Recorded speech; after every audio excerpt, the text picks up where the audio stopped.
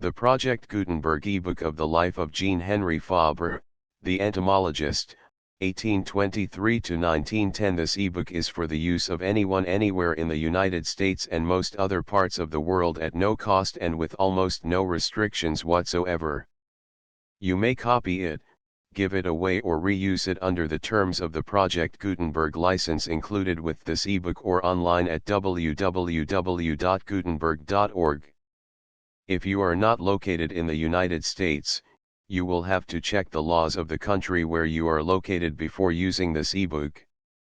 Title: The Life of Jean Henri Fabre, the Entomologist, 1823 to 1910. Author: Augustin Fabre. Translator: Bernard Miall. Release date: February 12, 2024. Ebook number 72936. Language: English. Original publication: New York, Mead and Company, 1921. Credits: Jeroen Hellingman and the online distributed proofreading team at https://www.pgdp.net. For Project Gutenberg, this file was produced from images generously made available by the Internet Archive/Canadian Libraries.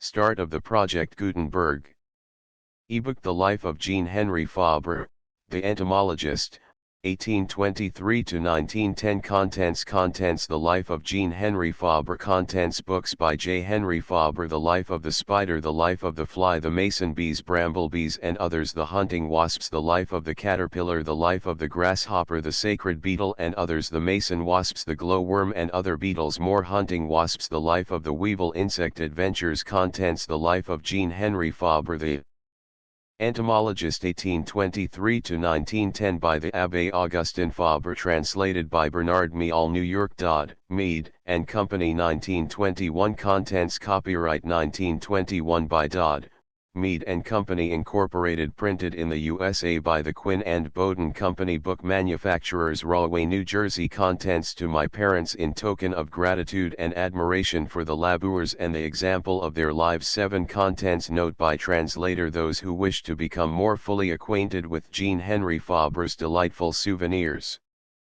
entomologists will find them, arranged in a different order, in the admirable series of translations from the pen of Mr. Teixeira de Matos, published by Messrs. Mead and Company, New York, a series which will, before long, be complete and contain the whole of the 10 volumes of souvenirs. Other translations are The Life and Love of the Insect, translated by Mr. Teixeira de Matos, Social Life in the Insect World, translated by myself, Wonders of Instinct, translated by Mr. Teixeira and myself, and Fabre, Poet of Science, Another Biography, by Dr. G. V. Legros, translated by myself. Post-war conditions have made it necessary somewhat to abridge the author's text, which fills 2 volumes.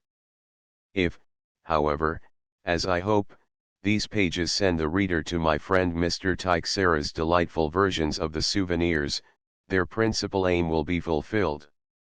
Bernard Miall.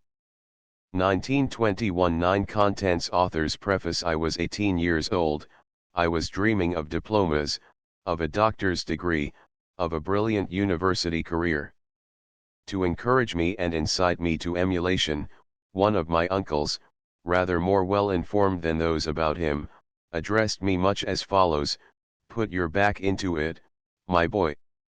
Go ahead, follow the footsteps of your fellow countryman and kinsman, Henri Fabre of Malaval, who has done what you want to do, and has become an eminent professor and a learned writer."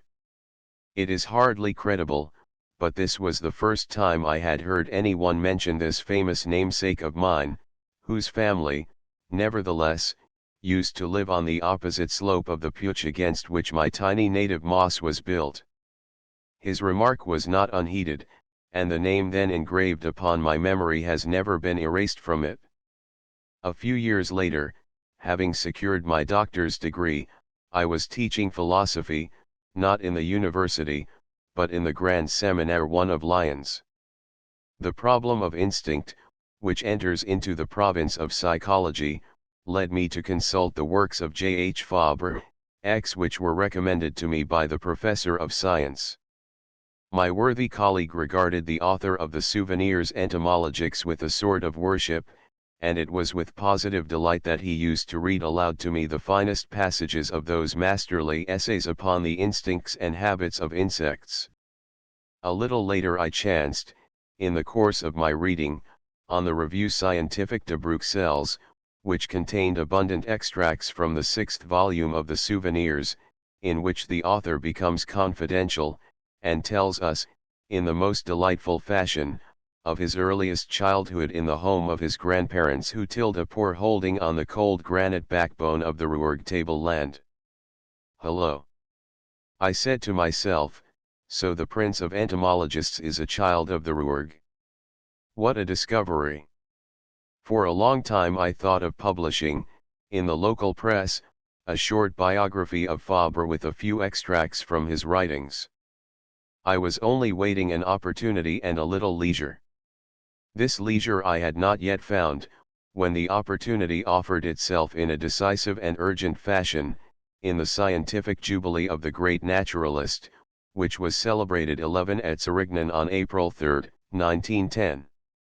When all Provence was agog to celebrate the great man, when from all parts of France and from beyond her frontiers evidences of sympathy and admiration were pouring in, was it not only fitting that a voice should be upraised from the heart of Aveyron, and, above all, from that corner of Aveyron in which he first saw the light of day, if only to echo so many other voices, and to restore to his native countryside this unrivaled son of the Rouergue who had perhaps too readily been naturaliste Provençal.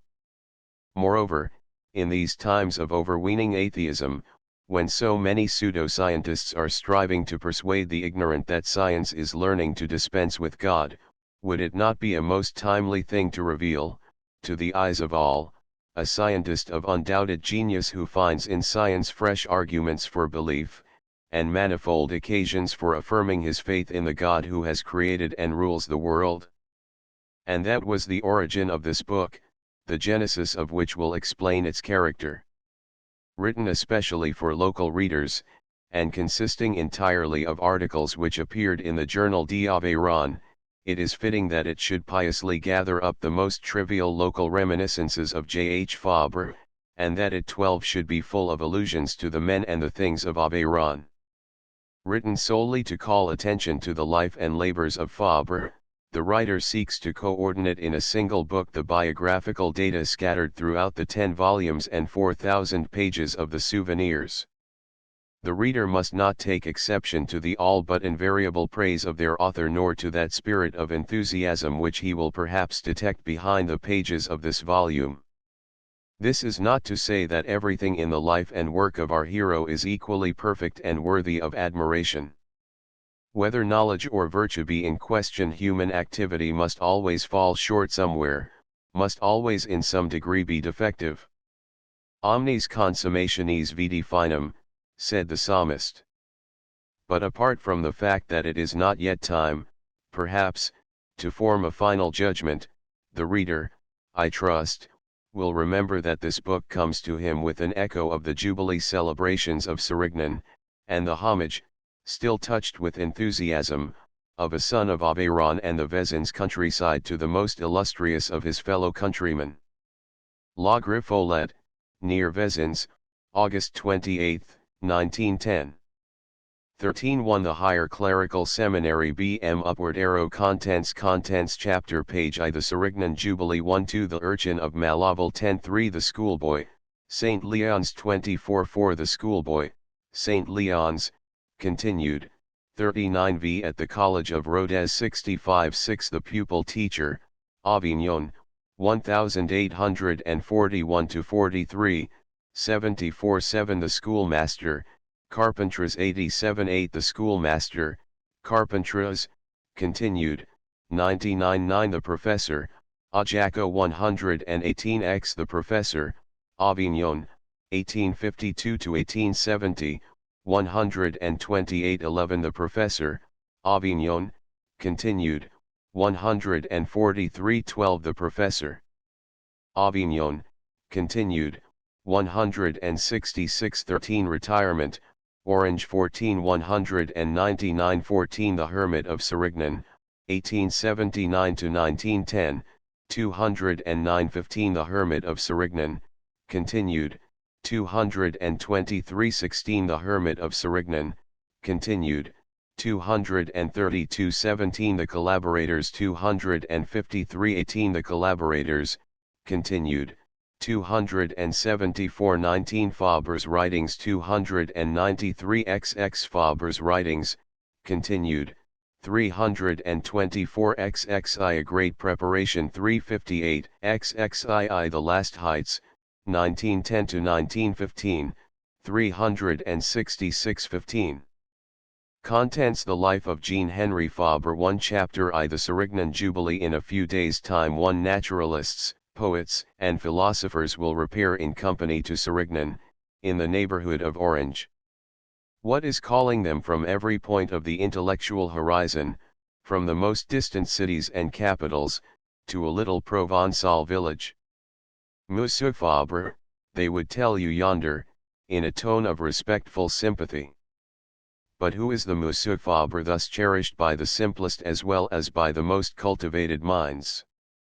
He is a sturdy old man of all but 90 years, who has spent almost the whole of his life in the company of wasps, bees, gnats, beetles, spiders, and ants, and has described the doings of these tiny creatures in a most wonderful fashion in 10 large volumes entitled Souvenirs entomologiques or Études sur l'instinct et les mœurs des insectes. 22 One might say of this achievement what the author of Lettres persanes said of his book, Prole sin matri.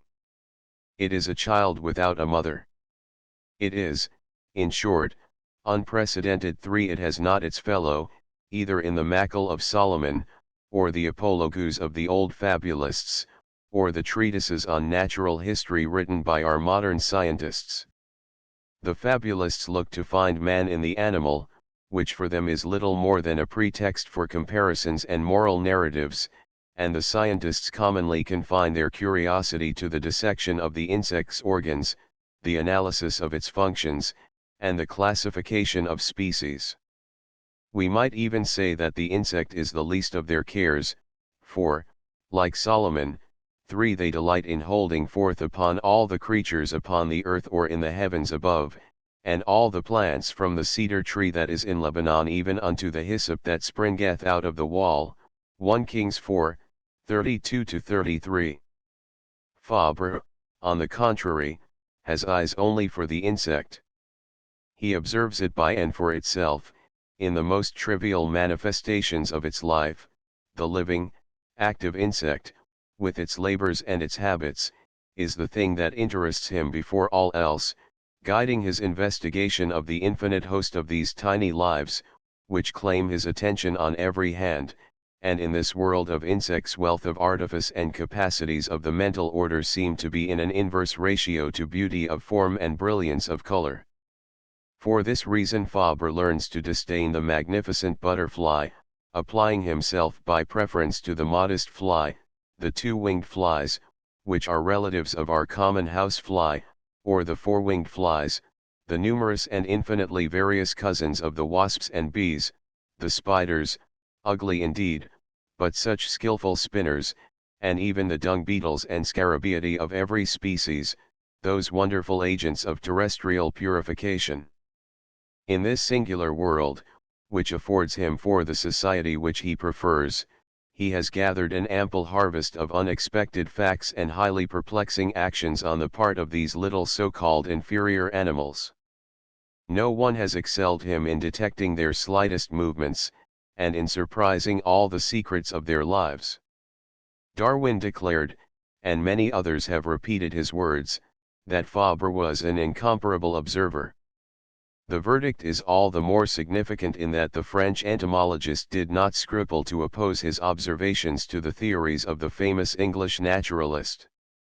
Not only in the certainty and the detailed nature of his facts, but also in the color and reality of his descriptions is his mastery revealed.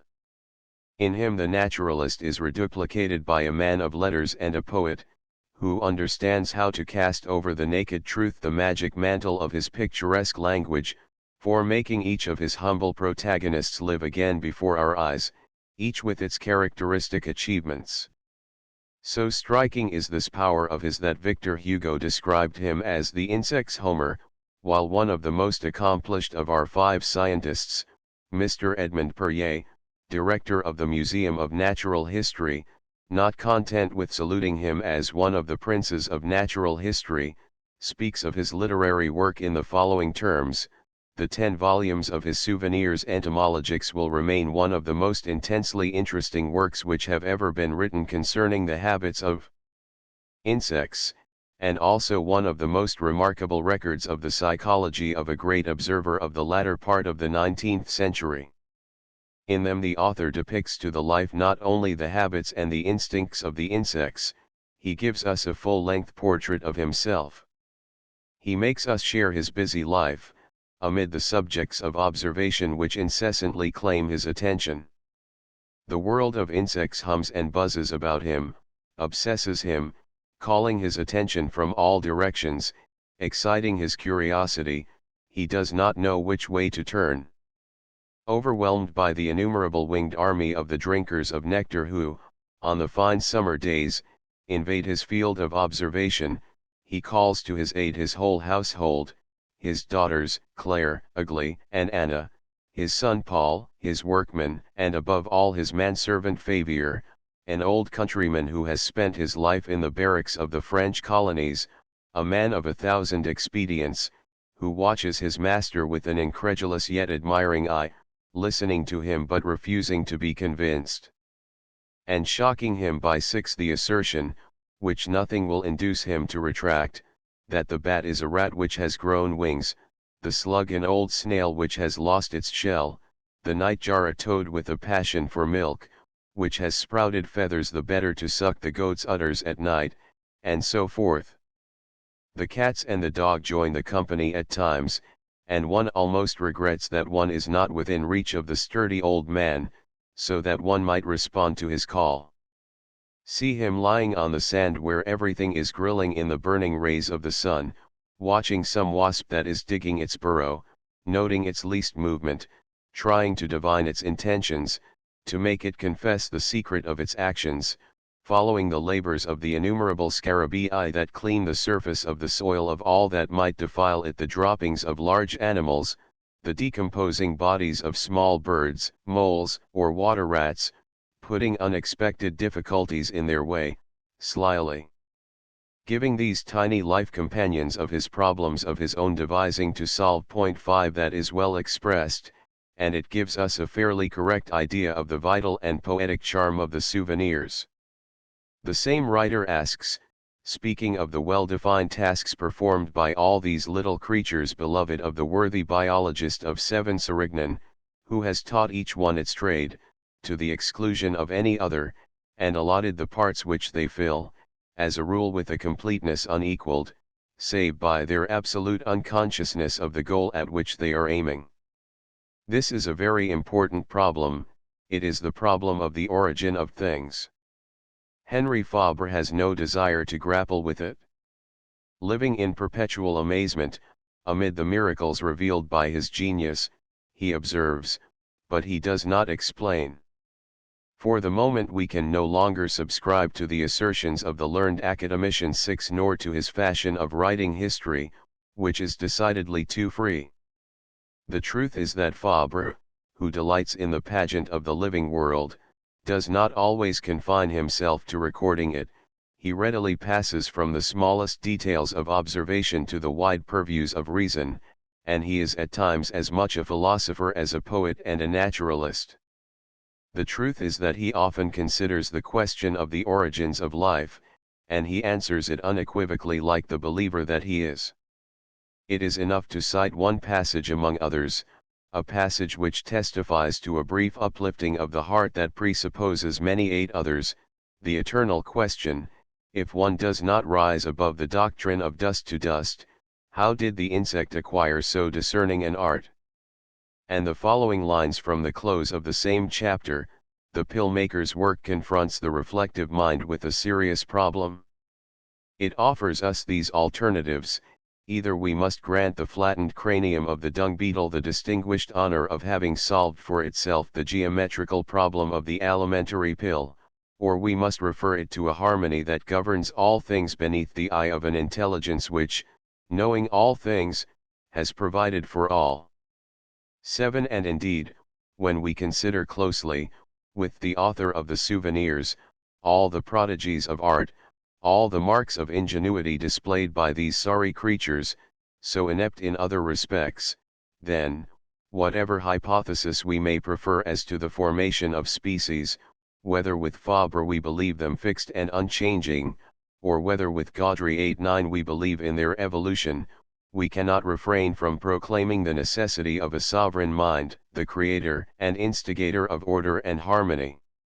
And we are quite naturally led to repeat, to the glory of God the Creator, the beautiful saying of Saint Augustine, Facit in Coelis Angelos et in terris vermiculos, nec major in illis nec minor in istis.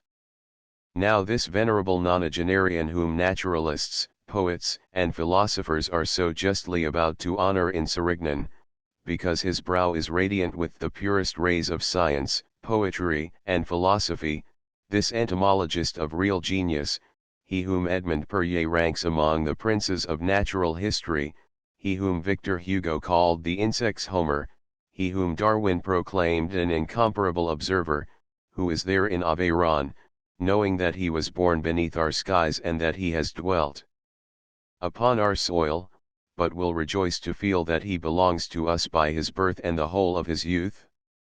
10-1 The great entomologist's jubilee was celebrated on the April 3, 1910. Author's note. Upward arrow to Paris, Delagrave. The Souvenirs, translated by Alexander Teixeira de Matos, are in course of publication too by Messrs. Hodder and Stoughton in England and Messrs. Dodd, Mead, and Co. in the United States. The arrangement of the essays has been altered in the English series. See also The Life and Love of the Insect, translated by Alexander Teixeira de Matos, A. and C. Black, Social Life in the Insect World, translated by Bernard Miall, T. Fisher Unwin, and Wonders of Instinct, translated by Alexander Teixeira de Matos and Bernard Miall, T. Fisher Unwin. Bm Upward arrow 3 It must in justice be admitted that Fabre had certain precursors, among whom mention must be made of the famous Réaumur and Léon Dufour, a physician who lived in the Landes, died 1865, and who was the occasion and the subject of his first entomological publication. This does not alter the fact that his great work is not only absolutely original, but an achievement sui generis which cannot be compared with the mere sketches of his predecessors. Upward arrow 4 Souvenirs, Series 6, p. 65, The Life of the Fly, Chapter 6, My Schooling. This is Fabre's verdict upon another naturalist, Moquin-Tandon. Upward arrow 5 Souvenirs, 6, pages 76 to 97, The Glowworm and Other Beetles, Chap. 9, Dung Beetles of the Pampas. Upward arrow 6 M. Purrier is a member of the Institut de France. Upward arrow 7 Souvenirs, 6, pages 76, 97, The Glowworm, Chapter 9. Upward arrow 8 M. Albert Gaudry is a sometime professor of paleontology in the Museum of Natural History, who, by virtue of his paleontological discoveries and works, has acquired a great authority in the scientific world. His Enchaînements du monde animal dans les temps géologiques is especially valued and often cited. Gaudry, who is a good Catholic as well as a scientist of the first rank, 9 very definitely accepts the evolution of species, but for him, as for Fabre, the activity of the animal kingdom, like that of the world in general, is inconceivable apart from a sovereign mind which has foreseen all things and provided for all things. Upward arrow. Contents Chapter 2 The urchin of Malaval Jean Henri Fabre was born at Saint Leons, the market town and administrative centre of the canton of Vezins. In witness of which behold this extract from the Register of Baptisms, a certified copy transcribed by the Abbé Lafon, Cure of St. Leon's, in the year 1823, on the September 22nd, was Baptist Jean Henri Fabre, of the aforesaid St. Leon's, the legitimate son of Antoine Fabre and Victoire Salgas, inhabitants of the same place. His godfather was Pierre Ricard, primary schoolmaster. In proof of which Fabre, Vicar. 1 Jean Henri Casimir's mother, by birth Victoire Salgas, was the daughter of the bailiff of St. Leon's.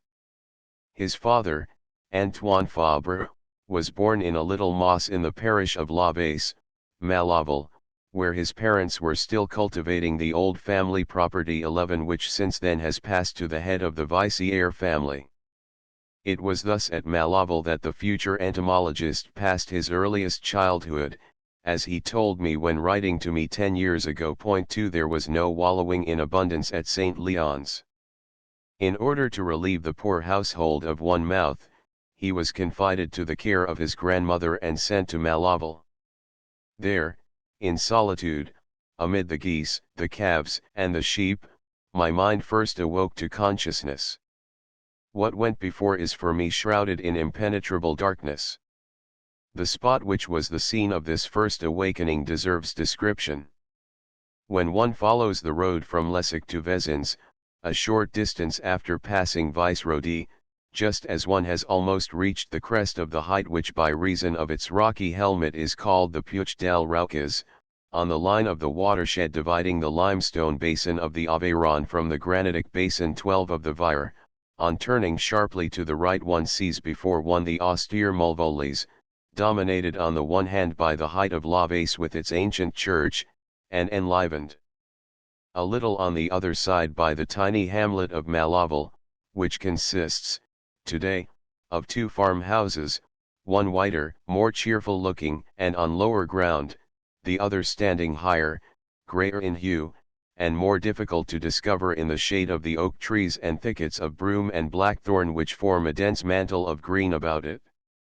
It was there, amid these trees, in this house, 3,000 feet above the sea, in sight of the sturdy belfry of l'Abbesse, that Jean Henri Fabre was born into the true life, the life of the mind. Here, on this hillside, which directly faces the east, he made his earliest discoveries. Here, one fine morning, as he will presently tell us, he discovered the sun. Here, he saw not only the dawn of day, but also that inward dawn, so far swept clear of the clouds of unconsciousness as to leave him a lasting memory. Nothing could take the place of the picturesqueness and sincerity of the narrative in which he has related these earliest impressions of his childhood. 13 My grandparents 3 were people whose quarrel with the alphabet was so great that they had never opened a book in their lives, and they kept a lean farm on the cold granite ridge of the Rouergue 14 table land. The house, standing alone amidst the heath and broom, with no neighbor for many a mile around and visited at intervals by the wolves, was to them the hub of the universe. But for a 15 few surrounding villages, whither the calves were driven upon fair days, the rest was only very vaguely known by hearsay. In this wild solitude, the mossy fens, with their quagmires oozing with iridescent pools, supplied the cows, the principal source of wealth, with plentiful pasture. In summer, on the short sward of the slopes, the sheep were penned day and night, protected from beasts of prey by a fence of hurdles propped up with pitchforks. When the grass was cropped close at one spot, the fold was shifted elsewhither. In the center was the shepherd's rolling hut, a straw cabin. 2 watchdogs, equipped with spiked collars, were answerable for tranquility if the thieving wolf appeared in the night from out the neighboring woods. Padded with a perpetual layer of cow dung, in which I sank to my knees, broken up shimmering puddles of dark brown liquid manure, the farmyard also boasted a numerous population. Here the lambs skipped, the geese trumpeted, the fowls scratched the ground, and the sow grunted with her swarm of little pigs hanging to her dugs. The harshness of the climate did not give husbandry the same chances. In a propitious season they would set fire to a stretch of moorland bristling with gorse and send the swing plough across the ground enriched by the cinders from the fire. This yielded a few acres of rye, oats, and potatoes. The best corners were kept for hemp, which furnished the distaffs and spindles of the house with 16 the material for cloth, and was looked upon as grandmother's private crop. Grandfather, therefore, was, before all, a herdsman versed in the love of cows and sheep, but completely ignorant of aught else. How dumbfounded he would have been to learn that, in the remote future, one of his family would become enamored of those insignificant animals to which he had never vouchsafed a glance in his life. Had he guessed that that lunatic was myself, the scapegrace seated at the table by his side, what a smack of the head I should have caught, what a wrathful look. The idea of wasting one's time with that nonsense, he would have thundered. For the patriarch was not given to joking. I can still see his serious face, his unclipped head of hair, often brought back behind his ears with a flick of the thumb and spreading its ancient Gallic mane over his shoulders. I see his little three-cornered hat, his small clothes buckled at the knees, his wooden shoes, stuffed with straw, that echoed as he walked. Ah, no. Once childhood's games were past, it would never have done to rear the grasshopper and unearth the dung beetle from his natural surroundings.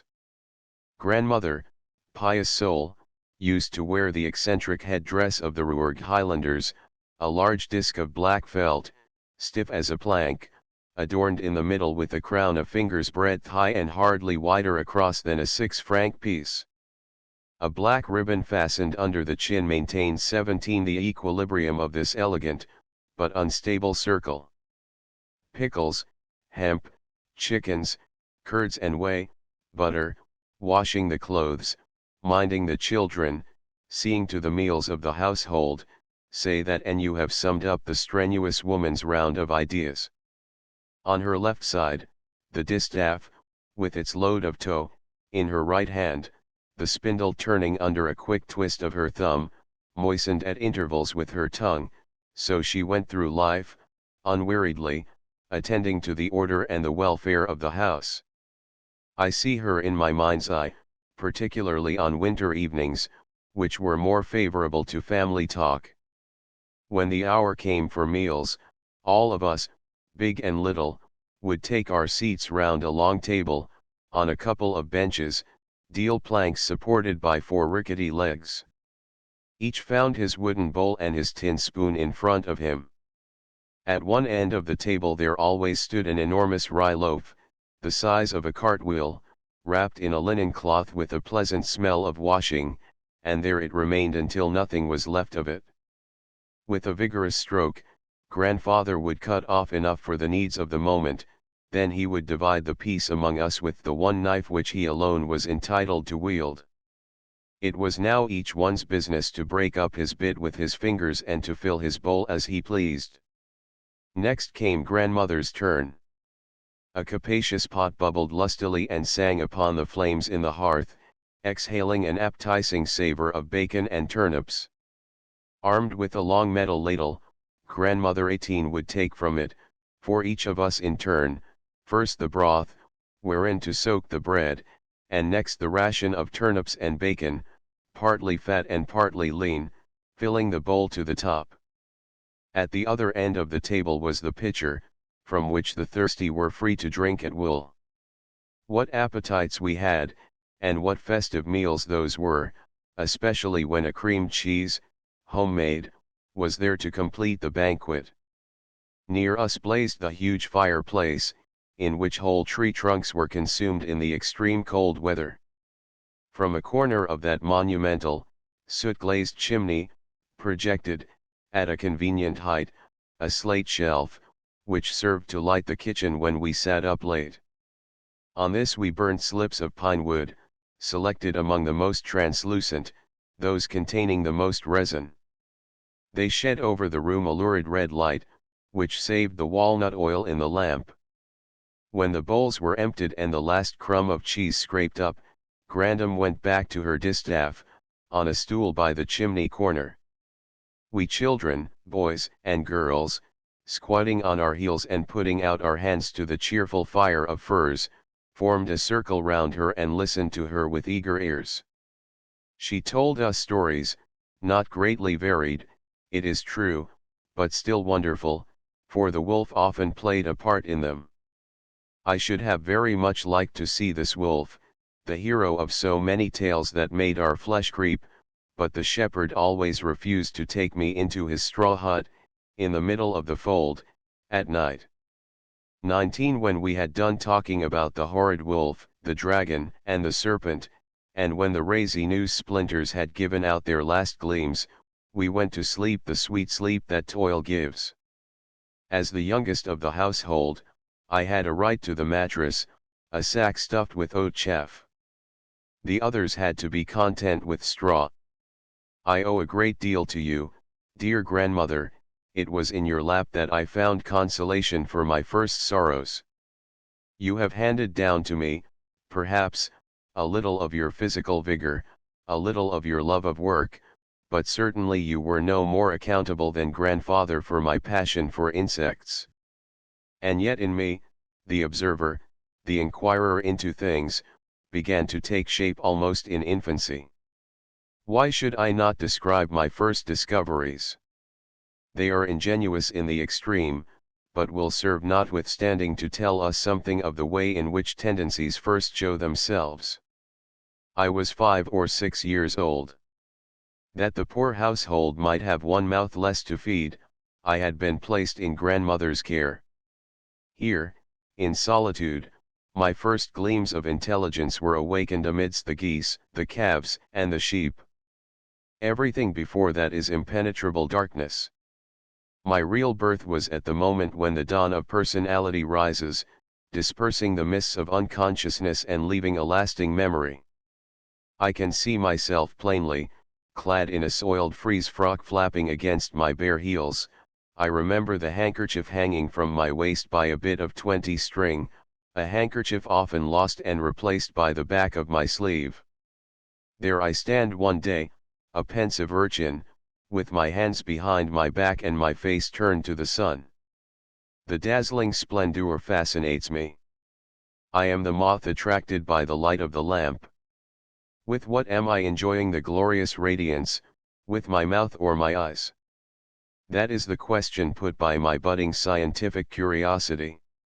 Reader, do not smile. The future observer is already practicing and experimenting. I open my mouth wide and close my eyes, the glory disappears. I open my eyes and shut my mouth, the glory reappears.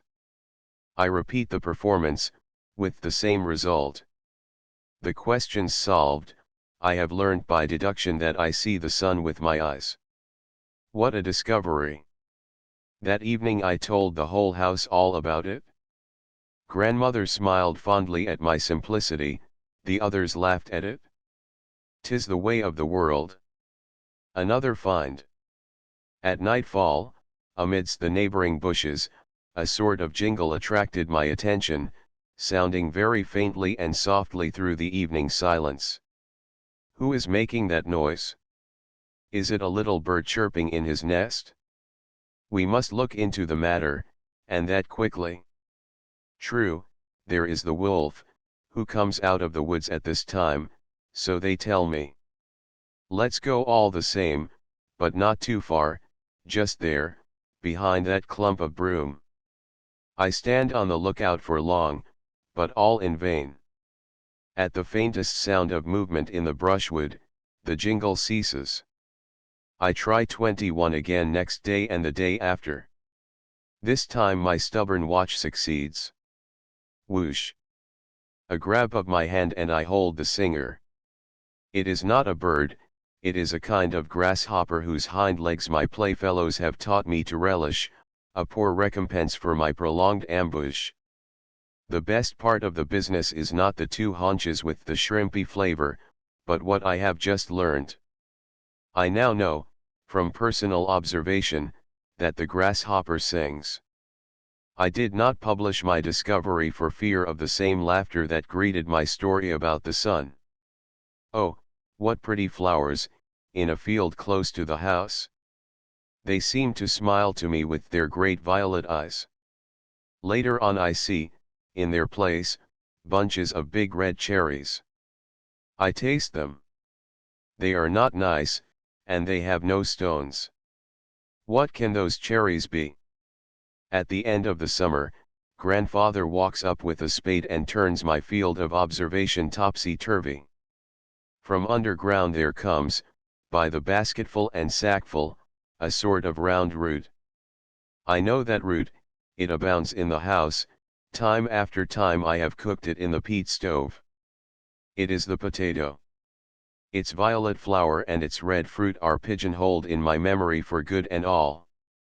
With an ever watchful eye for animals and plants, the future observer, the little 6-year-old monkey, practiced by himself, all unawares. He went to the flower, he went to the insect, even as the large white butterfly goes to the cabbage, and the red admiral to the thistle. 22. It would be impossible to describe more delightfully the gradual development of tastes and aptitudes in the dawn of life. The same freshness of impression and the same affinity for natural objects will be found in another recollection of the same period, the recollection of a certain harmonica, whose music to the ear of a child of 6 sounded as sweet and strange as that of the frog whom he heard emitting his limpid note in the neighborhood of the solitary farm as the last light of evening faded from the heights. A series of glass slips, of unequal length, fixed upon 2 tightly stretched tapes, and a cork on the end of a wire, which served as a striker, such was the instrument which someone brought the child from the latest fair. Imagine an untutored hand striking at random upon this keyboard, with the most riotous unexpectedness of octaves, discords, and inverted harmonies, such was the chiming of the bell-ringer frogs on the sunken lanes of Malaval. As a song it had neither head nor tail, but the purity of the sound was delightful. How much more delightful, in the first radiance of his spontaneous childhood, this little scrap of a fellow who was beginning to play his part in the great concert of the world, 23, in which he was one day to fill so notable a place and to sing a new song to the glory of the Master of Nature, for 24. 1. Those journals which claim him as a native of Sérignan are therefore mistaken. At Sérignan, Vaucluse, his native countryside, the peasants familiarly call him Monsieur Fabre, Univers, March 3, 1910. Upward arrow 2. In the reminiscences of his childhood, which are intermingled with his entomological memoirs, Fabre does not mention a single proper name, whether of person or place, only the vague expression, the table-land of the Rouergue, which he once incidentally employs, might give an attentive reader a hint as to the place of his origin. Souvenirs, 6, p. 38, The Life of the Fly, Chapter V, Heredity. Upward arrow 3. These paternal grandparents, of whom our hero has retained so vivid a recollection, bore the names of Jean-Pierre Fabre and Elizabeth Poujade. Patient searching of the archives, assisted, fortunately, by the goodwill of M. Toscan, Registrar to the Justice of the Peace for Vezins, has enabled us to reproduce their marriage contract, which is full of information hitherto unpublished, and curious details of domestic life which will not fail to interest the reader. In the year 1791 and on the 15th day of the month of February, in the locality of Segur, province of Auvergne, in the presence of me, Raymond Rouse, man of law and notary royal, have been devised and concluded the following articles of marriage between Pierre Jean Fabre, legitimate son of Pierre Fabre, landowner and farmer, and Anne Fags, husband and wife of the village of Malaval, on the one part, and Elizabeth Poujade, legitimate daughter of Antoine Poujade, landowner, and Françoise Zemar, husband and wife of the village of Mont, parish of Notre Dame d'Arcaz, on the other part the said parties acting, namely, the said future husband with the knowledge and consent of his father and mother here present, and the said future wife, she being absent, but the said pojad for her, being here present stipulating and accepting have in the first place promised that the said marriage shall be solemnized before the church at the first demand of one of the parties, under penalty of all expenses, damages, and interests in the second place, the said Fabre and Fags, husband and wife, favoring and contemplating the present marriage have given and are giving by donation, declared between living persons, to the aforesaid their son, the future husband, all and each of their possessions, movable and immovable, present and future, under the clauses, conditions, and reserves hereafter following: firstly, to be fed at the same table of the same victuals as the said donor; secondly, and in case of incompatibility, 14 they reserve to themselves the same income as Jean Fabre and Françoise Fabre, father and mother of the donor, reserved to themselves in the marriage contract of the said Fabre received by M. Dufayot, notary; thirdly, to settle upon their other children a portion such as by law shall pertain to them out of their possessions in money when they accept a settlement, and in case Françoise and Anne Fabre should not desire so to do, they shall enjoy the annual pension, of 3 setters each of rye, 2 quarters each of oats, 5 pounds each of butter, and 5 pounds each of cheese, the use of their usual bed, and of their spinning wheel, the use of their clothes press and the small articles of furniture necessary according to their condition. The said Fags, the mother, reserves to herself the sum of 30 francs to be paid once at her will to employ and dispose as she shall see fit.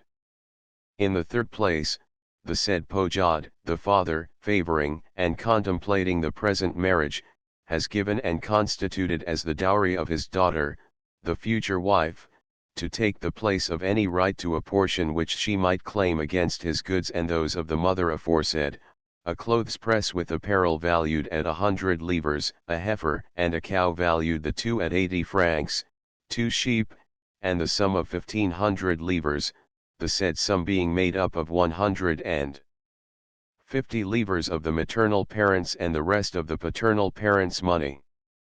Devised and rehearsed in the presence of the Sieur Joseph de Jean, burgher of Moulin-Savy, and the Sieur André Bourrels, practitioner of Segur, signed by the aforesaid Fabre, father and son, and the aforesaid Pojad, father and not the aforesaid Fags, who, being requested to sign, has stated that she is not able to do so.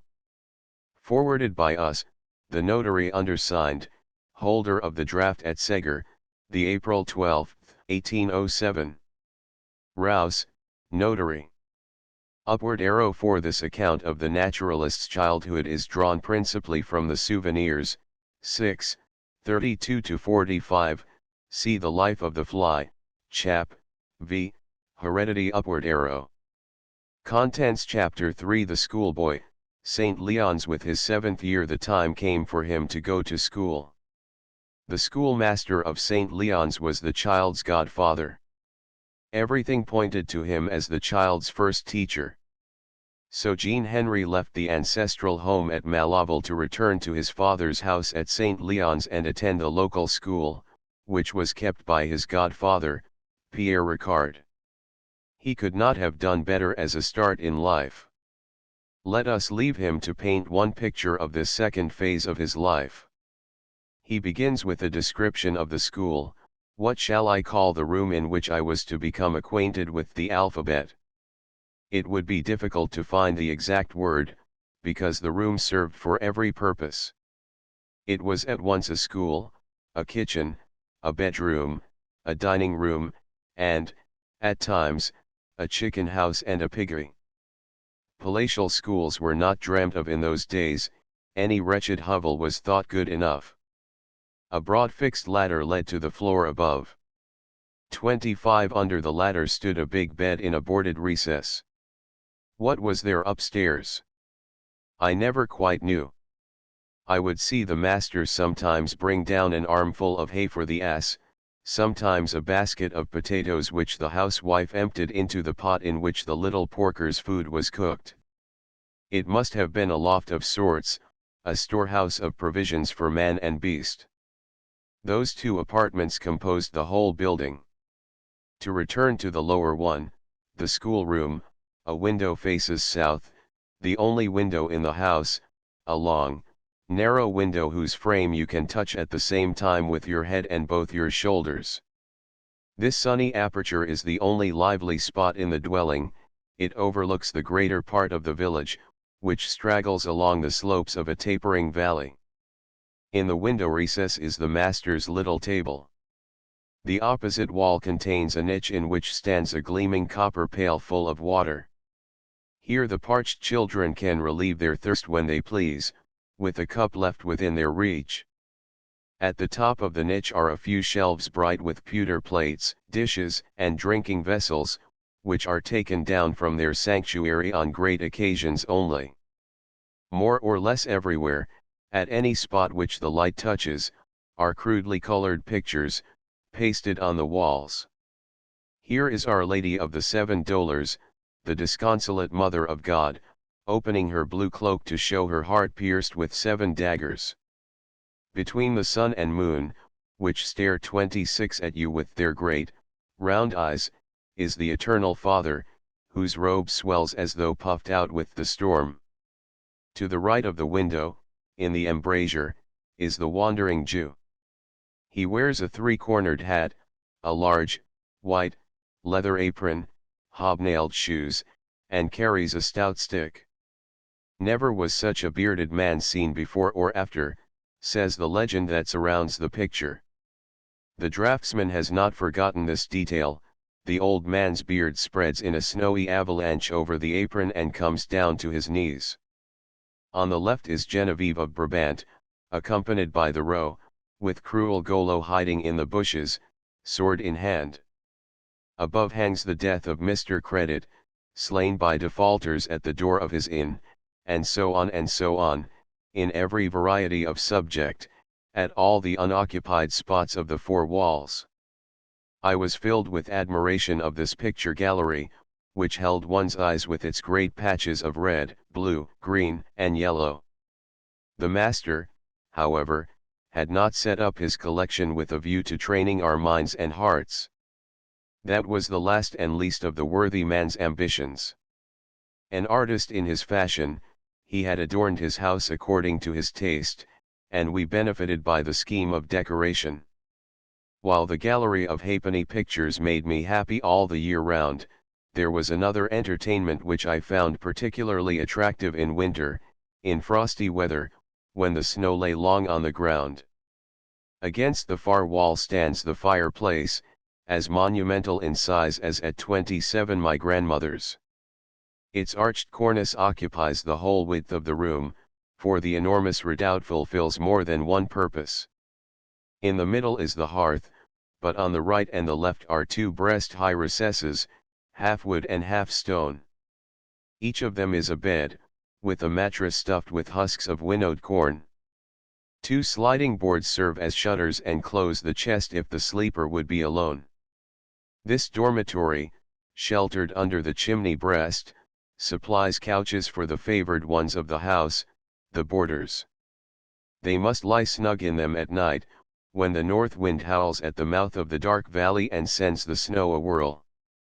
The rest is occupied by the hearth and its accessories, the 3-legged stools, the salt box, hanging against the wall to keep its contents dry, the heavy shovel which it takes 2 hands to wield, lastly, the bellows, similar to those with which I used to blow out my cheeks in grandfather's house. They consist of a big branch of pine, hollowed throughout its length with a red-hot iron. By means of this channel one's breath is applied, from a convenient distance, to the spot which is to be revived. With a couple of stones for supports, the master's bundle of sticks and our own logs blaze and flicker, for each of us has to bring a log of wood in the morning, if he would share in the treat. Nevertheless, the fire was not exactly lit for us, but, most of all, to warm a row of 3 pots in which simmered the pig's food, a mixture of potatoes and bran. That, despite the tribute of 28 a log, was the real object of the brushwood fire. The two boarders, on their stools, in the best places, and we others, sitting on our heels, formed a semicircle around those big cauldrons full to the brim and giving off little jets of steam, with puffing sounds. The bolder among us, when the master's eyes were engaged elsewhere, would dig a knife into a well-cooked potato and add it to their bit of bread, for I must say that, if we did little work at my school, at least we did a deal of eating. It was the regular custom to crack a few nuts and nibble at a crust while writing our page or setting out our rows of figures. We, the smaller ones, in addition to the comfort of studying with our mouths full, had every now and then two other delights, which were quite as good as cracking nuts. The back door communicated with the yard where the hen, surrounded by her brood of chicks, scratched at the dunghill, while the little porkers, of whom there were a dozen, wallowed in their stone trough. This door would open sometimes to let one of us out, a privilege which we abused, for the sly ones among us were careful not to close it on returning. Forthwith the porkers would come running in, one after the other, attracted by the smell of the boiled potatoes. My bench, the one where the youngsters sat, stood against the wall, under the copper pail to which we used to go for water when the nuts had made us thirsty, and was right in the way of the pigs.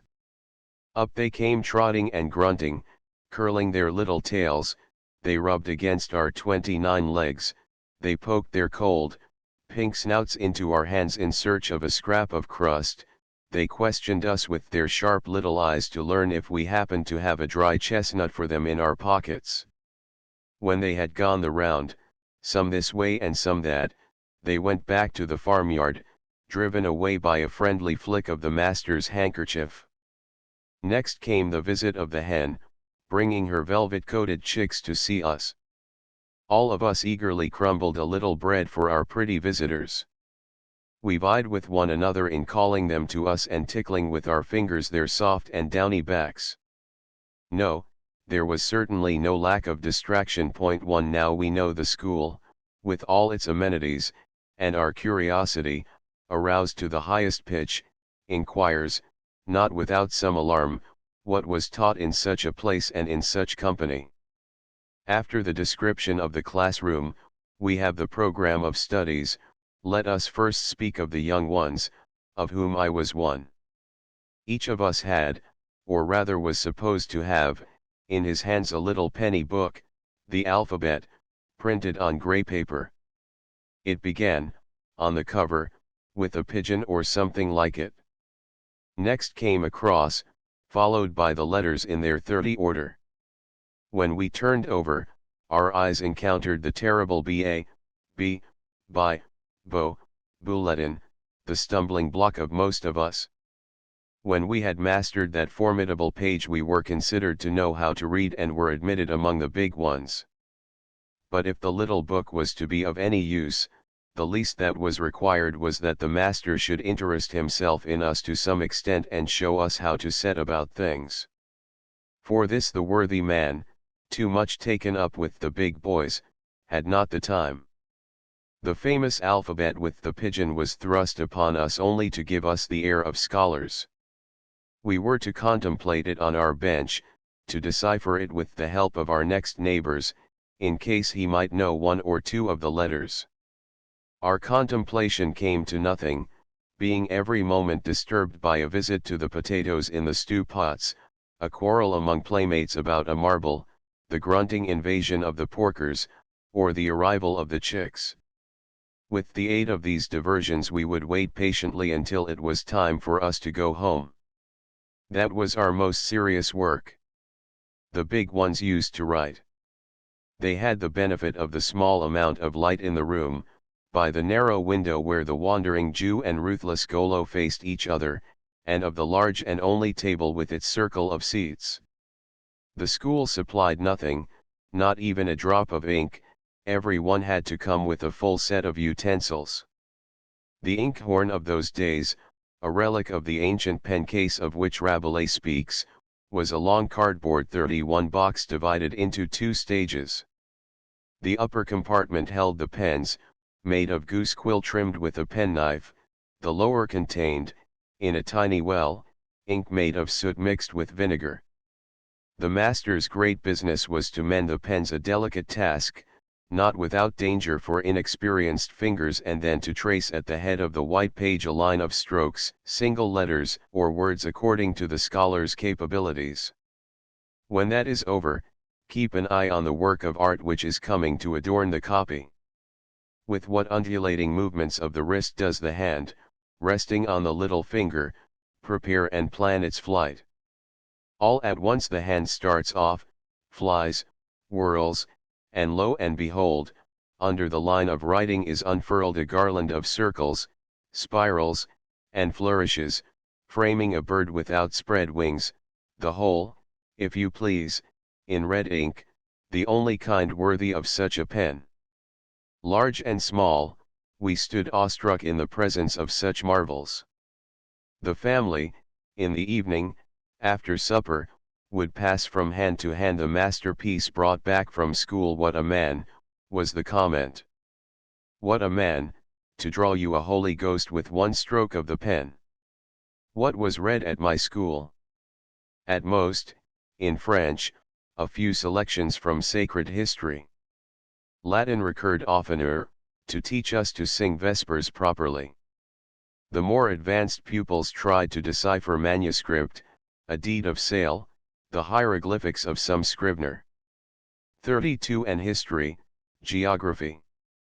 No one ever heard of them. What difference did it make to us whether the earth was round or square?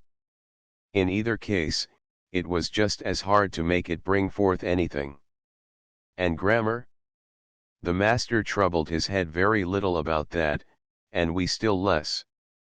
We should have been greatly surprised by the novelty and the forbidding look of such words in the grammatical jargon as substantive, indicative, and subjunctive. Accuracy of language, whether of speech or writing, must be learned by practice. And none of us was troubled by scruples in this respect. What was the use of all these subtleties, when, on coming out of school, a lad went back to his flock of sheep? And arithmetic? Yes, we did a little of this, but not under that learned name. We called it sums. To put down rows of figures, not too long, add them and subtract them one from the other was more or less familiar work. On Saturday evenings, to finish up the week, there was a general orgy of sums.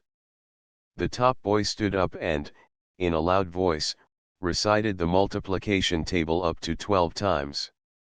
I say 12 times, for, in those days, because of our old duodecimal measures, it was the custom to count as far as the 12 times table, instead of the 10 times of the metric system. When this recital was over, the whole class, the little ones included, shouted it in chorus, creating such an uproar that chicks and porkers took to flight if they happened to be there. 33 And this went on to 12 times 12, the first in the row starting the next table and the whole class repeating it as loud as it could yell. Of all that we were taught in school, the multiplication table was what we knew best, for this noisy method ended by dinning the different numbers into our ears. This does not mean that we became skillful reckoners. The cleverest of us easily got muddled with the figures to be carried in a multiplication sum. As for division, rare indeed were they who reached such heights. In short, the moment a problem, however insignificant, had to be solved, we had recourse to mental gymnastics much rather than to the learned aid of arithmetic. This account cannot be suspected of any malicious exaggeration. The narrator is too full of sympathy for his old master to do him anything less than justice.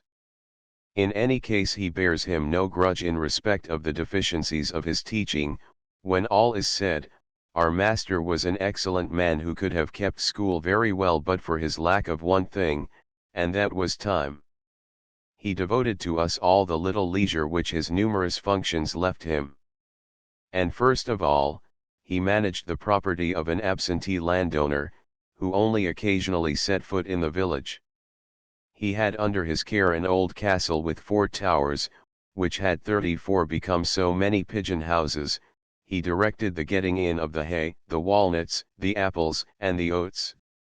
We used to help him during the summer, when the school, which was well attended in winter, was almost deserted.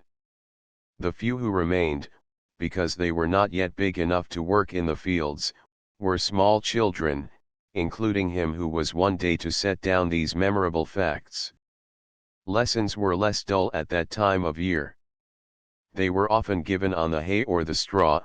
Oftener still, lesson time was spent in cleaning out the dovecot or stamping on the snails that had sallied in rainy weather from their ramparts, the tall box borders of the garden belonging to the castle. Our master was a barber. With his light hand, which was so clever at beautifying our copies with curlicue birds, he shaved the notabilities of the place, the mayor, the parish priest, the notary. Our master was a bell ringer. A wedding or a christening interrupted the lessons, he had to ring a peal. A gathering storm gave us a holiday, the great bell must be tolled to ward off the lightning and the hail. Our master was a choir singer. With his mighty voice he filled the church where he led the Magnificat at Vespers. Our master wound up the village clock. This was his proudest function. Giving a glance at the sun, to ascertain the time more or less nearly, he would climb to the top of the steeple, open a huge cage of rafters, and find himself in a maze of wheels and springs whereof the secret was known to him alone. 35 In this picture of the schoolmaster and the school we have lost sight for a time of our little Jean Henri. What becomes of him? What does he do in such a school, under such a master? To begin with, no one takes a greater interest in the visits of hens and piglings, no one appreciates more keenly the delights of school in the open air.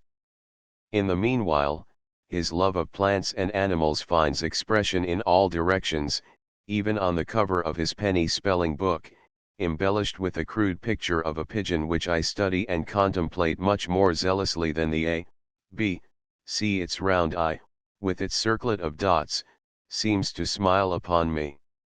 Its wing, of which I count the feathers one by one, tells me of flights on high, among the beautiful clouds. It carries me to the beaches, raising their smooth trunks above a mossy carpet studded with white mushrooms that look like eggs dropped by some vagrant hen. It takes me to the snow-clad peaks where the birds leave the starry print of their red feet. He is a fine fellow, my pigeon friend. He consoles me for the woes hidden behind the cover of my book. Thanks to him, I sit quietly on my bench and wait more or less till school is over. School out of doors has other charms. When the master takes us to kill the snails in the box borders, I do not always scrupulously fulfill my 36 office as exterminator. My heel sometimes hesitates before coming down upon the handful which I have gathered. They are so pretty. Just think, there are yellow ones and pink, white ones and brown, all with dark spiral streaks. I fill my pockets with the handsomest so as to feast my eyes upon them at my leisure. On haymaking days in the master's field, I strike up an acquaintance with the frog. Flayed and stuck at the end of a split stick, he serves as live bait to tempt the crayfish from his retreat by the edge of the brook. On the alder tree I catch the hoplia, the splendid beetle who pales the azure of the heavens. I pick the narcissus and learn to gather, with the tip of my tongue, the tiny drops of honey that lie right at the bottom of the cleft corolla.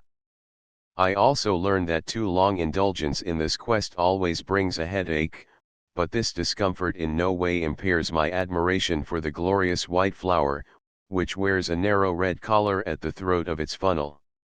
When we go to beat the walnut trees, the barren grass plots provide me with locusts, spreading their wings, some into a blue fan, others into a red. And thus the rustic school, even in the heart of winter, furnished continuous food for my interest in things. But while the love of plants and animals developed automatically, without guide or example, in the child predestined to entomology. 37 There was one respect in which he did not make progress, the knowledge of the alphabet, which was indeed neglected for the pigeon. Consequently neither the schoolmaster nor the spelling book had much to do with the earliest stage of his education. He tells us how he learned to read, not at Master Ricard's, but, thanks to his father, in the school of the animals and nature. I was still at the same stage, hopelessly behindhand with the intractable alphabet, when my father, by a chance inspiration, brought me home from the town what was destined to give me a start along the road of reading. Despite the not insignificant part which it played in my intellectual awakening, the purchase was by no means a ruinous one. It was a large print, price 6 farthings, colored and divided into compartments in which animals of all sorts taught the A, B, C by means of the first letters of their names. I made such rapid progress that, in a few days, I was able to turn in good earnest to the pages of my little pigeon book, hitherto so undecipherable. I was initiated, I knew how to spell. My parents marveled. I can explain this unexpected progress today. Those speaking pictures, which brought me among my friends the beasts, were in harmony with my instincts. If the animal has not fulfilled all that it promised in so far as I am concerned, I have at least to thank it for teaching 38 me to read. I should have succeeded by other means, I do not doubt, but not so quickly or pleasantly. Animals forever. Luck favored me a second time. As a reward for my prowess I was given La Fontaine's Fables, in a popular, cheap edition, crammed with pictures, small, I admit, and very inaccurate, but still delightful. Here were the crow, the fox, the wolf, the magpie, the frog, the rabbit, the ass, the dog, the cat, all persons of my acquaintance. The glorious book was immensely to my taste, with its skimpy illustrations in which the animal walked and talked. As to understanding what it said, that was another story. Never mind, my lad. Put together syllables that say nothing to you yet, they will speak to you later, and La Fontaine will always remain your friend. 239 1 Souvenirs, 6, pages 46 to 68, The Life of the Fly, Chapter 6, My Schooling. Upward arrow. 2 Souvenirs, 4, pages 50 to 60, The Life of the Fly, Chapter 6, My Schooling. Upward arrow. Contents. Chapter 4 The Schoolboy, St. Leon's. To know a pupil thoroughly, it is not enough to study him in class, one must watch him at play, for it is then especially that his nascent tastes reveal themselves, and the outlines of his future personality are more plainly discerned. We have seen Jean Henri bending over his task under the eye of the schoolmaster, or of his father. Now let us follow him in the free play of his activities, absorbed in intimate communion with the children of nature. He himself will tell us what were his favorite pastimes in the garden, by the pond, or in the fields. All the reminiscences of the little Jean Henri's school days pall before the memory of his father's garden, a tiny hanging garden of some 30 paces by 10, situated right at the top of the village. The only spot that overlooks it is a little esplanade on which stands the old castle, one with the 4 turrets 40 that have now become dovecots. A steep path takes you up to this open space.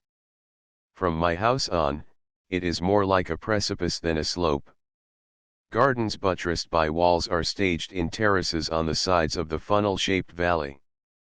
Ours is the highest, it is also the smallest.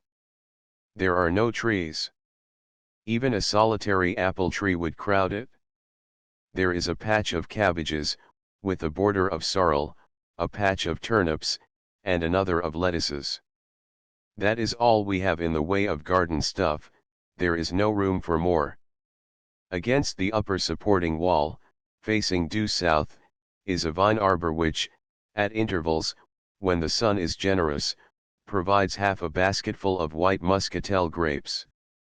These are a luxury of our own, greatly envied by the neighbors, for the vine is unknown outside this corner, the warmest in the village. A hedge of currant bushes, the only safeguard against a terrible fall, forms a parapet above the next terrace. When our parents' watchful eyes are off us, we lie flat on our stomachs, my brother too and I, and look into the abyss at the foot of the wall bulging under the thrust of the soil. It is the garden of Monsieur Le Notaire. There are beds with box borders in that garden, 41 there are pear trees reputed to give pears, real pears, more or less good to eat when they have ripened on the straw all through the late autumn. In our imagination, it is a spot of perpetual delight, a paradise, but a paradise seen the wrong way up. Instead of contemplating it from below, we gaze at it from above. How happy they must be with so much space and all those pears. We look at the hives, around which the hovering bees make a sort of russet smoke. They stand under the shelter of a great hazel. The tree has sprung up all of itself in a fissure of the wall, almost on the level of our currant bushes. While it spreads its mighty branches over the notary's hives, its roots, at least, are in our soil. It belongs to us. The trouble is to gather the nuts. I creep along astride the strong branches projecting horizontally into space. If I slip, or if the support breaks, I shall come to grief in the midst of the angry bees. I do not slip, and the support does not break. With the crooked stick which my brother hands me, I bring the finest clusters within my reach. I soon fill my pockets.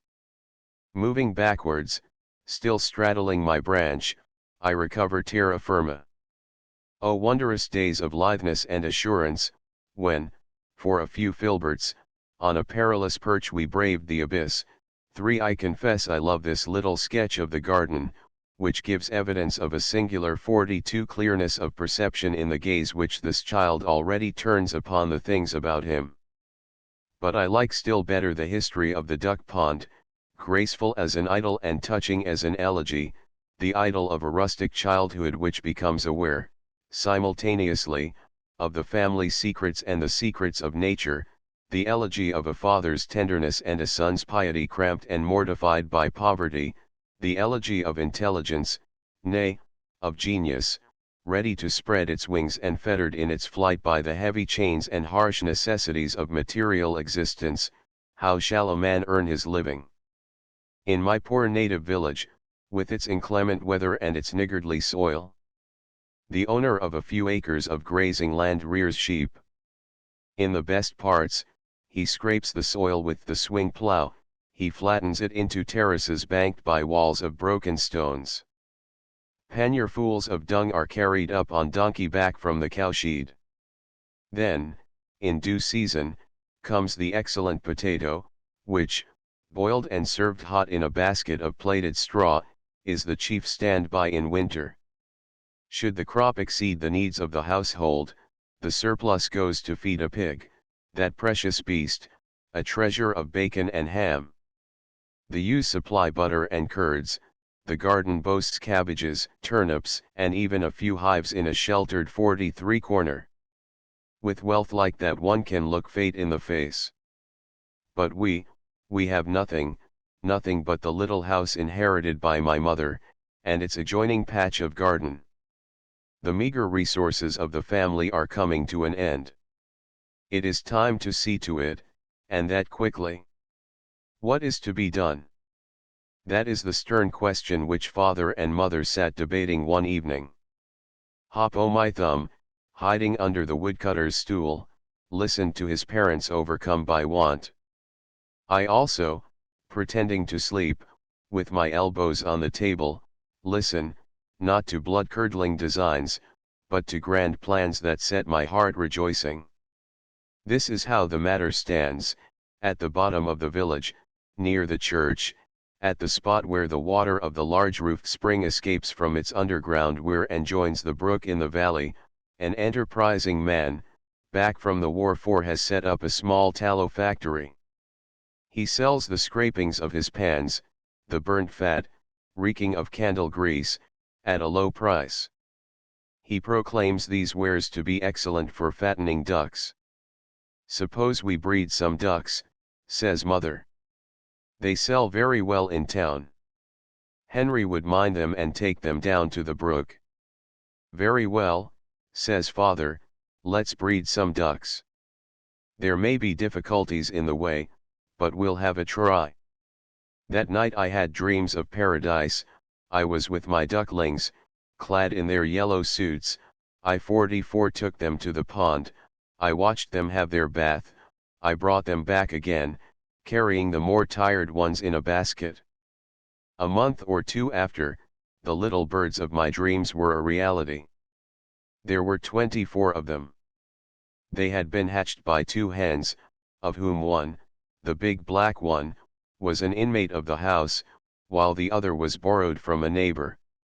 To bring them up, the former is sufficient, so careful is she of her adopted family. At first everything goes perfectly. A tub with 2 fingers depth of water serves as a pond. On sunny days the ducklings bathe in it under the anxious eye of the hen. A fortnight later, the tub is no longer enough. It contains neither cresses crammed with tiny shellfish nor worms and tadpoles, dainty morsels both.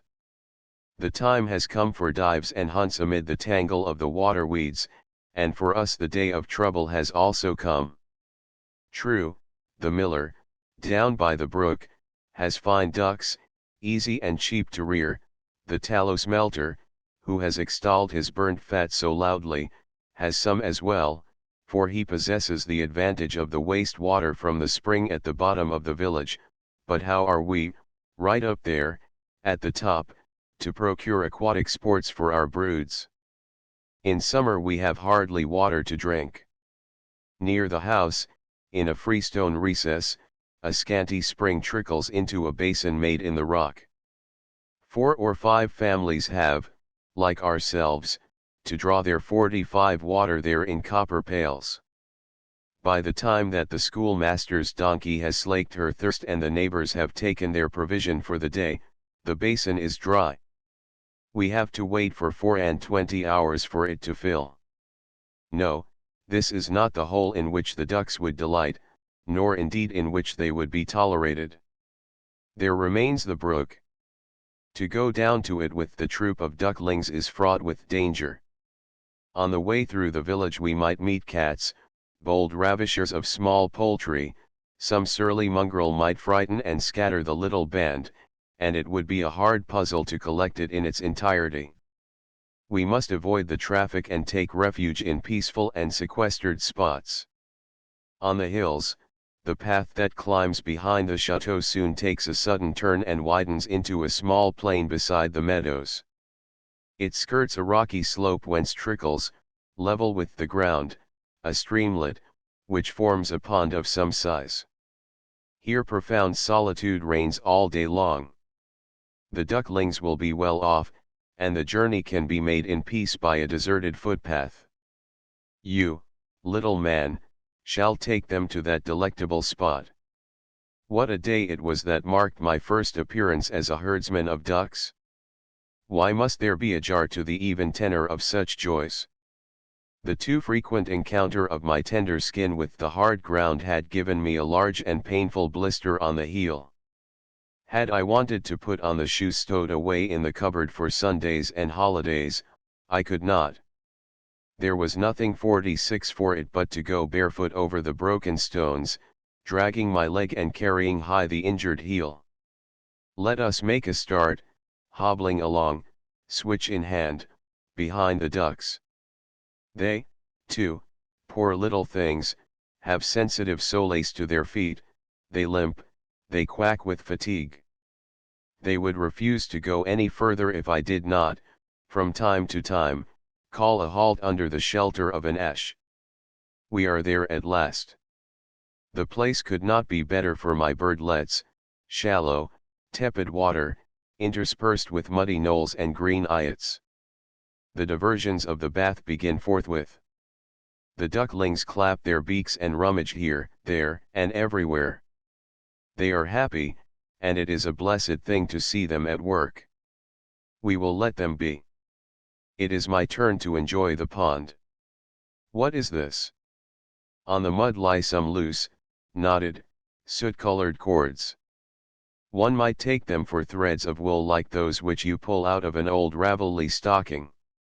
Can some shepherdess, knitting a black sock and finding her work turn out badly, have begun all over again and, in her impatience, have thrown down the wool with all the dropped stitches?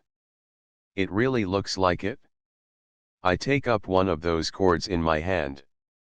It is sticky and extremely slack, the thing slips through the fingers before they can catch hold of it. A few of the knots burst and shed their contents. What comes out is a black globule, the size of a pin's head, followed by a flat tail. I recognize, on a very small scale, a familiar object, 47 the tadpole, the frog's baby. I have seen enough. Let us leave the knotted cords alone. The next creatures please me better. They spin round on the surface of the water and their black backs gleam in the sun. If I lift a hand to seize them, that moment they disappear, I know not where. It's a pity, I should have much liked to see them closer and to make them wriggle in a little bowl which I should have put ready for them. Let us look at the bottom of the water, pulling aside those bunches of green string whence beads of air are rising and gathering into foam. There is something of everything underneath. I see pretty shells with compact whorls, flat as beans. I notice little worms carrying tufts and feathers. I make out some with flabby fins constantly flapping on their backs. What are they all doing there? What are their names? I do not know. And I stare at them for ever so long, held by the incomprehensible mystery of the waters. At the place where the pond dribbles into the adjoining field are some alder trees, and here I make a glorious find. It is a beetle, not a very large one, oh no. He is smaller than a cherry stone, but of an unutterable blue. I put the glorious one inside an empty snail shell, which I plug up with a leaf. I shall admire that living jewel at my leisure, when I get back. Other distractions summon me away. The spring that feeds the pond trickles from the rock, cold and clear. The water first collects 48 into a cup, the size of the hollow of one's two hands, and then runs over in a stream. These falls call for a mill, that goes without saying. 2 bits of straw, artistically crossed upon an axis, provide the machine, some flat stones set on edge afford supports. It is a great success, the mill turns admirably. My triumph would be complete, could I but share it. For want of other playmates, I invite the ducks. Everything palls in this poor world of ours, even a mill made of 2 straws. Let us think of something else, let us contrive a dam to hold back the waters and form a pool. There is no lack of stones for the brickwork. I pick the most suitable, I break the larger ones. And, while collecting these blocks, suddenly I forget all about the dam which I meant to build. On one of the broken stones, in a cavity large enough for me to put my fist in, something gleams like glass. The hollow is lined with facets gathered in 6s which flash and glitter in the sun. I have seen something like this in church, on the great saint's day, when the light of the candles in the big chandelier kindles the stars in its hanging crystal. We children, lying, in summer, on the straw of the threshing floor, have told one another stories of the treasures which a dragon guards underground. Those treasures now return to my mind, the names of precious stones ring out uncertainly but gloriously in my memory. I think of the king's crown, of the princess's necklaces. In breaking 49 stones, can I have found, but on a much richer scale, the thing that shines quite small in my mother's ring? I want more such. The dragon of the subterranean treasures treats me generously. he gives me his diamonds in such quantities that soon I possess a heap of broken stones sparkling with magnificent clusters. He does more, he gives me his gold. The water from the rock falls on a bed of fine sand which it swirls into bubbles. If I bend towards the light, I see something like gold filings whirl where the fall touches the bottom. Is it really the famous metal of which 20-franc pieces, so rare with us at home, are made? One would think so, from the glitter. I take a pinch of sand and place it in my palm. The brilliant particles are numerous, but so small that I have to pick them up with a straw moistened in my mouth. Let us drop this, they are too tiny and too bothersome to collect. The big, valuable lumps must be farther on, in the thickness of the rock. We'll come back later, we'll blast the mountain. I break more stones. Oh, what a queer thing has just come loose, all in one piece. It is turned spiral-wise, like certain flat snails that come out of the cracks of old walls in rainy weather. With its gnarled sides, it looks like a little ram's horn. Shell or horn, it is very curious. How do things like that find their way into the stone? Treasures and curiosities make my pockets bulge with pebbles. It is late, and the little ducklings have had all they want to eat. Come along, youngsters, 50, let's go home. My blistered heel is forgotten in my excitement. The walk back is a delight. A voice sings in my ear, an untranslatable voice, softer than any language and bewildering as a dream.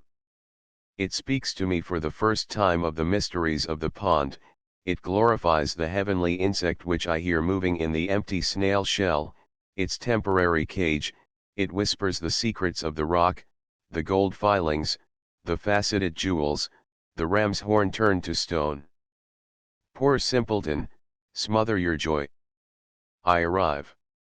My parents catch sight of my bulging pockets, with their disgraceful load of stones.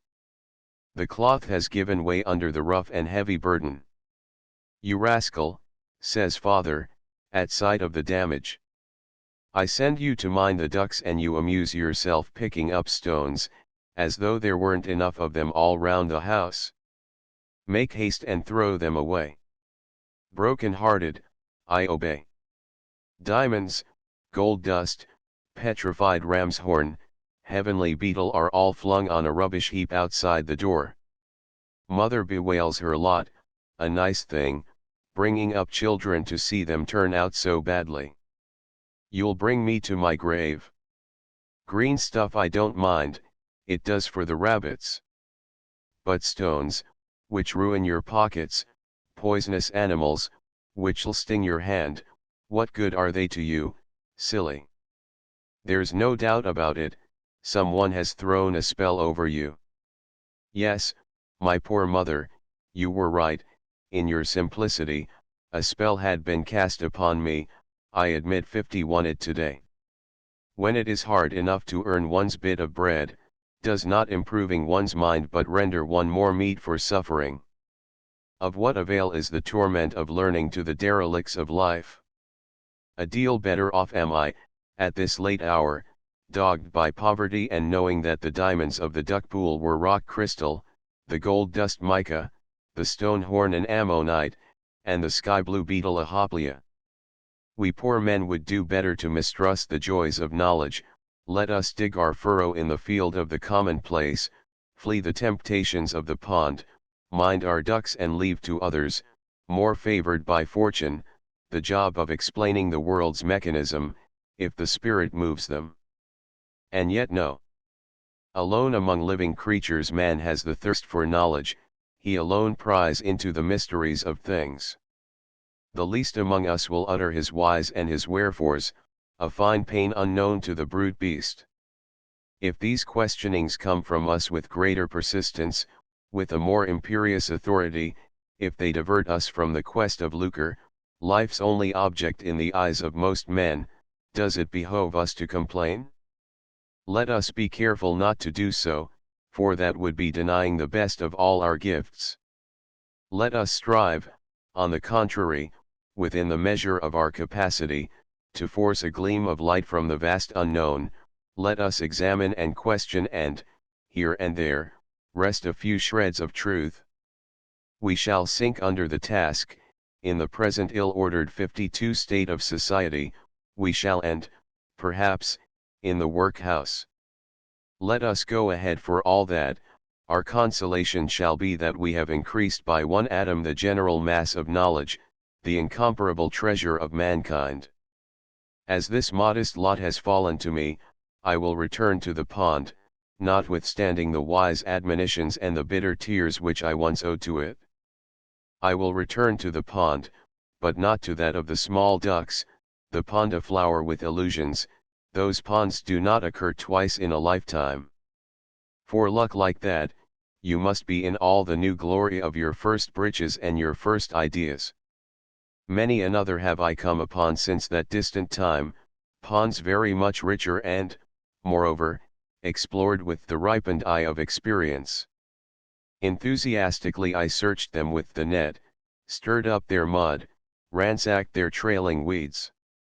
None in my memories comes up to the first, magnified in its delights and mortifications by the marvelous perspective of the years. 5 His excursions to the pond and the garden were little more to our little Jean Henri than the preface to rather more distant excursions in the neighborhood of St. Leon's. The edge of the brook, the crest of the hill and the skirts of the beechwood which limit his horizon are the chosen spots to which his 53 curiosity leads him, and the favorite scene of his childish rambles. It is really delightful to watch him taking possession of these unknown territories and making the first inventory of the wealth that he will explore later on. On that day, wealthy and leisured, with an apple for my lunch and all my time to myself, I decided to visit the brown of the neighboring hill, hitherto looked upon as the boundary of the world. Right at the top is a row of trees which, turning their backs to the wind, bend and toss about as though to uproot themselves and take to flight. How often, from the little window in my home, have I not seen them bowing their heads in stormy weather? How often have I not watched them writhing like madmen amid the snow dust which the north wind's besom raises and smooths along the hillside? What are they doing up there, those desolate trees? I am interested in their supple backs, today still and upright against the blue of the sky, tomorrow shaken when the clouds pass overhead. I am gladdened by their calmness, I am distressed by their terrified gestures. They are my friends. I have them before my eyes at every hour of the day. In the morning the sun rises behind their transparent screen and ascends in its glory. Where does it come from? I am going to climb up there, and perhaps I shall find out. I mount the slope. It is a lean grass sward 54 close cropped by the sheep. It has no bushes, fertile in rents and tears, for which I should have to answer on returning home, nor any rocks, the scaling of which involves like dangers, nothing but large, flat stones, scattered here and there. I have only to go straight on, over smooth ground. But the sward is as steep as a sloping roof. It is long, ever so long, and my legs are very short. From time to time I look up.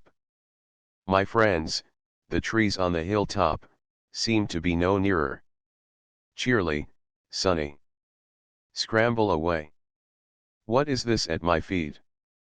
A lovely bird has flown from its hiding place under the eaves of a big stone.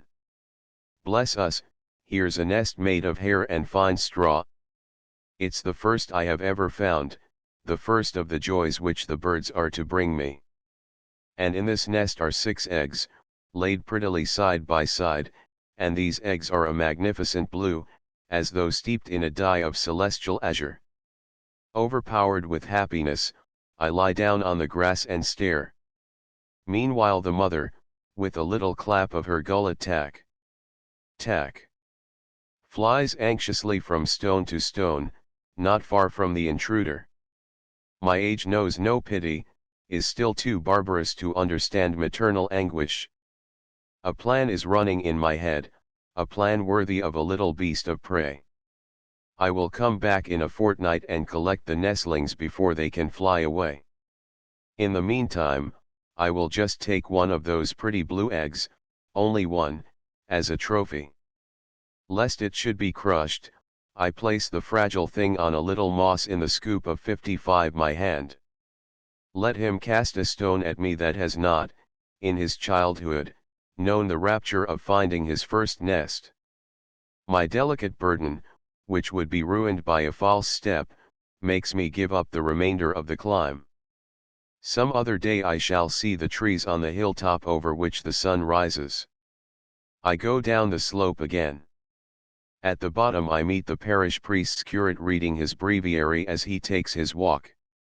He sees me coming solemnly along, like a relic bearer. He catches sight of my hand hiding something behind my back. "What have you there, my boy?" he asks. All abashed, I open my hand and show my blue egg on its bed of moss. "Ah," says his reverence. "A saxicola's egg. Where did you get it?" "Up there, father, under a stone." Question follows question, and my peccadillo stands confessed. By chance I found a nest which I was not looking for. There were 6 eggs in it.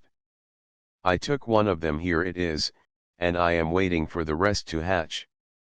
I shall go back for the others when the young birds have their quill feathers. "You mustn't do that, my little friend," replies the priest. "You mustn't rob the mother of her brood, you must respect the innocent little ones, you must let God's birds grow up and fly from the nest. They are the joy of the fields, and they clear the earth of its vermin. Be a good boy, now, and don't touch the nest." 56 I promise, and the curate continues his walk. I come home with 2 good seeds cast on the fallows of my childish brain. An authoritative word has taught me that plundering birds' nests is a bad action. I did not quite understand how the bird comes to our aid by destroying vermin, the scourge of the crops, but I felt, at the bottom of my heart, that it is wrong to afflict the mothers. "Saxicola," the priest had said, on seeing my find. "Hello," said I to myself.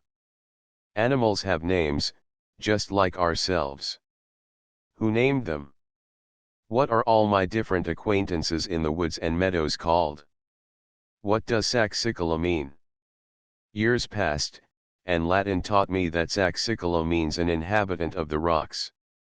My bird, in fact, was flying from one rocky point to the other while I lay in ecstasy before its eggs. Its house, its nest, had the rim of a large stone for a roof. Further knowledge gleaned from books taught me that the lover of stony hillsides is also called the motyux, or clodhopper 6, because, in the plowing season, she flies from clod to clod, inspecting the furrows rich in unearthed grub worms. Lastly, I came upon the Provençal expression 57 col blanc, which is also a picturesque term, suggesting the patch on the bird's rump which spreads out like a white butterfly flitting over the fields. Thus did the vocabulary come into being that would one day allow me to greet by their real names the 1,000 actors on the stage of the fields, the 1,000 little flowers that smile at us from the wayside. The word which the curate had spoken without attaching the least importance to it revealed a world to me, the world of plants and animals designated by their real names. To the future must belong the task of deciphering some pages of the immense lexicon. For today I will content myself with remembering the saxicola, or wheat ear. On the west, my village crumbles into an avalanche of garden patches, in which plums and apples ripen. Low, bulging walls, blackened with the stains of lichens and mosses, support the terraces. The brook runs at the foot of the slope. It can be cleared almost everywhere at a bound. In the wider parts, flat stones standing out of the water serve as a footbridge. There is no such thing as a whirlpool, the terror of mothers when the children are away. It is nowhere more than knee-deep. Dear little brook, so tranquil, cool, and clear, I have seen majestic rivers since, I have seen the boundless seas, but nothing in my memories equals your modest falls. About you clings all the hallowed pleasure of my first impressions. A miller has bethought him of putting the brook, 58 which used to flow so gaily through the fields, to work. Halfway up the slope, a watercourse, economizing the gradient, diverts part of the water, and conducts it into a large reservoir, which supplies the millwheels with motor power. This basin stands beside a frequented path, and is walled off at the end. One day, hoisting myself on a playfellow's shoulders, I looked over the melancholy wall, all bearded with ferns. I saw bottomless, stagnant waters covered with slimy green. In the gaps in the sticky carpet, a sort of dumpy, black and yellow reptile was lazily swimming. Today I should call it a salamander. At that time, it appeared to me the offspring of the serpent and the dragon, of whom we were told such blood-curdling tales when we sat up at night. Who? I've seen enough, let's get down again, quick. The brook runs below. Alders and ash, bending forward on either bank, mingle their branches and form a verdant arch. At their feet, behind a porch of great twisted roots, are watery caverns prolonged by gloomy corridors. On the threshold of these fastnesses shimmers a glint of sunshine, cut into ovals by the leafy sieve above. This is the haunt of the red-necktied minnows. Come along very gently, lie flat on the ground and look. What pretty little fish they are, with their scarlet throats. Clustering side by side, with their heads turned against the stream, they puff their cheeks out and in, rinsing their mouths incessantly. To keep their stationary position in the running 59 water, they need naught but a slight quiver of their tail and of the fin on their back. A leaf falls from the tree. Whoosh! The whole troop has disappeared. On the other side of the brook is a spinney of beeches, with smooth, straight trunks, like pillars. In their majestic, shady branches sit chattering rooks, drawing from their wings old feathers replaced by new. The ground is padded with moss. At one's first step on the downy carpet, the eye is caught by a mushroom, not yet full spread and looking like an egg dropped there by some vagrant hen. It is the first that I have picked, the first that I have turned round and round in my fingers, inquiring into its structure with that vague curiosity which is the first awakening of observation. Soon I find others, differing in size, shape, and color. It is a real treat for my prentice eyes. Some are fashioned like bells, like extinguishers, like cups, some are drawn out into spindles, hollowed into funnels, rounded into hemispheres. I come upon some that are broken and are weeping milky tears, I step on some that, instantly, become tinged with blue, I see some big ones that are crumbling into rot and swarming with worms. Others, shaped like pears, are dry and open at the top with a round hole, a sort of chimney whence a whiff of smoke escapes when I prod their underside with my finger. These are the most curious. I fill my pockets with them to make them smoke at my leisure, until I exhaust the contents, which are at last reduced to a kind of tinder. 60 What fun I had in that delightful spinney! I returned to it many a time after my first find, and here, in the company of the rooks, I received my first lessons in mushroom lore. My harvests, I need hardly say, were not admitted to the house. The mushroom, or the butturel, as we call it, had a bad reputation for poisoning people. That was enough to make mother banish it from the family table. I could scarcely understand how the butturel, so attractive in appearance, came to be so wicked. However, I accepted the experience of my elders, and no disaster ever ensued from my rash friendship with the poisoner. As my visits to the beech clump were repeated, I managed to divide my finds into 3 categories. In the first, which was the most numerous, the mushroom was furnished underneath with little radiating flakes. In the second, the lower surface was lined with a thick pad pricked with hardly visible holes. In the third, it bristled with tiny spots similar to the papillae on a cat's tongue. The need of some order to assist the memory made me invent a classification for myself. Very much later there fell into my hands certain small books from which I learnt that my three categories were well known. They even had Latin names, which fact was far from displeasing to me. Ennobled by Latin, which provided me with my first exercises and translations, glorified by the ancient language which the rector used in saying his mass, the mushroom rose in my esteem. To deserve 61 so learned an appellation, it must possess a genuine importance. The same books told me the name of the one that had amused me so much with its smoking chimney. It is called the puffball in English, but its French name is the vestelou. I disliked the expression, which to my mind smacked of bad company. Next to it was a more decent denomination, lycoperdon, but this was only so in appearance, for Greek roots sooner or later taught me that lycoperdon means vestelou and nothing else. How far off are those blessed times when my childish curiosity sought solitary exercise in making itself acquainted with the mushroom. Eheu! Fugaces labuntur anni, said Horace. Ah, yes, the years glide fleeting by, especially when they are nearing their end. They were once the merry brook that dallies among the willows on imperceptible slopes. Today, they are the torrent swirling 1,000 straws along as it rushes towards the abyss. 7 Can one imagine a more picturesque and original fashion of sketching the outline of one's earliest memories?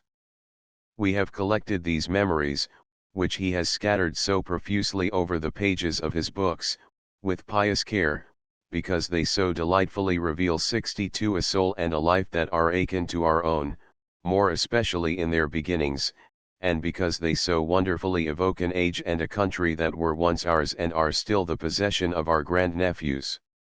At the age of 10 the time came for the child to bid a fresh farewell to his native village.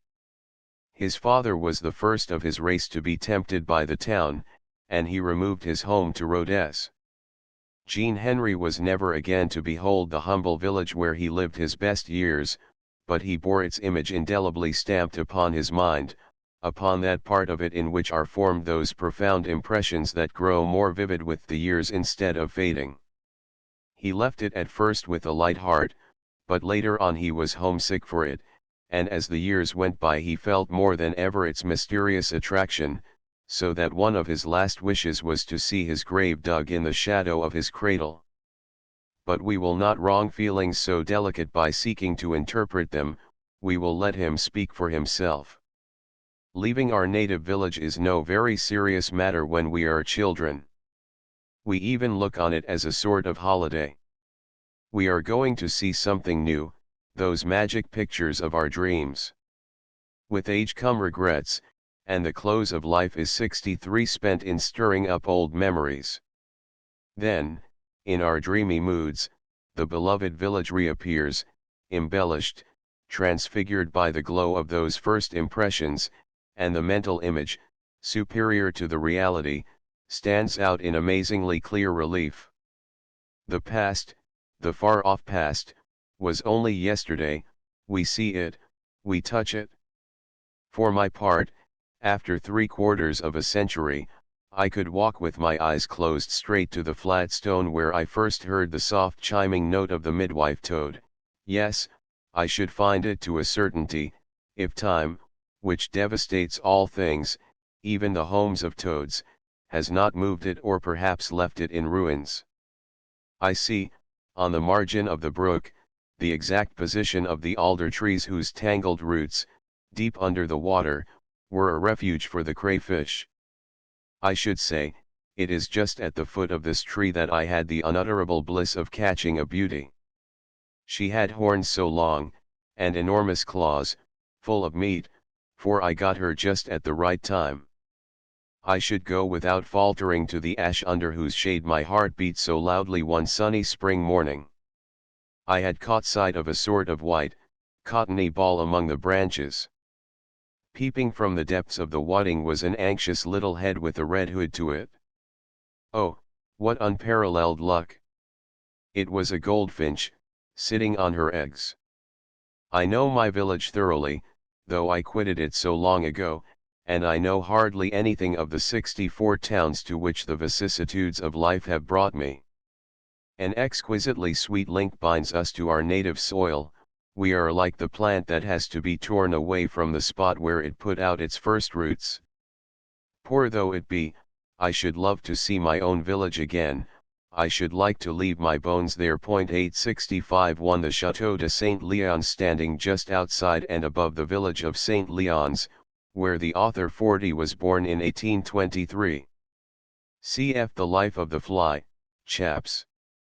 6 and 7 ATM upward arrow 2. The brother whom Fabre here associates with the memories of his childhood has also proved a credit to his name and his vocation. M. Frédéric Fabre is today director of the Crillon Canal and assistant justice for the southern canton of Avignon. Upward arrow 3. Souvenirs, 8, pages 126, 127, Bramblebees, chapter 13. The Halicti. Upward arrow 4. The War of 1830 with Algiers. ATM upward arrow 5. Souvenirs, pages 260 to 270. The Life of the Fly, chapter 7. The Pond. Upward arrow 6. The Wheat Ear, one of the Saxicolae, is known also as the white tail, the meaning of both forms being the same, white ear being a corruptive of the Anglo-Saxon name. Both correspond with the Provençal cul blanc. The stonechat is a member of the same genus. BM upward arrow 7. Souvenirs, pages 292 to 300. The Life of the Fly, chapter 17, Recollections of Childhood. Upward arrow 8. Souvenirs, 8, pages 125 to 129. Bramblebees, chapter 13, The Halicti, the Portress. Upward arrow. Contents. Chapter V. At the College of Rodez we have learned what we may of the schoolboy of St. Leon's. Let us follow him to the Lycée of Rodez, which he entered as a dayboy at the age of 10. I come to the time when I was 10 years old and at Rodez College. My functions as a serving boy in the chapel entitled me to free instruction as a day boarder. There were 4 of us in white surplices and red skullcaps and cassocks. I was the youngest of the party, and did little more than walk on. I counted as a unit, and that was about all, for I was never certain when to ring the bell or when to move the missal from one side of the altar to the other. I was all of a tremble when we gathered, 2 on this side, 2 on that, with genuflections, in the middle of the sanctuary, to intone the Domini, Salvum Fac Regem at the end of Mass. Let me make a confession, tongue-tied with shyness, I used to leave it to the others. Nevertheless, I was well thought of, for, in the school, I cut a good figure in composition and translation. In that classical atmosphere there was talk 66 of Procas, king of Alba, and of his 2 sons, Numitor and Amulius.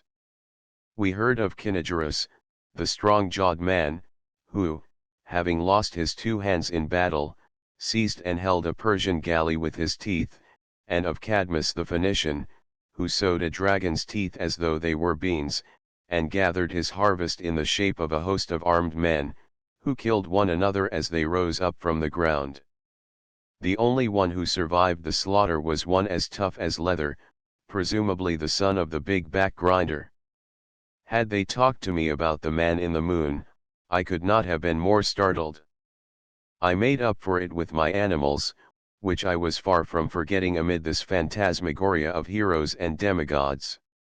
While honoring the exploits of Cadmus and Kinigerus, I hardly ever failed, on Sundays and Thursdays, to go and see if the cowslip or the yellow daffodil was making its appearance in the meadows, if the linnet was hatching on the juniper bushes, if the cockchafers were plopping down from the wind-shaken poplars.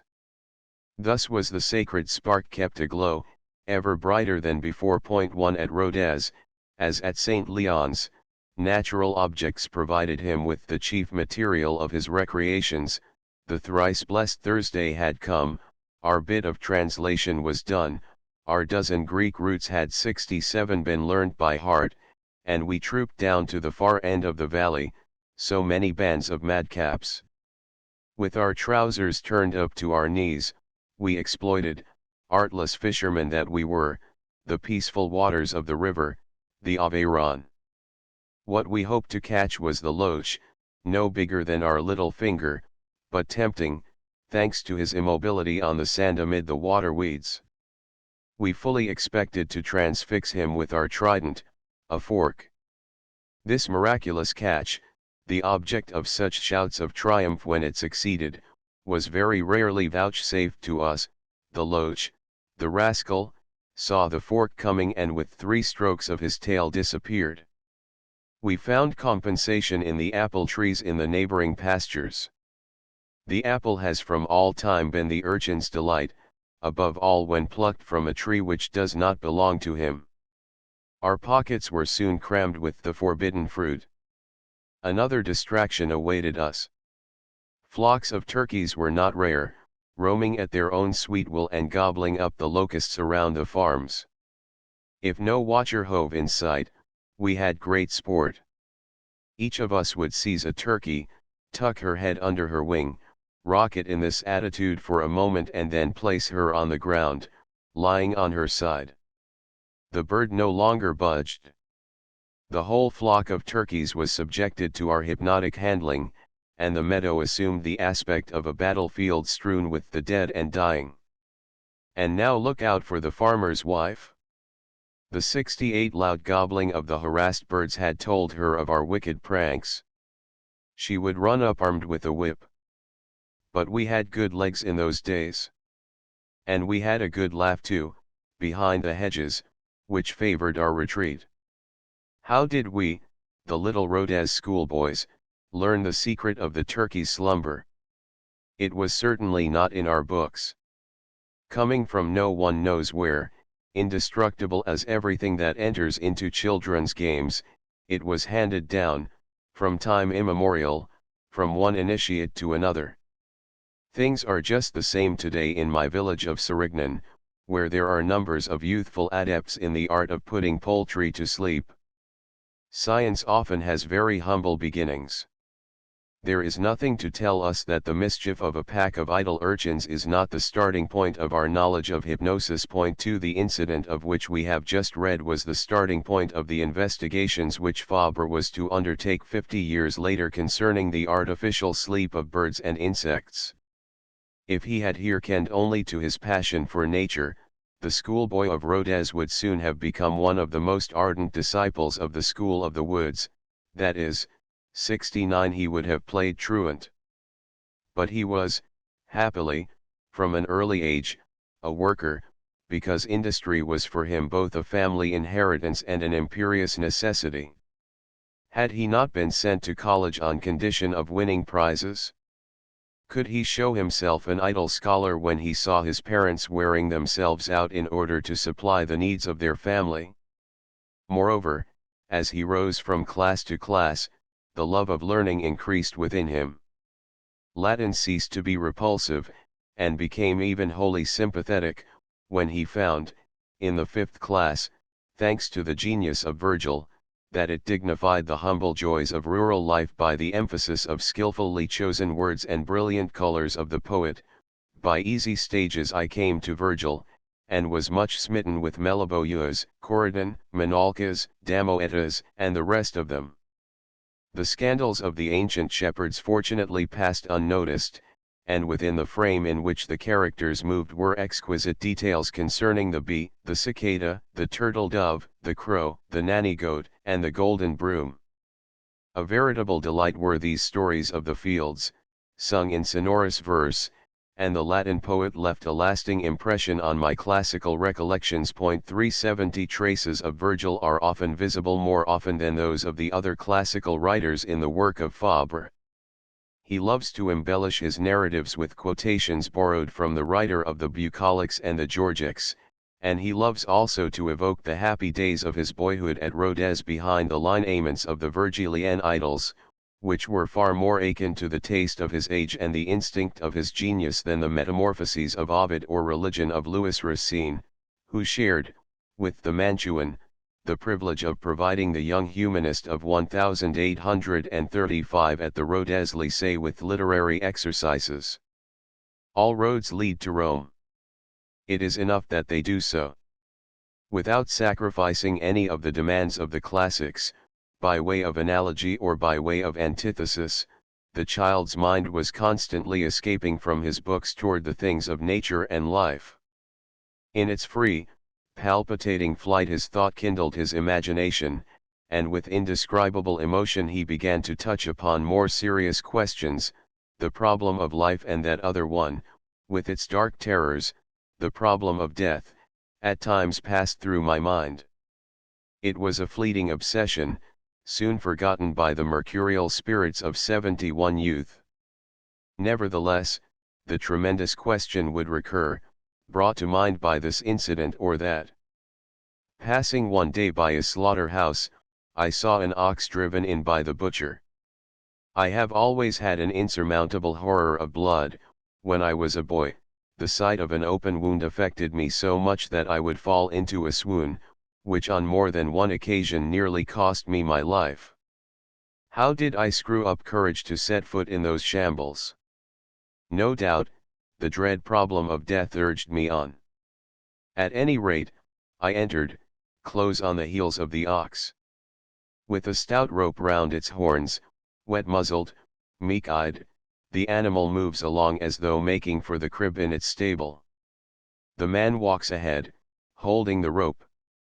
We enter the hall of death, amid the sickening stench thrown up by the entrails scattered over the ground and the pools of blood. The ox becomes aware that this is not his stable, his eyes turn red with terror, he struggles, he tries to escape. But an iron ring is there, in the floor, firmly fixed to a stone flag. The man passes the rope through it and hauls. The ox lowers his head, his muzzle touches the ground. While an assistant keeps him in this position with the rope, the butcher takes a knife with a pointed blade, not at all a formidable knife, hardly larger than the one which I myself carry in my breeches pocket. For a moment he feels with his fingers at the back of the animal's neck and then drives in the blade at the chosen spot. The great beast 72 gives a shiver and drops, as though struck by lightning, procumbit humi bos, as we used to say in those days. I fled from the place like one possessed. Afterwards I wondered how it was possible, with a knife almost identical with that which I used for prizing open my walnuts and taking the skin off my chestnuts, with that insignificant blade, to kill an ox and kill him so suddenly. No gaping wound, no blood spilled, not a bellow from the animal.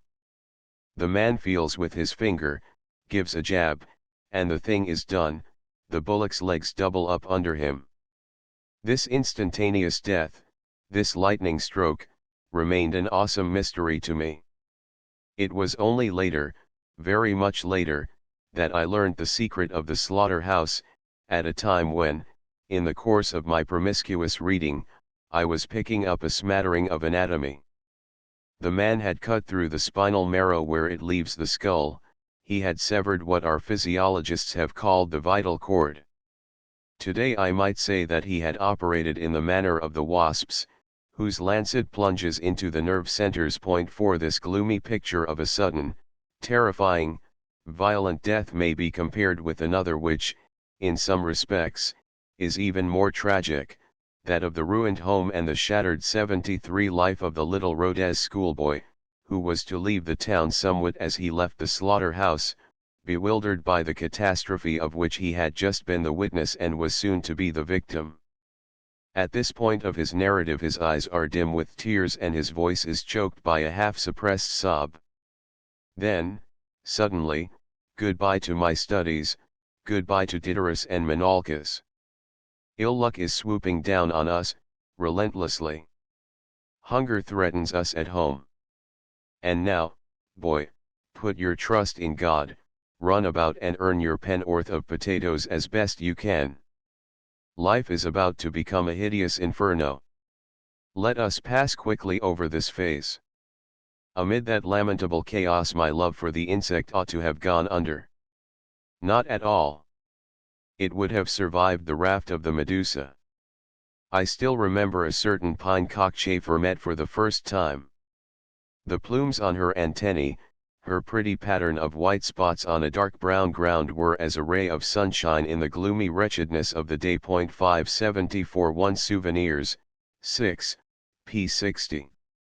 The Life of the Fly, Chapter 6, My Schooling Upward Arrow 2 Souvenirs, 7, pages 29, 33. The Glowworm and Other Beetles, Chapter 15, Suicide or Hypnosis, Upward Arrow 3 Souvenirs, 6, p. 61.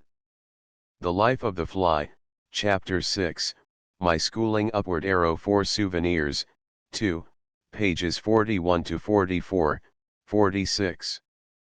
Hunting Wasps, Chapter XX, A Modern Theory of Instinct Upward Arrow 5 Souvenirs, 6, p. 61.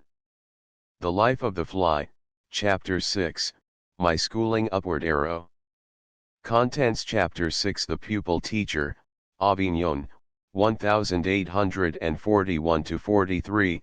The stroke of misfortune which suddenly interrupted Jean Henri's studies at the Rodez Lycée made him an exile from his father's house and banished him from his native countryside. For the second time he was, as it were, dropped upon the road like Perrault's Tom Thumb. And the fairy tale comes to life again in the Odyssey of the poor boy who wandered at random, picking up his food at hazard, facing misfortune with a stout heart, and smiling whenever he could at the poem of nature, who always had some fresh surprise in store for him.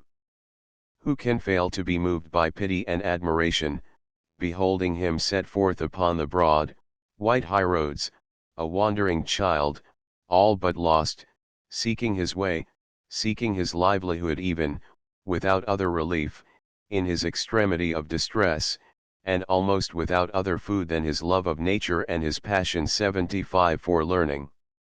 See him, for example, on the day when, between Beaucaire and Nîmes, he contrived to make his dinner off a few bunches of grapes plucked furtively at the edge of a field, after exchanging the poor remnant of his last halfpence for a little volume of Reboule's poems, soothing his hunger by intoxicating himself with the verses of the workman poet, one whose inspiration was of so noble and Christian a character.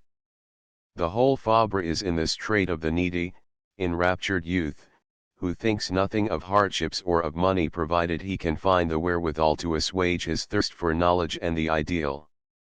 Nevertheless, it is true that he passed through many dark and painful hours at that period. But in the end the good fortune that never deserts the valiant opened the doors of the Normal College of Avignon for him. Having ventured to face the examination for a bursary, he won the latter with the greatest ease.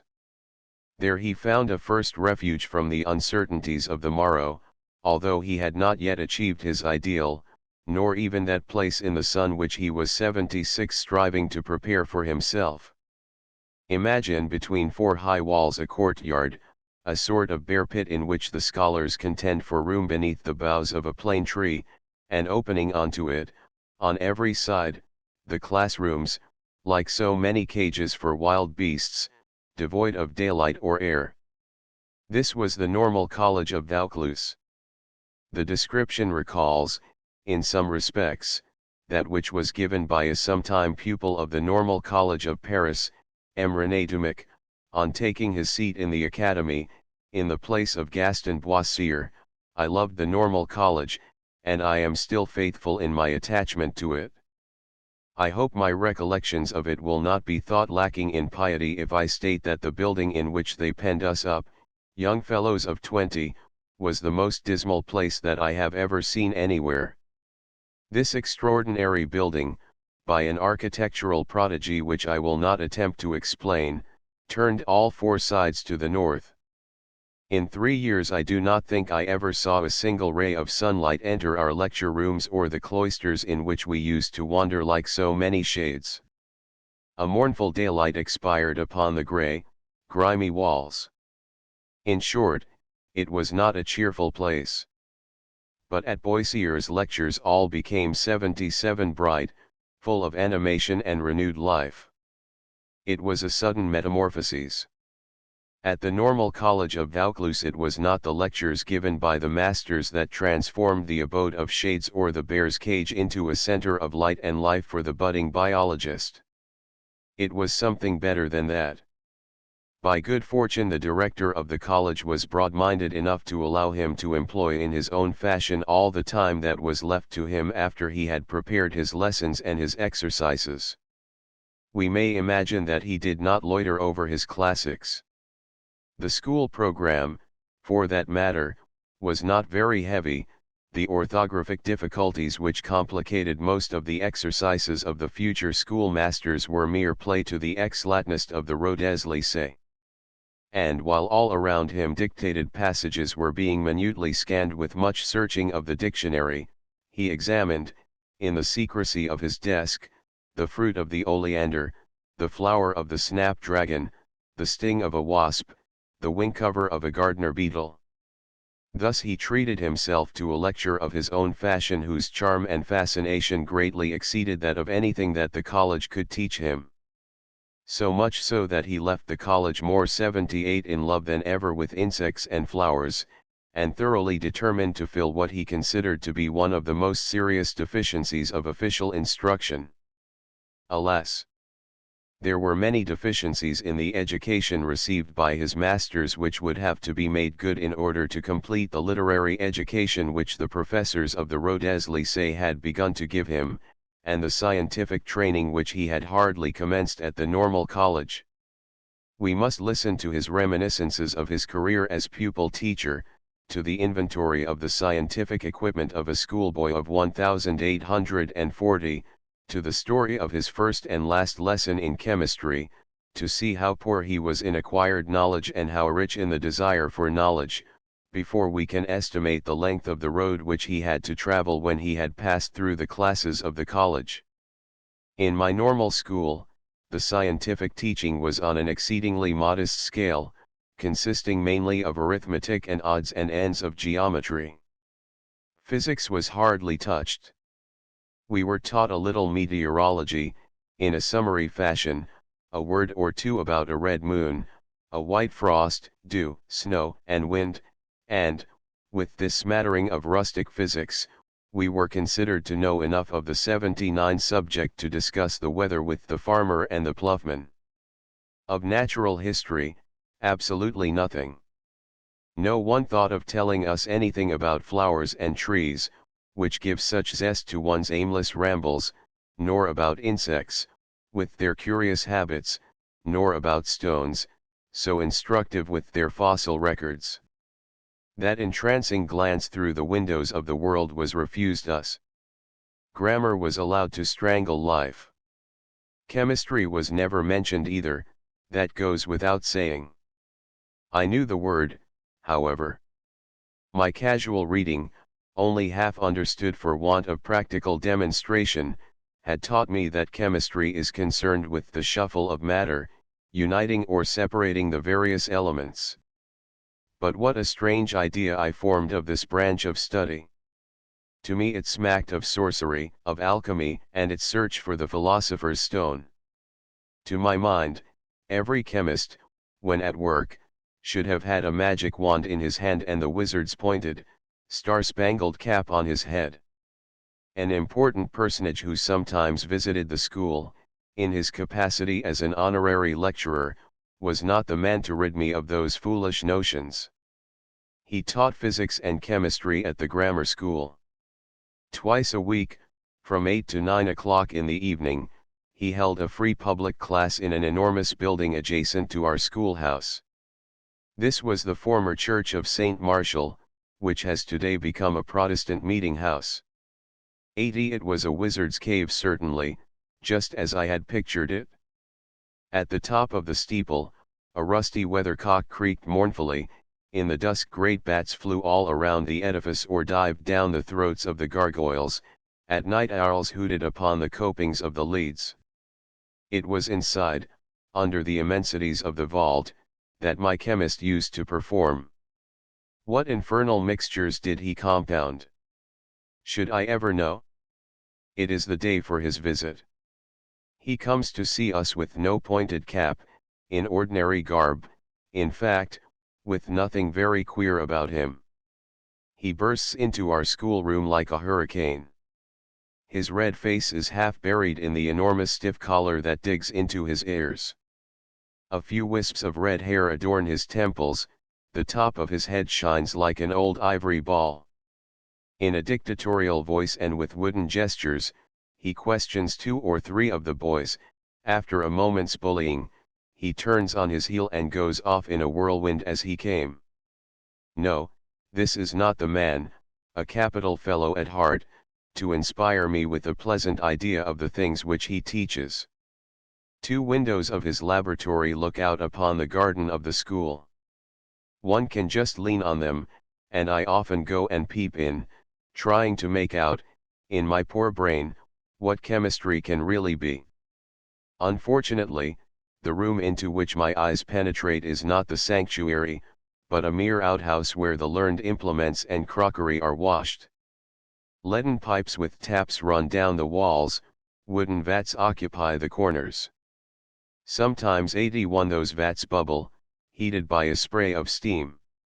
A reddish powder, which looks like brick dust, is boiling in them. I learn that the simmering stuff is a dyer's root, known as madder, which will be converted into a purer and more concentrated product. This is the master's pet study. What I saw from the 2 windows was not enough for me. I wanted to see farther, into the very classroom. My wish was satisfied. It was the end of the scholastic year. A stage ahead of the others in the regular work, I had just obtained my certificate. I was free. A few weeks remain before the holidays. Shall I go and pass them out of doors, in all the gaiety of my 18 summers? No, I will spend them at the school which, for 2 years past, has provided me with an untroubled roof and my daily crust. I will wait until a post is found for me. Employ my willing service as you think fit, do with me what you will, as long as I can study, I am indifferent to the rest. The principal of the school, the soul of kindness, has grasped my passion for knowledge. He encourages me in my determination, he proposes to make me renew my acquaintance with Horace and Virgil, so long since forgotten. He knows Latin, he does, he will rekindle the dead spark by making me translate a few passages. He does more, he lends me an imitation, with parallel texts in Latin and Greek. With the first text, which I am almost able to read, I will puzzle out the second 82 and thus increase the small vocabulary which I acquired in the days when I was translating Aesop's fables. It will be all the better for my future studies. What luck! Board and lodging, ancient poetry, the classical languages, all the good things at once. I did better still. Our science master, the real, not the honorary one who came twice a week to discourse of the rule of 3 and the properties of the triangle, had the brilliant idea of letting us celebrate the end of the school year with a feast of learning. He promised to show us oxygen. As a colleague of the chemist in the grammar school, he obtained leave to take us to the famous laboratory and there to handle the object of his lesson under our very eyes. Oxygen, yes, oxygen, the all-consuming gas, that was what we were to see on the morrow. I could not sleep all night for thinking of it. Thursday afternoon came at last. As soon as the chemistry lesson was over, we were to go for a walk to Les Angles, the pretty village over yonder, perched on a steep rock. We were therefore in our Sunday best, our out-of-door clothes, black frock coats and tall hats. The whole school was there, some 30 of us, in the charge of an usher, who knew as little as we did of the things which we were about to see. We crossed the threshold of the laboratory, not without excitement.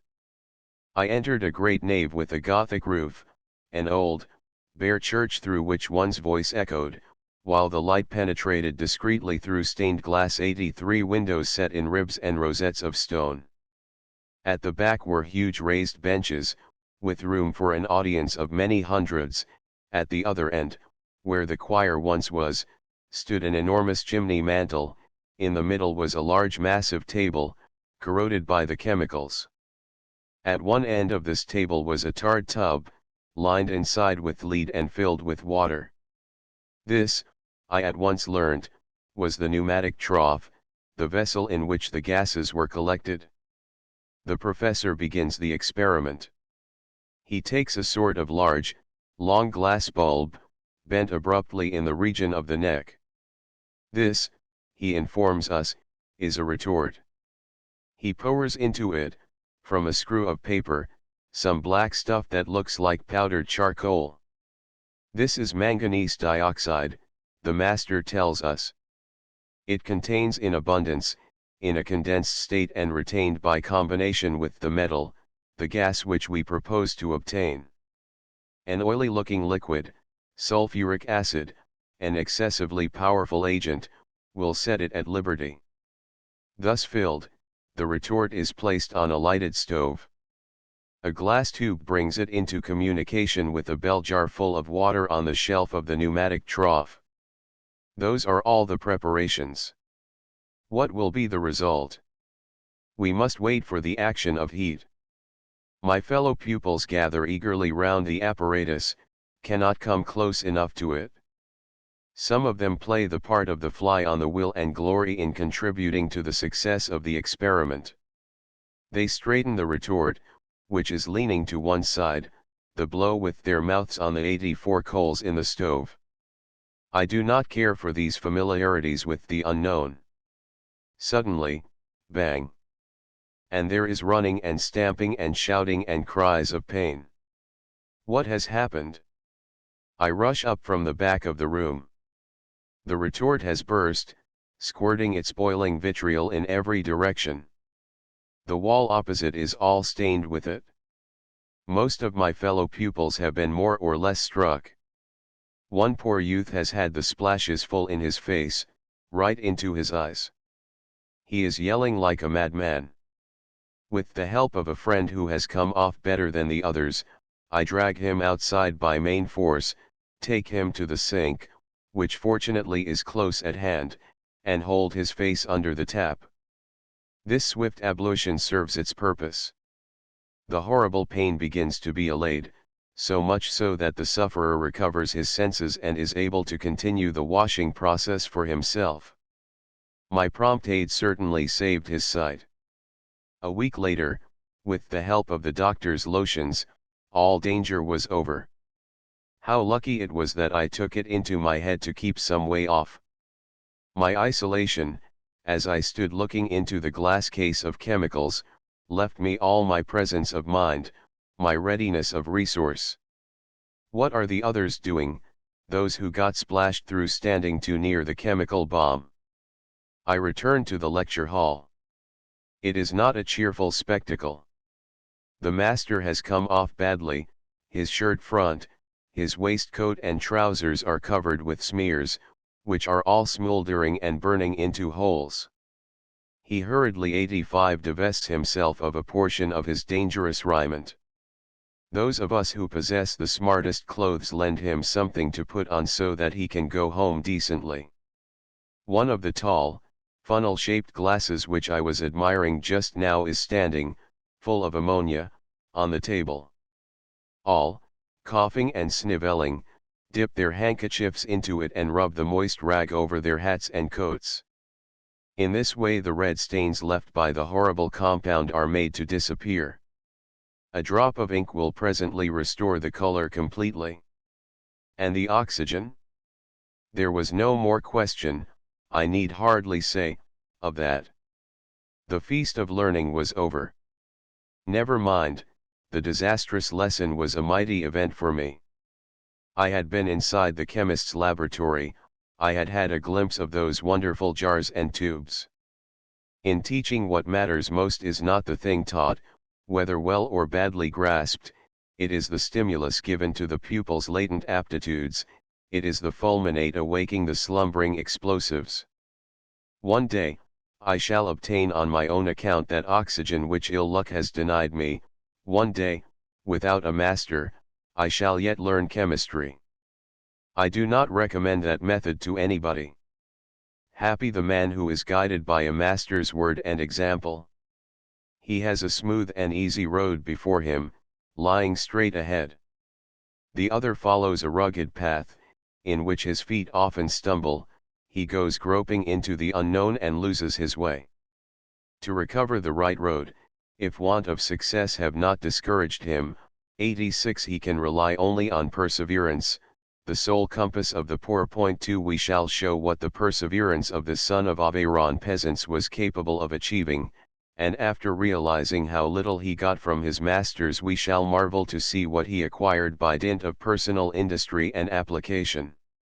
87 1 Fabre, Poet of Science, by G. V. Legros, translated by Bernard Miall, T. Fisher Unwin, p. 24. Upward arrow 2 Souvenirs, X, pages 323 to 331. The Life of the Fly, Chapter 19, A Memorable Lesson. Upward arrow. Contents. Chapter 7 The Schoolmaster, Carpentras. Only 18 years old, he left the normal college with his diploma, his brevet supérieur, and began his career as primary schoolmaster in the College of Carpentras. Merit, it seems, was recognized, and at the outset fortune did not treat him so badly.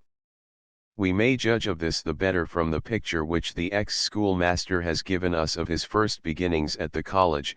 It was when I first began to teach, about 1843.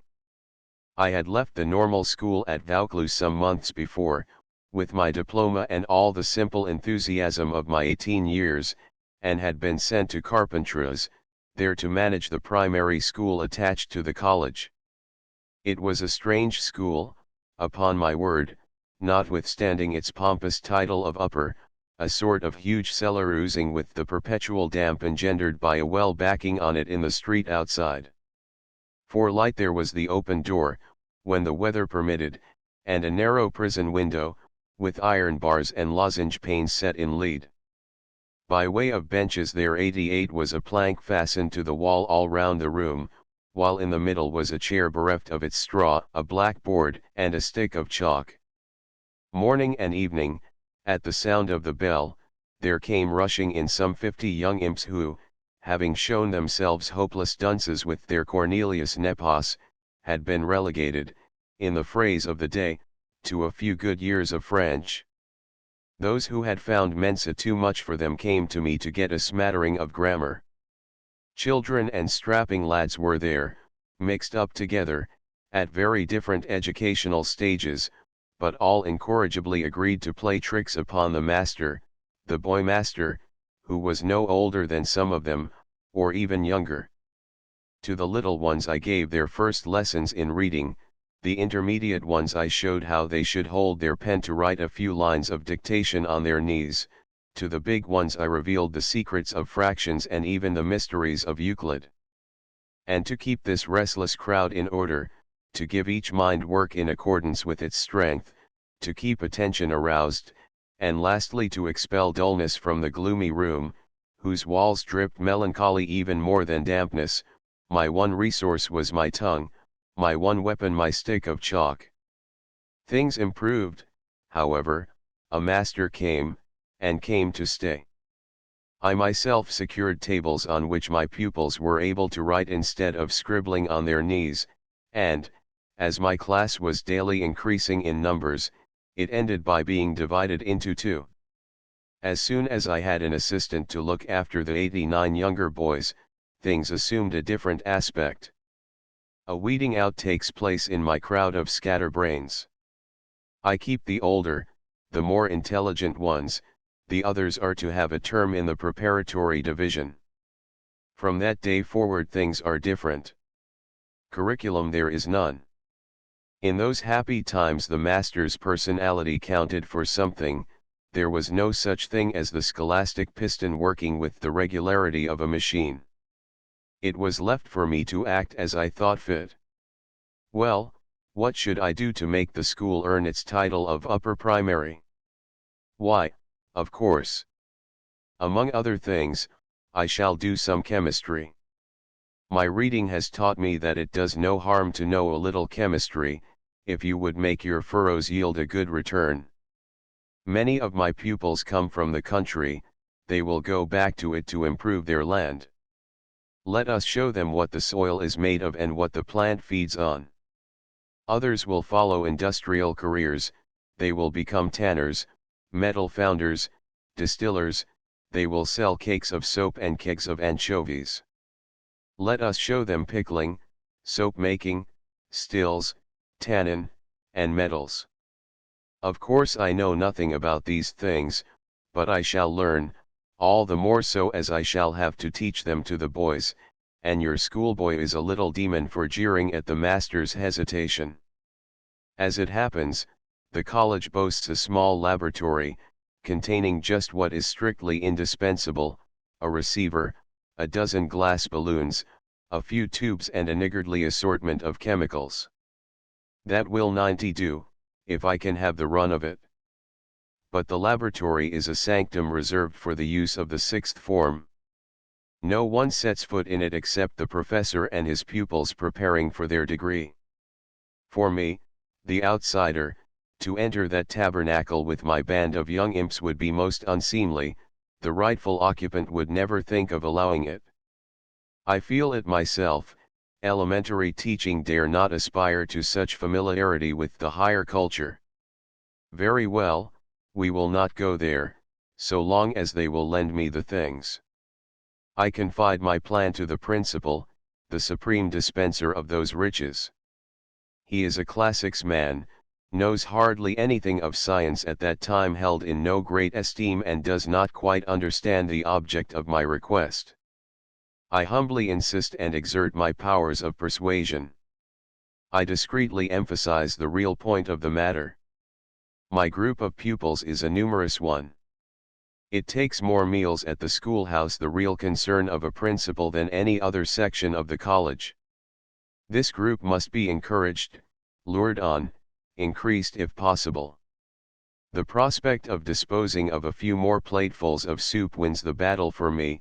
My request is granted. Poor science! All that diplomacy to gain your entrance among the despised ones, who have not been nourished on Cicero and Demos thence. I am authorized to move, once a week, the material required for my ambitious plans. From the first floor, the sacred dwelling of the scientific things, I shall take them down to a sort of cellar where I give my lessons. The troublesome part 91 is the pneumatic trough. It has to be emptied before it is carried downstairs and to be filled again afterwards. A day scholar, a zealous acolyte, hurries over his dinner and comes to lend me a hand an hour or two before the class begins.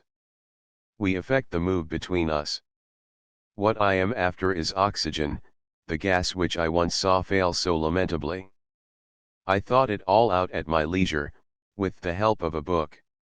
I will do this, I will do that, I will go to work in this or the other fashion. Above all, we will run no risks, perhaps of blinding ourselves, for it is once more a question of heating manganese dioxide with sulfuric acid. I am filled with misgivings at the recollection of my old schoolfellow yelling like mad. Who cares? Let us try for all that, fortune favors the brave. Besides, we will make one prudent condition from which I shall never depart, no one but myself shall come near the table. If an accident happen, I shall be the only one to suffer, and, in my opinion, it is worth a burn or two to make acquaintance with oxygen. 2 o'clock strikes, and my pupils enter the classroom. I purposely exaggerate the likelihood of danger. they are all to stay on their benches and not stir. This is agreed. I have plenty of elbow room. There is no one by me, except my acolyte, standing by my side, ready to help me when the time comes. The others look on in profound silence, reverent towards the unknown. Soon the bubbles come glugluing through the water in the bell jar. Can it be my guess? My 92 heart beats with excitement. Can I have succeeded without any trouble at the first attempt? We will see. A candle blown out that moment and still retaining a red tip to its wick is lowered by a wire into a small test jar filled with my product. Capital. The candle lights with a little explosion and burns with extraordinary brilliancy. It is oxygen right enough. The moment is a solemn one. My audience is astounded and so am I, but more at my own success than at the relighted candle. A puff of vainglory rises to my brow, I feel the fire of enthusiasm run through my veins. But I say nothing of these inner sensations. Before the boy's eyes, the master must appear an old hand at the things he teaches. What would the young rascals think of me if I allowed them to suspect my surprise, if they knew that I myself am beholding the marvelous subject of my demonstration for the first time in my life? I should lose their confidence, I should sink to the level of a mere pupil. Sisum corda. Let us go on as if chemistry were a familiar thing to me. It is the turn of the steel ribbon, an old watch spring rolled corkscrew fashion and furnished with a bit of tinder. With this simple lighted bait, the steel should take fire in a jar filled with my gas. And it does burn, it becomes a splendid firework, with cracklings and a blaze of sparks and a cloud of rust that tarnishes the jar. From the end of the fiery coil a red drop breaks off at intervals, shoots quivering through the layer of water left at the bottom of the vessel 93 and embeds itself in the glass which has suddenly grown soft. This metallic tear, with its indomitable heat, makes every one of us shudder. They stamp and cheer and applaud. The timid ones place their hands before their faces and dare not look except through their fingers.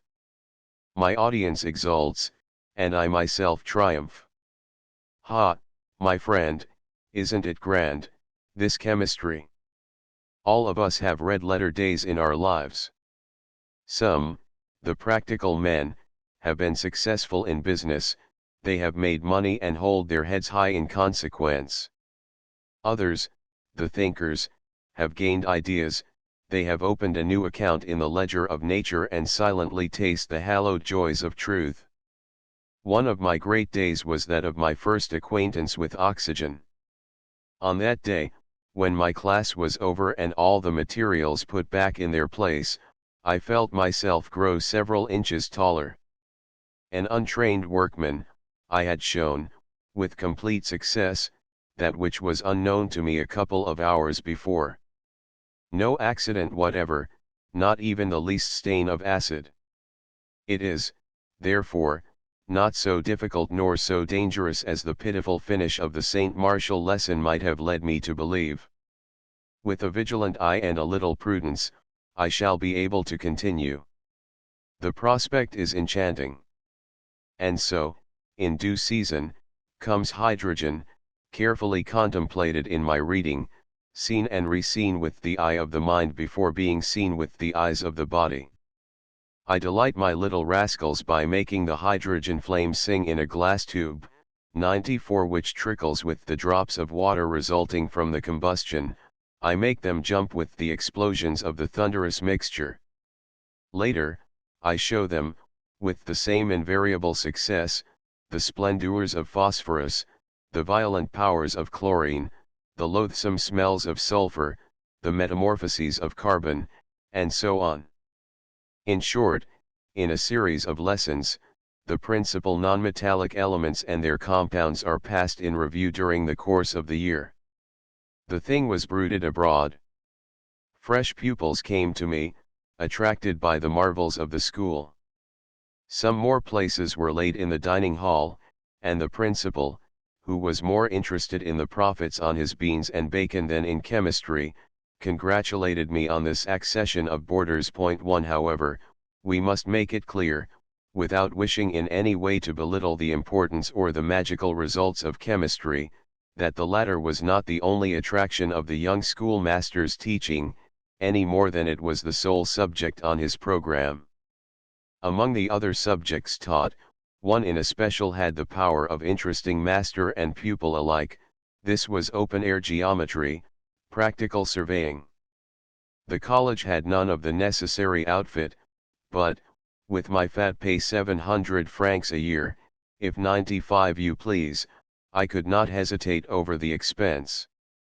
A surveyor's chain and stakes, arrows, level, square, and compass were bought with my money.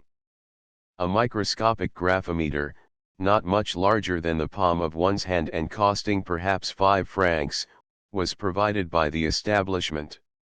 There was no tripod to it, and I had one made. In short, my equipment was complete. And so, when May came, once every week we left the gloomy schoolroom for the fields. It was a regular holiday. The boys disputed for the honor of carrying the stakes, divided into bundles of 3, and more than one shoulder, as we walked through the town, felt the reflected glory of those erudite rods.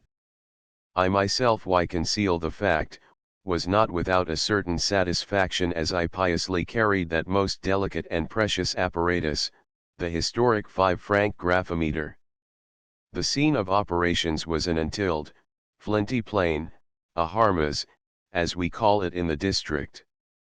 Here, no curtain of green hedges or shrubs prevented me from keeping an eye upon my staff. Here, an indispensable condition, I had not the irresistible temptation of the unripe apricots to fear for my scholars. The plain stretched far and wide, covered with nothing but flowering thyme and rounded pebbles. There was ample scope for every imaginable polygon. Trapezes and triangles could be combined in all sorts of ways. The inaccessible distances had ample elbow room, and there was even an old ruin, once a pigeon house, that lent its perpendicular to the graphometer's performances. 96. These exercises in open-air geometry, which had their charm, discounted beforehand, had also their delightful surprises and unexpected consequences which place them among the happiest experiences of the life which we are describing. Well, from the very first day, my attention was attracted by something suspicious. If I sent one of the boys to plant a stake, I would see him stop frequently on his way, bend down, stand up again, look about and stoop once more, neglecting his straight line and his signals. Another, who was told to pick up the arrows, would forget the iron pin and take up a pebble instead, and a third, deaf to the measurements of angles, would crumble a clod of earth between his fingers. Most of them were caught licking a bit of straw. The polygon came to a full stop, the diagonals suffered. What could the mystery be?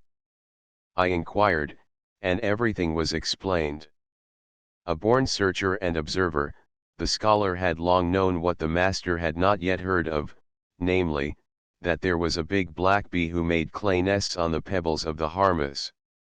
These nests contained honey, and my surveyors used to open them and empty the cells with a straw. The honey, although rather strong-flavored, was most acceptable. I acquired a taste for it myself and joined the nest hunters, putting off the polygon till later. It was thus that I first saw Réaumur's 97 Mason bee, knowing nothing of her history and nothing of her historian. The magnificent bee herself, with her dark violet wings and black velvet raiment, her rustic edifices on the sun-blistered pebbles amid the thyme, her honey, providing a diversion from the severities of the compass and the square, all made a great impression on my mind, and I wanted to know more than I had learned from the schoolboys, which was just how to rob the cells of their honey with a straw. As it happened, my bookseller had a gorgeous work on insects for sale. It was called Histoire naturelle des animaux articules, by de Castelnau, E. Blanchard and Lucas, and boasted a multitude of most attractive illustrations, but the price of it, the price of it. No matter, was not my splendid income supposed to cover everything, food for the mind as well as food for the body? Anything extra that I gave to the one I could save upon the other, a method of balancing painfully familiar to those who look to science for their livelihood. The purchase was effected.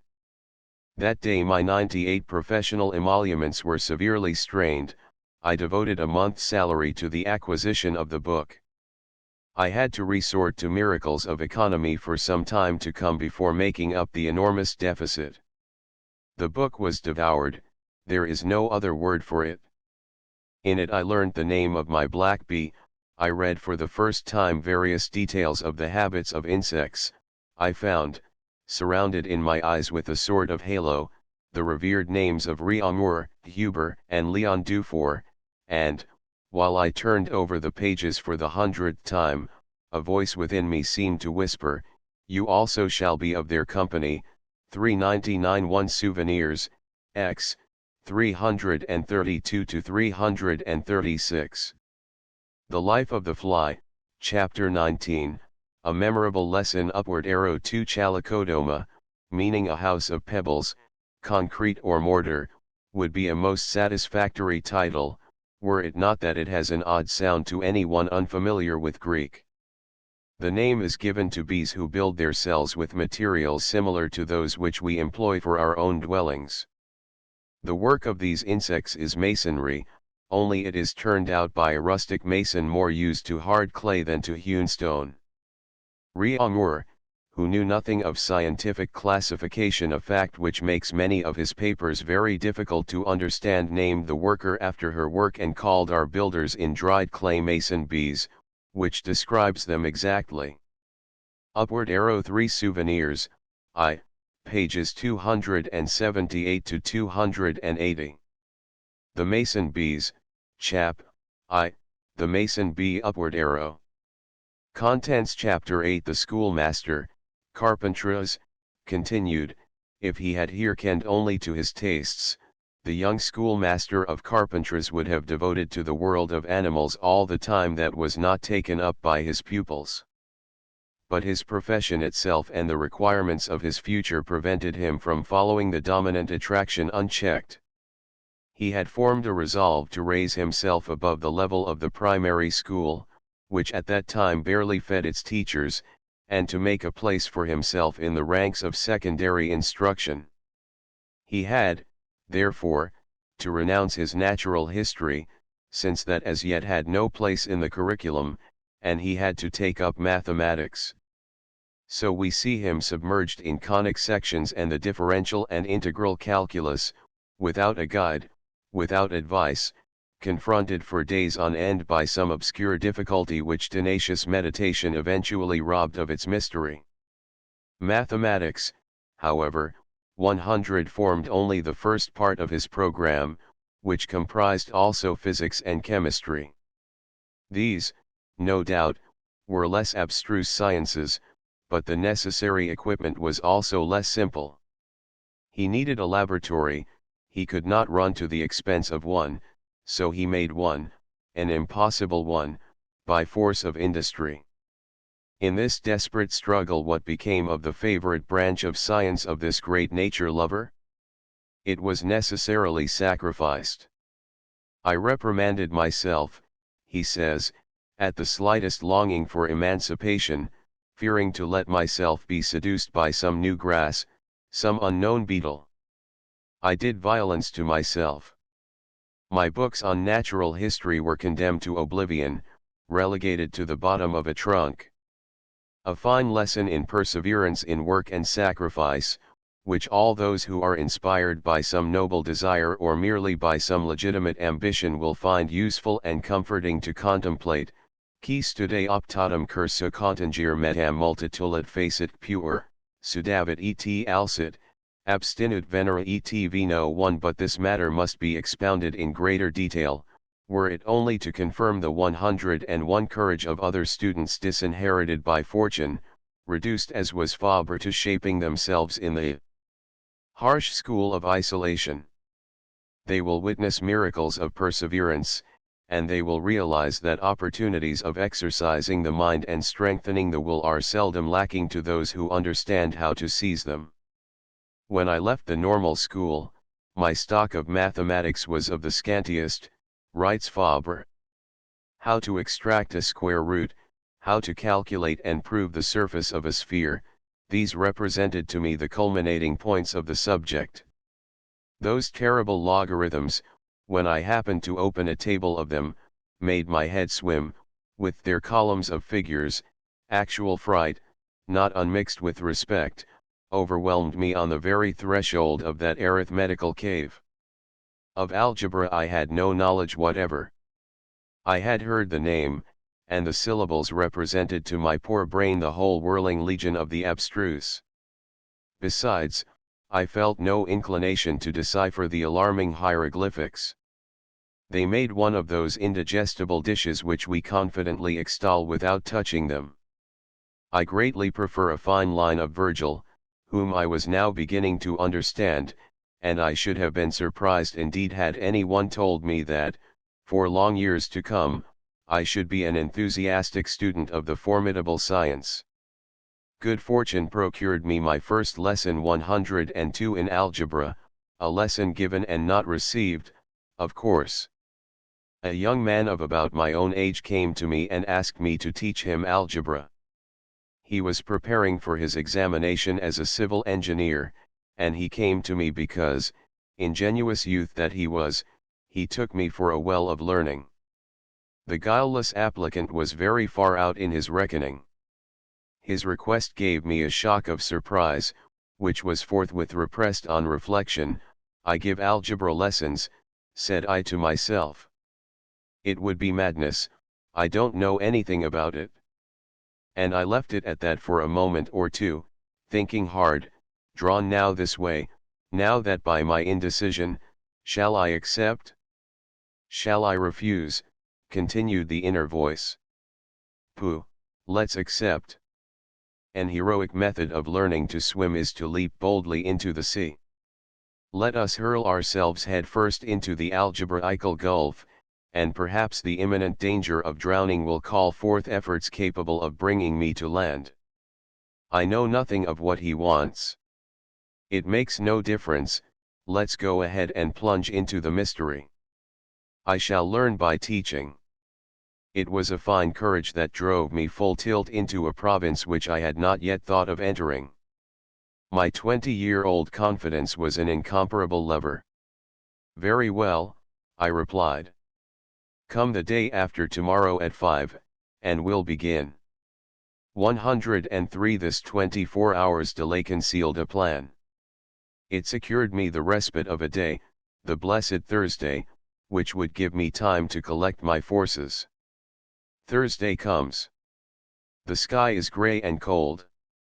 In this horrid weather a great well filled with coke has its charms. Let's warm ourselves and think. Well, my boy, you've landed yourself in a nice predicament. How will you manage tomorrow? With a book, plodding all through the night, if necessary, you might scrape up something resembling a lesson, just enough to fill the dread hour more or less. Then you could see about the next, sufficient for the day is the evil thereof. But you haven't the book. And it's no use running out to the bookshop. Algebraical treatises are not current wares. You'll have to send for one, which will take a fortnight at least.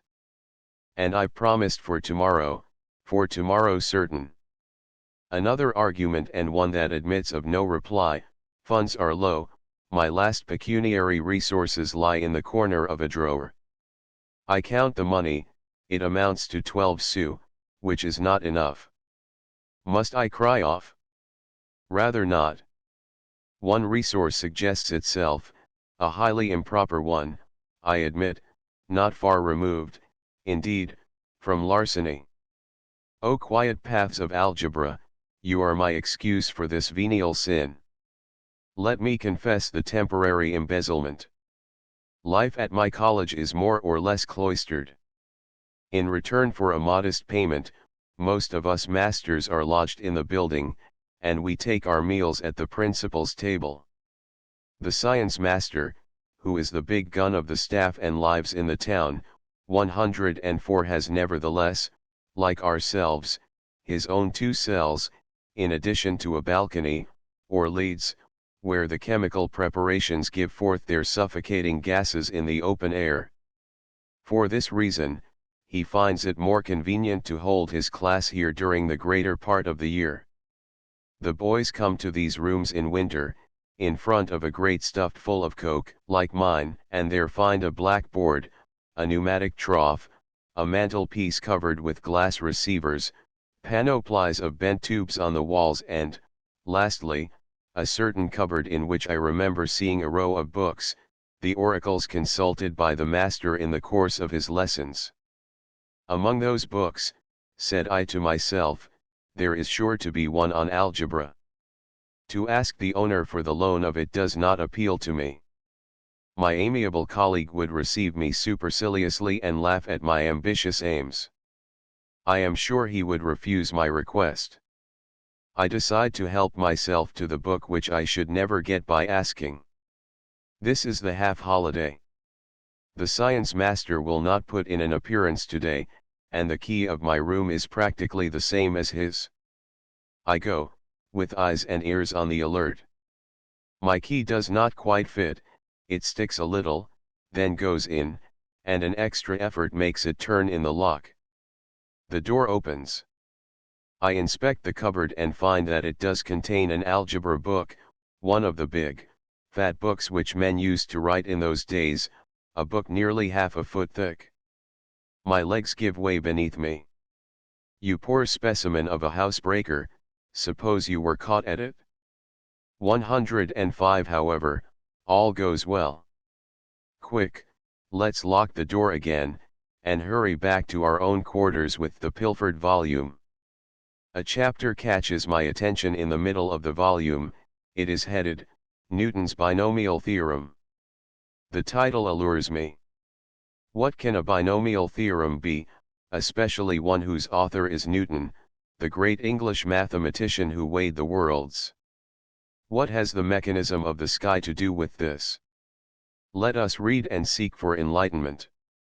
With my elbows on the table and my thumbs behind my ears, I concentrate all my attention. I am seized with astonishment, for I understand. There are a certain number of letters, general symbols which are grouped in all manner of ways, taking their places here, there, and elsewhere by turns. There are, as the text tells me, arrangements, permutations, and combinations. Pen in hand, I arrange, permute, and combine. It is a very diverting exercise, upon my word, a game in which the test of the written result confirms the anticipations of logic and supplements the shortcomings of one's thinking apparatus. It will be plain sailing, said I to myself, if algebra is no more difficult than this. I was to recover from the illusion later, when the binomial theorem, that light, crisp biscuit, was followed by heavier and less digestible fare. But, for the moment, I had no foretaste of the future difficulties, of the pitfalls in which one becomes more and more entangled the longer one persists 106 in struggling. What a delightful afternoon that was, before my fire, amid my permutations and combinations. By the evening, I had nearly mastered my subject. When the bell rang, at 7, to summon us to the common meal at the principal's table, I went downstairs puffed up with the joys of the newly initiated neophyte. I was escorted on my way by A, B, and C, intertwined in cunning garlands. Next day, my pupil is there. Blackboard and chalk, everything is ready. Not quite so ready is the master. I bravely broach my binomial theorem. My hearer becomes interested in the combinations of letters. Not for a moment does he suspect that I am putting the cart before the horse and beginning where we ought to have finished. I relieve the dryness of my explanations with a few little problems, so many halts at which the mind takes breath a while and gathers strength for fresh flights. We try together. Discreetly, so as to leave him the merit of the discovery, I shed a little light upon the path. The solution is found. My pupil triumphs, so do I, but silently, in my inner consciousness, which says, "You understand, because you succeed in making another understand." The hour passed quickly and very pleasantly for both of us. My young man was contented when he left me, and I no less so, for I perceived a new and original way of learning things. The ingenious and easy arrangement of the binomial 107 gave me time to tackle my algebra book from the proper commencement. In 3 or 4 days I had rubbed up my weapons. There was nothing to be said about addition and subtraction, they were so simple as to force themselves upon one at first sight. Multiplication spoiled things. There was a certain rule of signs which declared that minus multiplied by minus made plus. How I toiled over that wretched paradox! It would seem that the book did not explain this subject clearly, or rather employed too abstract a method. I read, reread, and meditated in vain, the obscure text retained all its obscurity. That is the drawback of books in general, they tell you what is printed in them and nothing more. If you fail to understand, they never advise you, never suggest an attempt along another road which might lead you to the light. The merest word would sometimes be enough to put you on the right track, and that word the books, hidebound in a regulation phraseology, never give you. My pupil was bound to suffer the effects. After an attempt at an explanation in which I made the most of the few gleams that reached me, I asked him, "Do you understand?" It was a futile question, but useful for gaining time. Myself not understanding, I was convinced beforehand that he did not understand either. "No," he replied, accusing himself, perhaps, in his simple mind, of possessing a brain incapable of taking in those transcendental verities. 108 Let us try another method. And I start again this way and that way and yet another way. My pupil's eyes serve as my thermometer and tell me of the progress of my efforts. A blink of satisfaction announces my success. I have struck home, I have found the joint in the armor.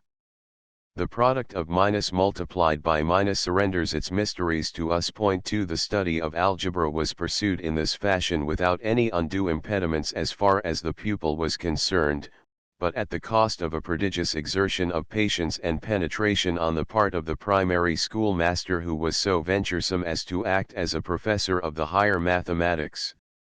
Audaces fortuna juvat. The young schoolmaster had not too greatly presumed on his powers. His pupil was accepted upon examination, and he himself was able to return the book to its place, having completely assimilated its contents. But he had made too good a start to stop midway. He was burning with eagerness to attack geometry, which was not so unfamiliar to him, but of which he had yet a great deal to learn. At my normal school, writes 109 Fabre, I had learnt a little elementary geometry under a master. From the first few lessons onwards, I rather enjoyed the subject. I divined in it a guide for one's reasoning faculties through the thickets of the imagination. I caught a glimpse of a search after truth that did not involve too much stumbling on the way, because each step forward is well braced by the step already taken. We start from a brilliantly lighted spot and gradually travel farther and farther into the darkness, which kindles into radiance as it sheds fresh beams of light for a higher ascent. It is an excellent thing to regard geometry as what it really is, before all things, a superb intellectual gymnastic. By forcing the mind to proceed from the known to the unknown, always explaining what follows in the light of what has gone before, it exercises it and familiarizes it with the logical laws of thought. To be sure, it does not give us ideas, those delicate flowers which unfold one knows not how, and are not able to flourish in every soil, but it teaches us to present them in a lucid and orderly manner. Fabre tells us, at that time, the college in which, 2 years before, I had made my first appearance as a teacher 110 had just halved the size of its classes and largely increased its staff. The newcomers all lived in the building, like myself, and we had our meals in common at the principal's table. I had as a neighbor, in the next cell to mine, a retired quartermaster who, weary of barrack life, had taken refuge in education. When in charge of the books of his company, he had become more or less familiar with figures, and it was now his ambition to take a mathematical degree. His cerebrum appears to have hardened while he was with his regiment. According to my dear colleagues, those amiable retailers of the misfortunes of others, he had already twice been plucked. Stubbornly, he returned to his books and exercises, refusing to be daunted by two reverses. It was not that he was allured by the beauties of mathematics, far from it, but the step to which he aspired favored his plans. He hoped to have his own boarders and dispense butter and vegetables to lucrative purpose. I had often surprised our friend sitting, in the evening, by the light of a candle, with his elbows on the table and his head between his hands, meditating at great length in front of a big exercise book crammed with cabalistic signs. From time to time, when an idea came to him, he would take his pen and hastily put down a line of writing wherein letters, large and small, were grouped without any grammatical sense. The letters X and Y often recurred, intermingled with figures. Every row ended with the sign of equality and a naught. 111 next came more reflection, with closed eyes, and a fresh row of letters arranged in a different order and likewise followed by a naught. Page after page was filled in this queer fashion, each line winding up with 0. "What are you doing with all those rows of figures amounting to 0? I asked him one day. The mathematician gave me a leery look, picked up in barracks. A sarcastic droop in the corner of his eye showed how he pitied my ignorance. My colleague of the many naughts did not, however, take an unfair advantage of his superiority. He told me that he was working at analytical geometry. The phrase had a strange effect upon me. I ruminated silently to this purpose. There was a higher geometry, which you learnt more particularly with combinations of letters in which X and Y played a prominent part. How would the alphabetical signs, arranged first in one and then in another manner, give an image of actual things, an image visible to the eyes of the mind alone? It beat me. I shall have to learn analytical geometry some day, I said. Will you help me? I'm quite willing, he replied, with a smile in which I read his lack of confidence in my determination. No matter, we struck a bargain that same evening. We would together break up the stubble of algebra and analytical geometry, the foundation of the mathematical degree. We would make common 112 stock, he would bring long hours of calculation, I my youthful ardor. We would begin as soon as I had finished with my arts degree, which was my main preoccupation for the moment. We begin in my room, in front of a blackboard. After a few evenings, prolonged into the peaceful watches of the night, I become aware, to my great surprise, that my teacher, the past master in these hieroglyphics, is really, more often than not, my pupil. He does not see the combinations of the abscissae and ordinates very clearly. I make bold to take the chalk in hand myself, to seize the rudder of our algebraical boat. I comment on the book, interpret it in my own fashion, expound the text, sound the reefs, until daylight comes and leads us to the haven of the solution. Besides, the logic is so irresistible, it is all such easy going and so lucid that often one seems to be remembering rather than learning. And so we proceed, with our positions reversed. My comrade, I can now allow myself to speak of him on equal terms. My comrade listens, suggests objections, raises difficulties which we try to solve in unison. After 15 months of this exercise, we went up together for our examination at Montpellier, and both of us received our degrees as bachelors of mathematical science. My companion was a wreck. I, on the other hand, had refreshed my mind with analytical geometry. 113. The quartermaster declared himself satisfied with this achievement. Analytic geometry did not precisely strike him as a recreation.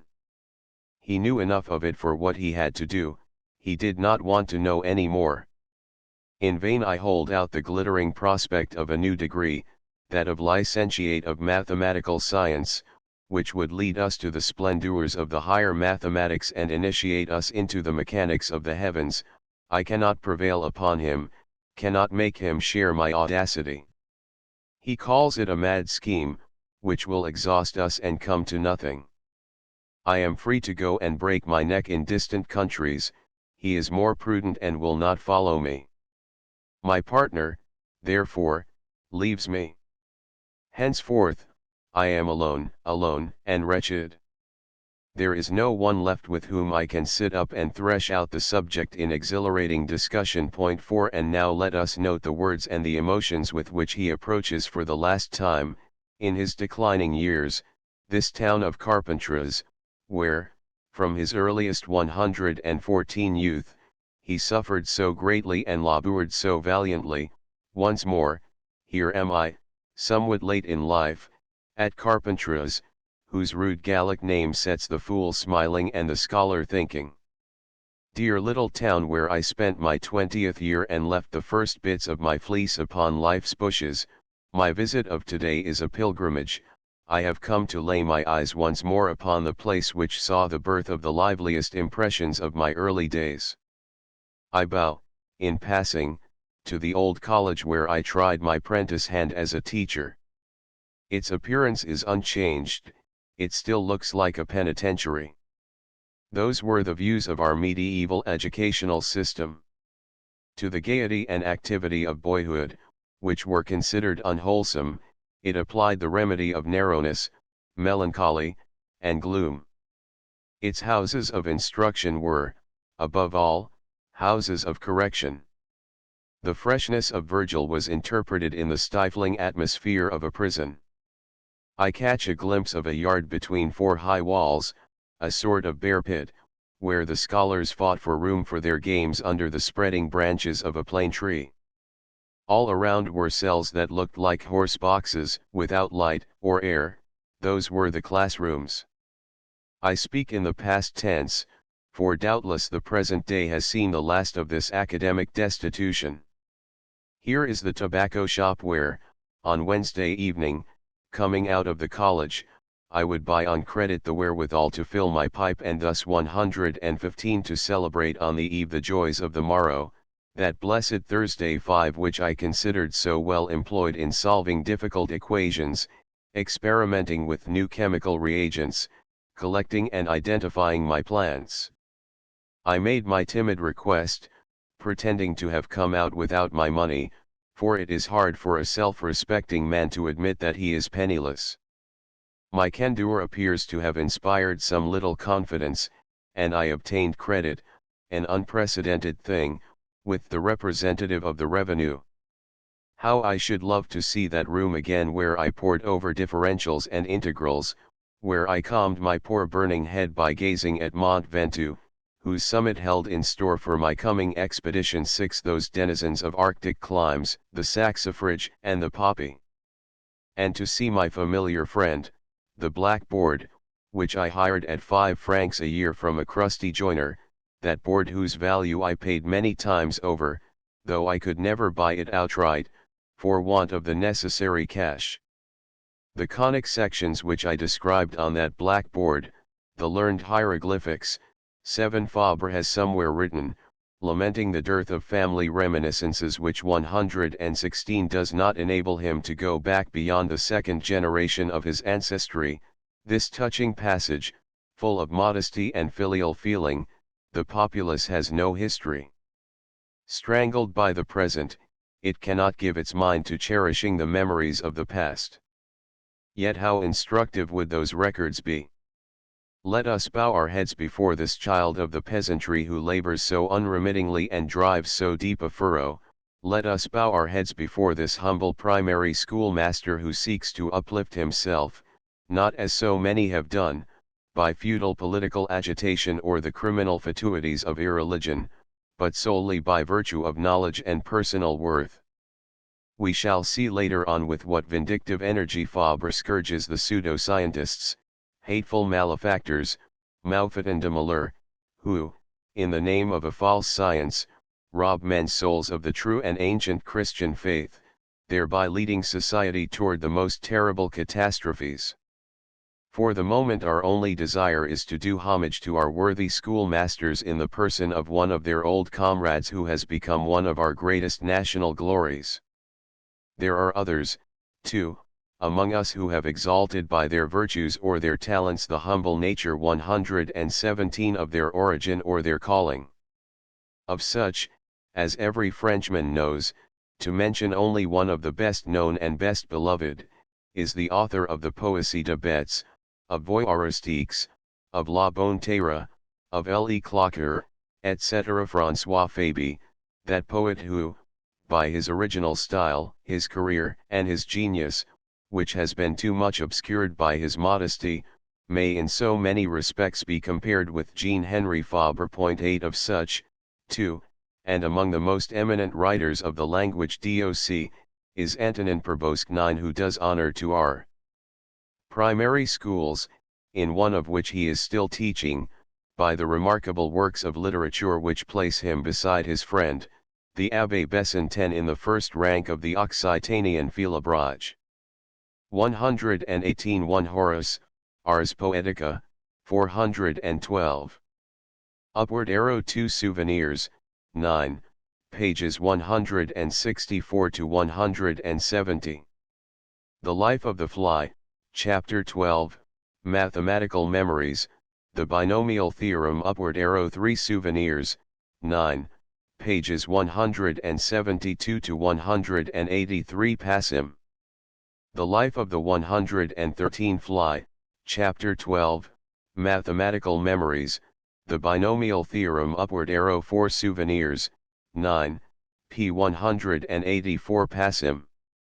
The Life of the Fly, Chapter 12, Mathematical Memories, the Binomial Theorem. Upward arrow 5 The Weekly Half Holiday in the French Schools. ATM. Upward arrow 6 The Hunting Wasps, Chapter 11, An Ascent of Mont Ventoux. Upward arrow 7 Souvenirs, 3, pages 191 to 193.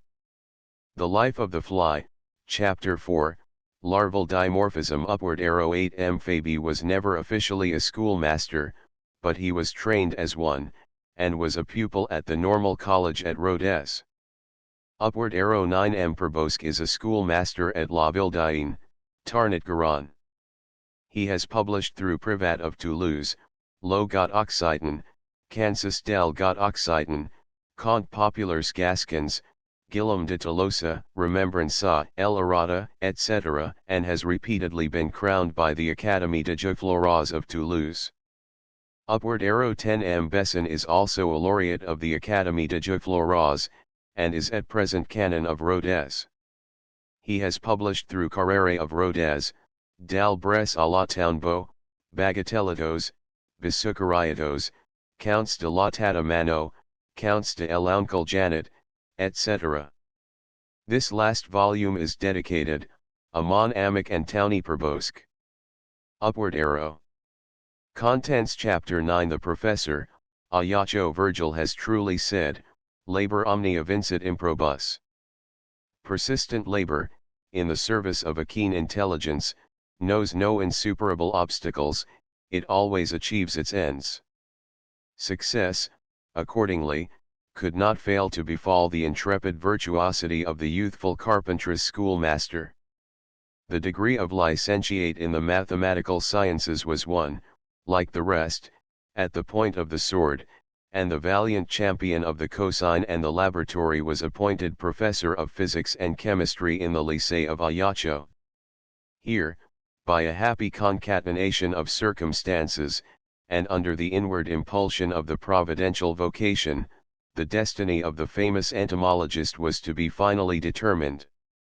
In this novel environment, in this paradise 119 of glorious nature, everything stimulated the alert curiosity of the predestined biologist: the sea, full of marvels, the beach, where the waves threw up such beautiful shells, the maquis of myrtle, arbutus, and lentisk.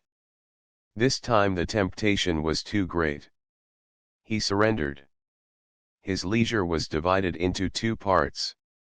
One was still devoted to mathematics, the basis of his future in the university.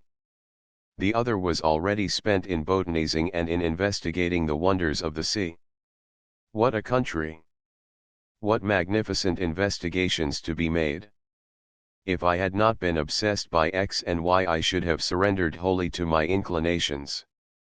Meanwhile Ajaccio received the visit of a famous Avignon botanist, Requien one by name, who, with a box crammed with paper under his arm, had long been botanizing all over Corsica, pressing and drying specimens and distributing them to his friends. We soon became acquainted. I accompanied him in my free time on his explorations, and never did the master have a more attentive disciple. To tell the truth, Requien was not a man of learning so much as an enthusiastic collector. 120 very few would have felt capable of competing with him when it came to giving the name or the geographical distribution of a plant. A blade of grass, a pad of moss, a scab of lichen, a thread of seaweed, he knew them all. The scientific name flashed across his mind at once.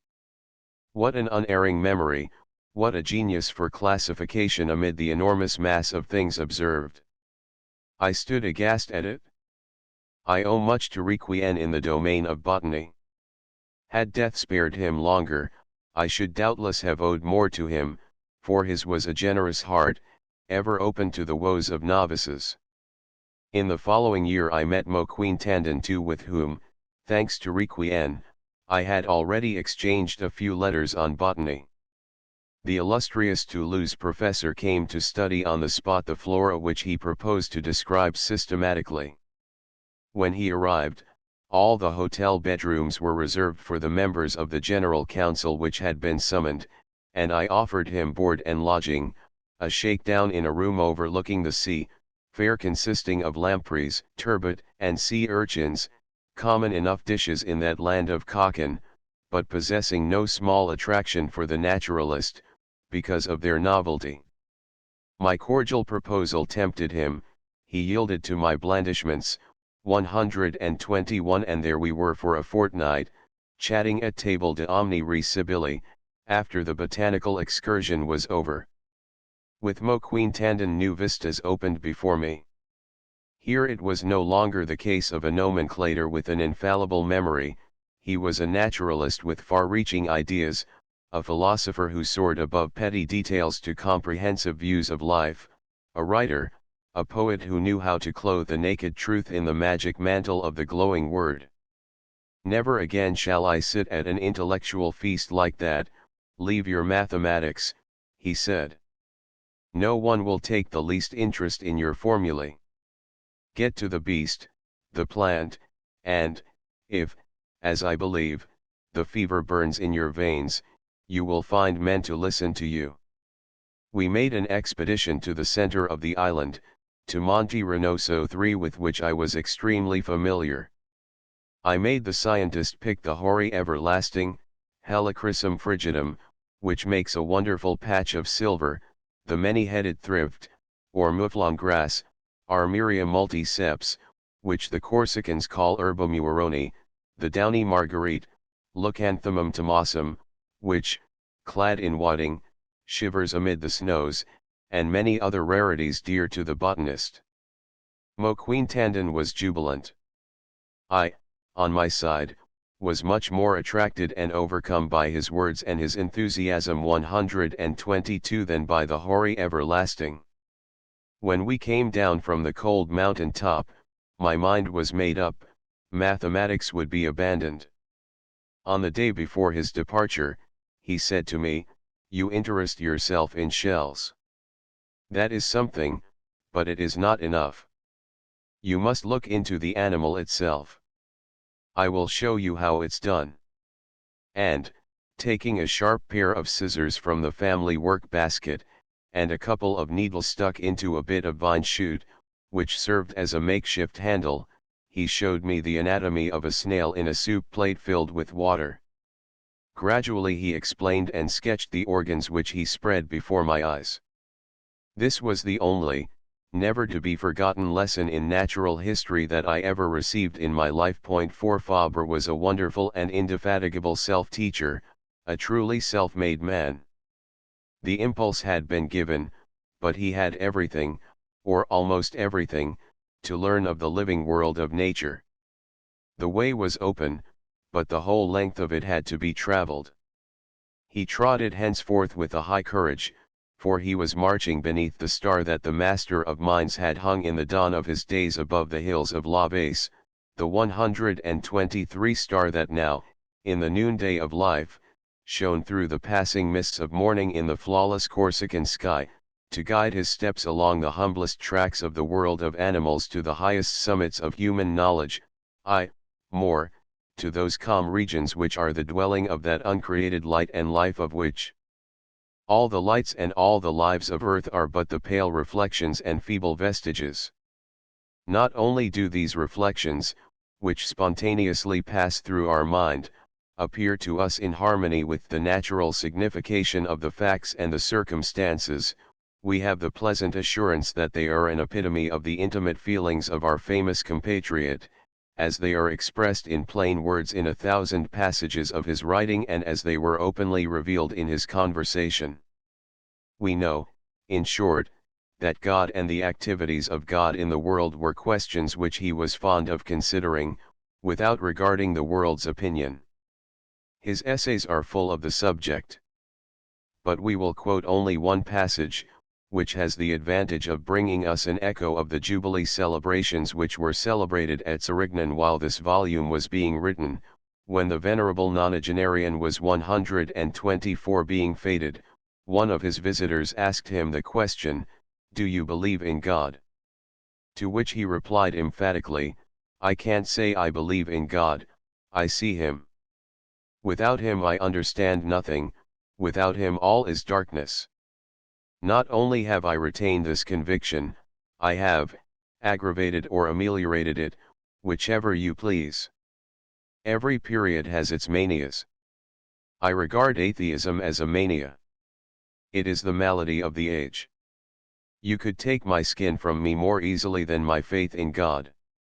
We may add, in order to throw some light upon the religion of the Aliburans of our villages, that the eminent biologist shares this belief with almost all our great scientists. Corsica, which vouchsafed Fabre the revelation of his vocation as naturalist, inspired him also with such love and enthusiasm as he had never hitherto known. There the intense impressionability which the little peasant of Aveyron received at birth could only be confirmed and increased. He felt that this superb and luxuriant nature was made for him, and that he was born for it, to understand and interpret it. He would lose himself in a delicious intoxication, amid the deep woodlands, the mountains rich with 125 scented flowers, wandering through the maquis, the myrtle scrub, through jungles of lentisk and arbutus, barely containing his emotion when he passed beneath the great secular chestnut trees of Bastelica, with their enormous trunks and leafy boughs, whose sombre majesty inspired in him a sort of melancholy at once poetic and religious. Before the sea, with its infinite distances, he lingered in ecstasy, listening to the song of the waves, and gathering the marvelous shells which the snow-white breakers left upon the beach, and whose unfamiliar forms filled him with delight. Not that he had time to make a very rich harvest of facts and observations in this wonderful country. The most visible result of his sojourn in the Isle of Beauty, and the greatest benefit which he derived from it, seems to have been the fact that it brought his heart and mind, if I may be permitted the expression, into a state of entomological grace, I mean into a state of living and acting truly and beautifully in accordance with his vocation as a naturalist. So it is that the name of this radiant daughter of the Mediterranean, which is so often written by his pen, seems to find its way thither in order to evoke one of the brightest 126 and most joyful periods of his life, rather than to localize observations or circumstantial experiences. There is, however, one of these reminiscences which, despite the extreme sobriety of the characteristics recorded, denotes, in the youthful entomologist, a mind peculiarly attentive to the slightest indications and the least movements of his future clients of the animal world. It deals with the spider, that ill-famed creature whom all hasten to crush underfoot as an odious and maleficent insect, but which the entomologist holds in high esteem for its talents as a spinner, its hunting expedients, and other highly interesting characteristics. The author has just explained, on behalf of the poor, supposedly poisonous insect, that for us its bite has no serious results, producing less effect than the bite of a gnat.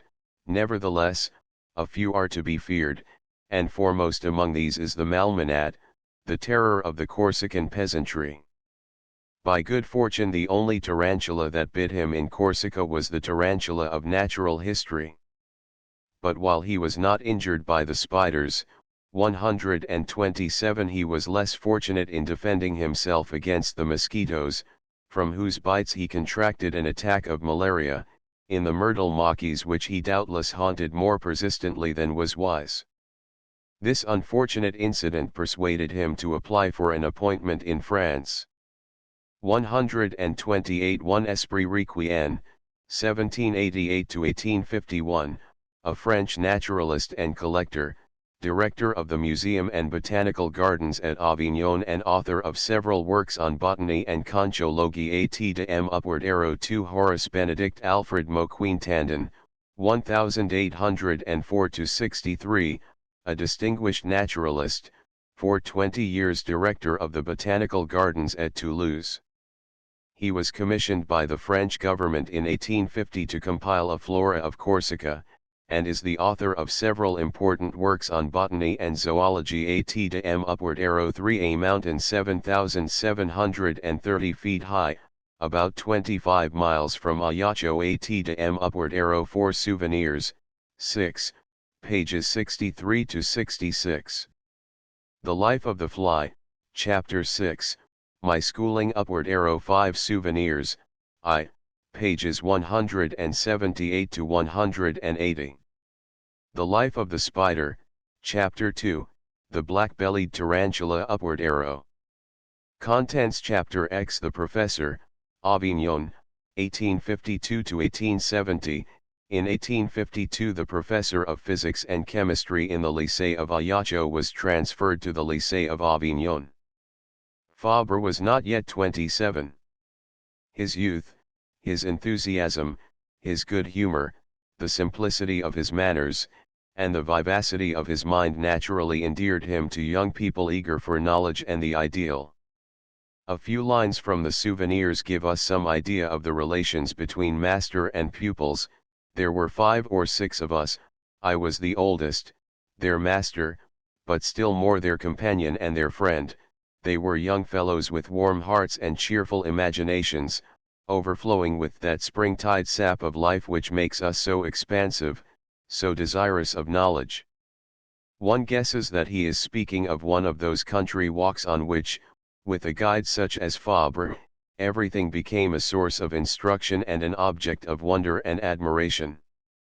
129 These excursions into the world of the fields, the delight of his youth and his earliest childhood, were henceforth to form the first item on his program of studies. Mathematics were dropped, as Moquin-Tandon had advised. Physics and chemistry were put in their proper place, in the teaching of the lycée, and the whole of the young professor's free energies were expended upon the research work of the naturalist. Necessarily limited by his occupation as a teacher, his investigations could not at ordinary times extend beyond the neighborhood of Avignon. One of his favorite localities for observation, by reason of its nearness and its entomological wealth, was the table-land of Les Angles, opposite the town on the right bank of the Rhône. Morning or evening, he made quick work of crossing the river and climbing the cliff which divides it from the barren table-land which he calls his little Arabia Petrea. Presently his Thursdays and holidays were devoted to more distant and more prolonged observations. His steps took him, by preference, downstream from Avignon, along the right bank of the Rhône, opposite the embouchure of the Durance, to a spot known as the Bois de Isserts. Not that he was 130 drawn thither by the mossy carpets or the twilight of lofty forest trees which form the charm of our woodlands. The burning plains where the cicada shrilled and the olive flourished know nothing of these delightful retreats, so full of shadow and coolness. Here is Fabre's own description: the Bois de Isserts is a coppice of holm oaks no higher than one's head and sparingly distributed in scanty clumps which, even at their feet, hardly temper the force of the sun's rays. When I used to settle myself in some part of the coppice suitable for my observations, on certain afternoons in the dog days of July and August, I had the shelter of a large umbrella. If I neglected to furnish myself with this embarrassing adjunct to a long walk, my only resource against sunstroke was to lie down at full length behind some sandy knoll, and, when the veins in my temples were throbbing to bursting point, my last hope lay in putting my head down a rabbit burrow. Such are one's means of keeping cool in the Bois de Isserts. What was there to draw him and retain him in such places, so unpropitious for the holiday of a professor on vacation? Ah! They are the favorite resort of the bimbex, one of his favorite insects.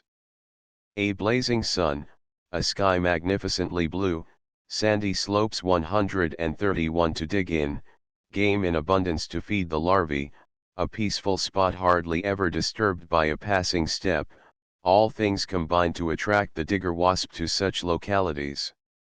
I was, however, not the only one to profit by the shade of my umbrella. I was generally surrounded by numerous companions. Gadflies of various species would take refuge under the silken dome, and sit peacefully on every part of the tightly stretched cover. I was rarely without their society when the heat became overpowering. To while away the hours when I had nothing to do, it amused me to watch their great gold eyes, which shone like carbuncles under my canopy. I loved to follow their solemn progress when some part of the ceiling became too hot and obliged them to move a little way on. One day, bang! The tight cover resounded like the skin of a drum. Perhaps an oak had dropped an acorn on the umbrella. Presently, one after the other, bang, bang, bang. Can some practical joker have come to disturb my solitude and fling acorns or little pebbles at my umbrella? I leave my tent and inspect the neighborhood, nothing. The same sharp sound is repeated. I look up at the ceiling, and the mystery is explained. The bimbex of the vicinity, who all consume gadflies, had discovered the rich provender that was keeping me company, and were impudently penetrating my shelter to seize the flies on the ceiling. 132 things were going to perfection. I had only to sit still and look. Every moment a bimbex would enter, swift as lightning, and dart up to the silken ceiling, which resounded with a sharp thud. Some rumpus was going on aloft, where the eye could no longer distinguish between attacker and attacked, so lively was the fray. The struggle did not last for an appreciable time. The wasp would retire forthwith with the victim between her legs. Obviously the suddenness of attack, followed by the swift removal of the prey, does not allow the bimbex to regulate her dagger play. Point 1 with ever-increasing accuracy, by the combined efforts of observation and experiment, that rich entomological material was amassed which was one day to serve for the erection of one of the finest and most enduring monuments of contemporary science. We should form but a very incomplete idea of the sort of work to which the future author of the Souvenirs began to devote himself at this early stage of his professorship were we merely to note his frequent visits to Les Angles and his long sessions beneath his umbrella in the Bois de Isserts.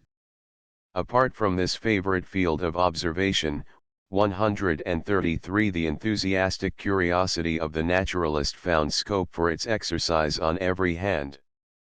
Whether at home or abroad, whether passing along the public highway or visiting a friend, it was enough for an insect to appear to capture and retain his attention without regard for the circumstances and without a thought as to what might be said of him.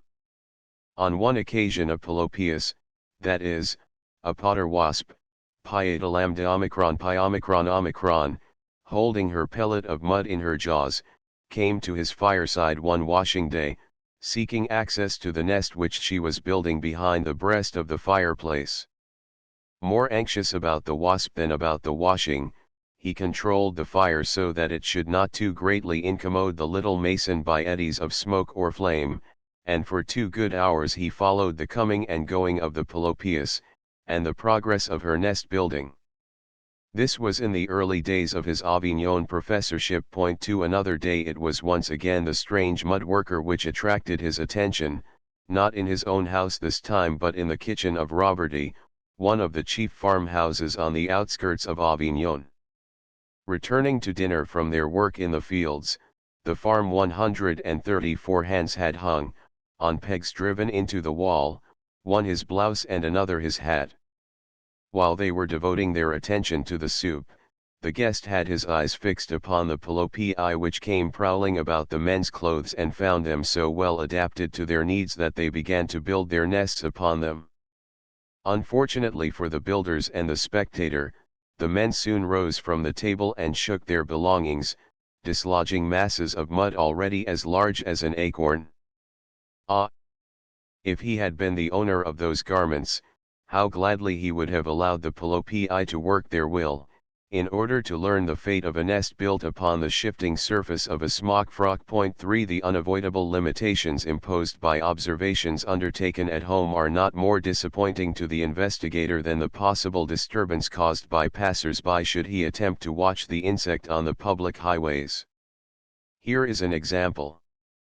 The professor, on one of his days off, is quietly 135 strolling along a narrow footpath on the banks of the Rhône. A yellow-winged sphex appears, hopping along, dragging her prey. What do I see? The prey is not a cricket, but a common acrydion, a locust. And yet the wasp is really the sphex with whom I am so familiar, the yellow-winged sphex, the keen cricket huntress. I can hardly believe the evidence of my own eyes. The burrow is not far off, the insect enters it and stores away the booty. I sit down, determined to wait for a new expedition, to wait hours if necessary, so that I may see if the extraordinary capture is repeated. My sitting attitude makes me take up the whole width of the path. 2 raw conscripts heave in sight, their hair newly cut, wearing that inimitable automaton look which the first days of barrack life bestow. They are chatting together, talking no doubt of home and the girl they left behind them, and each is innocently whittling a willow switch with his knife. I am seized with a sudden apprehension. I therefore got up without speaking and trusted to my lucky star. Alas and alack, my star betrayed me. The heavy regulation boot came straight down upon the ceiling of the sphex. A shudder ran through me as though I myself had received the impress of the hobnailed sole. For 136 and the unfortunate observer cries, with an emotion which he does not attempt to conceal, alas! It is no easy matter to experiment on the public road, where, when the long-waited event occurs at last, the arrival of a wayfarer is likely to disturb or ruin opportunities that may never return. But the entomological hero does not allow himself to be discouraged by those unfortunate encounters with the profane, nor does he shrink from the humiliation which they sometimes inflict upon him. The following is a characteristic example: ever since daybreak I have been ambushed, sitting on a stone, at the bottom of a ravine. The subject of my matutinal visit is the Languedocian Sphex. 3 women, vine pickers, pass in a group, on the way to their work. They give a glance at the man seated, apparently absorbed in reflection.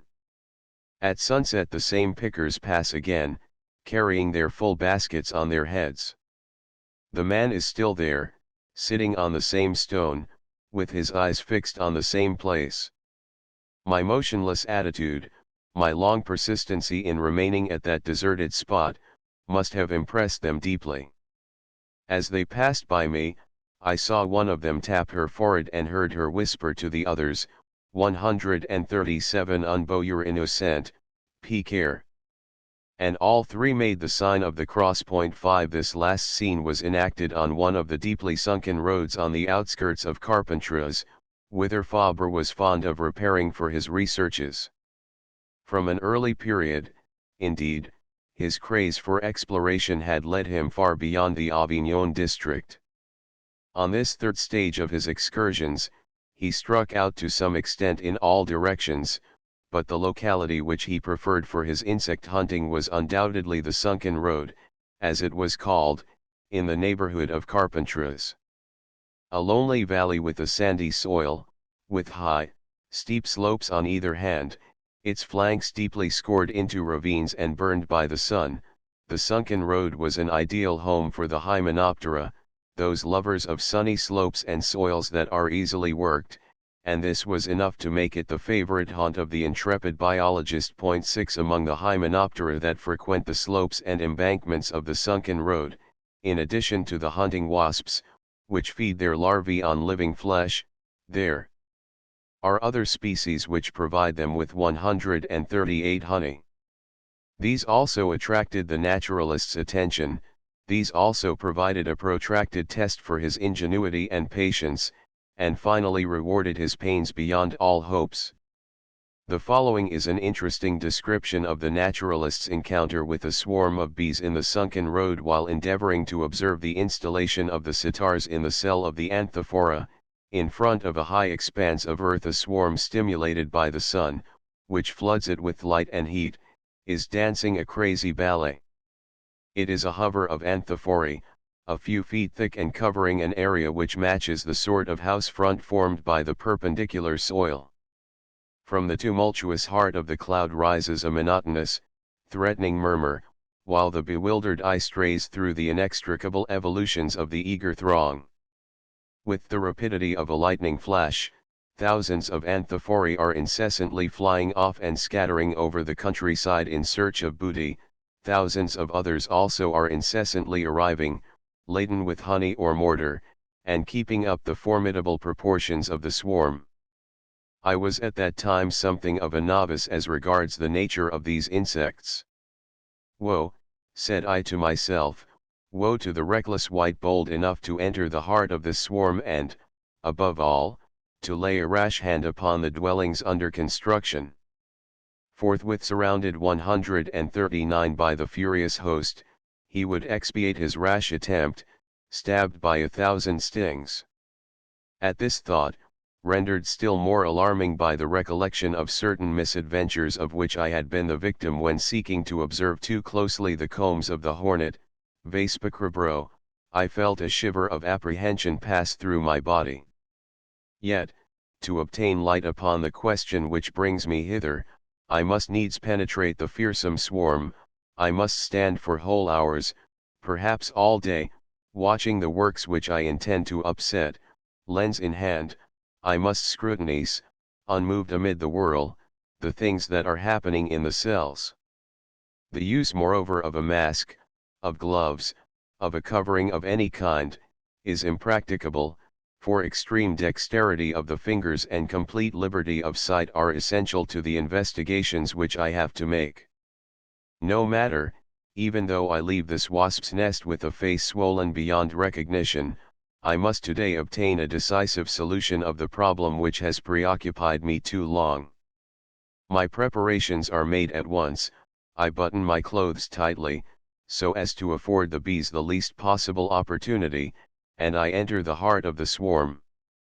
A few blows of the mattock, which arouse a far from reassuring crescendo in the humming of the anthophore, soon place me in possession of a lump of earth, and I beat a hasty retreat, greatly astonished to find myself still safe and sound and unpursued. But the lump of earth which I have removed is from a part too near the surface. It 140 contains nothing but osmia cells, which do not interest me for the moment. A second expedition is made, lasting longer than the first, and, though my retreat is effected without great precipitation, not an anthophora has touched me with her sting, nor even shown herself disposed to fall upon the aggressor. This success emboldens me. I remain permanently in front of the work in progress, continually removing lumps of earth filled with cells, spilling the liquid honey on the ground, eviscerating larvae, and crushing the bees busily occupied in their nests. All this devastation results merely in arousing a louder hum in the swarm and is not followed by any hostile demonstration.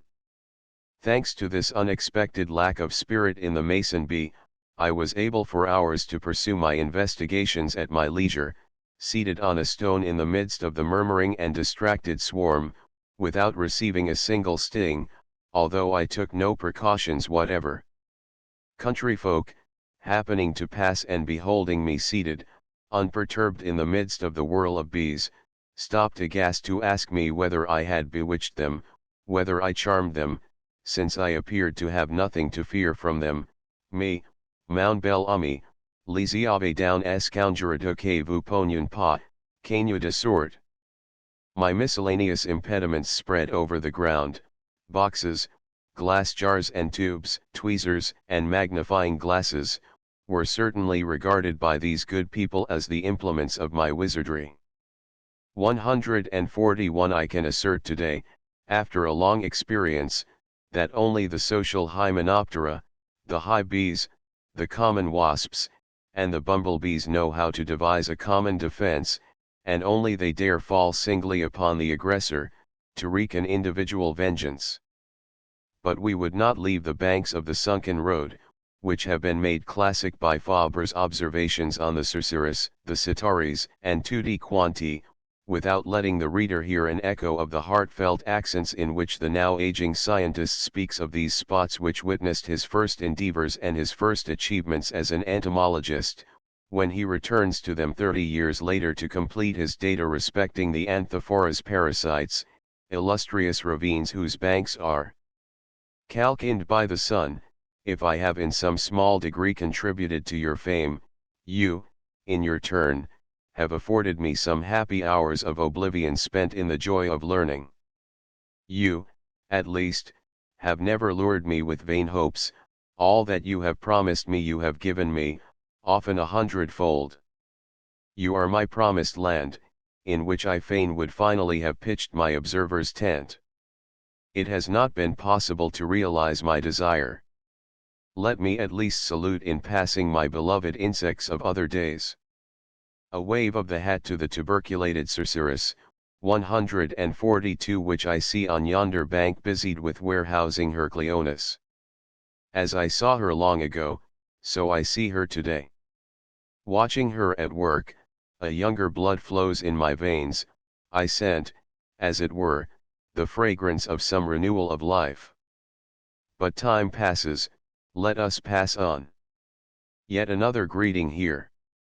I hear rustling overhead, above that ledge, a community of sphex wasps, stabbing their crickets. Let us give them a friendly glance, but no more. My acquaintances here are too numerous, I have not time to resume all my old relations.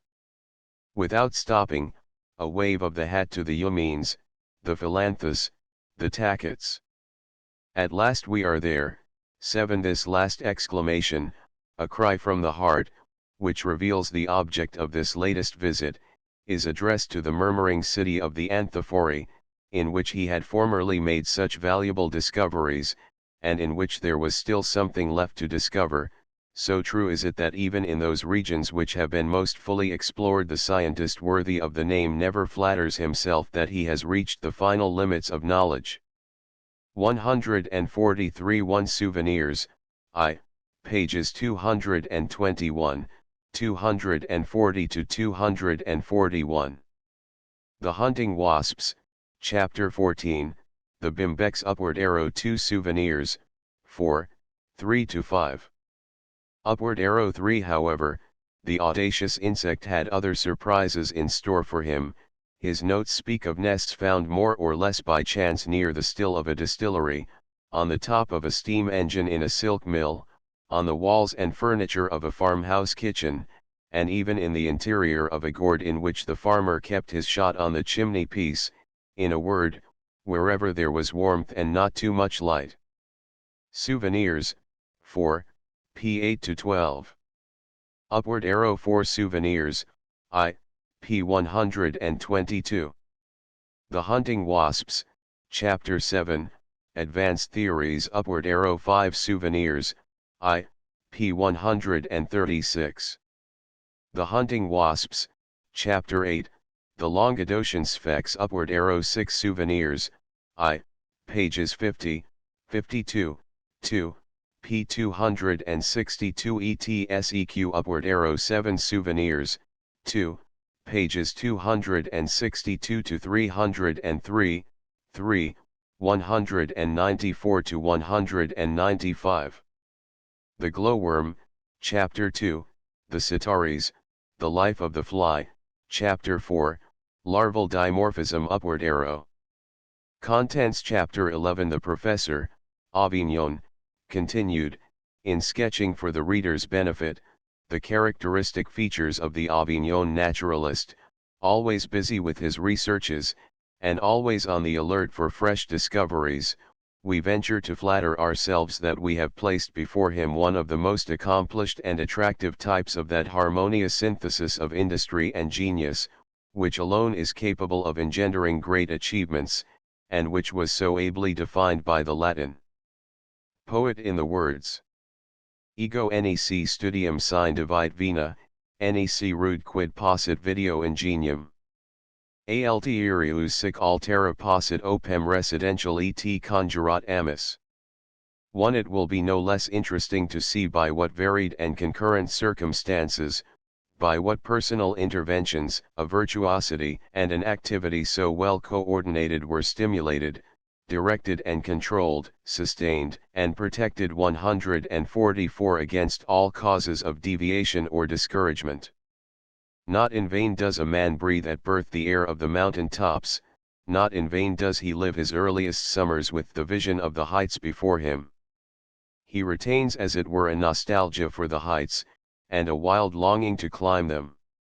It will not surprise us to learn that the child of the Autrorg, transplanted, by the vicissitudes of life, from the Levezu mountains to the Provençal plains, should calm his brain, burning with the stress of study, by gazing at Mont Ventoux, and anticipating his approaching expedition to the mountain of his dreams. 2. We shall not be surprised to find that he never allowed himself to be repulsed by the difficulties of the enterprise, and that more than a score of ascents failed to produce satiety, whereas many another found his courage and his interest evaporate almost at the outset. 3. For the ascent of Mont Ventoux is a difficult task, more difficult than that of the majority of our mountains.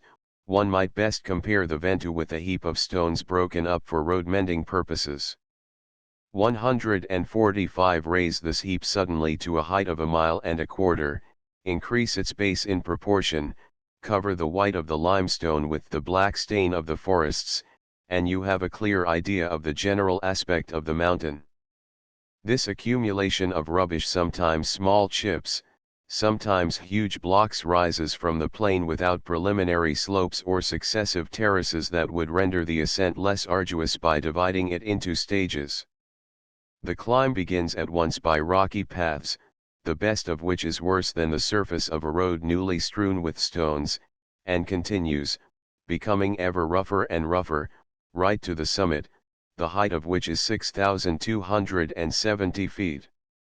Green swards, babbling brooks, the spacious shade of venerable trees, all the things, in short, that lend such charm to other mountains, are here unknown and are replaced by an interminable bed of limestone broken into scales, which slip under our feet with a sharp, almost metallic click. By way of cascades the Ventoux has rills of stones, the rattle of falling rocks takes the place of the whispering waters. Point 4 But the unsatisfied eagerness that draws the exile from our cool green hills to repeat, again and again, the ascent of the rocky Provençal height, is based on something more than sensitiveness to impressions and a pre-established harmony. He is also strongly attracted 146 by the peculiar and unique variety of the flora growing upon its slopes, thanks to its isolated position, which leaves it freely exposed on every side to atmospheric influences, thanks also to its height, which makes it the topmost point of France within the frontiers of either the Alps or the Pyrenees. Our bare Provençal mountain, Mont Ventoux, lends itself remarkably well to the study of the climatic distribution of plants.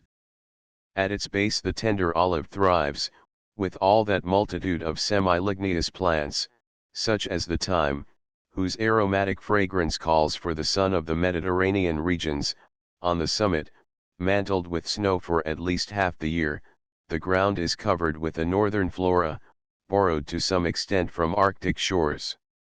Half a day's journey in an upward direction brings before our eyes a succession of the chief vegetable types which we should find in the course of a long voyage from south to north along the same meridian. Point 5 To anyone with any love of plants, to anyone with blood in his veins, the expedition was a tempting one.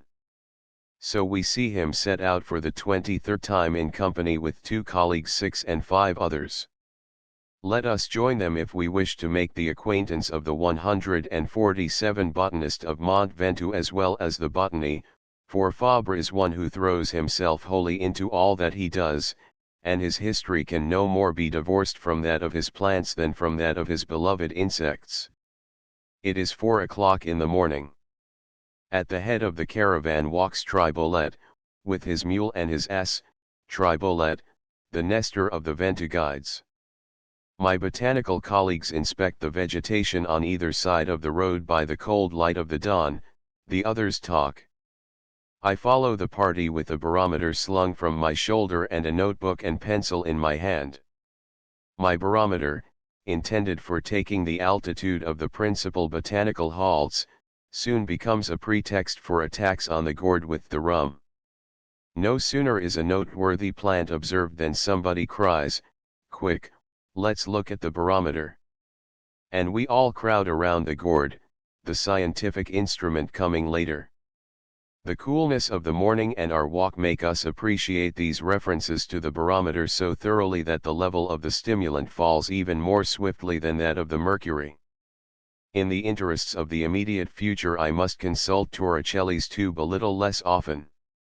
As the temperature grows too cold for them, first the oak and the ilex disappear by degrees, then the vine and the almond tree, and next the mulberry, 148 the walnut tree, and the white oak.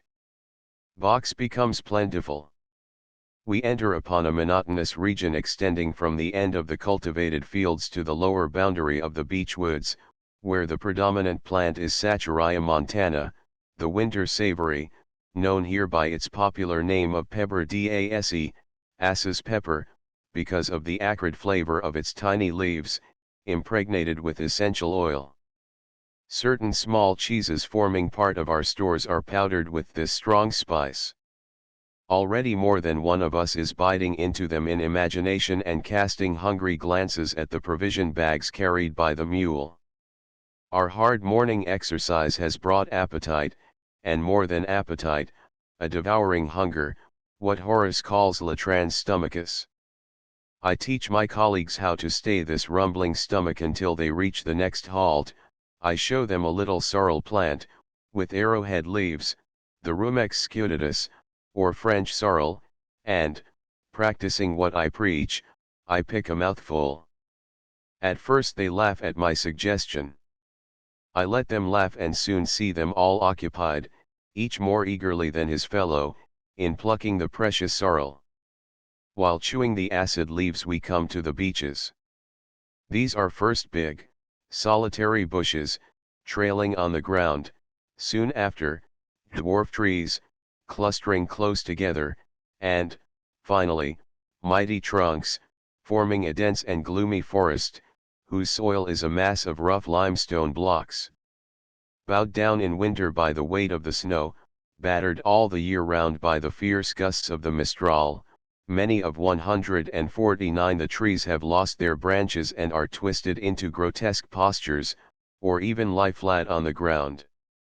An hour or more is spent in crossing this wooded zone, which from a distance shows against the sides of the Ventoux like a black belt. Then once more the beeches become bushy and scattered. We have reached their upper boundary and, to the great relief of all of us, despite the sorrel leaves, we have also reached the stopping place selected for our lunch. We are at the source of the grave, a slender stream of water caught, as it bubbles from the ground, in a series of long beech trunk troughs, where the mountain shepherds come to water their flocks. The temperature of the spring is 45 degrees F, and its coolness is a priceless boon for us who have come from the sultry oven of the plain. The cloth is spread on a charming carpet of alpine plants, with glittering among them the time-leaved Paranechea, whose wide, thin bracts look like silver scales. The food is taken out of the bags, the bottles extracted from their bed of hay. On this side are the joints, the legs of mutton stuffed with garlic, the stacks of loaves, on that, the tasteless chickens, for our grinders to toy with presently, when the edge has been taken off our appetite. At no great distance, set in a place of honor, are the Ventoux cheeses spiced with winter savory, the little pepper dase cheeses, flanked by all sausages, whose pink flesh is mottled with cubes of bacon and whole peppercorns. Over here, in this corner, are green olives still dripping with brine and black 150 olives soaking in oil, in that other, Cavaillon melons, some white, some orange, to suit every taste, and, down there, a jar of anchovies which make you drink hard and so keep your strength up. Lastly, the bottles are cooling in the ice-cold water of the trough over there. Have we forgotten anything?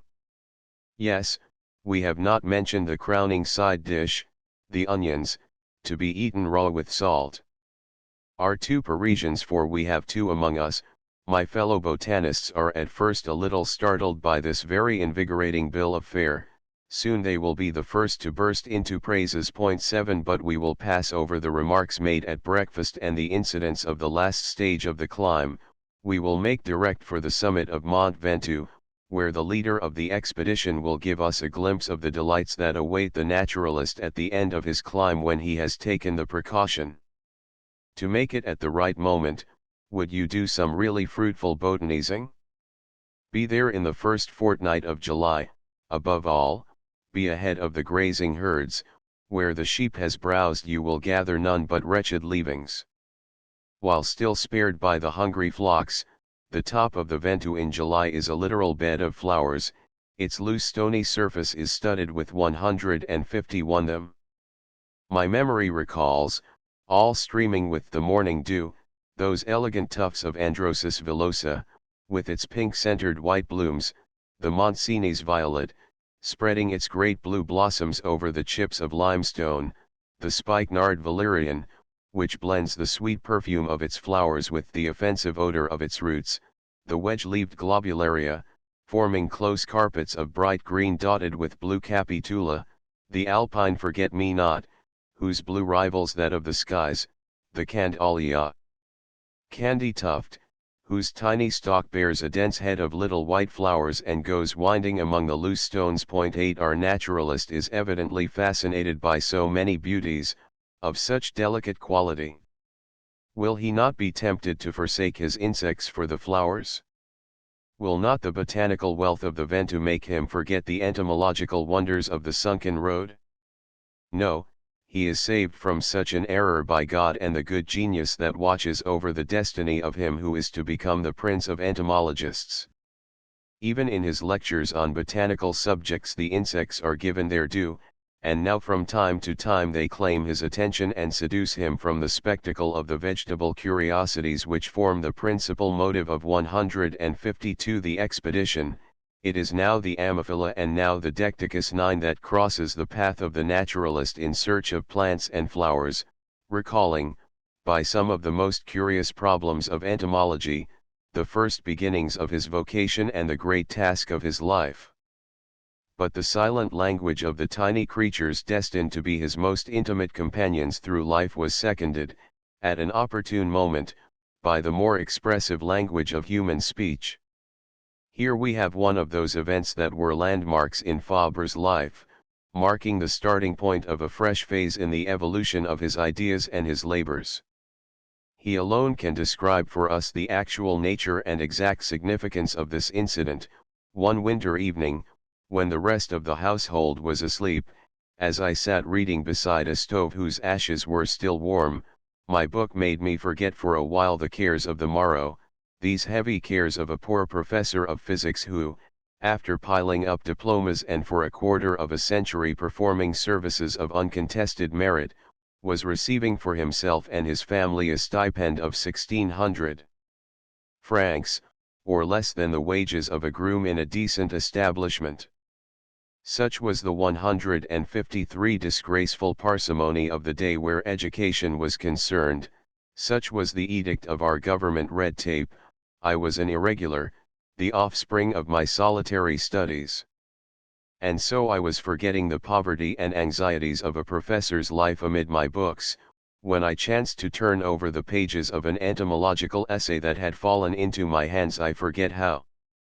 It was a monograph by the then father of entomology, the venerable scientist Leon Dufour, on the habits of a wasp that hunted Buprestis beetles. Certainly, I had not waited till then to interest myself in insects.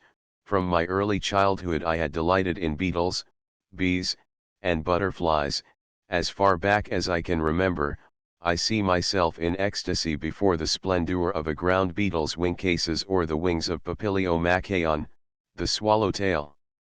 The fire was laid, the spark to kindle it was absent. Leon Dufour's essay provided that spark. 10 new lights burst forth. I received a sort of mental revelation. So there was more in science than the arranging of pretty beetles in a cork box and giving them names and classifying them. There was something much finer, a close and loving study of insect life, the examination of the structure and especially the faculties of each species. I read of a magnificent instance of this, glowing with excitement as I did so. Some time after, aided by 154 those lucky circumstances which he who seeks them eagerly is always able to find, I myself published an entomological article, a supplement to Leon Dufour's. This first work of mine won honorable mention from the Institute of France, and was awarded a prize for experimental physiology. But soon I received a far more welcome recompense, in the shape of a most eulogistic and encouraging letter from the very man who had inspired me. From his home in the Landes the revered master sent me a warm expression of his enthusiasm and urged me to go on with my studies. Even now, at that sacred recollection, my old eyes fill with happy tears. O fair days of illusion, of faith in the future, where are you now? 11 Moquin Tandon converted Fabre to the study of animals and plants. Dufour converted him to the study of insects, and taught him to publish the results of his entomological studies. Dufour's little work was a revelation, a flash of light revealing his vocation. It was like the electric impulse that bursts the seed about to open, that sends the genius ready to unfold its wings soaring into the heavens. It was to the chance perusal of a certain passage that another prince of science owed 155 the awakening of his genius. We are speaking of Pasteur, whom we shall presently see in his dealings with Fabre. It was through reading a note by the Russian chemist, Mitscherlich, on the comparison of the specific characters of certain crystals that Pasteur became interested in those investigations of the subject of molecular dissymmetry which were the starting point of so many wonderful discoveries. 12. Does it not seem that there must be a special providence for the elect of science? In Dufour's memoir, which gave Fabre so decisive an impulsion toward entomology, a singular fact is mentioned. The naturalist of the Landes found in the nest of a species of wasp known as the Cerceris some small beetles of the Buprestis family, which, although apparently dead, remained as fresh as though alive during the period occupied by the rearing of the larvae for whose nourishment they are destined to serve. Dufour supposed that these Buprestes were simply dead, and, in order to explain this marvelous preservation of their flesh, which makes an insect that for several weeks has been motionless as a corpse a kind of game that does not become high but remain 156 as fresh as at the moment of capture during the greatest heat of summer, he presumed the use of a liquid antiseptic, acting in the same manner as the preparations used to preserve anatomical specimens. This liquid could only be the venom of the Hymenopteron inoculated into the victim's body. The tiny drop of poisonous humor that accompanies the sting, the lancet employed in the inoculation, is supposed to perform the office of a kind of pickle or preservative liquid for preserving the flesh set aside for the nourishment of the larvae.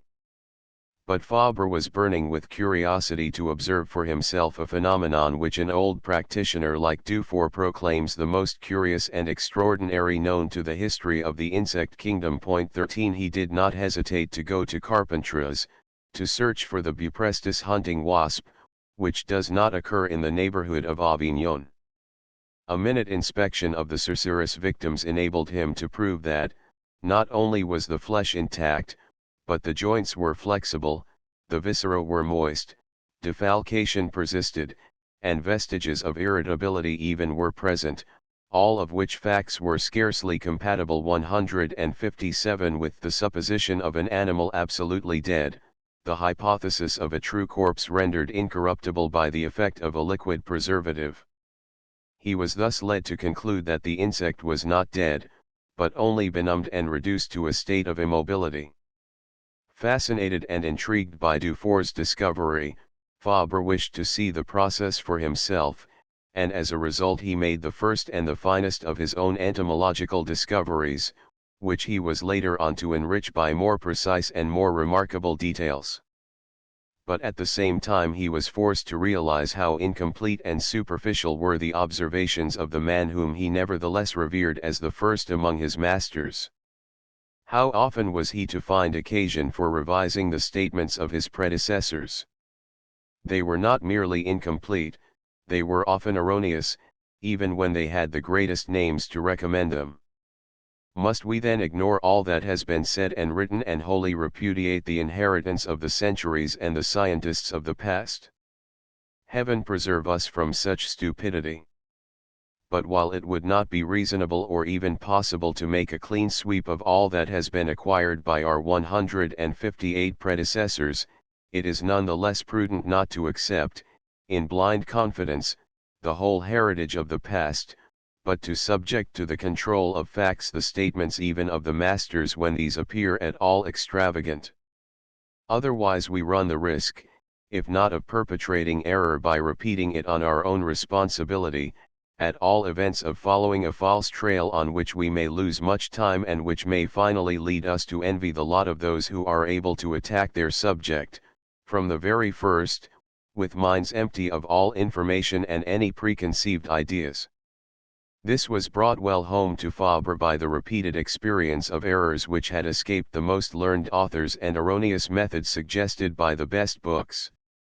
And the persuasive effect of the highly symptomatic example afforded by an absolutely unrivaled master was even more eloquent. Unexpectedly, one fine day, writes Fabre, Pasteur rang my doorbell, the Pasteur who was presently to acquire so great a celebrity. His name was known to me. I had read his beautiful essay on the dissymmetry of tartaric acid, I had followed with the keenest interest his researches concerning the generation of the infusoria. Every period has its scientific craze, today it is evolution, then it was spontaneous generation. By 159 his glass bulbs, made sterile or fertile at will, by his experiments, magnificent in their rigorous simplicity, Pasteur exploded forever the insanity which professed to see life arising from a chemical conflict in a mass of putrescence. Aware of this dispute, so victoriously elucidated, I gave my illustrious visitor the best of welcomes. The scientist had come to me in the first place for certain information.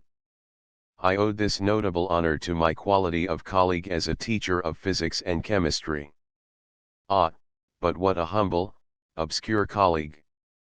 Pasteur's tour through the district of Avignon was in connection with sericulture. For some years the silkworm nurseries had been at 6s and 7s, ravaged by unknown plagues. The silkworms, without appreciable cause, became masses of putrid deliquescence, or hardened into stony lumps. The peasant, in dismay, saw one of his chief sources of income disappearing. After much expense and trouble he had to throw his litters on the dung heap. A few words were exchanged concerning the prevailing evil, then, without further preamble, I wanted to see some cocoons, said my visitor. I have never seen any, I know them only by name. Could you get me some? Nothing simpler. My landlord is himself a dealer in cocoons, and he lives across the road. If you'll be good enough to wait a moment, I will bring you what you want. 160. A few long strides and I had reached my neighbor's house, where I stuffed my pockets with cocoons. On my return I offered them to the scientist. He took one, turned it over and over in his fingers, curiously he examined it, as we should some singular object which had come from the other end of the world. He shook it against his ear. It rattles, he said, quite surprised. There is something inside. Why, yes. But what? The chrysalis. What's that, the chrysalis? I mean the sort of mummy into which the caterpillar turns before it becomes a moth. And in every cocoon there is one of those things. Of course, it's to protect the chrysalis that the caterpillar spins. Ah! And without more ado, the cocoons went into the pocket of the scientist, who was to inform himself at leisure concerning this great novelty, the chrysalis. This magnificent assurance impressed me. Knowing nothing of caterpillar, cocoon, chrysalis, or metamorphosis, Pasteur had come to regenerate the silkworm. The ancient gymnasts presented themselves naked for the contest.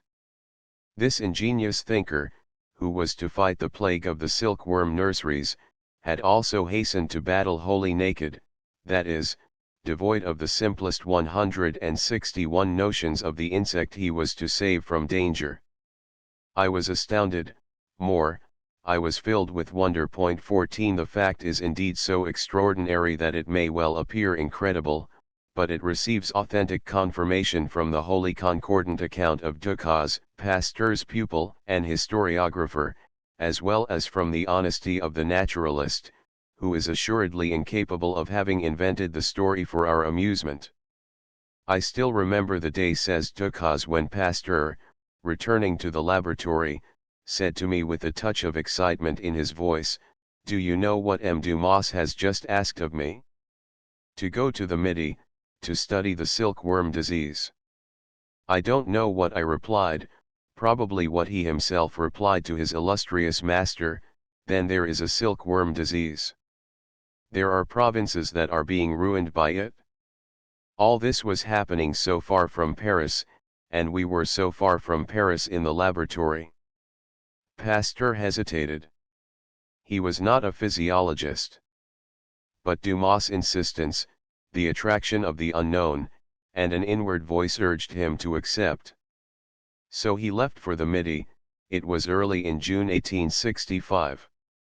He was invested with an official mission which confronted him with a plague that had to be conquered 162 and obliged him to render an account of the attempts made and the results obtained. To be sent to fight a fire and not to know what fire is, and to have no fire engine or hose. It needed Pasteur to accept and to shoulder such a responsibility. To his complaint that he had no knowledge of the matter, Dumas had replied, "So much the better. You will have no ideas on the subject but those that will come to you as a result of your own observations." This reply is not always a paradox, but one has to be careful to whom one makes it. 15 In this case the choice was not mistaken, and the lesson was as profitable to Pasteur as it was to Fabre, to whom he was about to hand it on, all unsuspecting. When Pasteur was called upon to regenerate sericulture, the silkworm disease had been known for 20 years. During that period much research had been undertaken and many efforts had been made, in France as well as in Italy, to discover the nature of the affection and to fight it. But of all this story, a mixture of truth and falsehood, Pasteur knew nothing when he began his researches. More, and this was what astonished Fabre, he knew nothing of the physiology or the rearing of the silkworm. For 163 the first time he has seen a cocoon, and has learned that there is something in the cocoon, a rough model of the future moth, and he is about to revolutionize the hygiene of the silkworm nurseries and is preparing to revolutionize medicine and general hygiene in the same way. 16 By showing that the maladies of silkworms and most of our human maladies arise from the development in the tissues of a microscopic living entity, a microbe, the cause of the malady. And while his other discoveries won for him only fame and the admiration of his contemporaries, this will give him immortality and place him in the front rank of the benefactors of humanity. Decidedly ignorance may have its advantages. Encouraged by the magnificent example of Pasteur, continues the entomologist, I have made it a rule to adopt the method of ignorance in my investigations of the instincts. I read very little. Instead of turning over the leaves of books, an expensive method which is not within my means, instead of consulting others, I set myself obstinately face to face with my subject until I contrive to make it speak. I know nothing. So much the better, my interrogation will be all the freer, today tending in one direction, tomorrow in another, according to the information acquired. And 164 If by chance I do open a book, I am careful to leave a section of my mind wide open to doubt. 17 Beginning with that arising out of Dufour's memoir, repeated experiences taught Fabre not to be too greatly influenced, in his conceptions of natural objects, by faith in his reading or even in the assertions of his masters. To go still further, Pasteur's example made him appreciate the advantage of coming fresh to the facts, of confronting them in a state of ignorance, of receiving impressions from them alone, and of having no ideas but those that truly emanate from the reality. Without going to extremes, Fabre benefited by this twofold lesson. No one had a greater respect for his masters, he quotes them readily and is chary neither of praising their works nor of expressing his gratitude to them. 18 But no one was ever more independent in his researches and his conclusions, which are often the very contrary of theirs. If he revered his masters he revered the truth still more, and he might well have made his own the celebrated maxim, amicus Plato, magis amica veritas. 165 Let us add that while no one was ever more interested in authors and their writings, to purchase which he often sacrificed his last coppers, and even his daily bread, no one was more resolutely determined to give the first place to the language of facts, and direct intercourse with the tiny living creatures whom he had chosen for his own. So much so that, if we wish fully to describe his method, we must complete the maxim which we have just quoted by this other, which forms its exact counterpart, amicus liber, magis amica natura. 166 1 Horace, Ars Poetica, 409 ETSEQ upward arrow 2 Souvenirs, 3, p. 193. Upward arrow 3 Ibid, I, p. 182. The Hunting Wasps, Chapter 11, An Ascent of Mont Ventoux Upward Arrow 4 Souvenirs, I, pages 182-3. The Hunting Wasps, Chapter 11, An Ascent of Mont Ventoux Upward Arrow 5 Souvenirs, I, p. 180. Upward Arrow 6 Th. Delacour and Bernard Vallet of the Jardin de Plantes. Upward Arrow 7 Souvenirs, I, pages 181-186. The Hunting Wasps, Chap. 11, An Ascent of Mont Ventoux. Upward Arrow 8 Souvenirs, I, pages 192-193. Upward Arrow 9 Souvenirs, 6, p. 166, I, p. 187. Upward Arrow 10 Leon Dufour, 1780-1865, was an army surgeon who in 1823 went through the Spanish campaign, and on returning to France settled in his native town, Saint-Sever, where he devoted himself chiefly to entomology. Upward Arrow 11 Souvenirs, I, pages 39-41. The Hunting Wasps, Chap. I, the Buprestis Hunting Cerceris. Upward Arrow 12 Fabre, Poet of Science, p. 58. Upward Arrow 13 Souvenirs, I, pages 41-44. The Hunting Wasps, Chapter I, the Buprestis Hunting Cerceris. Upward Arrow 14 Souvenirs, 9, pages 326-328. Upward Arrow 15 Ducas, Pasteur, Histoire d'un Esprit, pages 182-93. Upward Arrow 16 Souvenirs, 9, p. 330. Upward Arrow 17 Souvenirs, 9, pages 330-331. Upward Arrow 18 Souvenirs, I, p. 40, 73, 2, pages 78, 83, 181, 214, 234, 235, 283, v. pages 76, 188, 229, etc. Upward Arrow. Contents Chapter 12 The Professor, Avignon, continued.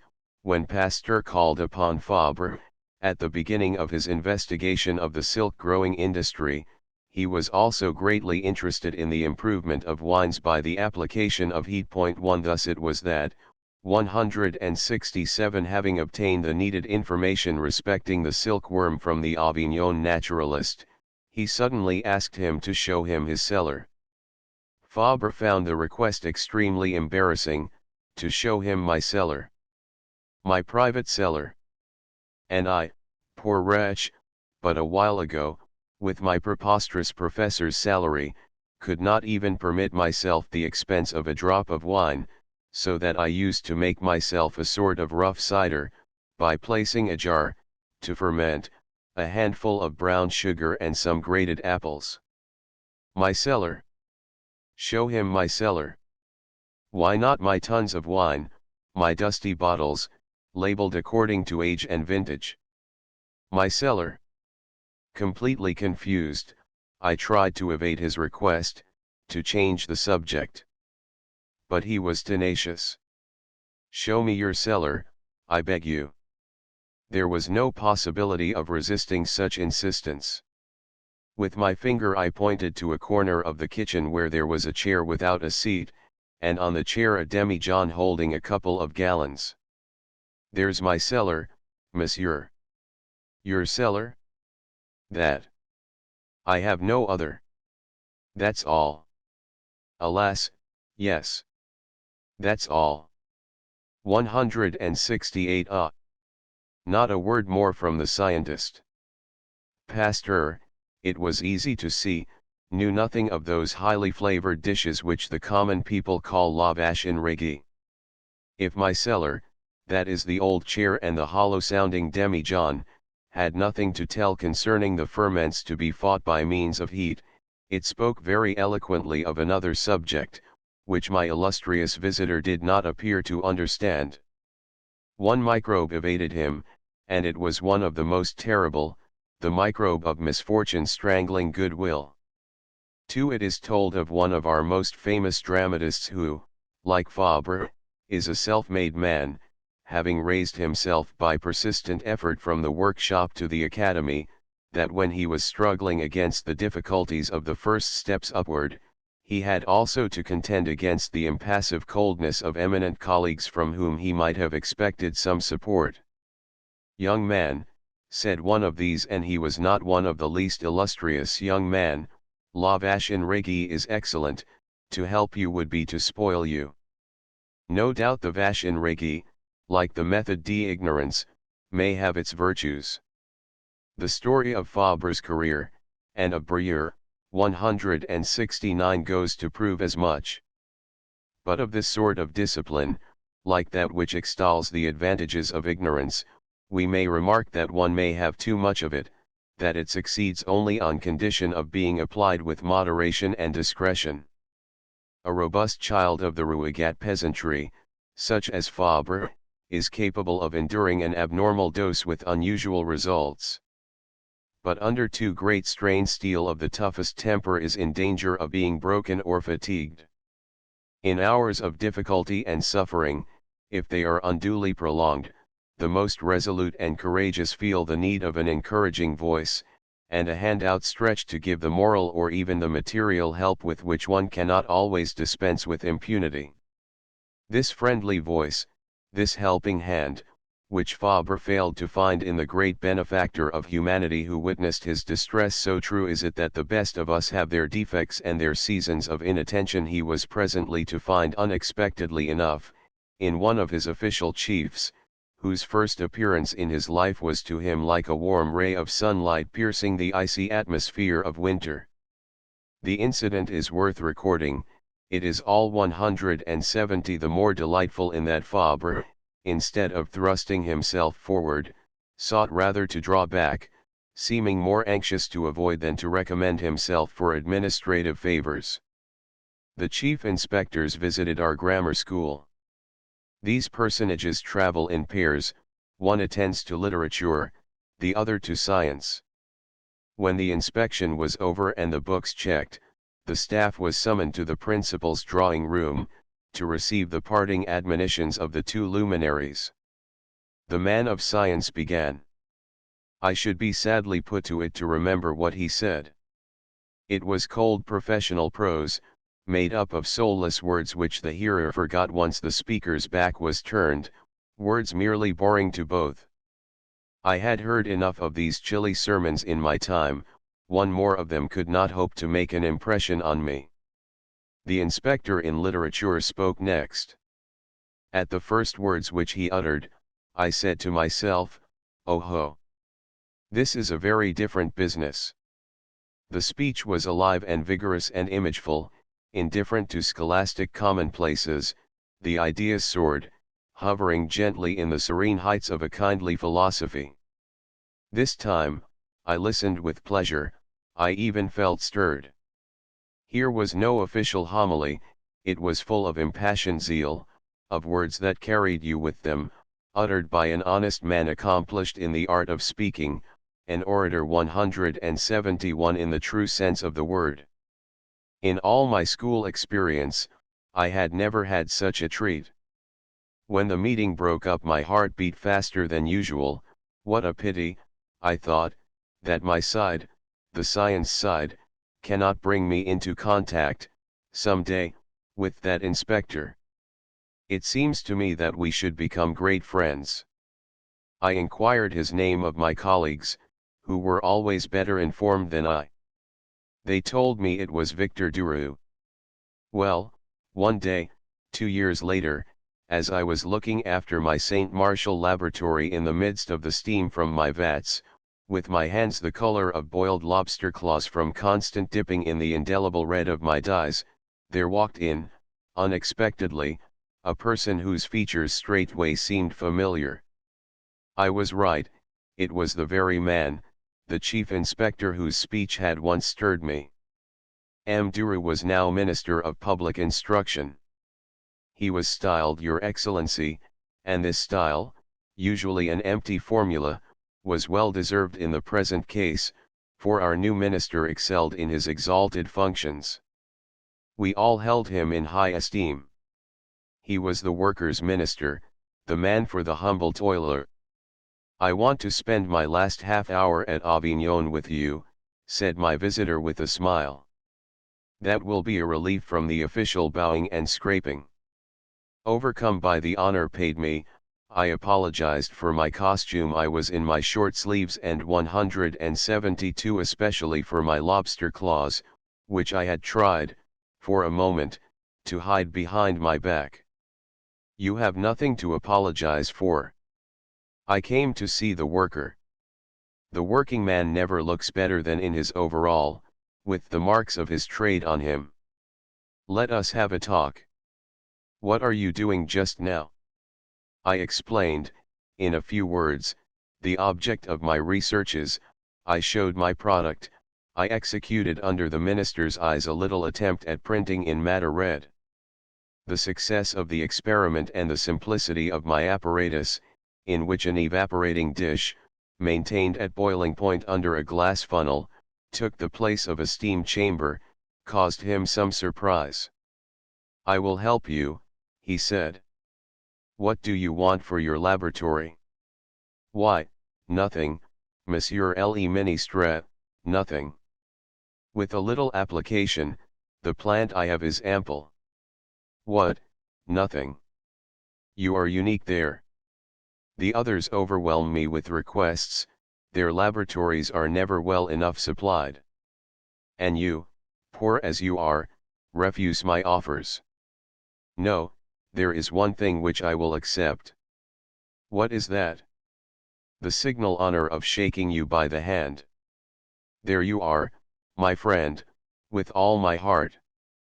But that's not enough. What else do you want?" "The Paris Jardin de Plantes is under your 173 control. Should a crocodile die, let them keep the hide for me. I will stuff it with straw and hang it from the ceiling. Thus adorned, my workshop will rival the wizard's den." The minister cast his eyes round the nave and glanced up at the Gothic vault. "Yes, it would look very well." And he gave a laugh at my sally. "I now know you as a chemist," he continued. "I knew you already as a naturalist and a writer. I have heard about your little animals. I am sorry that I shall have to leave without seeing them. They must wait for another occasion. My train will be starting presently. Walk with me to the station, will you? We shall be alone and we can chat a bit more on the way." We strolled along, discussing entomology and matter. My shyness had disappeared. The self-sufficiency of a fool would have left me dumb, the fine frankness of a lofty mind put me at my ease. I told him of my experiments in natural history, of my plans for a professorship, of my fight with harsh fate, my hopes and fears. He encouraged me, spoke to me of a better future. We reached the station and walked up and down outside, talking away delightfully. A poor old woman passed, all in rags, her back bent by age and years of work in the fields. She furtively put out her hand for alms. Duru felt in his waistcoat, found a 2-franc piece, and placed it in the outstretched hand. I wanted to add a couple of sous as my contribution, but my pockets were 174 empty, as usual. I went to the beggar woman and whispered in her ear, "Do you know who gave you that?" "It's the emperor's minister." The poor woman started, and her astounded eyes wandered from the open-handed swell to the piece of silver and from the piece of silver to the open-handed swell. What a surprise! What a windfall! "Que le boudieu ie d'un longo video e santa, piquer," she said in her cracked voice. And, curtsaying and nodding, she withdrew, still staring at the coin in the palm of her hand. "What did she say?" asked Duru. She wished you long life and health. And P-Care. P-Care is a poem in itself, it sums up all the gentler passions. And I myself mentally repeated the artless vow. The man who stops so kindly when a beggar puts out her hand has something better in his soul than the mere qualities that go to make a minister. We entered the station, still alone, as promised, and I quite without misgivings. Had I but foreseen what was going to happen, how I should have hastened to take my leave. Little by little a group formed in front of us. It was too late to fly, I had to screw up my courage. Came the general of division and his officers, came the prefect and his secretary, the mayor and his deputy, the school inspector and the pick of the staff. The minister faced the ceremonial semicircle. I stood next to 175 him. A crowd at one side, we two on the other. Followed the regulation spinal contortions, the empty obeisances which my dear Duru had come to my laboratory to forget. When bowing to Saint Roch III in his corner niche, the worshipper at the same time salutes the saint's humble companion. I was something like Saint Roch's dog in the presence of those honors which did not concern me. I stood and looked on, with my awful red hands concealed behind my back, under the broad brim of my felt hat. After the official compliments had been exchanged, the conversation began to languish, and the minister seized my right hand and gently drew it from the mysterious recesses of my wide-awake. "Why don't you show those gentlemen your hands?" he said. "Most people would be proud of them." I vainly protested with a jerk of the elbow. I had to comply, and I displayed my lobster claws. "Workmen's hands," said the prefect's secretary. "Regular workmen's hands." The general, almost scandalized at seeing me in such distinguished company, added, "Hands of a dyer and cleaner." "Yes, workmen's hands," retorted the minister, "and I wish you many like them. Believe me, they will do much to help the chief industry of your 176 city. Skilled as they are in chemical work, they are equally capable of wielding the pen, the pencil, the scalpel, and the lens. As you here seem unaware of it, I am delighted to inform you. This time I should have liked the ground to open and swallow me up. Fortunately the bell rang for the train to start. I said goodbye to the minister and, hurriedly taking to flight, left him laughing at the trick which he had played me. The incident was noised about, could not help being so, for the peristyle of a railway station keeps no secrets. I then learned to what annoyances the shadow of the great exposes us. I was looked upon as an influential person, having the favor of the gods at my entire disposal. Place hunters and canvassers tormented me. One wanted a license to sell tobacco and stamps, another a scholarship for his son, another an increase of his pension. I had only to ask and I should obtain, said they. O simple people, what an illusion was yours! You could not have hit upon a worse intermediary. I figuring as a postulant. I have many faults, I admit, but that is certainly not one of them. I got rid of the importunate people as best I could, though they were utterly unable to fathom my reserve. What would they have said had they known of the minister's offers with regard to my laboratory and my jesting reply, in which I asked for a crocodile skin to hang from my ceiling? They would have taken me for an idiot. 6 months elapsed, and I received a letter summoning me to call upon the minister at his office. I 177 suspected a proposal to promote me to a more important grammar school, and wrote begging that I might be left where I was, among my vats and my insects. A second letter arrived, more pressing than the first and signed by the minister's own hand. This letter said, "Come at once, or I shall send my gendarmes to fetch you." There was no way out of it.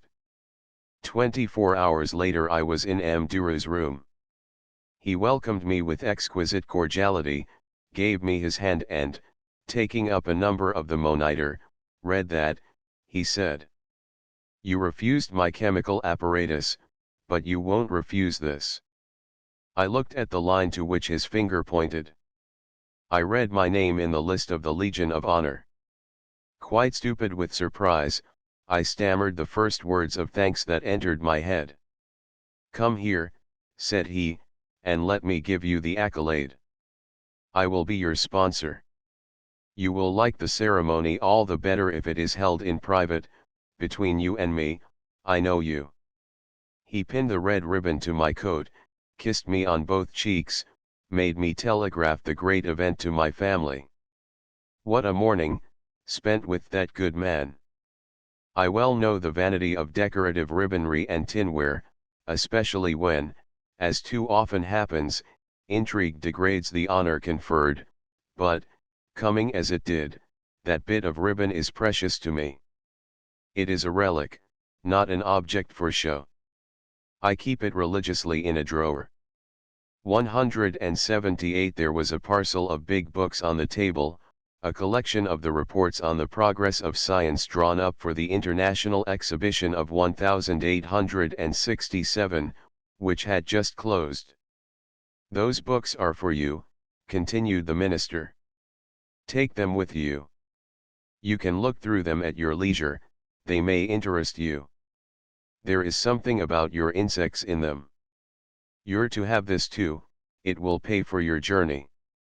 The trip which I made you take must not be at your own expense. If there is anything over, spend it on your laboratory.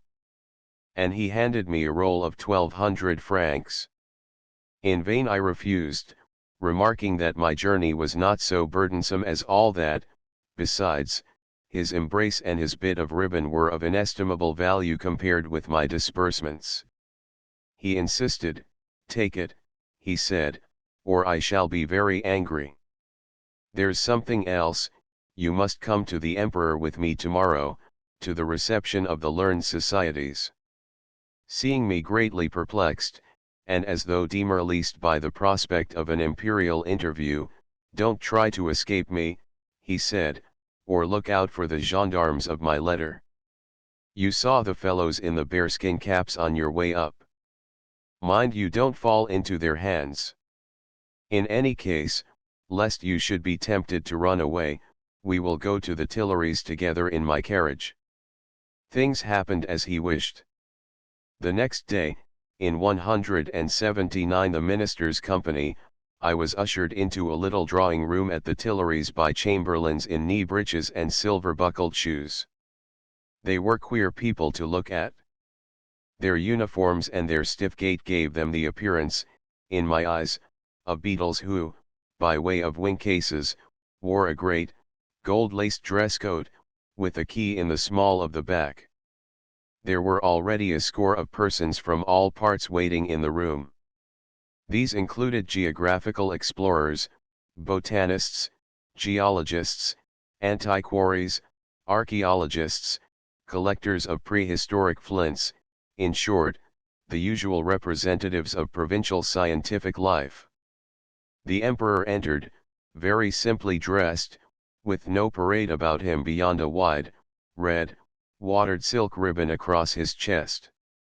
No sign of majesty, an ordinary man, round and plump, with a large mustache and a pair of half-closed drowsy eyes. He moved from one to the other, talking to each of us for a moment as the minister mentioned our names and the nature of our occupations. He showed a fair amount of information as he changed his subject from the ice floes of Spitzbergen to the dunes of Gascony, from a Carlovingian charter to the flora of the Sahara, from the progress in beetroot growing to Caesar's trenches before Alesia. When my turn came, he questioned me upon the hypermetamorphosis of the Meloidae, my last essay in entomology. I answered as best I could, floundering a little in the proper mode of address, mixing up the everyday monsieur with sire, a word whose use was so utterly new to me. I passed 180 through the dread straits, and others succeeded me. My 5 minutes' conversation with an imperial majesty was, they say, a most distinguished honor. I am quite ready to believe them, but I never had a desire to repeat it. The reception came to an end, bows were exchanged, and we were dismissed. A luncheon awaited us at the minister's house. I sat on his right, not a little embarrassed by the privilege. On his left was a physiologist of great renown. Like the others, I spoke of all manner of things, including even Avignon Bridge. Duroux's son, sitting opposite me, chaffed me pleasantly about the famous bridge on which everybody dances, for he smiled at my impatience to get back to the thyme-scented hills and the grey oliveyards rich in grasshoppers. "What," said his father, "won't you visit our museums, our collections? There are some very interesting things there." "I know, Monsieur le Ministre, but I shall find better things more to my taste, in the incomparable Museum of the Fields." "Then what do you propose to do?" "I propose to go back tomorrow." I did go back. I had had enough of Paris. Never had I felt such tortures of loneliness as in that 181 immense whirl of humanity. To get away was my one idea. 5 In rereading this curious and attractive episode of Fabre's career, our mind was haunted by the no less attractive memory of another illustrious son of our Aveyron, which shares his glory with Provence. 6 Like the author of the Souvenirs entomologiques, the writer of the Poésie de Bêtes is the son of humble Aveyron peasants, who raised himself by his own efforts from the first to the second grade of school teachers, and whose genius, like that of Fabre, faithful to the environment in which he was born, confines itself, with jealous care, like that of the naturalist, to the incomparable Museum of the Fields, which he describes with the same clearness of vision and the same sincerity of feeling. Like Fabre, Fabre is a modest man, who does not readily emerge from the obscurity in which his native timidity delights. In his case again it needed the perspicacity and kindliness of Duroux, the champion of the 182 modest and the laborious, to single him out and drag him out of his hole, just as, at the present time, a Parisian publicist, of whom his fine talents have made a conquest, has truly remarked, it needed the energetic intervention of his friends to give his poetic genius the supreme consecration reserved for the works of our most eminent writers. Thank heaven, the author of the Poésie de Bêtes and Bonterra has friends who admire the poet as greatly as they esteem the man, and if M. François Fabre cannot make up his mind to emerge from the obscurity in which he has only too long, indeed always, enveloped himself, I venture to hope that they will not hesitate to take him by the shoulders and bring him out into the broad light of day, and that they will then propel him willy-nilly across the Pont d'Arts, at the end of which rises the dome of the illustrious 47. One might say the same of Fabre. Someone should have taken him, too, by the shoulders and pushed him forcibly across the Pont d'Arts, and should then have kept his eyes upon him until he reached his destination, lest he should turn aside and fly for the Pont d'Avignon, for we must not forget that Duroux 183 and his gendarmes, although they were capable of making him come to Paris, were incapable of keeping him there. Fortunately Fabre's work is not of the kind that needs, for its survival, the factitious glitter of honors. By its own merit it assures his name of an immortality greater than that of the immortal 40. There were 3 men, at this period of Fabre's life, who contributed not a little to kindle or revive the fires of his scientific activity. Dufour's essays furnished the spark that made the inward flame burst into a magnificent blaze of light. Experience and the example of Pasteur added fuel to the fire, by teaching him to keep as far as possible in close contact with nature. Duroux's goodwill brought to this blaze the vivifying breath without which all ardor becomes chilled and all light extinguished. But genius does not merely develop under the impulse of the inner life, and the influence of the external life, which in some men is more potent and more active. It is determined also by the pressure of events, of which the most painful are not always the least effectual. Who does not know that famous line of Musset's, which has almost become a proverb, 184 L'homme est un apprenti, la douleur est son maître. Man's an apprentice, and his master, sorrow. Like so many others, Fabre learned this by cruel yet fortunate experience. He had to suffer poverty, lack of success, and persecution, yet these were to him so many stepping stones by which he rose to the serene and solitary height where his genius could at last unfurl its wings in freedom and soar at will. While Fabre had no ambition in respect of the academy, he was ambitious where the university was concerned.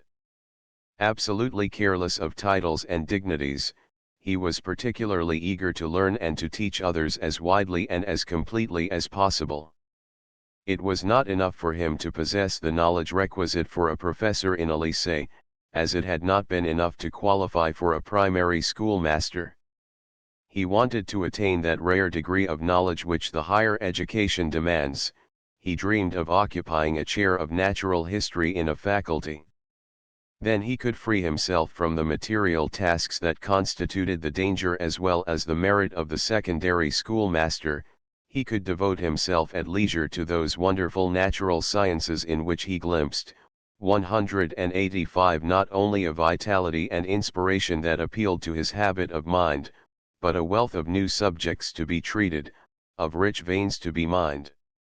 To serve this noble ambition he needed the prestige of the degrees that would lead to the coveted chair. He won them as he had won those that gave him access to the second degree of instruction, without guide or master, by the sole effort of his mind and will. In 1858 he easily won his degree as licentiate in the natural sciences before the faculty of Toulouse. It is an eloquent fact that instead of being, as it is for so many others, a goal and an end in itself, the licentiate was for Fabre but a brief parenthesis in his life of study, a stage no sooner reached than crossed on the infinite path of knowledge. The next step was that of the doctorate. It was achieved with no less ardor and success than the previous one. This is almost all we can say of it, for the hero of this history speaks of it only incidentally, because it is connected with the story of one of his insects. But for the Languedocian scorpion the souvenirs would leave us in ignorance of his degree of Doctor of Science. 186 It was not long before Fabre saw that it was not enough to possess all the scientific degrees you will in order to realize the long-cherished project of teaching natural history in a faculty. It was an inspector general and a mathematician of the name of Rollier who undertook to inform him of this. Here is the incident as related by Fabre himself. My colleagues used to call him the crocodile. Perhaps he had given them a rough time in the course of his inspections. For all his boorish ways he was an excellent man at heart. I owe him a piece of advice which greatly influenced my future studies. That day he suddenly appeared, alone, in the schoolroom, where I was taking a class in geometrical drawing. I must explain that, at this time, to eke out my ridiculous salary, and, at all costs, to provide a living for myself and my large family, I was a mighty pluralist, both inside the college and out. At the college in particular, after 2 hours of physics, chemistry, or natural history, came, without respite, another 2 hours lesson, in which I taught the boys how to make a projection in descriptive geometry, how to draw a geodetic plane, a curve of any kind whose law of generation is known to us. This was called graphics. The sudden eruption of the dread personage causes me no great flurry. 12 o'clock strikes, 187 The pupils go out and we are left alone. I know him to be a geometrician. The transcendental curve, perfectly drawn, may work upon his gentler mood. I happen to have in my portfolio the very thing to please him. Fortune serves me well, in this special circumstance. Among my boys there is one who, though a regular dunce at everything else, is a first-rate hand with the square, the compass, and the drawing pen, a deft-fingered numbskull, in short. With the aid of a system of tangents of which I first showed him the rule and the method of construction, my artist has obtained the ordinary cycloid, followed by the interior and the exterior epicycloid, and, lastly, the same curves both lengthened and shortened. His drawings are admirable spiders' webs, encircling the cunning curve in their net. The draftsmanship is so accurate that it is easy to deduce from it beautiful theorems which would be very laborious to work out by the calculus. I submit the geometrical masterpieces to my chief inspector, who is himself said to be smitten with geometry. I modestly describe the method of construction, I call his attention to the fine deductions which the drawing enables one to make. It is labor lost. He gives but a heedless glance at my sheets and flings each on the table as I hand it to him. Alas, said I to myself. There is a storm brewing, the cycloid won't save you, it's your turn for a bite from the crocodile. 188 Not a bit of it. Behold the bugbear growing genial. He sits down on a bench, with one leg here, another there, invites me to take a seat by his side and, in a moment, we are discussing graphics. Then, bluntly, have you any money, he asks. Astounded at this strange question, I answer with a smile. Don't be afraid, he says. Confide in me. I'm asking you in your own interest. Have you any capital? I have no reason to be ashamed of my poverty, Monsieur l'Inspecteur General. I frankly admit, I possess nothing, my means are limited to my modest salary. A frown greets my answer, and I hear, spoken in an undertone, as though my confessor were talking to himself, that's sad, that's really very sad. Astonished to find my penury treated as sad, I ask for an explanation. I was not accustomed to this solicitude on the part of my superiors. Why, yes, it's a great pity, continues the man reputed so terrible. I have read your articles in the Annales des Sciences Naturelles. You have an observant mind, a taste for research, a lively style and a ready pen. You would have made a capital university professor. But that's just what I'm aiming at. Give up the idea. Haven't I the necessary attainment? Yes, you have, but you have no capital. 189 The great obstacle stands revealed to me, woe to the poor in pocket. University teaching demands a private income. Be as ordinary, as commonplace as you please, but, above all, possess the coin that lets you cut a dash. That is the main thing, the rest is a secondary condition. And the worthy man tells me what poverty in a frock coat means. Though less of a pauper than I, he has known the mortification of it, he describes it to me, excitedly, in all its bitterness.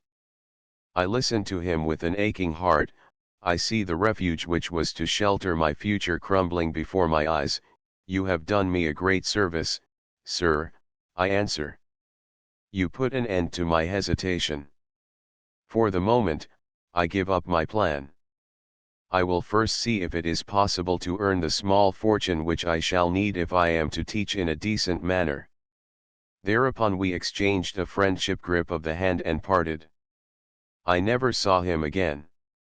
His fatherly arguments had soon convinced me, I was prepared to hear the blunt truth. A few months earlier I had received my nomination as an assistant lecturer in zoology at the University of Poitiers. They offered me a ludicrous salary.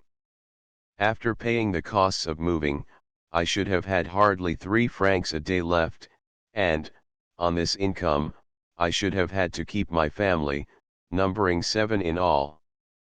I hastened to decline the very great honor. No, science ought not to practice these jests. If we humble persons are of use to her, she should 190 at least enable us to live. If she can't do that, then let her leave us to break stones on the highway. Oh, yes, I was prepared for the truth when that honest fellow talked to me of frock-coated poverty. I am telling the story of a not very distant past. Since then things have improved considerably, but, when the pear was properly ripened, I was no longer of an age to pick it.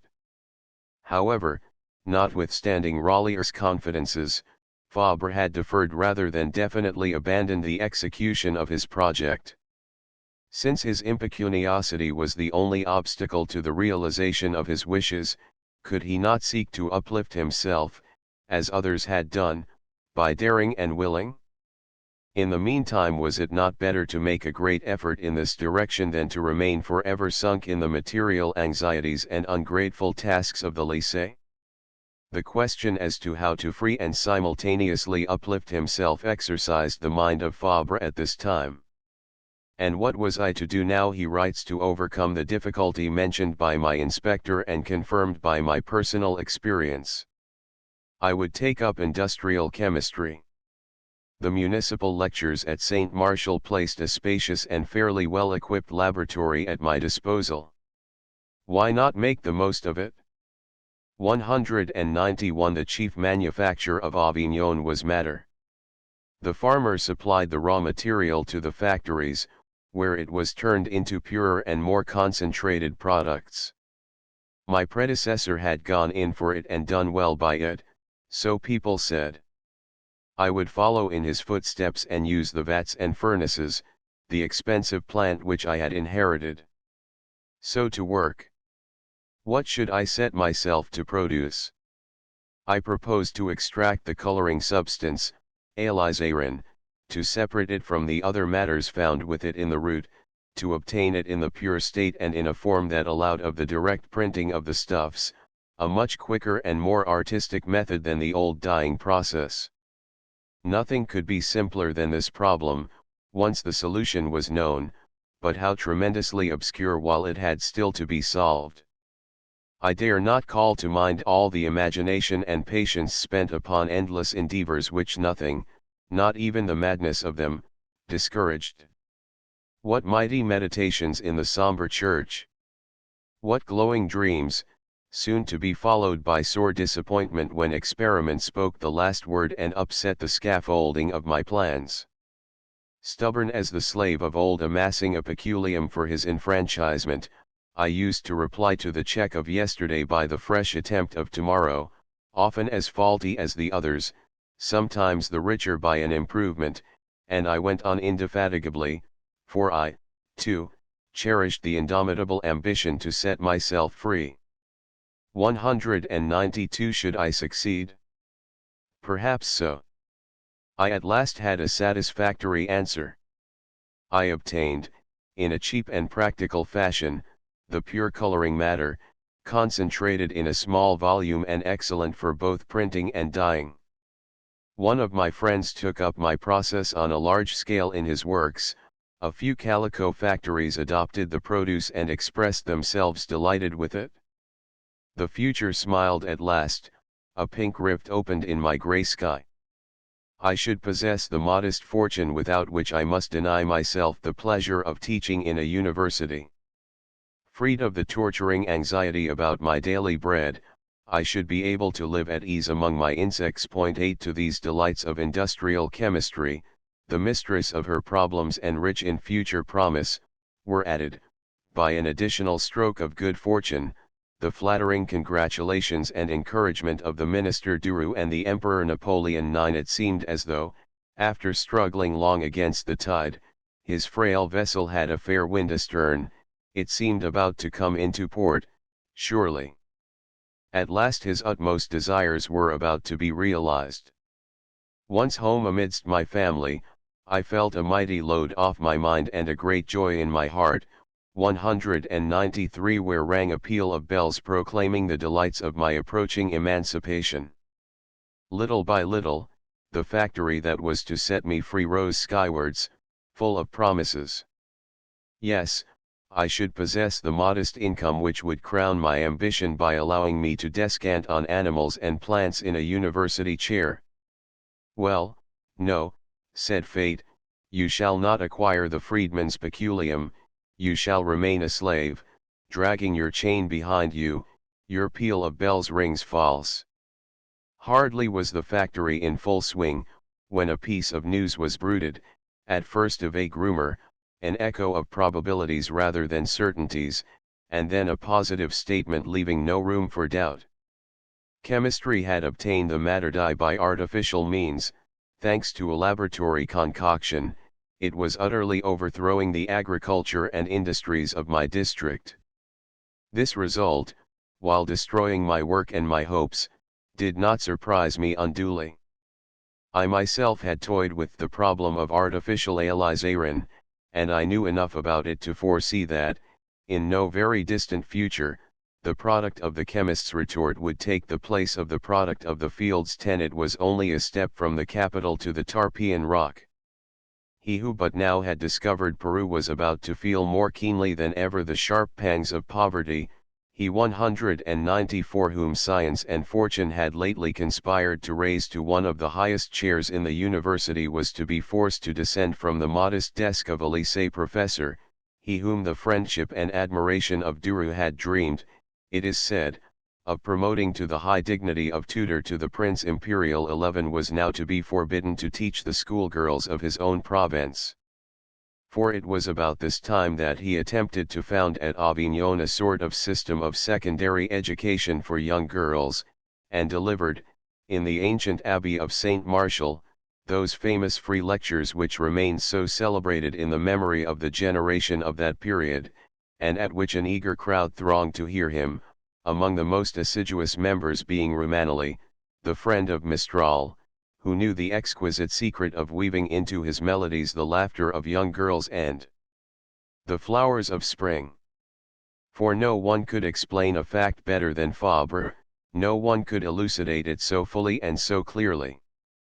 No one could teach as he did, so simply, so picturesquely, yet in so original a fashion. 195 And he had the power of communicating to his hearers his own conviction, his profound faith, the sacred fire that inspired him, the passion which he felt for all natural things. But there were sufficient reasons to set the sectarians all agog and excite the rancour of the envious, some regarding this great novelty of placing the natural sciences within reach of young girls as a heresy and even a scandal, others finding it unsatisfactory that this irregular person, the child of his own solitary studies, should fill, by his work, his successes, and the magic of his teaching, a place so apart and so disproportionate. Their cavilling, their underhand cabals, their secret manoeuvring won an easy triumph. In what hateful and tragic fashion we must let him tell us in his own words, the first of these removals took place in 1870. A little earlier, a minister who has left a lasting memory in the university, that fine man Victor Duru 12 had instituted classes for the secondary education of girls. This was the beginning, as far as was then possible, of the burning question of 196 today. I very gladly lent my humble aid to this labor of light. I was put to teach physical and natural science. I had faith, and was not sparing of work, with the result that I rarely faced a more attentive or interested audience. The days on which the lessons fell were red-letter days, especially when the lesson was botany and the table disappeared from view under the treasures of the neighboring conservatories. That was going too far. In fact, you can see how heinous my crime was. I taught those young persons what air and water are, whence the lightning comes and the thunder, by what device our thoughts are transmitted across the seas and continents by means of a metal wire, why fire burns and why we breathe, how a seed puts forth shoots and how a flower blossoms, all eminently hateful things in the eyes of some people, whose feeble eyes are dazzled by the light of day. The little lamp must be put out as quickly as possible and measures taken to get rid of the officious person who strove to keep it alight. The scheme was darkly plotted with the old maids who owned my house and who saw the abomination of desolation in these new educational methods. I had no written agreement to protect me. The bailiff appeared with a notice on stamped paper. It baldly informed me that I must move out within 4 weeks from date, failing which the law would turn my goods and chattels into the street. I had hurriedly to provide myself with a dwelling. The first house which we found happened to be at 197 Orange. Thus was my exodus from Avignon effected. Point 13. After this we understand why it was that Fabre cried, "It is all over, the downfall of my hopes is complete." But no, beloved master. All was not over. The immortal work with which your name is connected was as yet to be begun. This ruin, this mortification, this grievous overthrow of all your hopes in connection with the university were even needed to lead you back to the fields, to enable you to raise, in all its amplitude and its exquisite originality, the scientific edifice of which you may say, with the ancient poet, Exegi monumentum eri perennis. 14. Edmond Perrier very judiciously remarked, in his speech at Sérignan, in Paris, in a great city, you would have had great difficulty in finding your beloved insects, and entomology would have lost a great part of those magnificent observations which are the glory of French science. So it was, in reality, advantageous, as regards his destiny, that Fabre suffered, at this 198 juncture of his history, this accumulation of trials, so grievous to experience, yet so fortunate in their consequences that they remind us of the sublime passage of the Gospel, whose sayings regarding eternal life are often rich in lessons for this our present life, "He that loses his life shall save it." End of the first volume in the French edition. 199. 1. Everybody knows today that heat kills, or so far enfeebles as to render inoffensive, the microbes that infect liquids and make it impossible to preserve them. This again is one of Pasteur's happy discoveries, as is conveyed by the very verb to pasteurize, which means to protect against microbes by the action of heat. We pasteurize milk, beer, wine, etc. The ancients used to practice the heating of wines. In the house of St. John and St. Paul, discovered in Rome in 1887, beneath the church dedicated to the two martyrs, who were both officers of the Emperor Constantine, the excavators found beside the cellar and the amphorae of wine, the little room with a fireplace known as the furnarium, which was used for heating wine and drying fruit. The heating of wines was practiced also at Mazy, near Sète, before Pasteur's discovery. But the ancient method of heating had nothing in common with pasteurization. The merchants of Hérault, like the ancients, used to heat wine in order to modify its flavor, to mature it more quickly.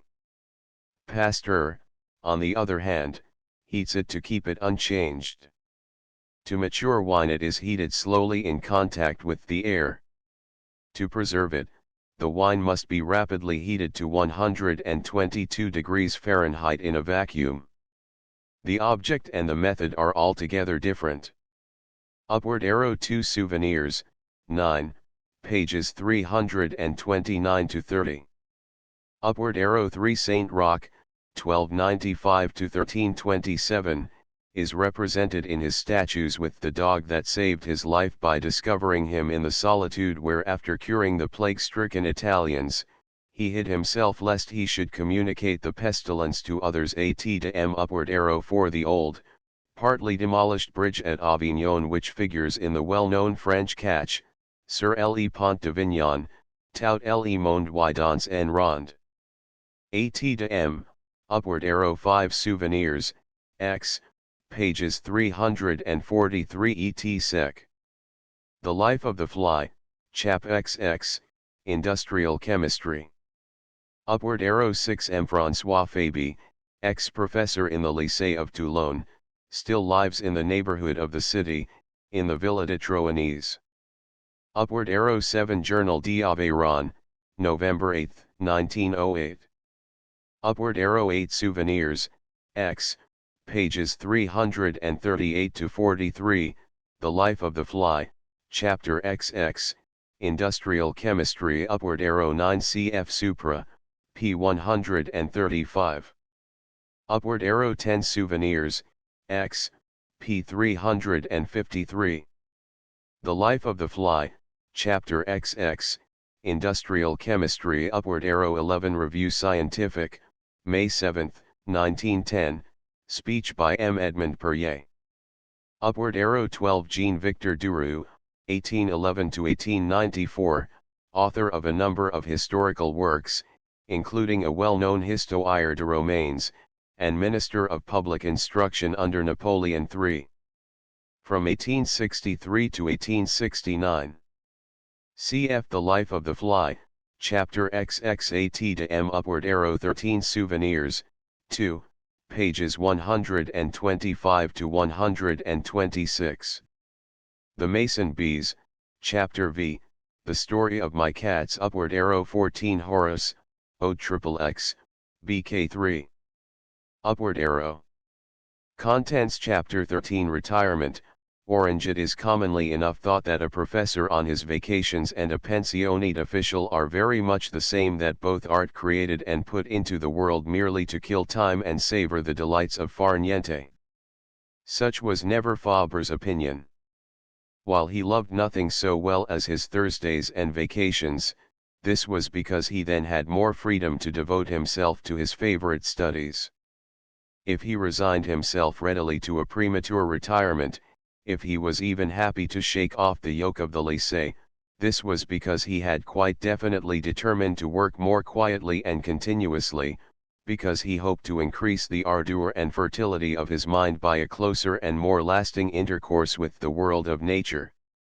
At the same time he found himself compelled to look to his pen for that assurance of material life which his retorts had refused him, and which his meager professor's pension afforded but insufficiently. What is to be done now, he cried, after the collapse 200 of his industrial hopes and professorial ambitions? Let us try another lever and resume rolling the Sisyphean stone. Let us seek to draw from the inkpot what the matter vat and the alma mater refuses us. Laboremus. Laboremus. That indeed is the fitting motto for this period of his life, no less than for the earlier part of it. For it was then that he wrote the greater number of his numerous handbooks, now classic, and it was then that he began to write and to publish his Souvenirs entomologiques, without ceasing on that account his great life work, the passionate observation of the living world. Still, it is not so much the man's work as the man, and not so much the student as the man himself, that we wish to evoke in this chapter. To live happily, we must live hidden from sight, far from the troubles of the world, exercising our minds and cultivating our talents at leisure. Such evidently was Fabre's idea from the time of his departure from Avignon, and it plainly reveals to us one of the salient features of his moral physiognomy. But he could not have had the illusion that in thus taking refuge from the tribulations 201 of which the world is the source, he was placing himself beyond the reach of any trials. Is it not written that the life of man upon earth is a perpetual struggle against suffering? And if it were not for the cruel wounds which it inflicts upon the poor human heart, we ought rather perhaps to bless this law of our destiny, for it is one of the qualities of human greatness, of the beauty of the soul as of the power of the intellect, that it does not fully reveal itself save under the discipline and empire of suffering. Among the moral qualities of Fabre as we have been able to divine them, there is one which the vicissitudes of life revealed more especially during this phase of his existence, I mean his kindliness. Fabre had the simplicity of the kindly man as well as that of the truthful man. He, who instinctively withdrew from the gaze and the malice of men, cared nothing for their smiles or their disdain when there was a question of adding to his store of scientific data or kindly actions, however trivial the matter might be. The following episode is illuminating. Our entomologist was interested, as a scientist, in discovering whether the bite of the black-bellied tarantula, deadly to insects, 202 was dangerous to other animals, and to man, or whether it was not, in the latter case, a negligible accident. He therefore experimented upon a bird. I make a tarantula bite the leg of a young, well-fledged sparrow, ready to leave the nest. A drop of blood flows, the wounded spot is surrounded by a reddish circle, changing to purple. The bird almost immediately loses the use of its leg, which drags, with the toes doubled in, it hops upon the other. Apart from this, the patient does not seem to trouble much about his hurt, his appetite is good. My daughters feed him on flies, bread crumb, apricot pulp. He is sure to get well, he will recover his strength, the poor victim of the curiosity of science will be restored to liberty. This is the wish, the intention of us all. 12 hours later, the hope of a cure increases, the invalid takes nourishment readily, he clamors for it, if we keep him waiting. But the leg still drags. I set this down to a temporary paralysis which will soon disappear. 2 days after, he refuses his food. Wrapping himself in his stoicism and his rumpled feathers, the sparrow hunches into a ball, now motionless, now twitching. My girls take him in the hollow of their hands and warm him with their breath. The spasms become more frequent. A gasp proclaims that all is over. The bird is dead. There was a certain coolness among us at the evening meal. I read mute reproaches, because 203 of my experiment, in the eyes of my home circle, I read an unspoken accusation of cruelty all around me. The death of the unfortunate sparrow had saddened the whole family. I myself was not without some remorse of conscience, the poor result achieved seemed to me too dearly bought. I am not made of the stuff of those who, without turning a hair, rip up live dogs to find out nothing in particular. Point 1 Is there not something touching in the simplicity of the father who, with such goodwill, becomes a child with his children, and in the compassionate kindness of the man who cannot without grieving witness the death of a sparrow? Fabre indeed possessed in no common degree that quality which, according to Saint Augustine, is the foremost characteristic of spiritual beauty and, according to the poet of the animals, constitutes the essential nobility of the French mind, la bonté, c'est le fond de tout âme française. Kindness, the base of every Frenchman's mind. It was, at all events, the basis of his own. And we are conscious of a fundamental emotion, an intimate reprobation, that ascends from the depths of his being to oppose all ideas of violence and hatred. 204 It does not surprise us to see the serene kindliness of our compatriot veiling itself in dejection and becoming almost pugnacious when confronted by the melancholy exploits of force, for how could he remain unaffected before the stupendous barbarism and iniquity of 1870? At the time of his retirement to Orange, Fabre was already the father of 5 children, Antonia, Aglaé, Claire, Émile, and Jules, who, in course of time, were joined by 3 others, Paul, Anna, and Marie-Pauline. It was not with Fabre as with some intellectuals, whose thoughts and life remain almost strangers to the home which they establish one day as though in a moment of distraction, and who divide their lives into 2 parts, one being devoted to their professional labors and the other reserved for the exigencies of family life. Like the pages of his native country who live surrounded by their wives and children, sharing their tasks and breaking bread with them, Fabre loved to make his family share in his work as well as in his leisure. He too was a worker in the fields, and was persuaded that, just as there can never be too many hands at work to extract their wealth, so there could never be too many eyes at 205 work contemplating their wonders. He made all his children, little as well as big, boys and girls, so many collaborators in his researches, and he loved to scatter their names about the pages of his books. And it is not the least charm of the souvenirs that we meet in them, at every step, the father hand in hand with his children. Passing to and fro, like a refreshing breeze that blows through the scientific aridities of the subject, we feel a twofold current of sympathy flowing from the father to his children and the naturalist to his insects.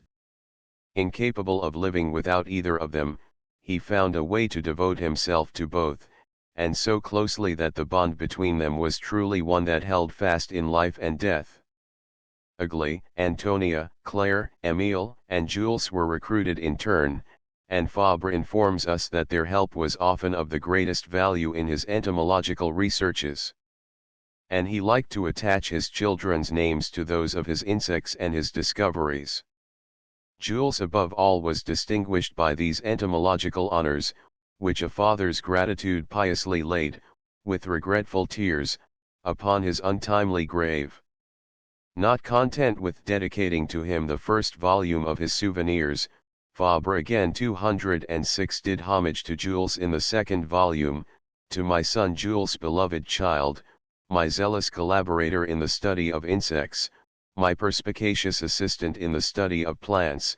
It was for your sake that I began this volume, I have continued it for the sake of your memory, and I shall continue it in the bitterness of my mourning. Ah! How hateful is death when it reaps the flower in all the radiance of its blossoming. Your mother and your sisters bring to your tomb wreaths gathered in the rustic flower bed that you delighted in. To these wreaths, faded by a day's sunshine, I add this book, which, I hope, will have a tomorrow. It seems to me that it thus prolongs our common studies, fortified as I am by my indomitable faith in a reawakening in the beyond. Point 2 When the separation from loved ones wounds the heart so grievously and wrings from the soul such accents of hope and faith, we need seek no other standard to judge a man's moral worth. The spectacle of a man, thus moved by the death of his dear ones, who yet welcomes his own death with serenity, is admirable.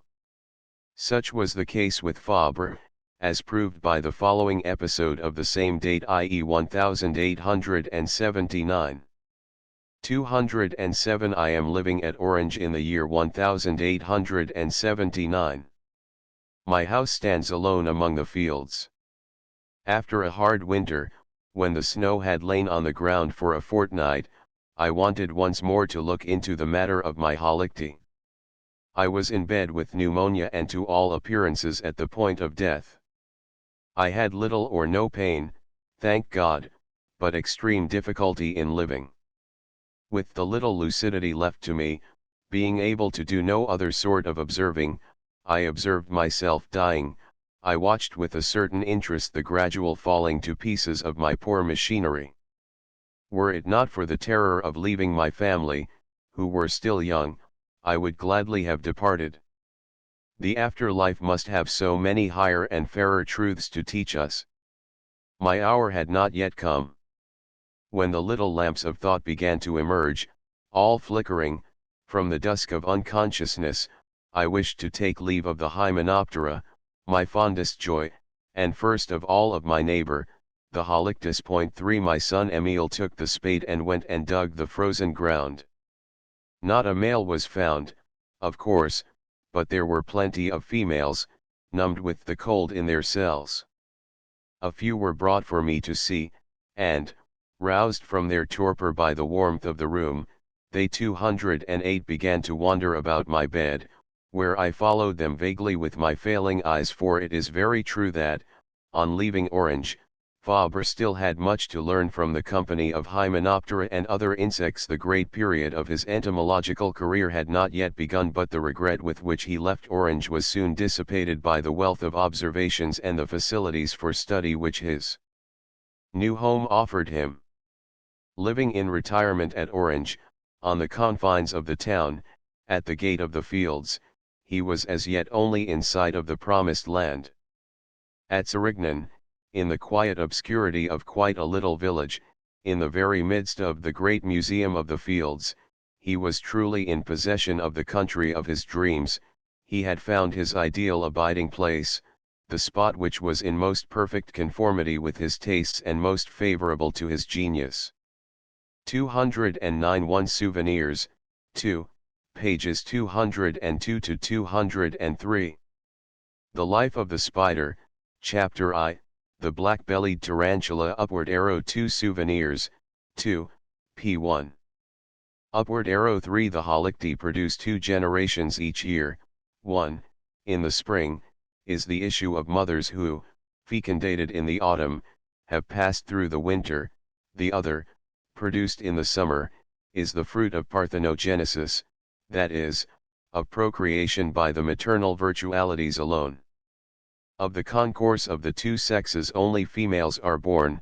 Parthenogenesis gives rise to both males and females. Upward arrow 4. Souvenirs, 8, pages 144 to 160. The Bramblebees, Chapter 14, Parthenogenesis.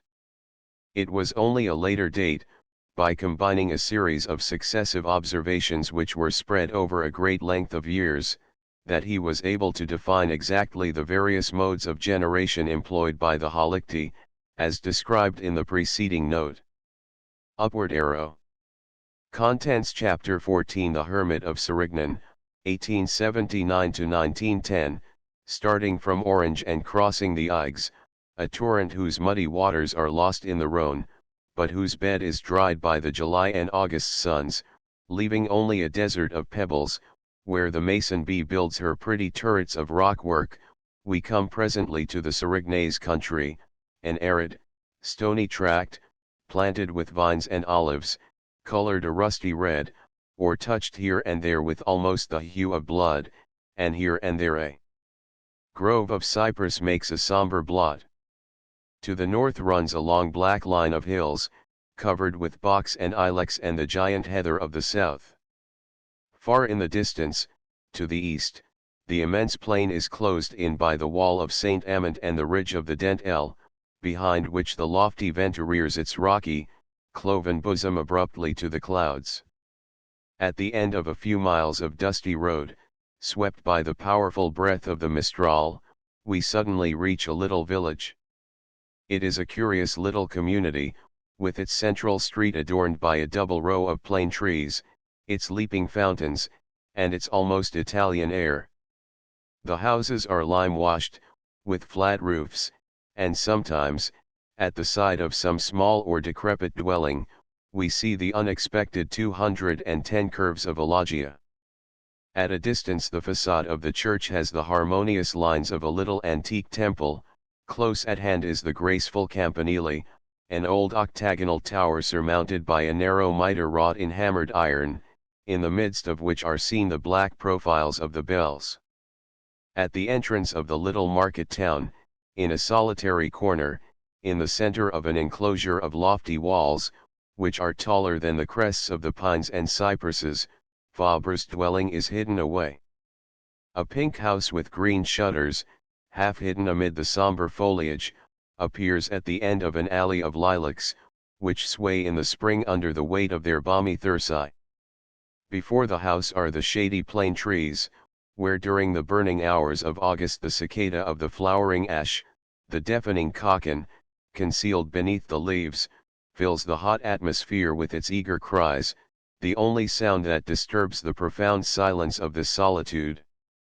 There, in this hermit's retreat, as he himself has defined it, the sage is voluntarily sequestered, a true saint of science, an ascetic living only on fruits, vegetables, and a little wine, so in love with retirement that even in the village he was for a long time almost unknown, so careful was he to go round instead of through it on his way to the neighboring mountain, where he would often spend whole days alone with wild nature.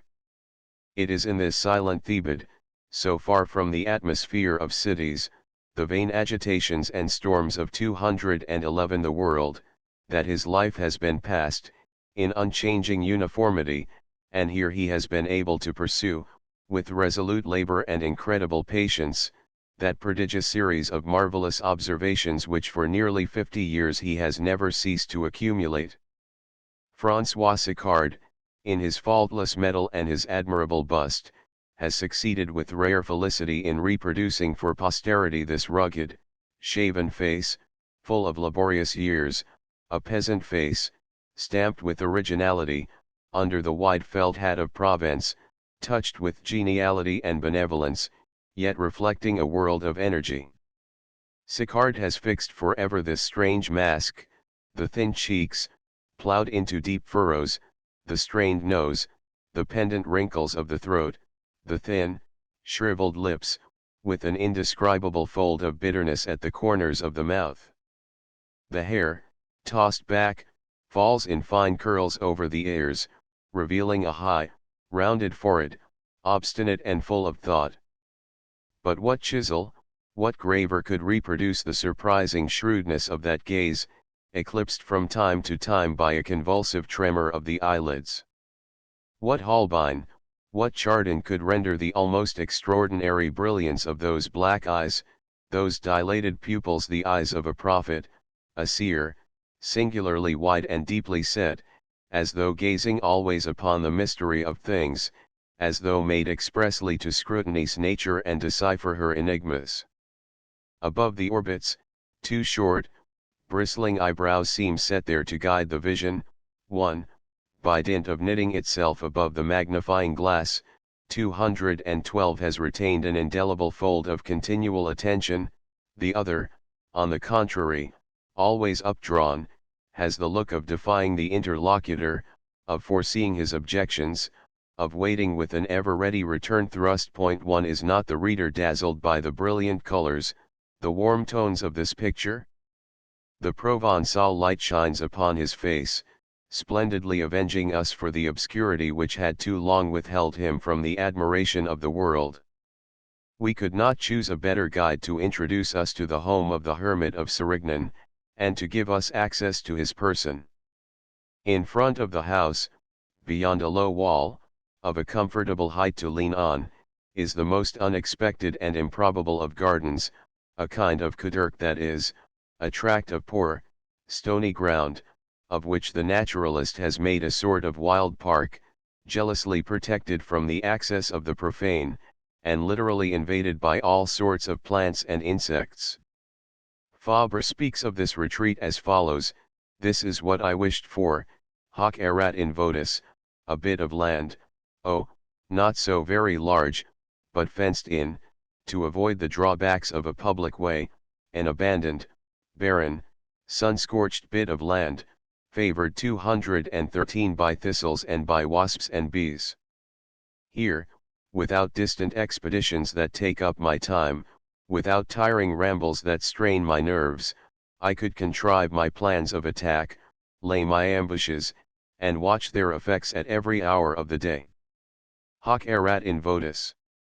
Yes, this was my wish, my dream, always cherished, always vanishing into the mists of the future. And it is no easy matter to acquire a laboratory in the open fields, when harassed by a terrible anxiety about one's daily bread. For 40 years have I fought, with steadfast courage, against the paltry plagues of life, and the long-wished-for laboratory has come at last. What it has cost me in perseverance and relentless work I will not try to say. It has come, and with it a more serious condition, perhaps a little leisure. I say perhaps, for my leg is still hampered by a few links of the convict's chain. But this is not my business for the moment. I want to speak of the bit of land long cherished in my plans to form a laboratory of living entomology, the bit of land which I have at last obtained in the solitude of a little village. It is a harmas, the name given, in this district to an untilled, pebbly expanse abandoned to the vegetation of the time. It is too poor to repay the work of the plough, but the sheep passes there in spring, when it has chanced to rain and a little grass shoots up. 214 my harmas, however, because of its modicum of red earth, swamped by a huge mass of stones, has received a rough first attempt at cultivation. I am told that vines once grew here. The three-pronged fork is the only implement of husbandry that can penetrate such a soil as this, and I am sorry, for the primitive vegetation has disappeared. No more thyme, no more lavender, no more clumps of kermes oak, the dwarf oak that forms forests across which we step by lengthening our stride a little. As these plants, especially the first two, might be of use to me by offering the bees and wasps a spoil to plunder, I am compelled to reinstate them in the ground whence they were driven by the fork. What abounds without my mediation is the invaders of any soil that is first dug up and then left for a long time to its own resources. We have, in the first rank, the couch grass, that execrable weed which 3 years of stubborn warfare have not succeeded in exterminating. Next, in respect of number, come the centaurs, grim-looking one and all, bristling with prickles or starry halberds. They are the yellow-flowered centauri, the mountain centauri, the star thistle and the rough centauri. The first predominates. Here and there, amid their inextricable confusion, stands, like a chandelier with spreading orange flowers for lights, the fierce Spanish oyster plant, whose spikes are strong as nails. Above it towers the Illyrian cottage thistle, whose straight and solitary stalk soars to a height of 3 to 6 feet and ends in 215 large pink tufts. Its armor hardly yields before that of the oyster plant. Nor must we forget the lesser thistle tribe, with, first of all, the prickly or cruel thistle, which is so well armed that the plant collector knows not where to grasp it. Next, the spear thistle, with its ample foliage, each of its nervures ending in a spearhead. Lastly, the black knapweed, which gathers itself into a spiky knot. In among these, in long lines armed with hooks, the shoots of the blue dewberry creep along the ground. To visit the prickly thicket where the wasp goes foraging, you must wear boots that come to mid-leg or else resign yourself to a smarting in the calves. As long as the ground retains some traces of the vernal rains, this rude vegetation does not lack a certain charm. But let the droughts of summer come and we see but a desolate waste, which the flame of a match would set ablaze from one end to the other. Such is, or rather was, when I took possession of it, the Eden of bliss where I mean to live henceforth alone with the insects. 40 years of desperate struggle have won it for me. Eden, I said, and, from the point of view that interests me, the expression is not out of place. This accursed ground, which no one would have had at a gift to sow with a pinch of turnip seed, is an earthly paradise for the bees and the wasps. Its mighty growth of thistles and centaurs draws them all to me from everywhere around. Never, in my insect hunting memories, have I seen so large a population at a single spot. All the trades have 216 made it their rallying point. Here come hunters of every kind of game, builders in clay, weavers of cotton goods, collectors of pieces cut from a leaf or the petals of a flower, architects in pasteboard, plasterers mixing mortar, carpenters boring wood, miners digging underground galleries, workers in gold beater's skin, and many more. If I tried to continue this record of the guests of my thistles, it would muster almost the whole of the honey-yielding tribe. A learned entomologist of Bordeaux, Professor Perez, to whom I submit the naming of my prizes, once asked me if I had any special means of hunting, to send him so many rarities and even novelties. The whole secret of my hunting is reduced to my dense nursery of thistles and centaurs. 3 What has become of the days when the entomologist lived far from his beloved insects, when he had to seek them in all directions, and even to chase them through fields and vineyards, at the risk of alarming the passers-by or having a crow to pluck with the Garchampatra? Today the insects are always there, within reach of his eyes and his hand. He has hardly to look for them nowadays. They come to him, into his garden and even into his house. All Fabre's preferences are for the insect, 217, but he loves the other creatures also and gladly gives them the rights of citizenship in the harmas. He has a peculiar sympathy for those that are misunderstood and scorned by the vulgar. In front of the house is a large pond, fed by the aqueduct that supplies the village pumps with water. Here, from half a mile and more around, come the frogs and toads in the lovers' season. In May, as soon as it is dark, the pond becomes a deafening orchestra, it is impossible to talk at table, impossible to sleep. We have had a glimpse of the natural wealth of the Harmas, but we have no idea as yet of some of the artificial improvements which the inventive industry of the naturalist has introduced. I have, writes Fabre, wished for a few things in my life, none of them capable of interfering with the common will.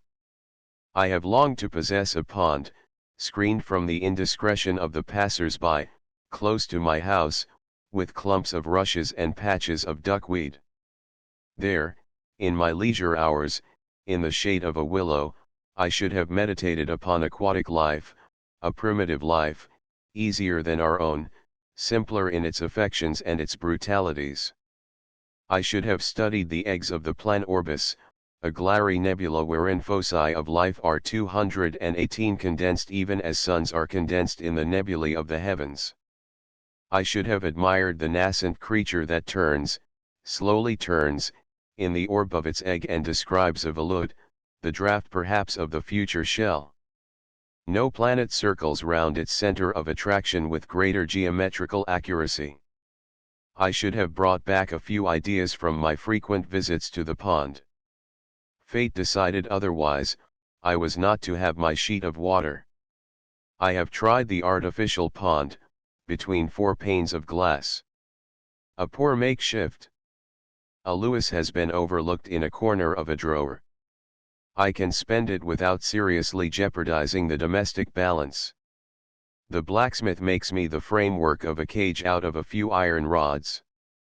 The joiner, who is also a glazier on occasion, for, in my village, you have to be a jack of all trades if you would make both ends meet, sets the framework on a wooden base and supplies it with a movable board as a lid.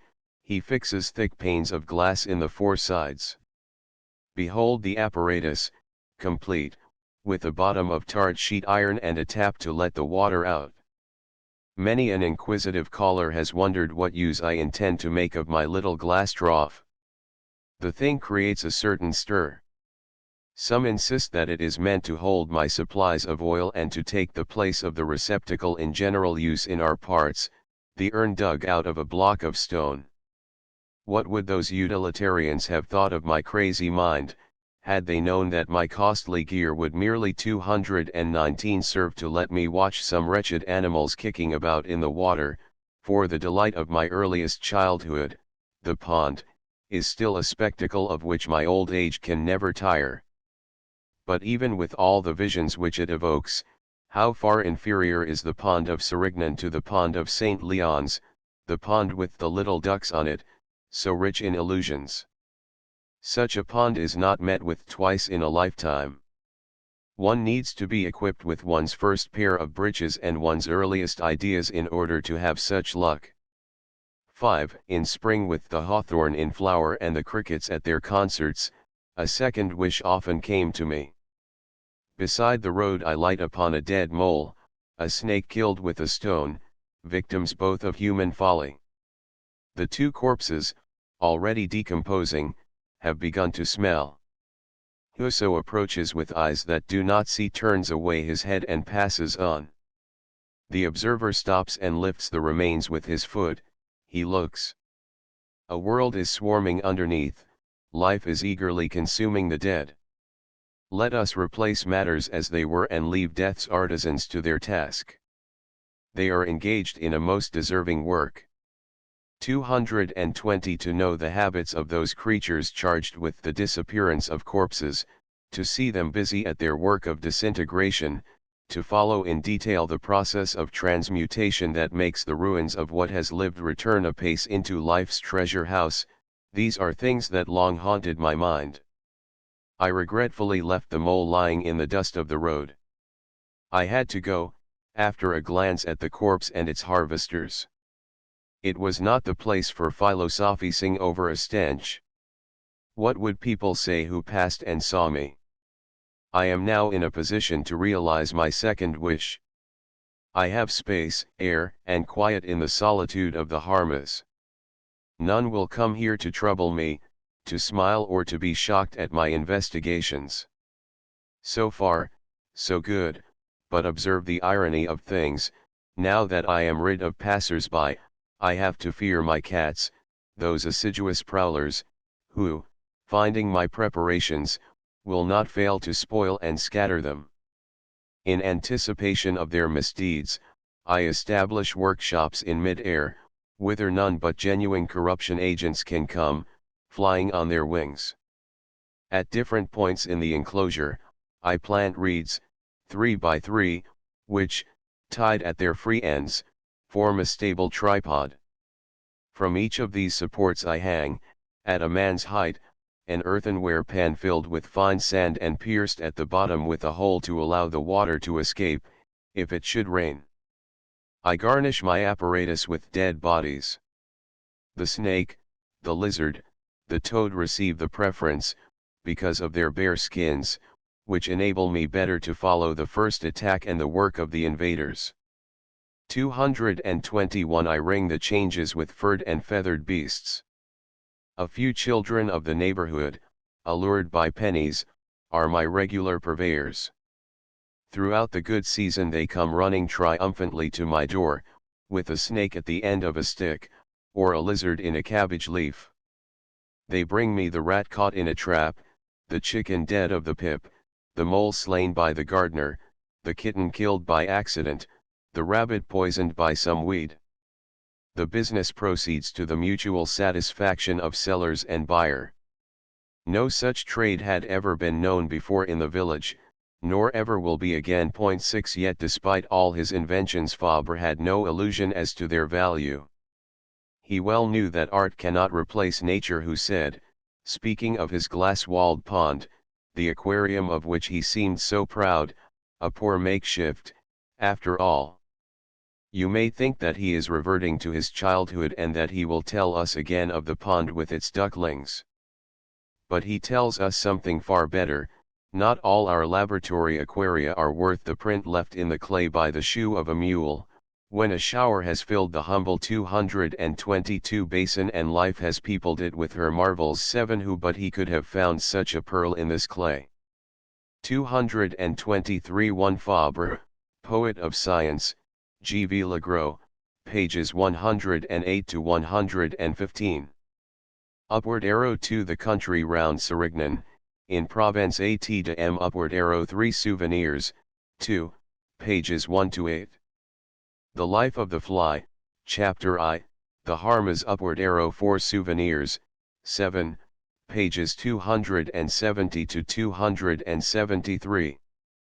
The Life of the Fly, Chapter 7, The Pond. Upward arrow 5 Ibid, 7, 260 to 270. Upward arrow 6 Souvenirs, 8, 278 to 280, 255 to 295.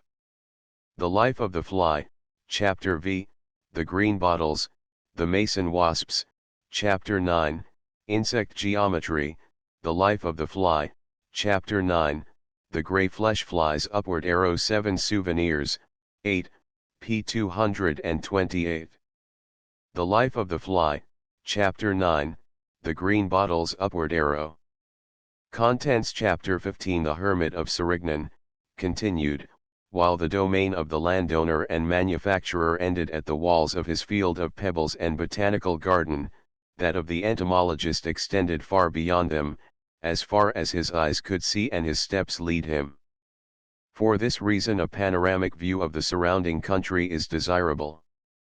With its peaceful plains, its gracious hills, overgrown with strawberry tree and ilex, and the sublime mountain of Provence rising upon the horizon, with its varied outlines and its sun-illumined flanks, the Sérignan landscape gently forces itself upon the spectator's attention. And if the spirit moved him, Fabre had only to raise his head from his apparatus to find all about him something to soothe the eye and refresh the mind. But however keen his feeling for the beauties of nature, it is not so much as artist or dilettante but as the insect historiographer that he appreciates the value of the landscape. 224 And the wealth of the plains and hills outspread before him.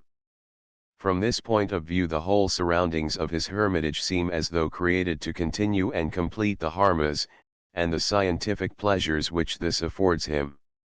The gymnopleurae abound in the pebbly plains of the neighborhood, where the sheep pass amid the lavender and thyme, and, should we wish to vary the scene of observation, the mountain one is but a few hundred steps away, with its tangle of arbutus, rock roses, and arborescent heather, with its sandy spaces dear to the Bimbaces, with its marla slopes exploited by different wasps and bees.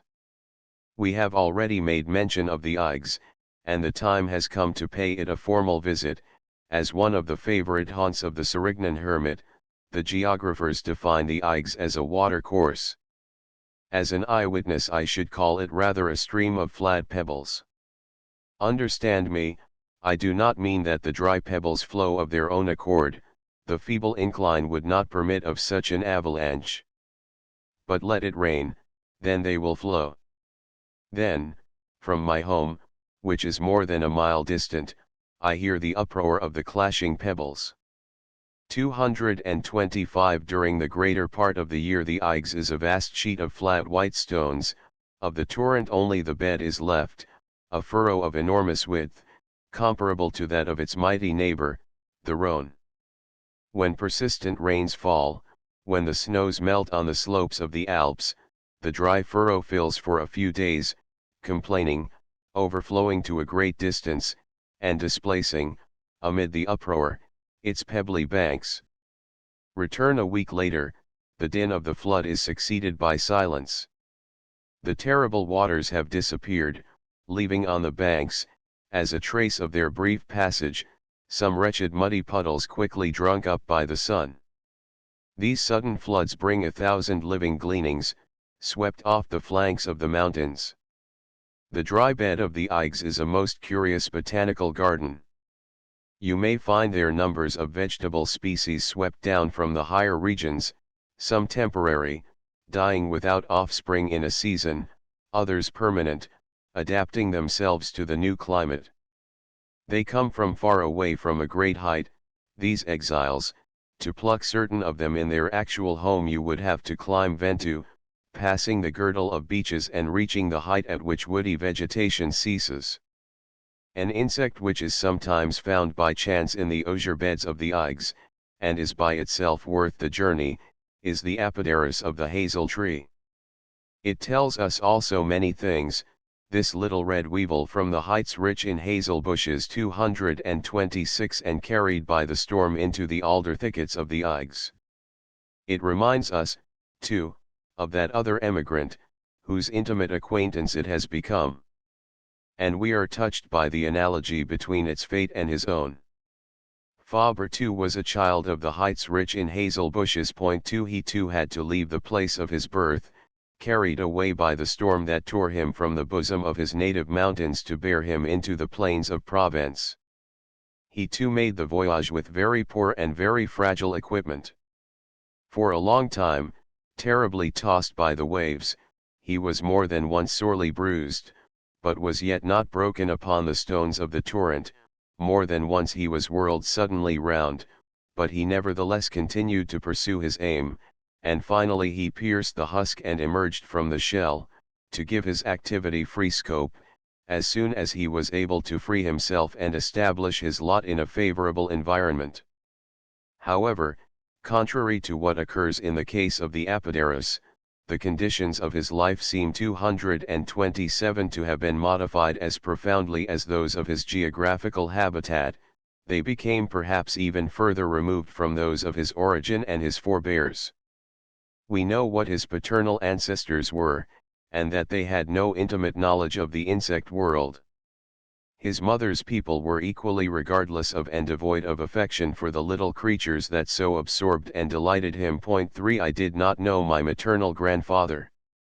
This venerable ancestor was, I have been told, a process server in one of the poorest parishes of the Rouergue. 4 He used to engross on stamped paper in a primitive spelling. With his well-filled pencase and inkhorn, he went drawing out deeds up hill and down dale, from one insolvent wretch to another more insolvent still. Amid his atmosphere of pettifoggery, this rudimentary scholar, waging battle on life's acerbities, certainly paid no attention to the insect. At most, if he met it, he would crush it underfoot. The unknown animal, suspected of evildoing, deserved no further inquiry. Grandmother, on her side, apart from her housekeeping and her beads, knew still less about anything.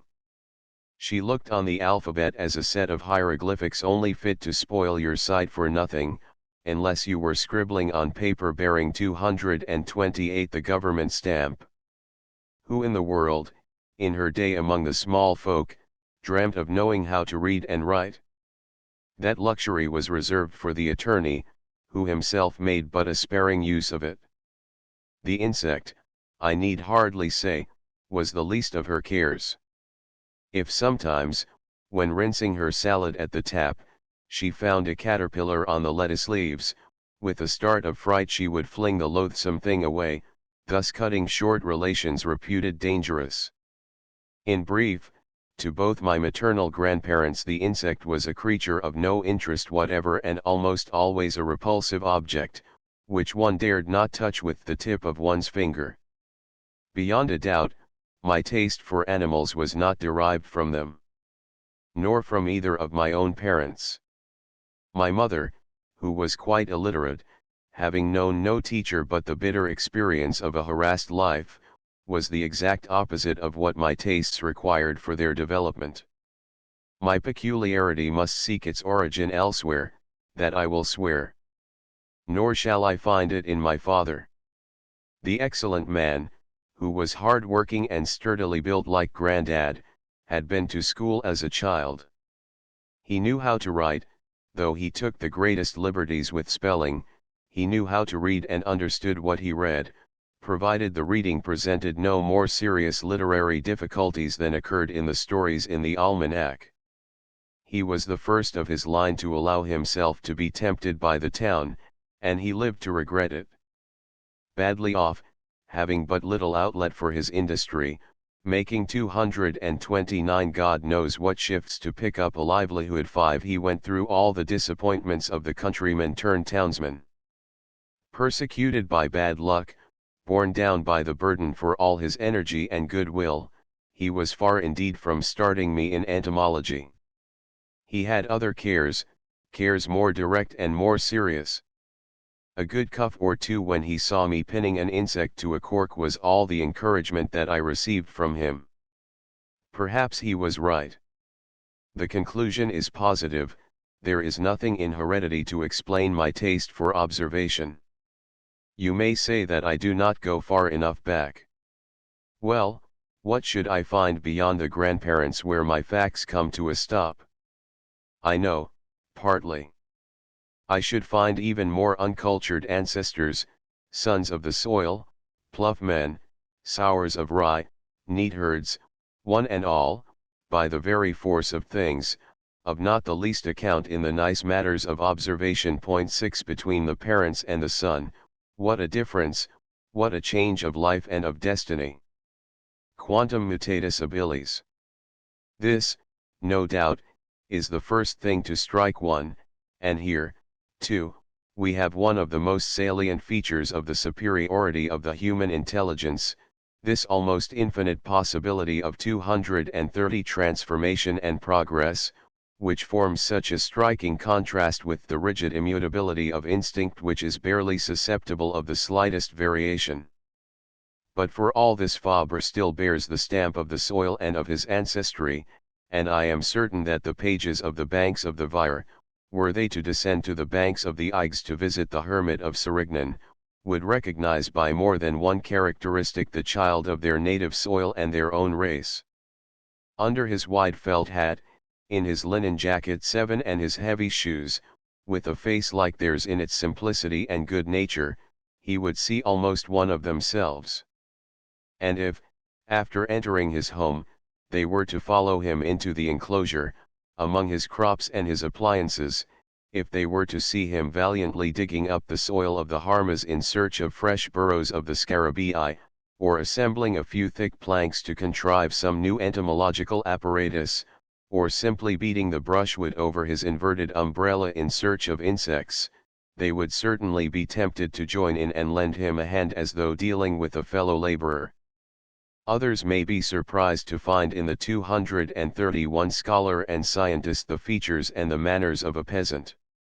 Let us rather rejoice to see that our eminent fellow countryman has never renounced the simplicity of his origins, and take pleasure in noting how closely the hermit of Serignan resembles the urchin of Malaval.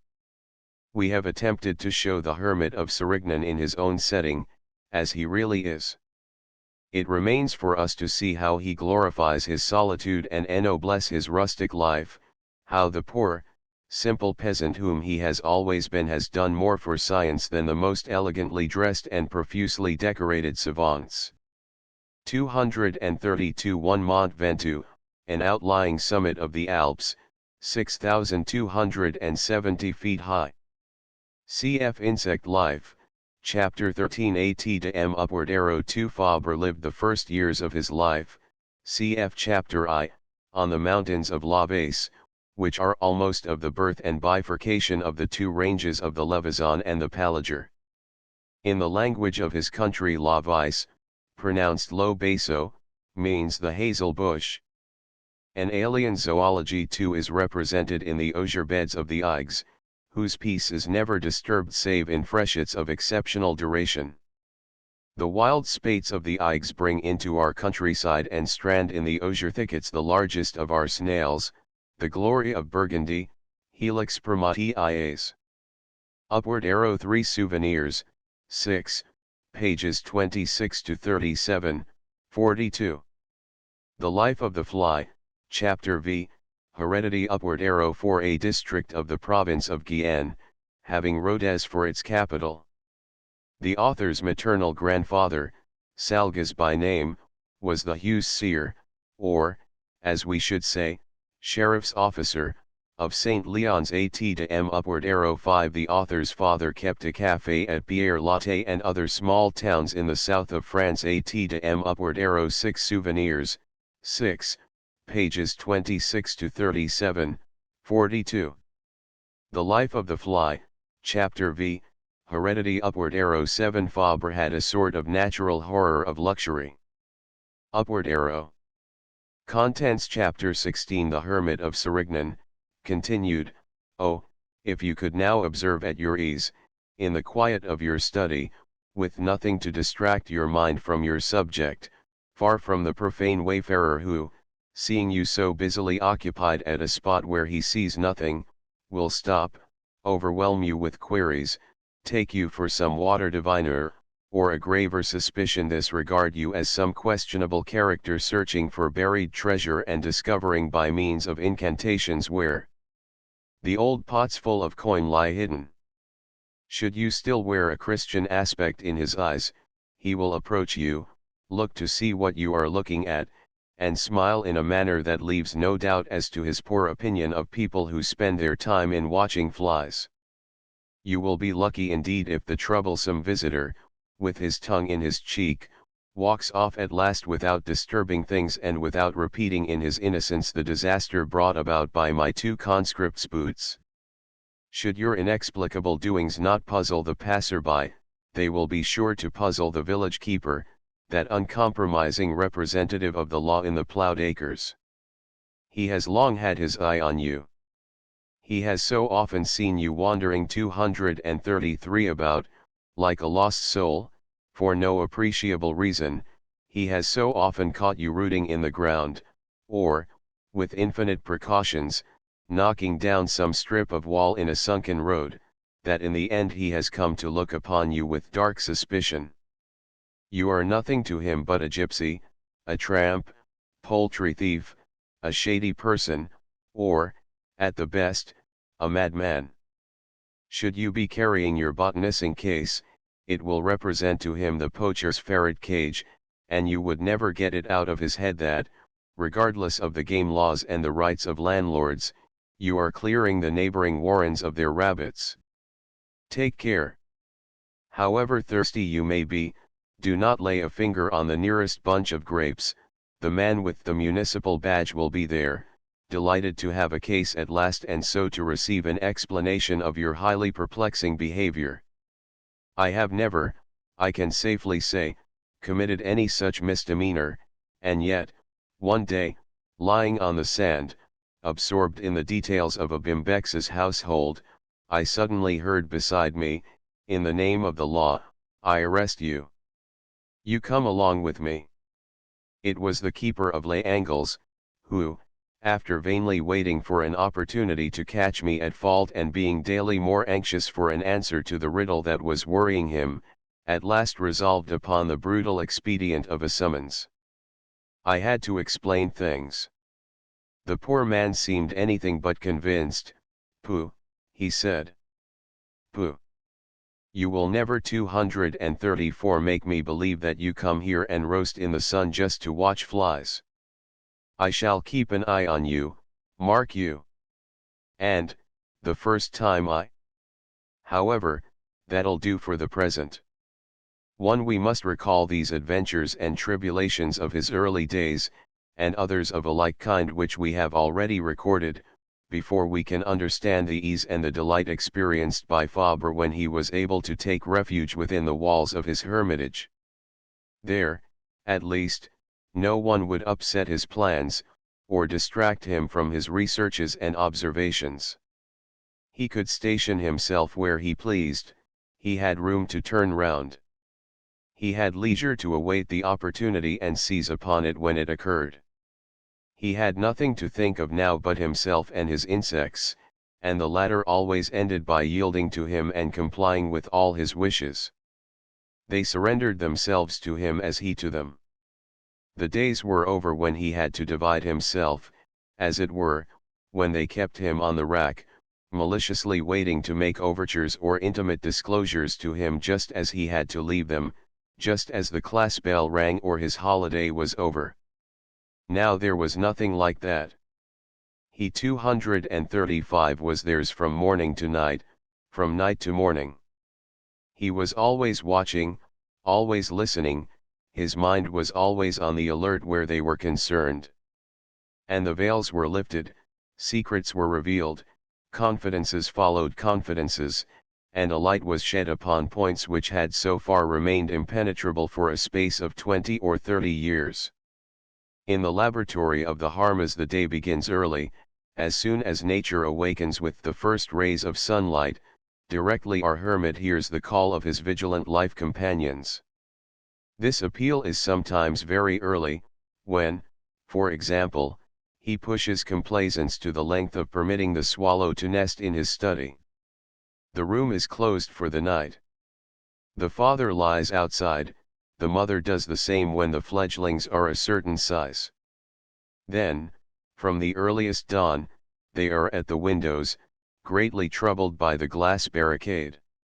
In order to open the window to the afflicted parents, I have to rise hurriedly with my eyelids still heavy with sleep. But here is something to repay the valiant naturalist for his early sacrifice, the delights of prayer in the chapel of the lilacs. My hermitage contains an alley of lilacs, long and wide. When May is here, when the 236 rows of bushes, yielding beneath the burden of the heads of blossom, bow themselves, forming pointed arches, this walk becomes a chapel, in which the most beautiful festival of the year is celebrated in the enchanting morning sunlight, a quiet festival, without flags flapping at the windows, without the burning of gunpowder, without quarrels after drinking, the festival of the simple, disturbed neither by the raucous brass band of the dancers, nor by the shouts of the crowd. Vulgar delights of maroons and libations, how far removed are you from this solemnity? I am one of the faithful in the chapel of the lilacs. My prayer is not such as can be translated by words, it is an intimate emotion that stirs in me gently. Devoutly I make my stations from one pillar of verdure to the next, step by step I tell my observer's rosary point to his prayer is an O, of admiration, addressed to that creative power who, in his works, is always the geometer, according to Plato's sublime saying, which is, that he everywhere sheds order, light, and harmony. epsilon theta epsilon omicron gamma epsilon omega mu epsilon tau epsilon point 3. The contemplation of the living world that is stirring all about him gives him yet further cause to marvel at the wisdom of him who has made the plans on which life is 237 working, for it is easy to understand that, for Fabre, the Harmas assumed the colors and the charms of Eden, and that his solitary life therein was like a perpetual ecstasy. For the rest, the scene changes as well as the protagonists. After the Harmas with its breeding cages and its customary inhabitants, the Cerignan countryside with its fortuitous encounters. When the weather is propitious, the whole household sets out in a party. But the heat is torrid and the time of day unsuitable for walking. The naturalist sets out none the less. Bull alone dares to brave with his master the blazing heat of the sun. But even he will not hold out to the end. The goal is reached, but the most difficult thing is not to walk the distance to the post of observation, it is to settle down and remain there, under the scorching sun, waiting for an opportunity that is often slow to occur. Ah, how long the hours seem, spent motionless, under a burning sun, at the foot of a declivity which sends the heat of an oven beating down upon you. Bull, my inseparable companion, has retired some distance into the shade, under a clump of evergreen oaks. He has found a layer of sand whose depth still retains some traces of the last shower. He digs himself a bed, and in the cool 238 furrow the sybarite stretches himself flat upon his belly. Lolling his tongue and thrashing the boughs with his tail, he keeps his soft, deep gaze fixed upon me. What are you doing over there, you booby, baking in the heat? Come here, under the foliage, see how comfortable I am. That is what I seem to read in my companion's eyes. Oh, my dog, my friend, I should answer, if you could only understand, man is tormented by a desire for knowledge, whereas your torments are confined to a desire for bones and, from time to time, a desire for your sweetheart. This, notwithstanding our devoted friendship, creates a certain difference between us, even though people nowadays say that we are more or less related, almost cousins. I feel the need to know things and am content to bake in the heat, you feel no such need and retire into the cool shade. Yes, the hours drag when you lie waiting for an insect that does not come. 5 Yet from his expeditions into the countryside, he almost always brings back some new pensioner who serves to enrich his collection of intimates admitted to the familiarities of cohabitation.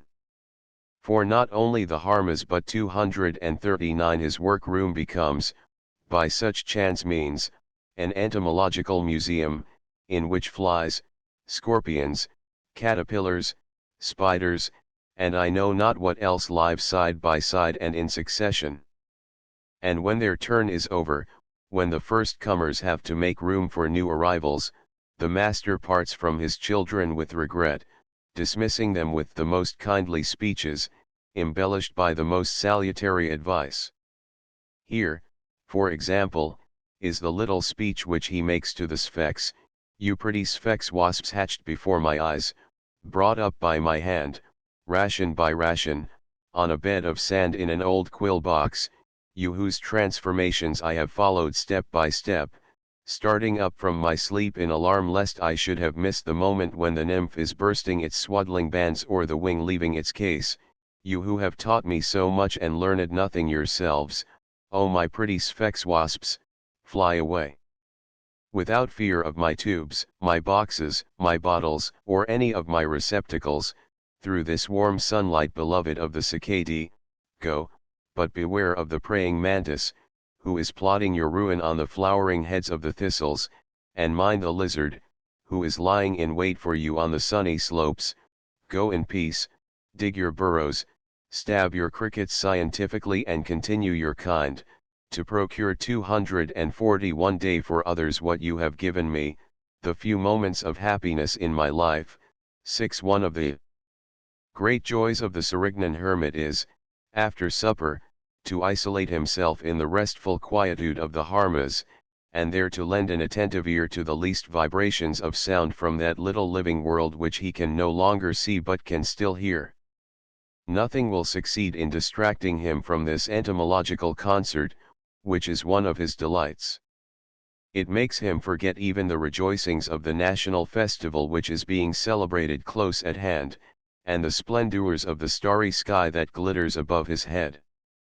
This evening in the village they are celebrating the national festival. 7 While the little boys and girls are hopping around a bonfire whose gleams are reflected upon the church steeple, while the drum is banged to mark the ascent of each rocket, I am sitting alone in a dark corner, in the comparative coolness that prevails at 9 o'clock, harking to the concert of the Festival of the Fields, the Festival of the Harvest, grander by far than that which, at this moment, is being celebrated 241. In the village square with gunpowder, lighted torches, Chinese lanterns, and, above all, strong drink. It has the simplicity of beauty and the repose of strength. It is late, and the cicadae are silent. Glutted with light and heat, they have indulged in symphonies all the livelong day. It is now the time of the nocturnal performers. Hard by the place of slaughter, in the green bushes, a delicate ear perceives the hum of the grasshoppers. It is the sort of noise that a spinning wheel makes, a very unobtrusive sound, a vague rustle of dry membranes rubbed together. Above this dull bass there rises, at intervals, a hurried, very shrill, almost metallic clicking. There you have the air and the recitative, interspersed with pauses. The rest is the accompaniment. Despite the assistance of a bass, it is a poor concert, very poor indeed, though there are about 10 executants in my immediate vicinity. The tone lacks intensity. My old tympanum is not always capable of perceiving these subtleties of sound. The little that reaches me is extremely sweet and most appropriate to the calm of twilight. Just a little more breadth in your bowstroke, my dear green grasshopper, and your technique would be better than the hoarse cicadas, whose name and reputation you have been made to usurp in the countries of the north. Still, you will never equal your neighbor, the little bell-ringing toad, who goes tinkling all around, at the foot of the plane trees, while you 242 click up above. He is the smallest of my batrachian folk and the most venturesome in his expeditions. How often, at nightfall, by the last glimmers of daylight, have I not come upon him as I wandered through my garden, hunting for ideas. Something runs away, rolling over and over in front of me. Is it a dead leaf blown along by the wind? No, it is the pretty little toad disturbed in the midst of his pilgrimage. He hurriedly takes shelter under a stone, a clod of earth, a tuft of grass, recovers from his excitement and loses no time in picking up his liquid note. On this evening of national merry-making there are nearly a dozen of him tinkling one against the other around me. Most of them are squatting among the rows of flower pots that form a sort of lobby outside my house. Each has his own note, always the same, lower in one case, higher in another, a short, clear note, melodious and of exquisite purity. With their slow, rhythmical cadence, they seem to be intoning litanies. Cluck, says one, click, responds another, on a finer note, clock, adds a third, the tenor of the band. And this is repeated indefinitely, like the bells of the village pealing on a holiday, cluck, click, clock. Cluck, click, clock. As a song this litany has neither head nor tail to it, as a collection of pure sounds, it is delicious. 243 A little animated clay, capable of pleasure and pain. To the scrutiny of this miracle, with its infinity of forms, Fabre devotes himself with touching sympathy and indefatigable activity. He dedicates his day to it, and at night he is still working. And in this work, which seems to admit of no relaxation, he appears to know nothing of fatigue. The love of his task upholds him and inspires him. When night has fallen, the observer has still one resource left: he can listen for the rustle or the song of the insect that has so far escaped him in its coming and going. We might, perhaps, have discovered the insect, but he discovers something very different. He makes a series of observations by the light of a lantern in the brushwood or before the apparatus in the harmas. During the 2 hottest months, when the darkness is profound and a little coolness follows the furnace of the day, it is easy for me, with a lantern in my hand, to watch that magnificent spider, the Epeira, in the manufacture of her web.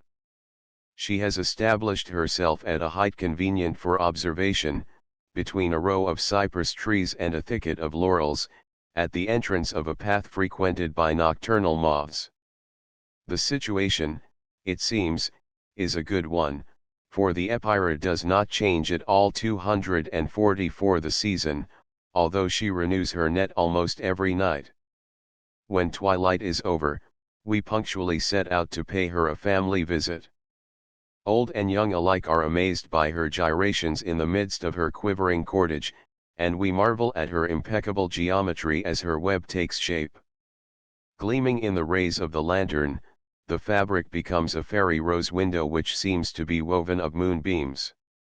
What a pity that we cannot wait for the completion of a task so artistically begun.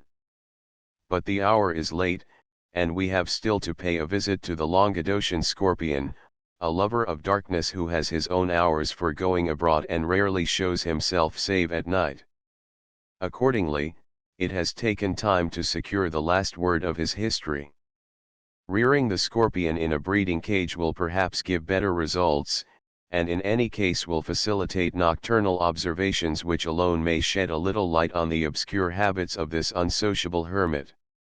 Interrogated by lantern light, the arachnoid will indeed tell us more during a few seconds of stealthy inspection than during days and weeks of diurnal hunting. His operations are, as a matter of fact, such as call for closed doors, and would rightly 245 shrink from displaying themselves in broad daylight. I have prepared beforehand a great glass cage, peopled with 25 inhabitants, each with his tile. Every night, from the middle of April, as darkness falls, there is great animation in the glass palace. By day seemingly to be deserted, it becomes a cheerful scene. Hardly is supper finished when the whole household hastens thither. A lantern hung upon the glazed window enables us to follow what happens. This is our distraction after the bustle of the day. It is like a visit to the theater. And in this theater the plays are so interesting that, as soon as the lantern is lit, all of us, old and young, come to take our places in the stalls, even down to Tom, the house dog. Indifferent to the affairs of the scorpions, like the true philosopher that he is, Tom lies at our feet and sleeps, but only with one eye, the other being always open upon his friends, the children. Close to the glass panes, in the region discreetly lit by the lantern, a numerous assembly has presently gathered together. Some come from a distance, they solemnly emerge from the shadow, and then, suddenly, with a swift easy rush like a slide, they join the crowd in the light. They investigate their surroundings, fleeing precipitately at a touch as though they had burned each other. Others, having mixed with their comrades a little, suddenly make off distractedly, they recover themselves in 246 the darkness and return. At moments there is a violent tumult, a confused mass of swarming legs, snapping pincers and coiling, clashing tails, threatening or caressing, one does not quite know which. All take part in the scuffle, large and small. You would think it a deadly battle, a general massacre, but it is only a crazy game, like a scrimmage of kittens. Presently the group disperses, they retire for a little in all directions, without any sign of a wound, without a sprain. 9 What do you think of the saraband of these horrible creatures, so full of mirth and playfulness? Certainly it has its fascinating side, but it is not equal to the scenes of betrothal and espousal. Now the fugitives are once more assembled beneath the lantern.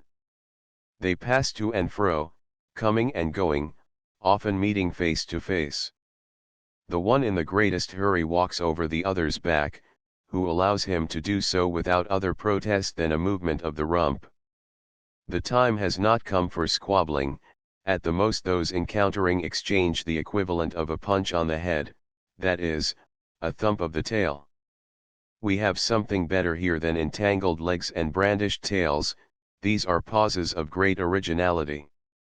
Face to face, the claws drawn back, 247 two combatants proceed to stand on their heads, that is, supporting themselves only on the forepart of the body.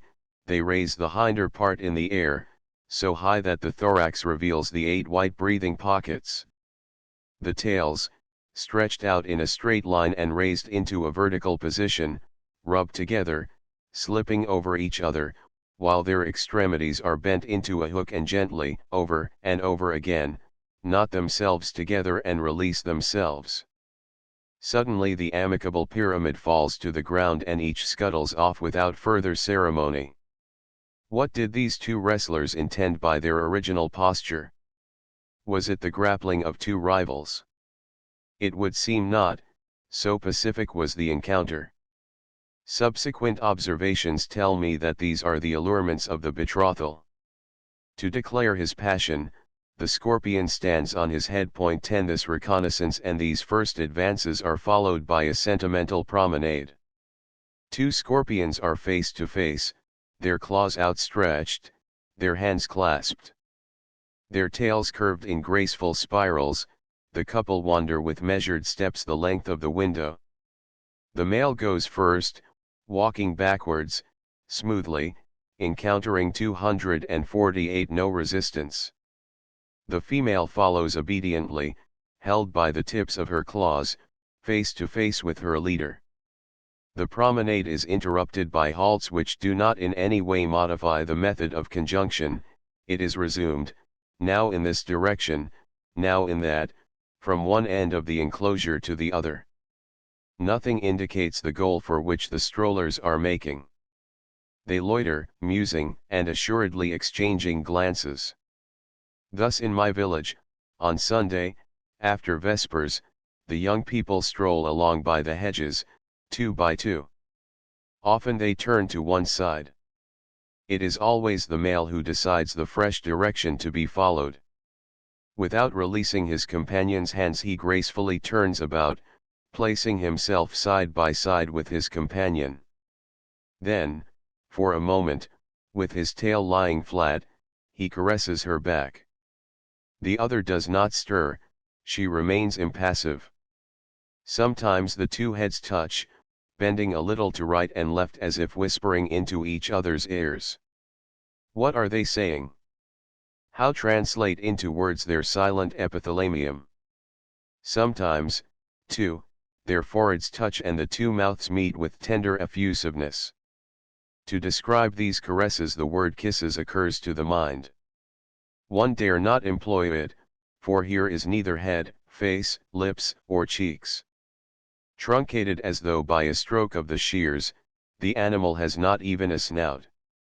Where we should look for a face, are two hideous jaws like a wall.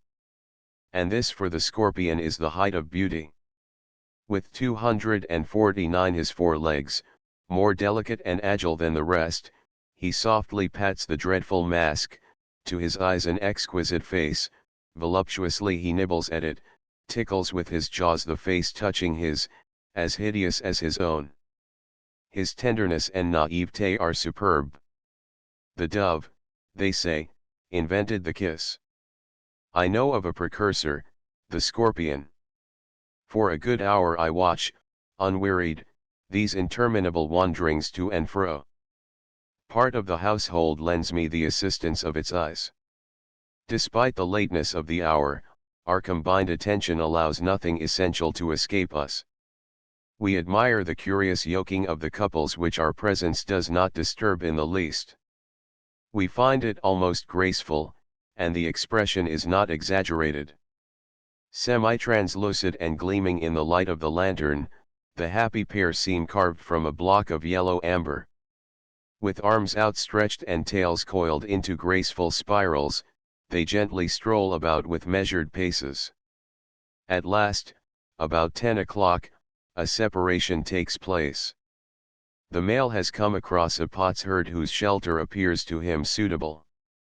He releases one of his consort's hands, but only one, and still holding her firmly by the other he scratches with his legs and sweeps with his tail.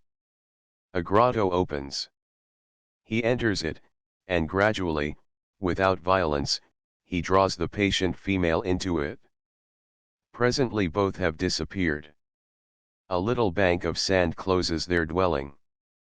The couple are at home. To disturb them would be a blunder. I should 250 intervene too soon, at an inopportune moment, if I attempted to see at once what is happening down there. The preliminaries will possibly last the greater part of the night, and long vigils are beginning to tell upon my 80 years. My legs give way and sand trickles into my eyes. Let us go to bed. All night I dream of scorpions. They run under my blankets, they pass over my face, and I am not greatly disturbed thereby. Such remarkable things do I see in my imagination.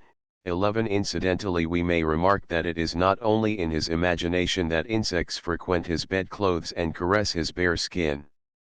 Here we come to an episode of the entomologist's private life. When wearing his last costume, the pine processionary caterpillar is very disagreeable to handle, or even to observe at close quarters. I happened, quite unexpectedly, to learn this more thoroughly than I wished. After unsuspectingly passing a whole morning with my insects, stooping over them, magnifying glass in hand, to examine the working of their slits, I found my forehead and eyelids suffering with redness for 24 hours, and afflicted with an itching even more painful and persistent than that 251 produced by the sting of a nettle. On seeing me come down to dinner in this sad plight, with my eyes reddened and swollen and my face unrecognizable, the family anxiously inquired what had happened to me, and were not reassured until I told them of my mishap. I unhesitatingly attribute my painful experience to the red hairs ground to powder and collected into flakes. My breath sought them out in the open pockets and carried them to my face, which was very near. The unthinking intervention of my hands, which now and again sought to ease the discomfort, merely aggravated the ill by spreading the irritating dust. 12. What would to another have been merely an annoying accident without other bearing than a commonplace lesson of prudence, became for him the starting point of a whole series of instructive experiments. Whatever his retirement has cost him, a man so passionately devoted to animals must bless the solitude of his village which enables him to pass all his time in observing and describing them. He congratulates himself, indeed, upon his premature retirement, which is dooming him to obscurity and impecuniosity for the rest of his days, at the same time 252 allowing him wholly to give himself up to entomology. Ah, beloved village, so poor, so rustic, what a happy inspiration was mine when I came to you to demand of you a hermit's retreat, where I could live in company with my dear insects and thus trace in a worthy manner a few chapters of their marvelous history. 13. 253 1 Souvenirs, I, pages 134 to 136. The Hunting Wasps, Chapter 8, The Languedocian Sphex Upward Arrow 2 Souvenirs, p. 319, 8, p. 1. Upward Arrow 3 Ibid, p. 294. Upward Arrow 4 Souvenirs, 6, p. 295. Upward Arrow 5 Souvenirs, 2, pages 80, 81, 90, 91. The Mason Wasps, Chapter 2, The Ordinary Upward Arrow 6 Souvenirs, I, p. 115. The Hunting Wasps, Chapter 6, The Larva and the Nymph Upward Arrow 7 The 14th of July, The anniversary of the fall of the Bastille ATM upward arrow 8 souvenirs, 6, pages 196 to 203, 246 to 247. The Life of the Grasshopper, Chapter 14, The Green Grasshopper upward arrow 9 souvenirs, 9, pages 94 to 97, 231, 299 to 310. The Life and Love of the Insect, Chaps. 17, 18. Upward arrow 10 souvenirs, 9, pages 300 to 301.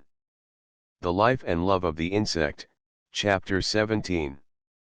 Upward arrow 11 souvenirs, 9, pages 302 to 312. The Life and Love of the Insect, Chapter XXII. Upward arrow 12 souvenirs, 6, pages 377 to 378. The Life of the Caterpillar, Chapter V, The Moth upward arrow 13 souvenirs, 3, p14. Upward arrow. Contents Chapter 17. The collaborators M. Fabre's life story is one of the finest that could be related, said M. Laffitte lately, in a leading article in La Nature. It is simple.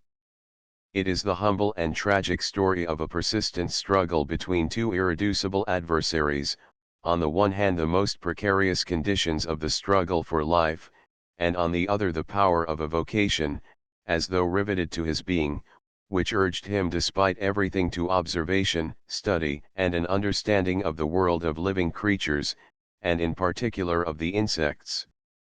One such, indeed, is one of the most striking aspects of the great naturalist's life, and that under which it appears more especially in its early stages. But there is another aspect, perhaps even more remarkable, under which it was to reveal itself more particularly in later years. Considering the first of these 254 aspects, we shudder at the violence of the battles fought for the triumph of his ideal and his vocation. Considering the second, we are filled with delighted admiration by the fascinating and triumphant results achieved by this ideal, I mean the marvels and allurements of entomology. Under the clear gaze of this observer of genius, as at the bidding of a magic ring, a whole world of tiny creatures rises and moves before him, recalling the world of Lilliput, but still more marvelous, and more fertile in dramatic incident of every kind. No romance of Jules Verne's or Fenimore Cooper's is more exciting to Fabre is the first of writers to be conquered by the spectacle that unfolds itself before his eyes, conquered in the whole of his activities, in his imagination and sensibility, and in his style, which quite naturally adorns itself with the colors of his insects, and no less naturally quivers and vibrates with their emotions. Others before him had studied the life of insects. But no one had put so much persevering perspicacity into his study of them, no one above all had spoken with such enthusiasm, with such poetical feeling, of the wonders of which it is 255 full, no one had identified himself, as did Fabre, with the creatures that he studied. The insect is no longer, for him, the lowest of creatures, disdained by all. You would think it was a person, a friend, whose thoughts and emotions he divines, in whose joys and sorrows he shares. He speaks to it, reassures it, consoles it, advises it by voice and gesture, and even helps it in its labors when it seems at the end of its resources. Of all these shared feelings, these anxieties experienced in common, he retains a vivid memory, and his ready, sympathetic, vibrant pen runs across the page, halts, starts off again, scratching the paper, uttering cries of joy, or weeping, as it records the drama all of whose vicissitudes he has experienced. Not in vain are the insects the children of summer, and not in vain has he contemplated them in the blessed season under the brilliance and the ardours of noon. All the sunshine of Provence is reflected by his picturesque style, and it seems as though a miraculous fairyland is unfolded before us, whose scenery is all of the mother of pearl, the gold, and the rainbow hues that nature has spread upon the aerial oars of the dragonflies and the bees, on the cuirass of the scarabaei, on the blazing fans that the 256 butterflies wave voluptuously, intoxicating themselves with the nectar of the flowers. Nothing in all this is far-fetched or deliberate. Henri Fabre has never plumed himself on his literary achievements.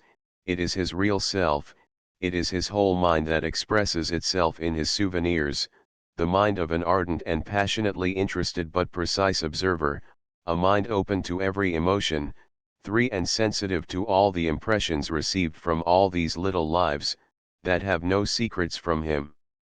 This mind and these lives, intimately and sincerely mingled, and ingenuously reflected in the pages of his books, this is the secret of the most vital, the most picturesque, and the least conventional style that can be imagined.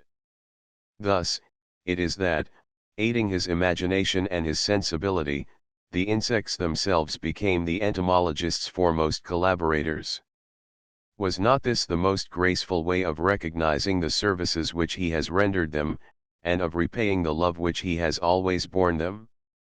If they have received much, they have also given much, so much, that we may well ask who can have gained the most, they or the entomologist, by this exchange of benefits. 257 were one of their number aware of the merits of their partnership, he would doubtless consider that they have contributed to his fame no less than he has magnified theirs. Conquered himself without reservation by the unexpected beauties of entomology, Fabre was fortunate enough to see a like fascination exerting itself, as a result of his teaching and example, in those about him, his neighbors and his friends, just as it now exerts itself through his books upon all his readers. When we attempted discreetly to lift the veil of his first retirement from Orange, which seemed to us peculiarly characteristic of his private life, we had occasion to note the eminently domestic nature of his life and work, and the assiduous collaboration in the common task of the firstborn of his children. We have seen Antonia, Claire, Jules, and Emile rivaling one another in their eagerness to assist in their father's observations, and this charming devotion outlived the youthful ardor of the early springtide of life. Sometimes, too, the children anticipate 258 their father's entomological desires. For example, his son Emile sends him from the neighborhood of Marseilles a nest of resin-working Hymenoptera. 5 His daughter Claire sends him, from another part of Provence, an entomological document of such value that it reawakened all the enthusiasm of his early years. It related to one of his favorite insects, another Hymenopteron, the nest-building Odinurus. It was the end of February. The weather was mild, the sun was kind. Setting out in a family party, with food for the children, apples, and a piece of a loaf in the basket, we were going to see the almond trees in flower. When it was time for lunch we halted under the great oak trees, when Anna, the youngest of the household, always on the lookout for small creatures with her new, 6-year-old eyes, called to me, at a few paces distance from our party. "An animal," she said, 2, 3, 4 and pretty ones. "Come and see, Papa, come and see." 6. This was one of the rarest discoveries, a dozen specimens of the pearly trochs, which were making a meal off a little rabbit's down which some fox's stomach had been unable 259 to exploit. There is every sort of taste in this world, so that nothing shall be wasted. And not once or twice, but every moment almost, little Paul 7, Marie Pauline 8 and Anna enliven the narrative by their delightful appearances and their inventive activity. Little Paul above all is an auxiliary of the highest value, who deserves to be introduced to the reader as an acknowledged collaborator. I speak of my son Paul, a little chap of 7. My assiduous companion on my hunting expeditions. He knows better than any one of his age the secrets of the cicada, the locust, the cricket, and especially the dung beetle, his great delight. 20 paces away, his sharp eyes will distinguish the real mound that marks a burrow from casual heaps of earth, his delicate ears catch the grasshopper's faint stridulation, which to me remains silent. He lends me his sight and hearing, and I, in exchange, present him with ideas, which he receives attentively, raising wide, blue, questioning eyes to mine. Little Paul's exploits are innumerable, and nothing deters him. He will gather handfuls 260 of the most repulsive caterpillars with no more apprehension than if he were picking a bunch of violets. Several times a day he scrupulously inspects the undersides of the dead moles placed for purposes of observation in the harmas, takes note of the labors of the necrophori, and, without more ado, seizes upon the fugitives and returns them to their workshop. He alone of the household ventures to lend his assistance in such a disgusting task. Little Paul is always equal to the circumstances. If he is cool he is no less enthusiastic, but it is a well-directed enthusiasm. For proof I need only cite the night of the great peacock, the honor of which was due almost wholly to little Paul. It was a memorable night, the night of the great peacock. Who does not know the magnificent moth, the largest in Europe, clad in maroon velvet with a necktie of white fur? The wings, with their sprinkling of gray and brown, crossed by a faint zigzag and edged with smoky white, have in the center a round patch, a great eye with a black pupil and a variegated iris containing successive black, white, chestnut, and purple arcs. Well, on the morning of the 6th of May, a female emerges from her cocoon in my presence, on 261 the table of my insect laboratory. I forthwith cloister her, still damp with the humors of the hatching, under a wire gauze bell jar. For the rest, I cherish no particular plans. I incarcerate her from mere habit, the habit of the observer always on the lookout for what may happen. It was a lucky thought. At 9 o'clock in the evening, just as the household is going to bed, there is a great stir in the room next to mine. Little Paul, half undressed, is rushing about, jumping and stamping, knocking the chairs over like a mad thing. I hear him call me, "Come quick," he screams. "Come and see these moths, big as birds." The room is full of them. I hurry in. There is enough to justify the child's enthusiastic and hyperbolical exclamations, an invasion as yet unprecedented in our house, a raid of giant moths. 4 are already caught and lodged in a bird cage. Others, more numerous, are fluttering on the ceiling. At this sight, the prisoner of the morning is recalled to my mind. "Put on your things, laddie," I say to my son. "Leave your cage and come with me. We shall see something interesting." We run downstairs to go to my study, which occupies the right wing of the house. In the kitchen I find the servant, who is also bewildered by what is happening and stands flicking her apron at great moths whom she took at first for bats. The great peacock, it would seem, has taken 262 possession of pretty well every part of the house. What will it be around my prisoner, the cause of this incursion? Luckily, one of the 2 windows of the study had been left open. The approach is not blocked. We enter the room, candle in hand. What we see is unforgettable. With a soft flick-flack the great moths fly around the bell jar, alight, set off again, come back, fly up to the ceiling and down. They rush at the candle, putting it out with a stroke of their wings, they descend on our shoulders, clinging to our clothes, grazing our faces. The scene suggests a wizard's cave, with its whirl of bats. Little Paul holds my hand tighter than usual, to keep up his courage. How many of them are there? About a score. Add to these the number that have strayed into the kitchen, the nursery, and the other rooms of the house, and the total of those who have arrived from the outside cannot fall far short of 40. As I said, it was a memorable evening, this great peacock evening. Coming from every direction and apprised I know not how, here are 40 lovers eager to pay their respects to the marriageable bride born that morning amid the mysteries of my study. 9 How could the news of the joyful event have reached them? No doubt by some mysterious 263 wireless telegraphy which has not yet found its Branly.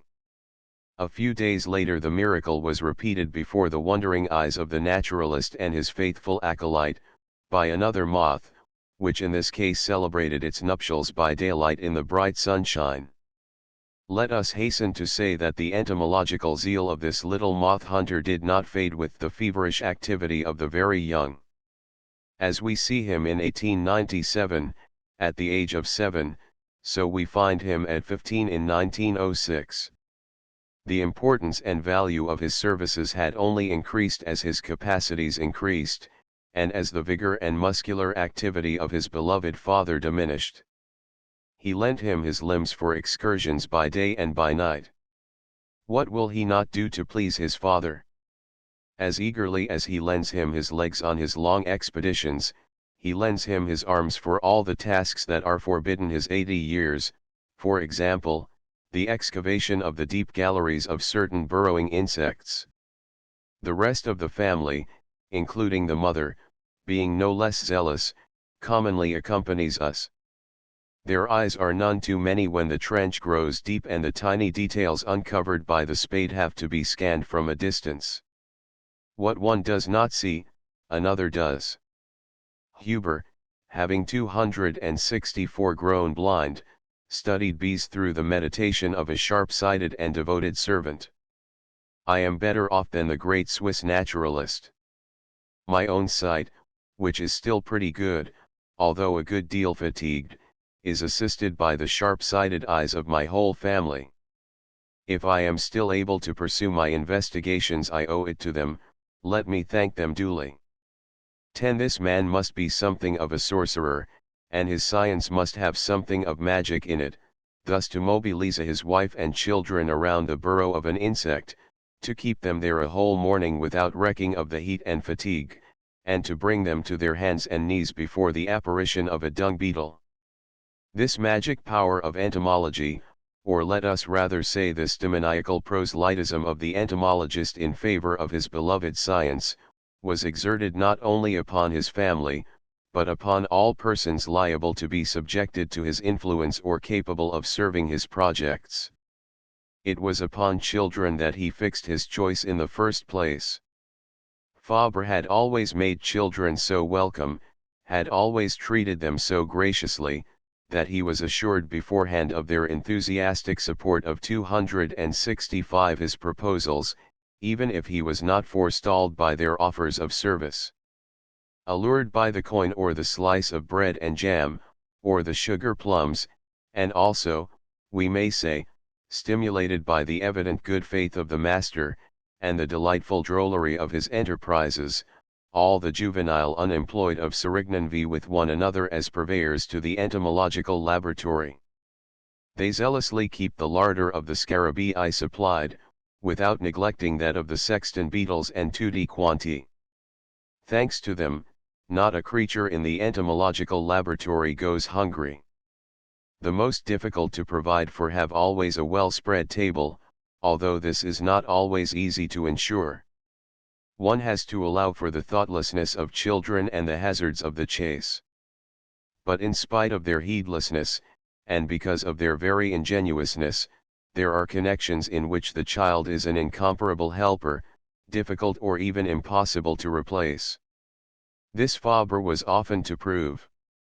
To continue an investigation into the olfactory faculties of insects, a moth is required which is rather rare and difficult to capture. Can he obtain this moth? Yes, I shall find him, indeed I have him already. A little chap of 7, with a wide-awake 266 face that doesn't get washed every day, bare feet, and a pair of tattered breeches held up by a bit of string, a boy who comes regularly to supply the house with turnips and tomatoes, arrives one morning carrying his basket of vegetables. After the few sous due to his mother for the greens have been counted one by one into his hand, he produces from his pocket something which he found the day before, beside a hedge, while picking grass for the rabbits. "And what about this?" he asks, holding the thing out to me. "What about this? Will you have it?" "Yes, certainly, I'll have it." "Try and find me some more, as many as you can, and I'll promise you plenty of rides on the roundabout on Sunday. Meanwhile, my lad, here's a penny for you. Don't make a mistake when you give in your accounts, put it somewhere where you won't mix it up with the turnip money." 11. The precious discovery was none other than the cocoon from which would presently emerge the desired moth, vainly sought after during 20 years' residence in Serignan. Of all children, Fabre must have had a weakness for the most rustic specimens, for those who, by virtue of their situation and by inclination, lived more nearly in contact 267 with nature and the animal creation. If they are ever so little wide awake, they are at once, for him, friends whose society he seeks and helpers whose assistance he appreciates. Such is the young shepherd, a friend of the household, who is without a peer in catching the pill-rolling beetles. 12. So greatly does he excel in profiting by the truly exceptional advantages which the pastoral calling offers from this point of view. In such company insect hunting is so engaging and profitable that our naturalist decides to accompany him. Among these memorable mornings there is one which deserves particular mention, for it was truly a historic occasion. The young shepherd who had been told in his spare time to watch the doings of the sacred beetle came to me in high spirits, one Sunday in the latter part of June, to say that he thought the time had come to begin our investigations. He had detected the insect issuing from the ground, had dug at the spot where it made its appearance, and had found, at no great depth, the queer thing which he was bringing me. Queer it was, and calculated to upset the little that I thought I knew. In shape it was exactly like a tiny pear that had lost all its fresh color 268 and turned brown in rotting. What could this curious object be, this pretty plaything that seemed to have come from a turner's workshop? Was it made by human hands? Was it a model of the fruit of the pear tree intended for some children's museum? One would say so. The shepherd was at his post by daybreak. I joined him on some slopes that had been lately cleared of their trees, where the hot summer sun, which strikes with such force on the back of one's neck, could not reach us for 2 or 3 hours. In the cool morning air, with the sheep browsing under Sultan's care, the two of us started on our search. A sacred beetle's burrow is soon found, you can tell it by the fresh little mound of earth above it. With a vigorous turn of the wrist, my companion digs away with the little pocket trowel which I have lent him. Incorrigible earth scraper that I am, I seldom set forth without this light but serviceable tool. While he digs I lie down, the better to see the arrangement and furniture of the cellar which we are unearthing, and I am all eyes. The shepherd uses the trowel as a lever and, with his other hand, holds back and pushes aside the soil. Here we are. A cave opens out, and, in the moist warmth of the yawning vault, I see a splendid pear lying full length upon the ground. No, I shall not soon forget this first revelation of the scarab's maternal masterpiece. My excitement could have been no greater had I been an archaeologist digging among the ancient relics of Egypt 269 and lighting upon the sacred insect of the dead, carved in emerald, in some pharaonic crypt. O ineffable moment, when truth suddenly shines forth! What other joys can compare with that holy rapture? The shepherd was in the 7th heaven, he laughed in response to my smile and was happy in my gladness. 13 There was truly good reason for the naturalist and his young friend to exult. Henri Fabre had just discovered what he had vainly been seeking for more than 30 years. He now knew the secret of the sacred beetle's nest, he knew that the loaf of the future nursling was not in the least like that which the insect rolls along the ground for its own use. He was now in a position to correct the error of centuries which he himself had accepted on the word of the masters. And thanks to whom? Thanks to a shepherd barely brightened by a little reading who had acted as his assistant. The poet was indeed right who said, "On a souvent besoin d'un plus petit que soi." Of those less than ourselves we oft have need. So much the worse for the proud who 270 refused to realize this. Fabre was not of their number, and more than once it was greatly to his advantage that he was not. In the choice of his collaborators, then, Fabre addressed himself by preference to children, for he loved their perspicacity, and above all the naive curiosity so like his own.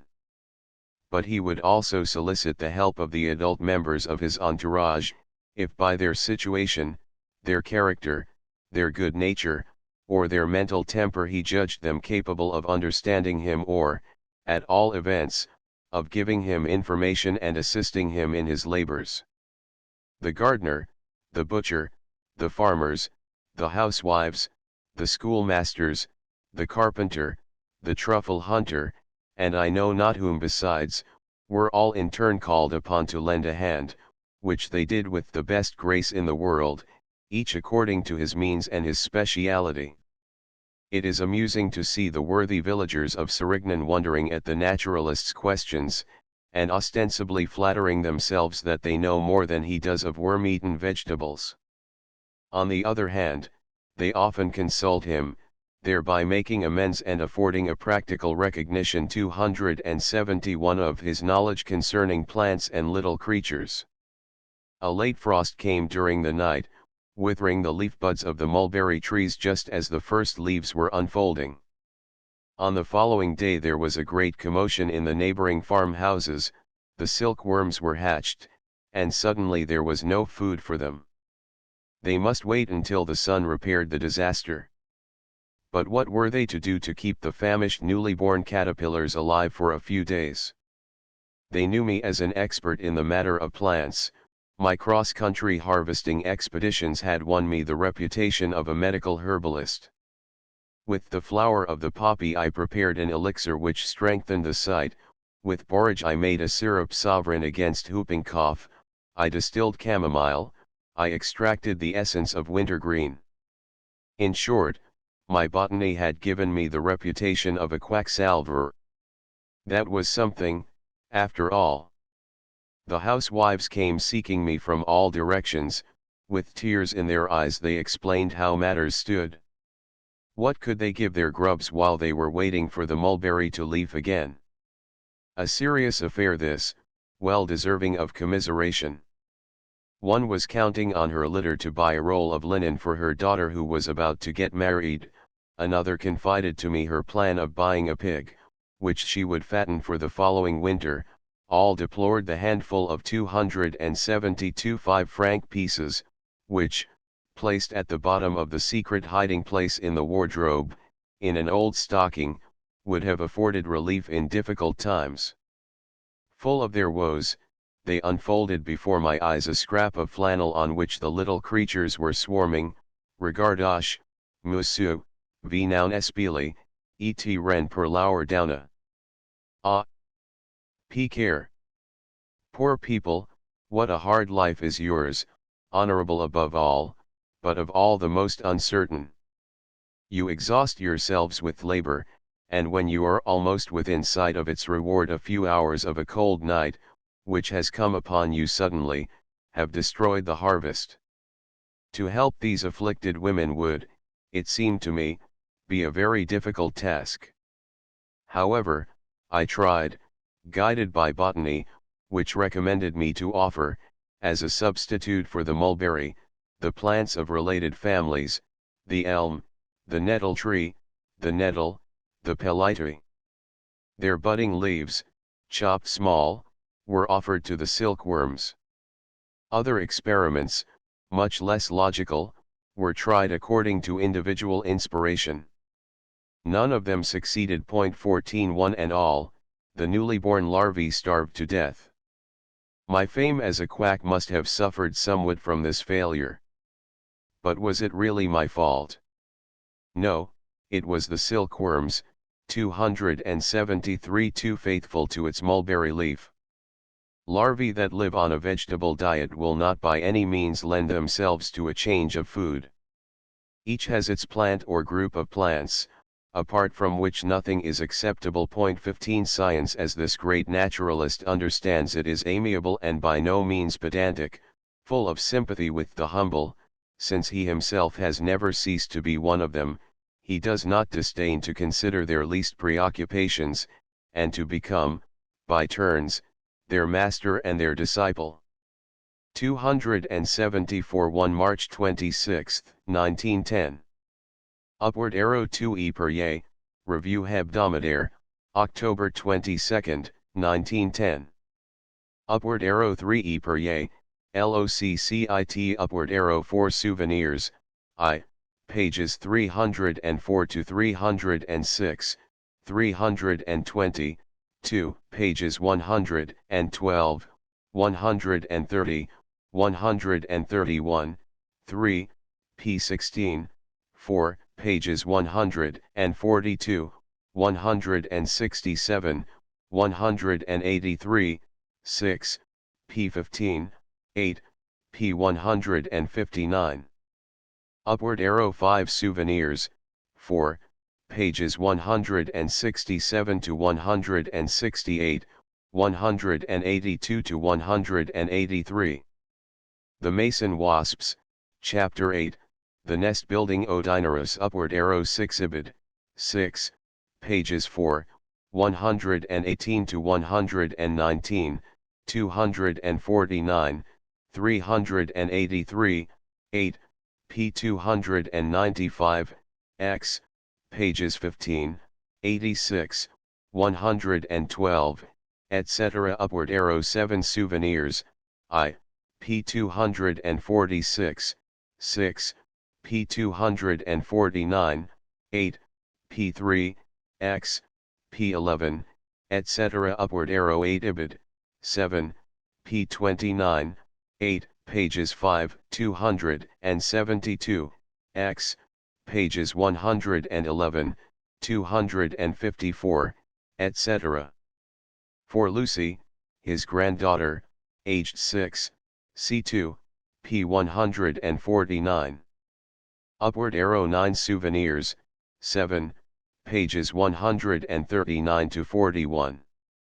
The Life of the Caterpillar, Chapter 11, The Great Peacock, also Social Life in the Insect World, Chapter 14. Upward arrow 10 Souvenirs, x, p111. Upward arrow 11 Souvenirs, 7, 360. Upward arrow 12 Souvenirs, v, pages 43 to 44.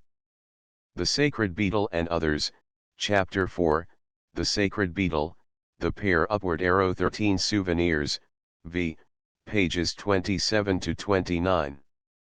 The Sacred Beetle and Others, Chapter I, The Sacred Beetle Upward arrow 14. It is exceedingly curious that neither Fabre nor the silk growers knew what every English schoolboy knows so well, that silkworms thrive upon lettuce leaves, the ordinary substitute, in England, for the mulberry leaf.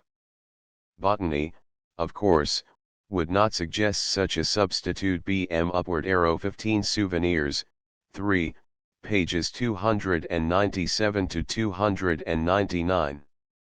Upward arrow. Contents Chapter 18 The Collaborators, continued. Not all the naturalist's experiments are dedicated to practical folk, some are reserved rather for the intellectual. Let us proceed to the facts. Today is Shrove Tuesday, a reminiscence of the ancient Saturnalia. I am meditating, on this occasion, a fantastic dish which would have delighted the gourmets of Rome. There will be 8 of us, first of all my family, and then 2 friends, probably the only persons in the village before whom I could permit myself such eccentricities of diet without jocular comment upon what would be regarded as a depraved mania. One of these is the schoolmaster.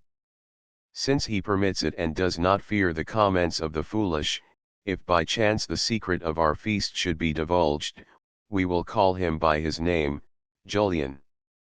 A man of broad views and reared upon science, his mind is open to truth of every kind.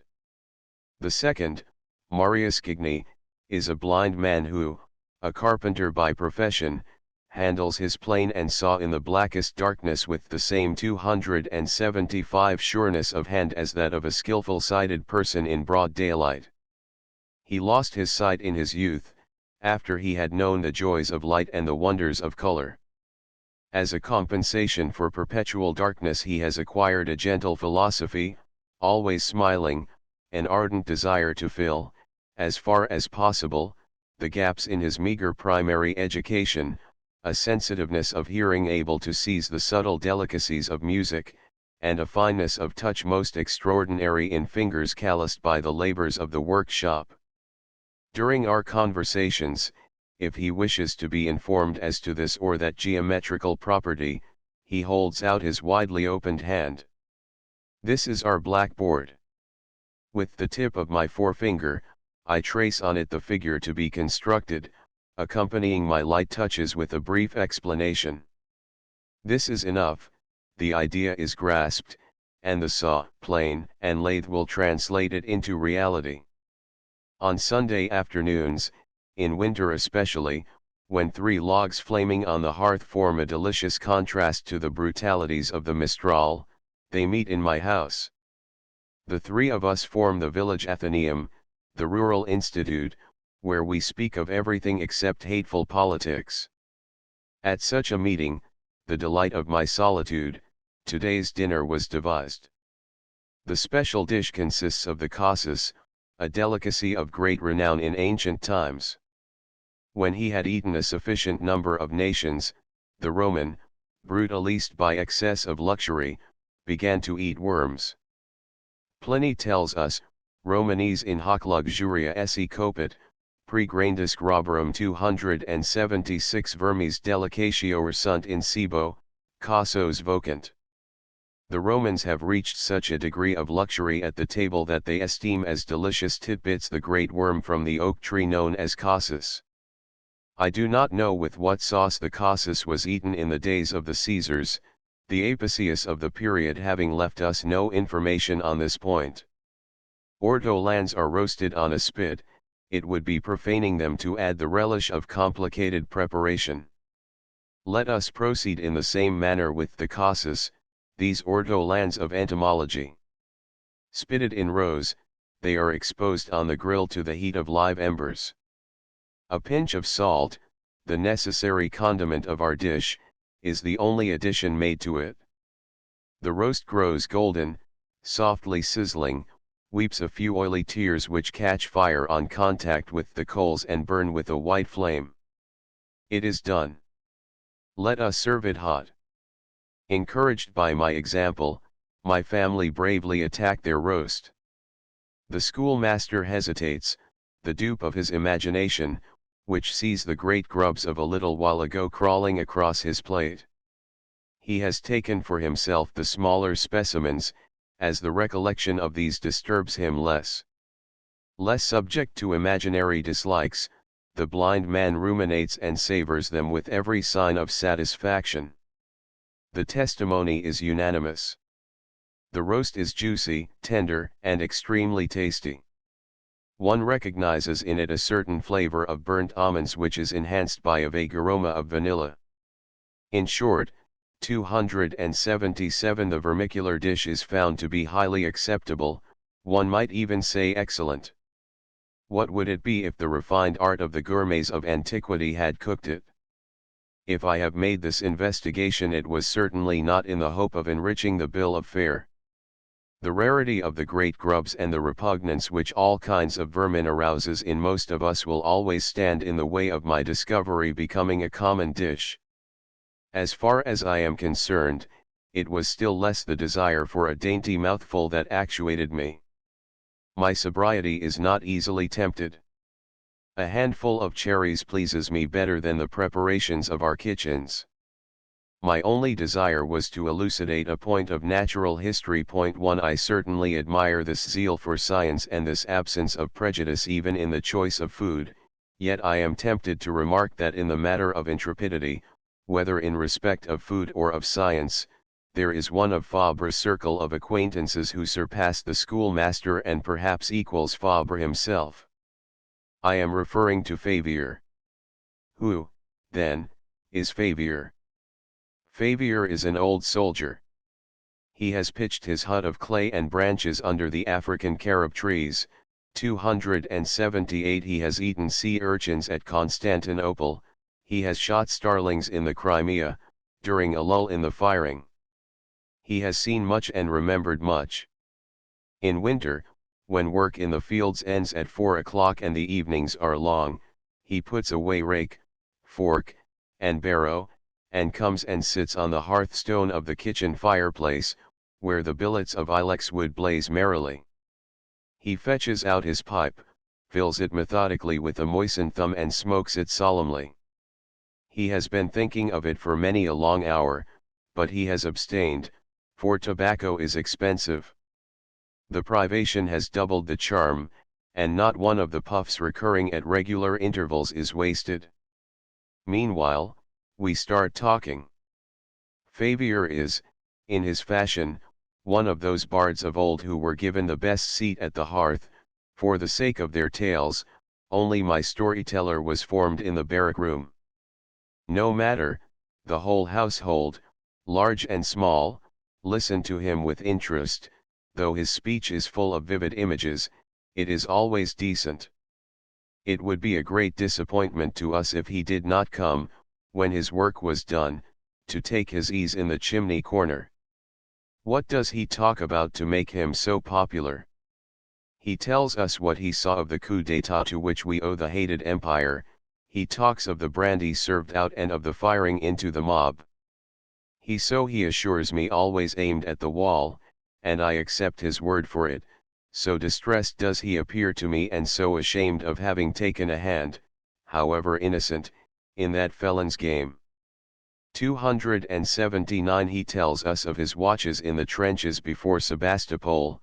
He speaks of his sudden terror when, at night, all alone on outpost duty, squatting in the snow, he saw fall beside him what he calls a flower pot.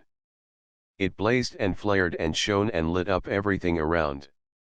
The infernal machine threatened to burst at every second, and our man gave himself up for lost. But nothing happened, the flower pot went out quietly. It was a star shell, an illuminating contrivance fired to reconnoitre the assailants' outworks in the dark. The tragedy of the battlefield is followed by the comedy of the barracks. He lets us into the mysteries of the stew pan, the secrets of the mess, the humorous hardships of the cells. And, as his stock of anecdotes, seasoned with racy expressions, is inexhaustible, the supper hour arrives before any of us has had time to remark how long the evening is. Fabre first attracted my notice by a master stroke. One of my friends had sent me from Marseilles a pair of enormous crabs, the Maya, the sea spider or spider crab of the fishermen. I was unpacking the captives when the workmen returned from their dinner, painters, stonemasons, plasterers engaged in repairing the house which had been empty so long. At the sight of those strange animals, studded with spikes all over the carapace and perched on long legs that give them a certain resemblance to a monstrous spider, the onlookers gave a cry of surprise, almost of alarm. Fabre, for his part, remained unmoved, and, as he skillfully 280 seized the terrible spider struggling to get away, he said, "I know that thing, I've eaten it at Vasna. It's first rate." And he looked round at the bystanders with an air of humorous mockery which was meant to convey, "You've never been out of your hole, you people." Fabre knows many things, and he knows them more particularly through having eaten them. He knows the virtues of a badger's back, the toothsome qualities of the leg of a fox. He is an expert as to the best part of that eel of the bushes, the snake. He has browned in oil the eyed lizard, the ill-famed rasad of the south, he has thought out the recipe of a fry of locusts. I am astounded at the impossible stews which he has concocted during his cosmopolitan career. I am no less surprised at his penetrating eye and his memory for things. I have only to describe some plant, which to him is but a nameless weed, devoid of the least interest, and, if it grows in our woods, I feel pretty sure that he will bring it to me and tell me the spot where I can pick it for myself. The botany of the infinitesimal even does not foil his perspicacity. But, above all, he excels in ridding me of the troublesome folk whom I meet upon my rambles. The peasant is naturally curious, as fond of asking questions as a child, but his curiosity is flavored with a spice of malice, and in all his questions there 281 is an undercurrent of chaff. What he fails to understand he turns into ridicule. And what can be more ludicrous than a gentleman looking through a glass at a fly captured with a gauze net, or a bit of rotten wood picked up from the ground? Fabre cuts short the bantering catechism with a word. Point 2. Fabre has other qualities.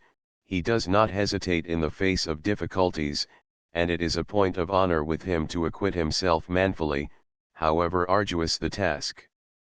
Fabre is not content with faithfully executing his master's orders. Like all intelligent and devoted servants, he divines and anticipates his desires. He has happy ideas of initiative. On the 14th of April 1880, Fabre was clearing away a heap of mold resulting from the waste weeds and leaves heaped up in a corner against the enclosing wall.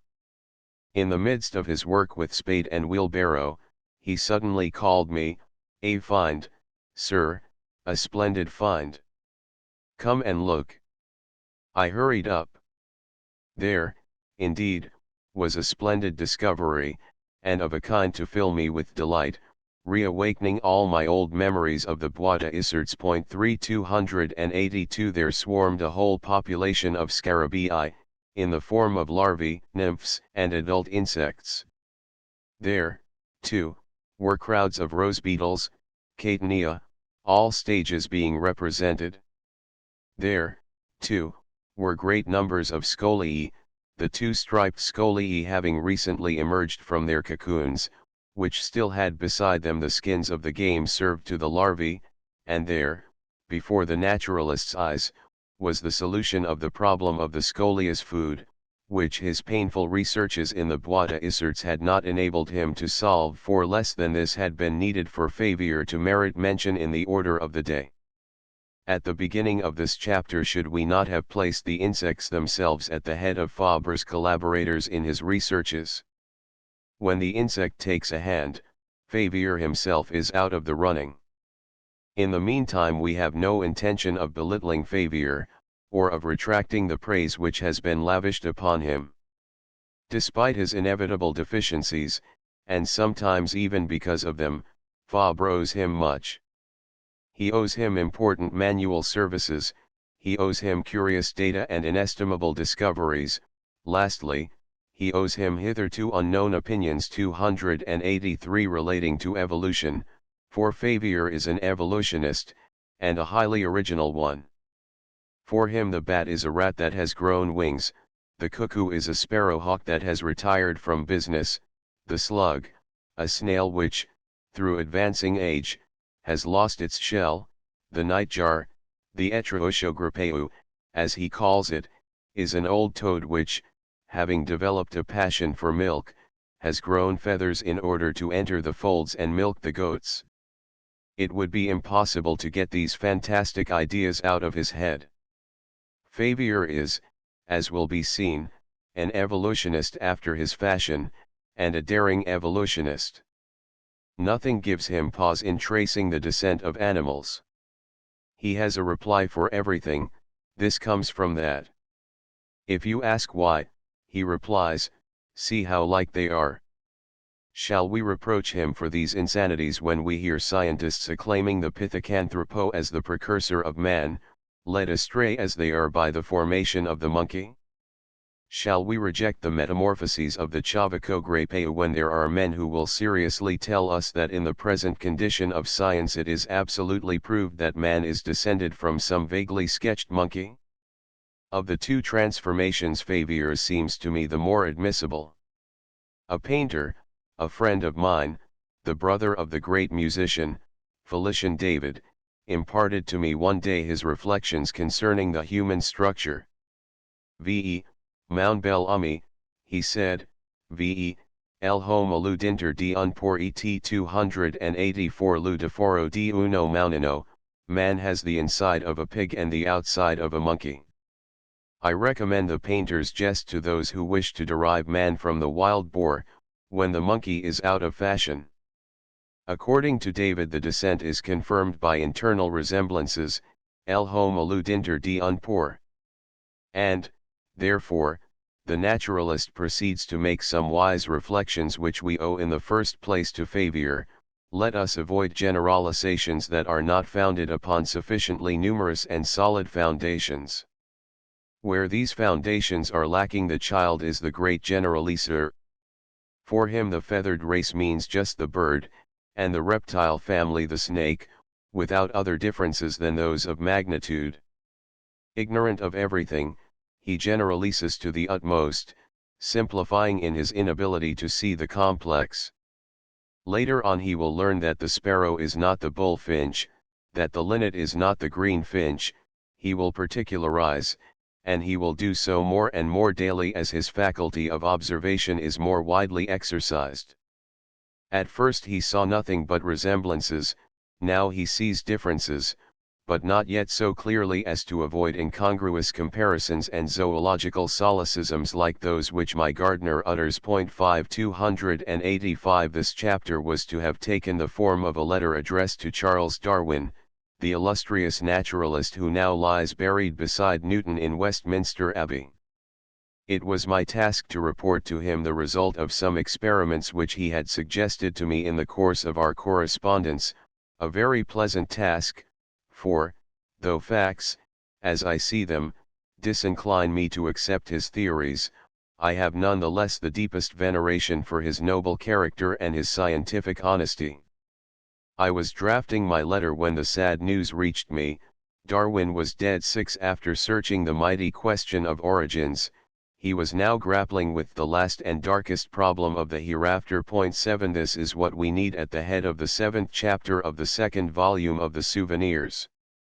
Especially coming after what has gone before them, these few lines shed a more brilliant light upon Fabre's secret attitude toward those very thinkers whose ideas he opposes most keenly than could any number of lectures.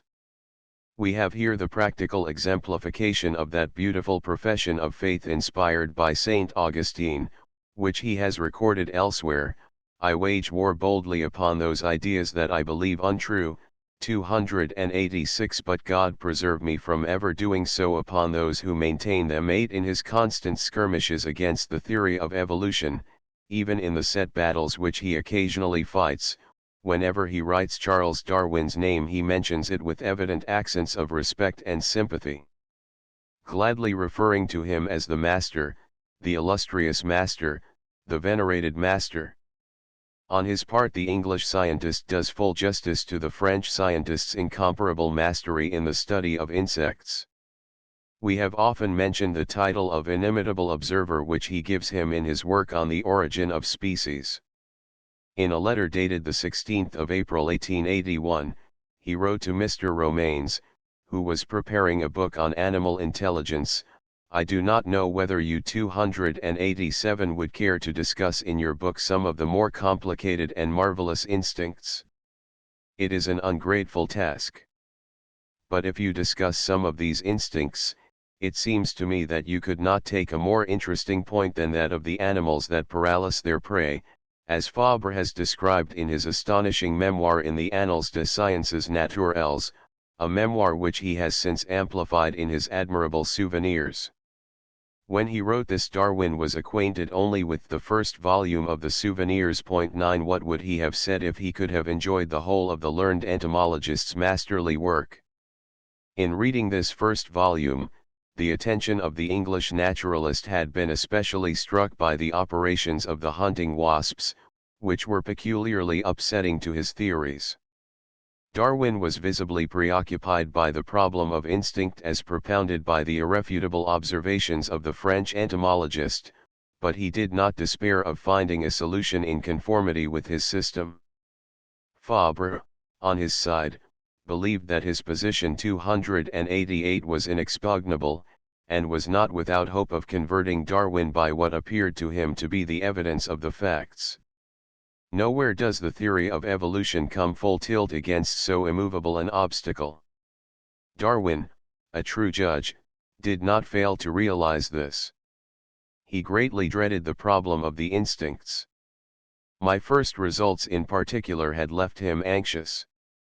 If he had known the tactics of the hairy Ammophila, the mantis-hunting Tachytus, the Philanthus apivorus, the Calicurgus, and other predatory insects which have since been investigated, his anxiety, I believe, would have become a frank avowal of his inability to get instinct to enter the world of his formula. Alas! The philosopher of Down left us when the discussion was only just beginning, with experiment to fall back upon, a method superior to all arguments. The little that I had published at that period left him still some hope of explanation. In his eyes instinct is always an acquired habit. We have already mentioned Fabre's relations with Moquin Tandon, Dufour, Pasteur, and Duroux. Other names might be added to complete the list of his friends, or the correspondents whom he succeeded in interesting in entomology and admitting more or less to participation in his researches. Point 10 We 289 will confine ourselves here to mentioning a worthy brother of the Christian colleges who afforded him one of the great pleasures of his life by enabling him to satisfy, at a small expense, without emptying his purse or too greatly curtailing his patient observations, one of the wilder longings of his youth, from which he was not always exempted by age, to travel the world, by land and sea, from pole, to cross-question life, under every clime, in the infinite variety of its manifestations. That surely would be glorious luck for him that has eyes to see, and it formed the radiant dream of my young years, at the time when Robinson Crusoe was my delight. These rosy illusions, rich in voyages, were soon succeeded by dull, stay-at-home reality. The jungles of India, the virgin forests of Brazil, the towering crests of the Andes, beloved by the condor, were reduced, as a field for exploration, to a patch of pebbles enclosed within four walls. Heaven forfend that I should complain. The gathering of ideas does not necessarily imply distant expeditions. Jean-Jacques Rousseau herborist with the bunch of chickweed whereon he fed his canary, Bernardine de Saint-Pierre discovered a world on a strawberry plant that grew by accident in a corner of his window, Xavier de Maistre, using an armchair by way of post-chaise, made one of the most famous of journeys around his room. 290 This manner of seeing country is within my means, always excepting the post-chaise, which is too difficult to drive through the bushes. I go the circuit of my enclosure over and over again, 100 times, by short stages. I stop here and I stop there, patiently I put questions and, at long intervals, I receive some scrap of a reply. The smallest insect village has become familiar to me. I know each fruit branch where the praying mantis perches, each bush where the pale Italian cricket strums amid the calmness of the summer nights, each downy plant scraped by the Anthedium, that maker of cotton bags, each cluster of lilac worked by the megachili, the leaf-cutter. If cruising among the nooks and corners of the garden do not suffice, a longer voyage shows ample profit. I double the cape of the neighboring hedges and, at a few hundred yards, enter into relations with the sacred beetle, the capricorn, the geotrops, the copris, the decticus, the cricket, the green grasshopper, in short with a host of tribes the telling of whose story would exhaust a lifetime. Certainly, I have enough and even too much to do with my near neighbors, without leaving home to rove in distant lands. Nevertheless, it were well to compare what happens under our eyes with that which happens elsewhere. It were excellent to see how, in the same guild of workers, the fundamental instinct varies with climatic conditions. Then my longing to travel returns, vainer today than ever, unless one could find a seat on that carpet 291 of which we read in the Arabian Nights, the famous carpet whereon one had but to sit to be carried whithersoever he pleased. O marvellous conveyance, far preferable to Xavier de Maistre post-chaise. If I could only find just a little corner on it, with a return ticket. I do find it. I owe this unexpected good fortune to a brother of the Christian schools, to brother Julian, of the La Salle College at Buenos Aires. His modesty would be offended by the praises which his debtor owes him. Let us simply say that, acting on my instructions, his eyes take the place of mine. He seeks, finds, observes, sends me his notes and his discoveries. I observe, seek, and find with him, by correspondence. It is done. Thanks to this first-rate collaborator, I have my seat on the magic carpet. Behold me in the pampas of the Argentine Republic, eager to draw a parallel between the industry of the Cerignan dung beetles and that of their rivals in the Western Hemisphere. 11 To close the history of the Cerignan hermit by opening such remote perspectives is not so inconsistent as it may seem, for, after having obstinately imprisoned himself within the narrow horizon of his village all his life, the Provençal recluse was beginning to be 292 drawn out of it by the intelligent zeal of certain friends, who forced him to make a triumphant tour of France, and we might almost say of the world.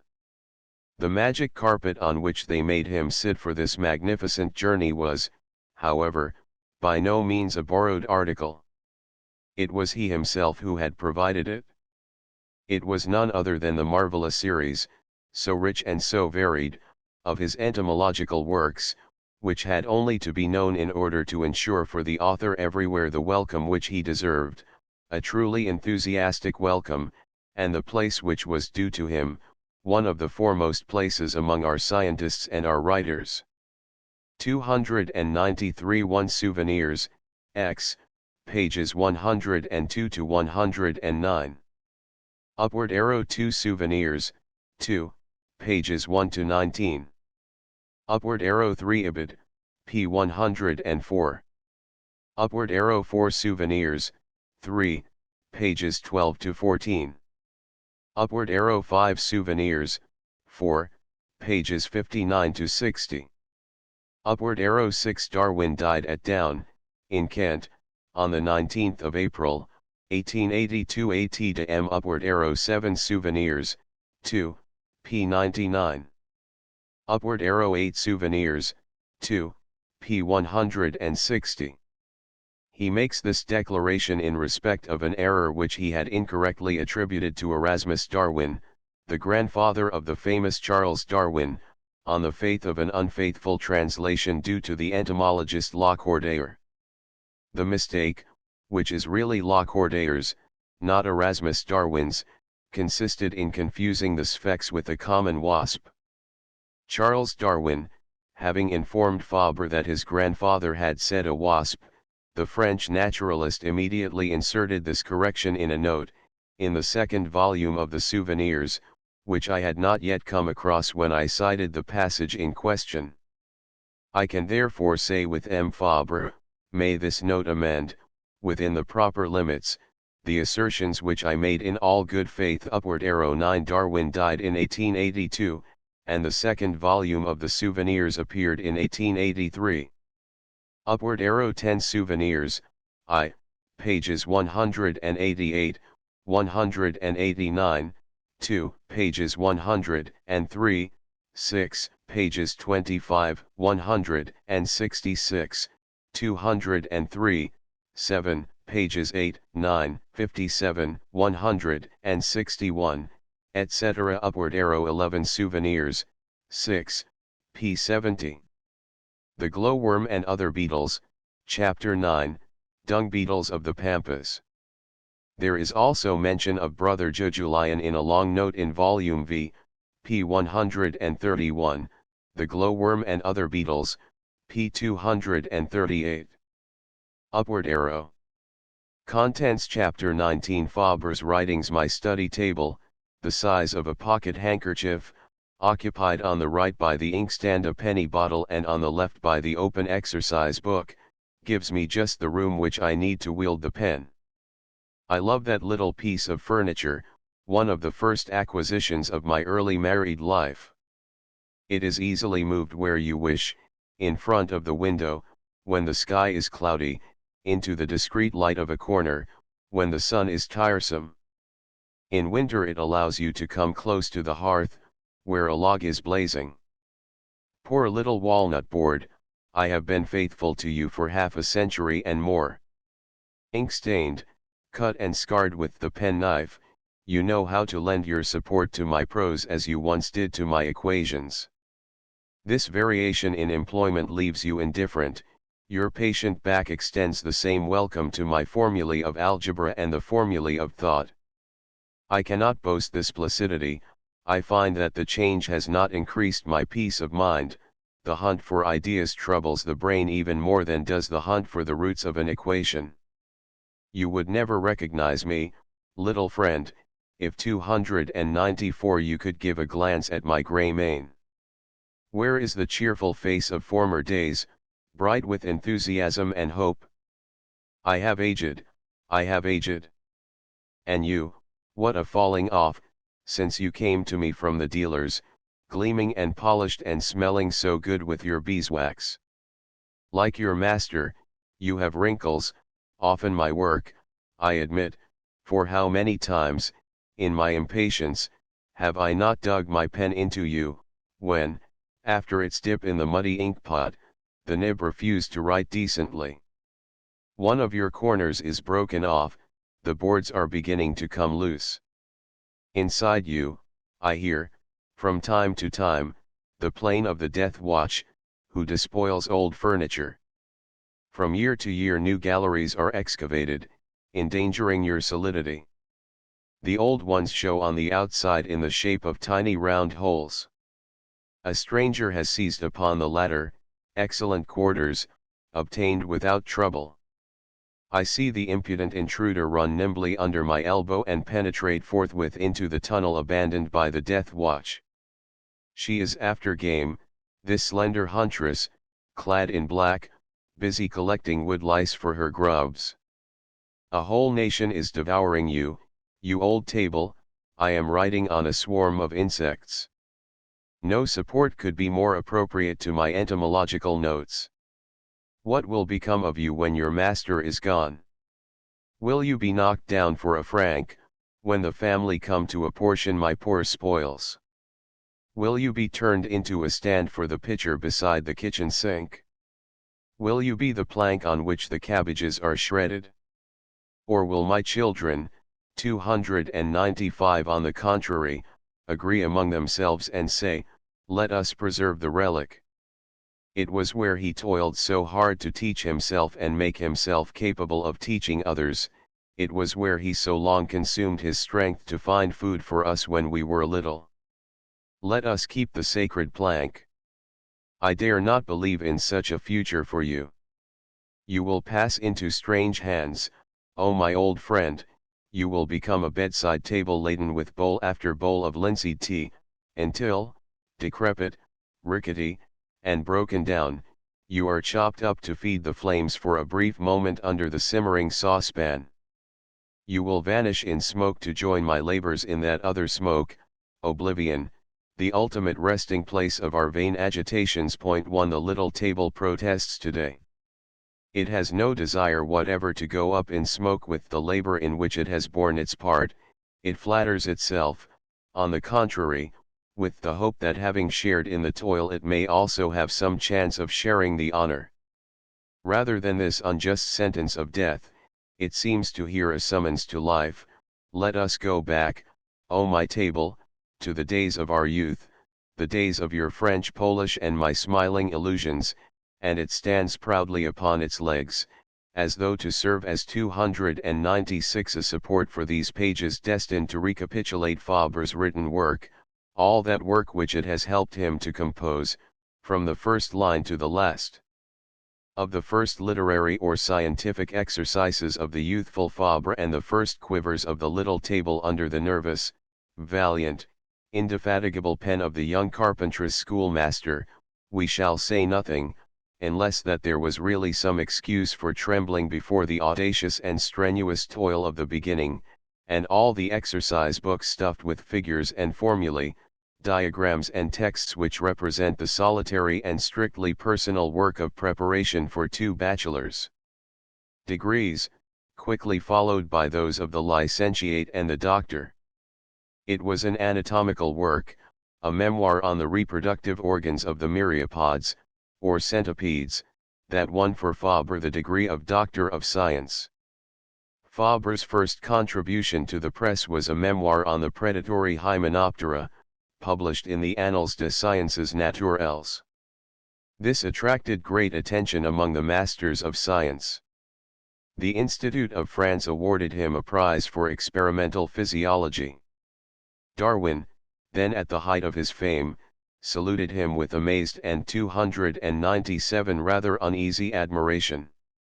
Leon Dufour, the patriarch of entomology in those days, wrote the author a most eulogistic and encouraging letter, happy to have directed his researches toward discoveries which he himself had not suspected. The venerable scientist emphatically exhorted his young friend to continue his journey along the path that was opening before him, a path so full of promise. Some time after this he published another entomological work which was by no means calculated to disappoint the hopes aroused by the first. It dealt with an insect related to the Cantharides, the Sitaris humoralis, and it contained matter no less unsuspected and no less astonishing than the first. The impression produced was all the more profound in that the miracle of instinct was here accompanied by a physiological miracle, a phenomenon of metamorphosis wholly unknown, to describe which Fabre hit upon the very happy term hypermetamorphosis.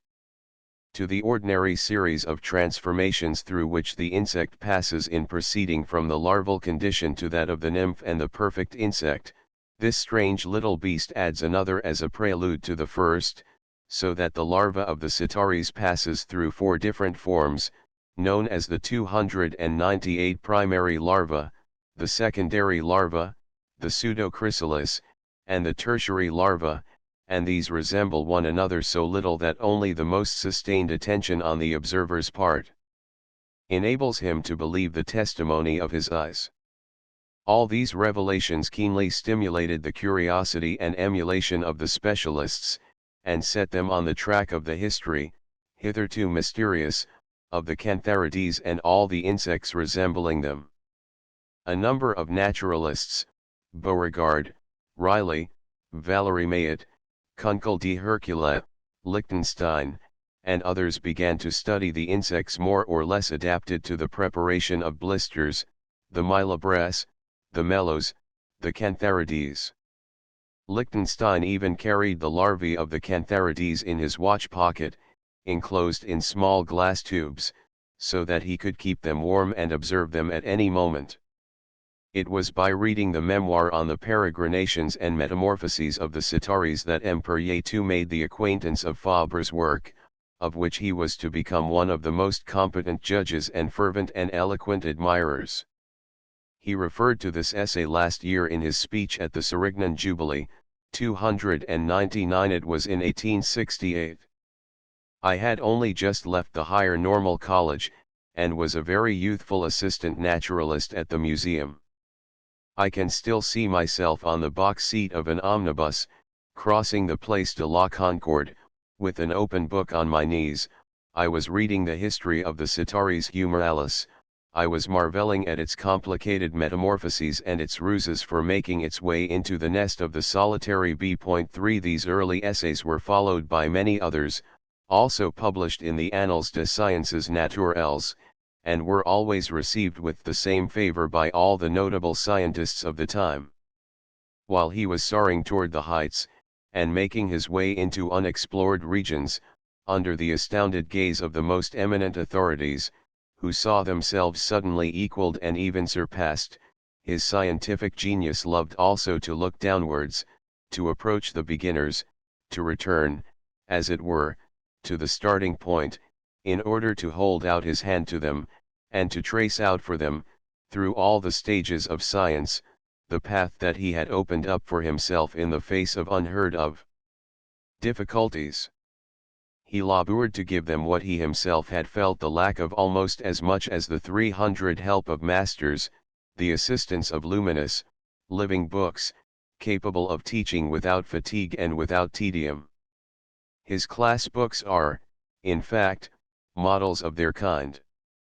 In them you will find no vague phraseology, but the simplest, most precise, yet most natural language, no idle excess of erudition, but the most perfect lucidity of text as of diagram, no dryness, nothing commonplace, but everywhere something picturesque, original, and full of life, giving charm and relief to all that is learned, and above all the constant care never to isolate oneself from life, to keep in touch with reality, by leading the youthful mind from the spectacles which are most familiar to it to the conceptions of science, and from these to such of their applications as are most usual and most familiar.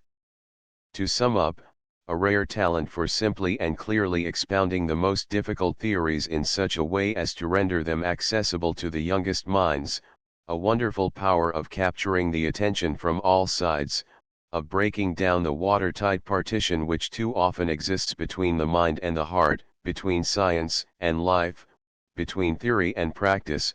Such are the essential characteristics which earned Fabre the title of the incomparable popularizer.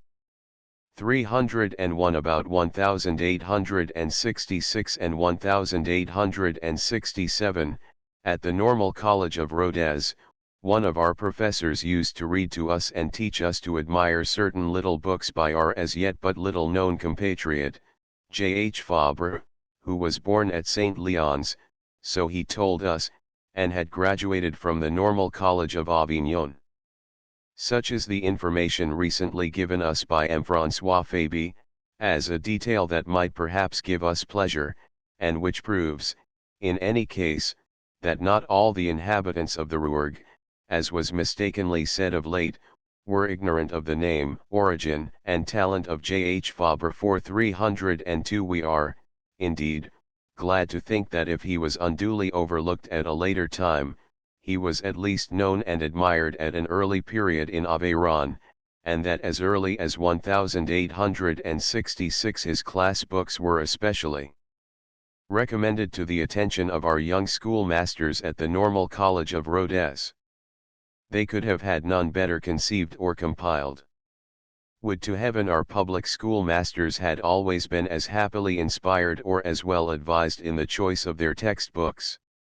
Would to heaven that, instead of the dismal and misleading suggestions of materialism and impiety, there were still a place in the manuals of science, put in the hands of our children, for reflections as sane and as lofty as these. By their practical side the sciences verge upon agriculture, medicine, and industry, but they have before all a moral advantage which is not shared in the same degree by any other branch of human knowledge, in that by giving us a knowledge of the created universe they uplift the soul and nourish the mind with noble and salutary thoughts. 303 The study of the heavenly bodies in particular has this inestimable result: the things that we are told by stellar astronomy overwhelm the understanding and leave no room in our minds except for an impulse of religious wonder at the author of these marvels, the God whose unlimited power has peopled the abysses of space with immeasurable heaps of suns. 6 But the divine work perhaps appears more marvelous still in the infinity of littleness than in the infinity of magnitude. Magnus in magnus, it has been said of God, Maximus in minimis. 7 This fine saying is verified and more or less explicitly confirmed in 1,000 passages of the Souvenirs. Fabre's works of popularization are very numerous. They include no less than 70 to 80 volumes. They embrace all the elements of the sciences learned and taught by the author: arithmetic, algebra, geometry, trigonometry, mechanics, physics, chemistry, etc., but their principal aim was to teach the natural sciences, which furnish the material of more than 50 volumes intended for the primary or secondary degree of education.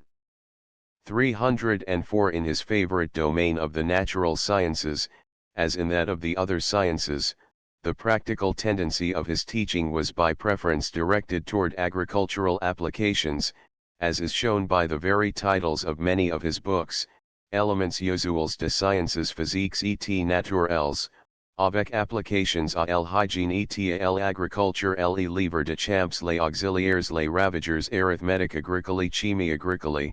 Indeed, it was with the last volume that he inaugurated his series of initiatory textbooks. For the use of young girls and future housewives, he published books on ménage, hygiene, and économie domestique. And all these little books are presented in a picturesque and attractive form. The very titles have nothing austere about them: Entretien de l'oncle Paul avec ses neveux sur les choses d'agriculture, chimie de l'oncle Paul. There is also the Livre de Maître Paul, the Histoire de Bêtes, the Leçons de choses, the Livre d'Histoires, and the Livre de Champs. Under different titles the other volumes evoke, like these, a sort of family atmosphere. They display the same concrete style of narrative and the same lifelike charm of dialogue.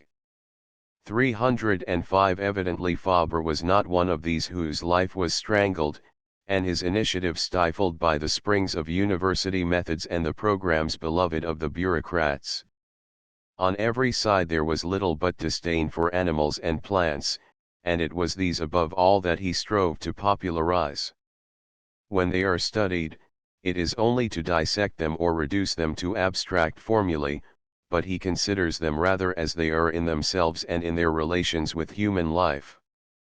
And while others speak of them as dead objects or as indifferent objects, to indifferent readers, Fabre speaks of them with sympathy and feeling, with the tenderness and geniality of an uncle speaking to his nephews, and he excels in communicating to his hearers the sacred fire which inspires him, the passionate love which he feels for all natural things.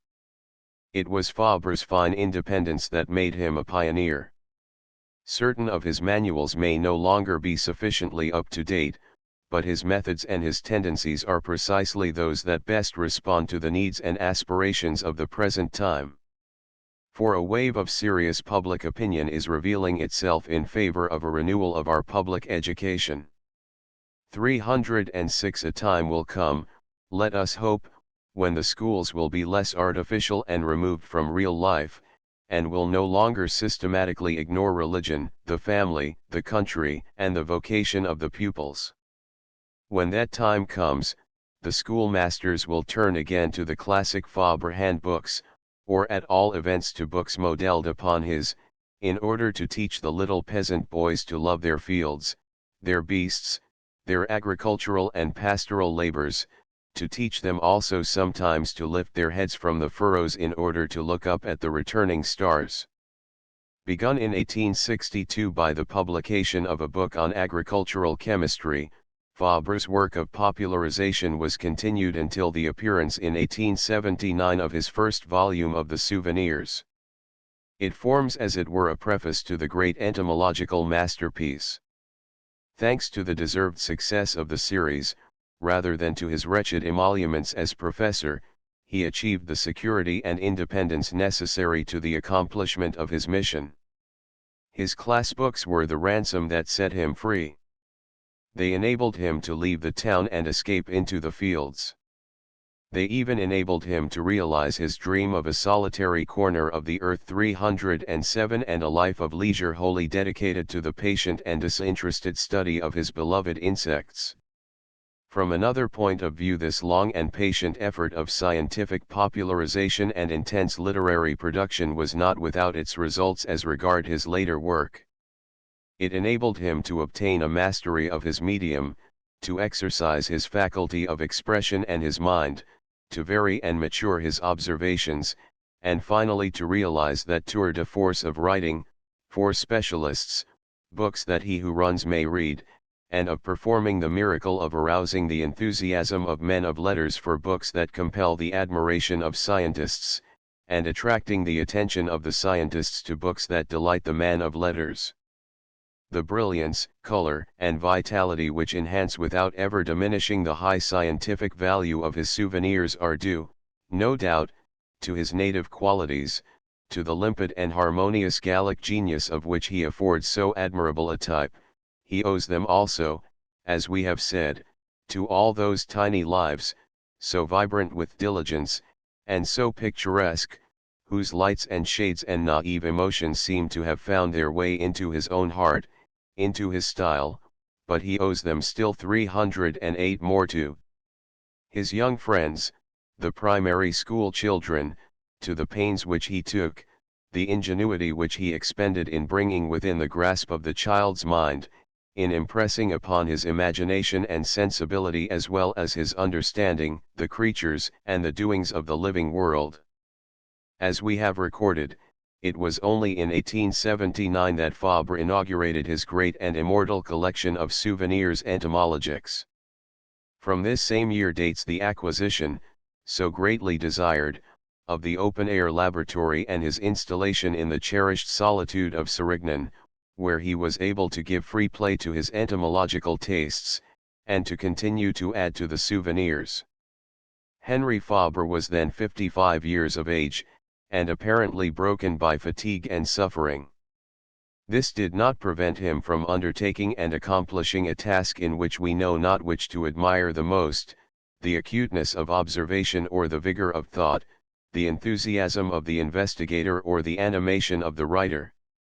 Here is a wonderful example to all those whom advancing age and life have already cruelly bruised, to all those who might be 309 tempted to give up or to flinch under the burden of grief or disappointment, instead of listening to the voice of their talents, the appeal of their friends, the summons of God Himself to generous and devoted action, and to the great harvest of souls and ideas. For 40 years, says Fabre, I have struggled with unshakable courage against the sordid miseries of life, and the corner of earth I have dreamed of has come at last. The wish is realized. It is a little late, oh my pretty insects. I greatly fear that the peach is offered to me when I am beginning to have no teeth wherewith to eat it. Yes, it is a little late. The wide horizons of the outset have shrunk into a low and stifling canopy, more and more straitened day by day. Regretting nothing in the past, save those whom I have lost, regretting nothing, not even my first youth, hoping nothing either, I have reached the point at which, worn out by the experience of things, we ask ourselves if life be worth the living. 8 In the touching, desolate accents of these lives we may, no doubt, hear the echoes of a whole lifetime of toil and trial, but above all they express the cruel grief which had just wrung the kindly, tender heart of the great scientist. He was still suffering from 310, the blow dealt him by the death of his beloved son Jules at the moment of writing these lines on the first page of the second volume of the Souvenirs, piously dedicated to the memory of the lost child. Happily he found in his insuperable faith in the beyond Nina the courage to overcome his grief, and in his love of scientific truth the possibility of taking up his life again and resuming his work. Amid the ruins that surround me, one strip of wall remains standing, immovable upon its solid base, my passion for scientific youth. Is that enough, O my busy insects, to enable me to add yet a few seemly pages to your history? Will my strength not cheat my good intentions? Why, indeed, did I forsake you so long? Friends have reproached me for it. Ah, tell them, tell those friends, who are yours as well as mine, tell them that it was not forgetfulness on my part, not weariness, nor neglect. I thought of you, I was convinced that the Cerceris cave had more fair secrets to reveal to us, that the chase of the Sphex held fresh surprises in store. But time failed me, I was alone, deserted, struggling against misfortune. Before philosophizing, one had to live. Tell them that, and they will pardon me. 10311 From the very beginning of his great entomological work, Fabre sought to free himself from another reproach, which wounded him to the quick, because it struck at his fidelity to his chosen study, and, what is more, to scientific truth. Others again have reproached me with my style, which has not the solemnity, nay, better, the dryness of the schools. They fear lest a page that is read without fatigue should not always be the expression of the truth. Were I to take their word for it, we are profound only on condition of being obscure. Come here, one and all of you, the sting-bearers, and you, the wing-cased armor-clads, take up my defense and bear witness in my favor. Tell of the intimate terms on which I live with you, of the patience with which I observe you, of the care with which I record your actions. Your evidence is unanimous. Yes, my pages, though they bristle not with hollow formulae nor learned smatterings, are the exact narrative of facts observed, neither more nor less, and whoso cares to question you in his turn will obtain the same replies. And then, my dear insects, if you cannot convince those good people, because you do not carry the weight of tedium, I, in my turn, will say to them, you rip up the animal and I study it alive, you turn it into an object of horror and pity, whereas I cause it to be loved, you labor in a torture chamber and dissecting room, I make my observations 312 under the blue sky, to the song of the cicadas, 11 you subject cell and protoplasm to chemical tests, I study instinct in its loftiest manifestations, you pry into death, I pry into life. Our author's strong personality is revealed no less in the bulk of his work than in this declaration of principles which might serve as a prologue to the latter. With the originality of genius, he is from the first totally opposed to the point of view of those naturalists who are fascinated by morphology and anatomy. 12 He believes that the characteristics of life are to be found in life itself, and that if we wish truly to know the insect, nothing will help us so much as seeing it at work. Mere common sense, the reader will say, yet it is by no means common, and it usually happens that writers forget to take performance into their reckoning when they are describing life. 13 To study living entomology, that is, to study the insect living its life and in the 313 highest manifestations of its life, in its instincts and its habits, in its aptitudes and its passions, in a word, in its psychic faculties, to replace the dominant standpoint of morphology and physiology by the standpoint of biology and psychology, such is the essential program of the writer of the Souvenirs. And he adheres to it all the more strictly the more he sees it neglected by those about him, judging it to be of still greater importance for one who is seeking to know the insect, more advantageous to practice and speculation, more essential to the open-air life and the most abstruse inquiries of the human mind. By curiously interrogating the life of the insects one may render inestimable services to agriculture, as Pasteur did in his investigation of sericulture. One may also furnish general psychology with data of inestimable value, and this in particular was what he proposed to do. M. Fabre's restless mind is forever haunted by the most abstruse problems, which, indicated here and there, enable us to understand the motives that urge him on. With reference to these, the insect is no longer an end, it becomes a means.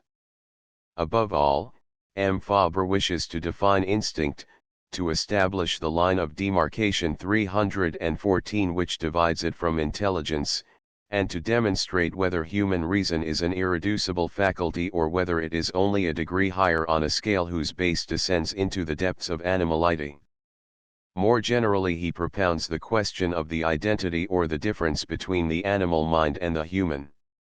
He also seeks to examine the problem of evolution, finally, to discover whether geometry rules over all things, and whether it tells us of a universal geometer, or whether the strictly beautiful, the domain of reason, that is, order, is the inevitable result of a blind mechanism. 14 And to tell the whole story in a few words, the essential object, the general impulse of this curious and powerful mind, which refuses to divide science from philosophy, is to consider the insect, how it lives, to note its actions and its movements, to reach its inner from its outer life, its inward impulse from its external action, and then to climb upwards from the insect to man and from man to God.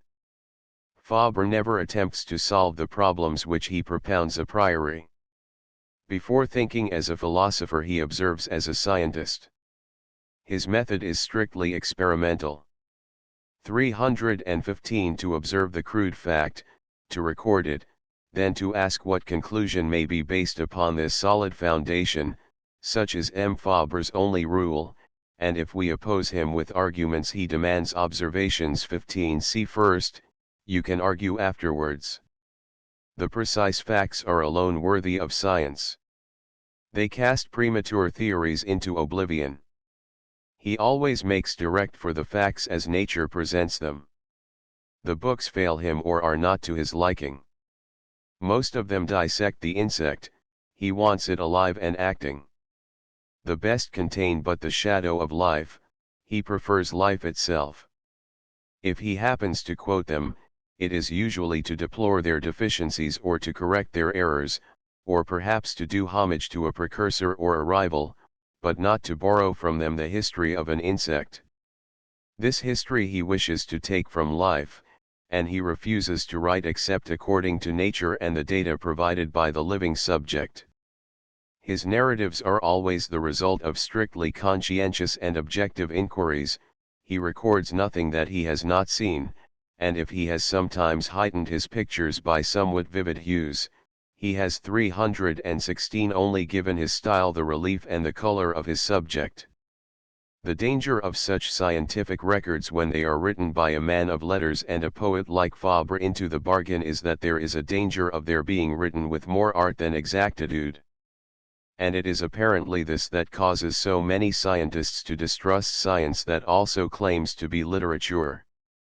Fabre was not always immune from this species of discredit which the writer may so easily cast upon the scientist. But this unjust accusation was long ago withdrawn, and today all are agreed as to the absolute truthfulness of his portraits and his records. He has talent and imagination, it is true, but he has applied his talent to the sincere investigation of the facts, and his imagination only to achieve the more complete and faithful expression of the reality. A great thinker once uttered this profound saying, "Things are perceived in their truth only when they are perceived in their poetry." This saying might serve as a motto for the whole of Fabre's entomological work.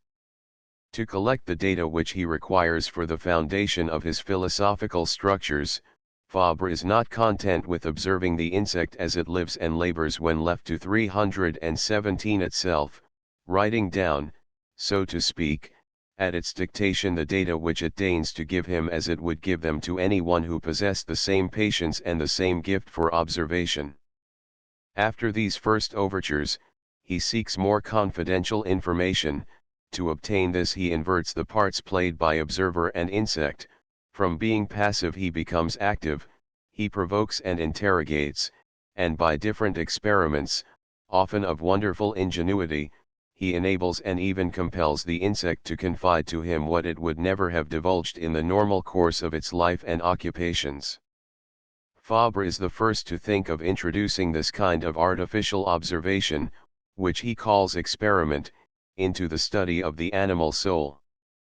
To practice it more readily, he needs the insect close within his reach. More than that, he needs it under his hand, at his discretion, so to say. Neither the great museum of the fields nor the place of observation where the insects roam at will amid the thyme and lavender quite answers the requirements of this part of his program. So at various points of the Harmas all those appliances which we have already described were set up, rustic achievements, clumsy combinations of trivial things. In addition to these appliances 318 in the open air, there are those inside the house. Some are installed in the study, so that the experimenter can see his insects working on the very table upon which he is writing their history. 16 others are arranged in a separate room known as the animal laboratory. It is a great, silent, isolated room, brilliantly lighted by 2 windows facing south, upon the garden, one of which at least is always open that the insects may come and go at liberty.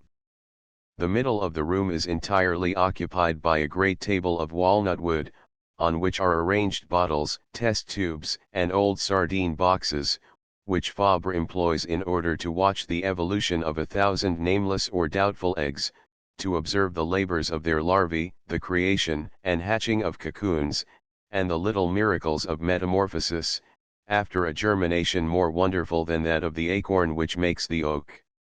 Covers of metallic gauze resting on earthenware saucers full of sand, a few carboys and flower pots or sweetmeat jars closed with a square of glass, these serve for observation or experimental cages in which the progress and the actions of these tiny, living machines can be investigated. 17 Fabre reveals a consummate skill in this difficult and delicate art of experimentation. 319 And inducing the insect to speak.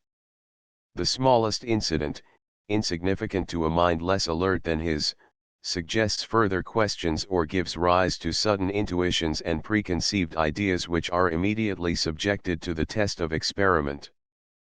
But it is not enough to question the insect, one must understand its replies, it is not enough to collect or even to provoke data. One must know how to interpret them. And here truly we come to the prodigy, for his sympathy for animals gives M. Fabre a sort of special sense, which enables him to grasp the meaning of its actions, as though there were between it and himself some actual means of communication, something in the nature of a language. 18 But there is something even more remarkable than this penetration and certainty of analysis, it is the prudence with which he goes forward step by step, without leaving anything vague or doubtful, the reserve with which he pronounces upon all that goes beyond the obvious meaning of the facts, the frankness and modesty with which he admits that he hesitates or does not know. It often happens that this scrupulous spirit leads 320 to doubt. The more I observe and experiment, the more I feel rising before me, in the cloudy blackness of the possible, a vast note of interrogation. We might even find that on certain occasions the fear of going astray has caused him to limit to excess the range of his interpretation. But this is done only to give greater weight to his assertions, wherever they are expressed firmly and with quiet assurance. In short, there is reason to subscribe to the flattering judgment of his first biographer, who sees in the Souvenirs not only the most wonderful entomological repertory, but a true essay upon method, which should be read by every naturalist, and the most interesting, instructive, familiar, and delightful course of training that has ever been known. 19 The most interesting, instructive, and delightful course of training, his books are this, not only in virtue of the writer's method and point of view, but in virtue of his language. For the living scenes of the Souvenirs, as well as the interpretations interspersed between them, are expressed in words so simple and so well chosen that 321 they are realized without effort and in the most striking relief in the reader's mind and imagination. Fabre hates to see science make use of pedantic and pseudo-scholastic terminology. Apart from the fact that it may repel the reader, all this idle apparatus of obscurity serves only too often to mask error or vagueness of thought. By seasoning the matter with indigestible terms, useful for dissimulating vagueness of thought, one might represent the scion as a superb example of the change brought about by the centuries in the habits of an insect. It would be very scientific, but would it be very clear? I doubt it. When my eyes fall upon a page bristling with barbarous locutions, supposedly scientific, I say to myself, take care. The author does not properly understand what he is saying, or he would have found, in the vocabulary which so many clever minds have hammered out, some means of clearly stating his thought. Boileau, who is denied the poetic afflatus, but who certainly possessed common sense, and plenty of it, informs us, Cequel en concoit bien essence clairement. That which is clearly grasped is plainly said. Just so, Nicholas. Yes, clearness, always clearness. He calls a cat a cat. Let us do the same, let 322 us call gibberish a most learned prose, to afford a pretext for repeating Voltaire's witty remark, when the listener does not understand and the speaker himself does not know what he is saying, that is metaphysics. Let us add, an abstruse science. My conviction is that we can say excellent things without using a barbarous vocabulary. Lucidity is the sovereign politeness of the writer. I do my best to achieve it. 20 Thanks to his love of lucidity and simplicity, as much as to his frank and modest spirit, he had a horror of verbal snobbery and juggling with pretentious words. Official science itself, and, as he says bluntly, official jargon, 21 find no more favor in his eyes than the sins of incidental writers. As a boy, writes Fabre, I was always an ardent reader, but the refinements of a well-balanced style hardly interested me, I did not understand them. A good deal later, when close upon 15, I began vaguely to see that words have a physiognomy of their own. Some pleased me better than others by the distinctness of their meaning and the resonance of their rhythm, they produced a clearer image in my mind, after their fashion, they gave me a picture of the objects described. Colored 323 by its adjective and vivified by its verb, the name became a living reality, what it said I saw. And thus, gradually, was the magic of words revealed to me, when the chances of my indirect reading placed a few easy standard pages in my way. 22 The magic of words. He has done more than discover it in the pages of other writers. He has illustrated it on every page of his own writings, adapting it so exactly to the magic of things that it delights the scientist as nature herself would, and enchants the poet and the man of letters as only the masterpieces of art and literature have power to do. 324 One Souvenirs, 9, pages 184 to 186. The Life of the Fly, Chapter 13, Mathematical Memories, My Little Table. Upward arrow 2 per ye, Review Hebdomadaire, October 22, 1910.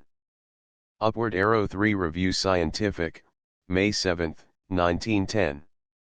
Upward arrow 4 Our eminent compatriot will forgive the writer for quoting the following passage from a letter of his, which so fully expresses both his admiration for our hero and his profound affection for the land of our fathers.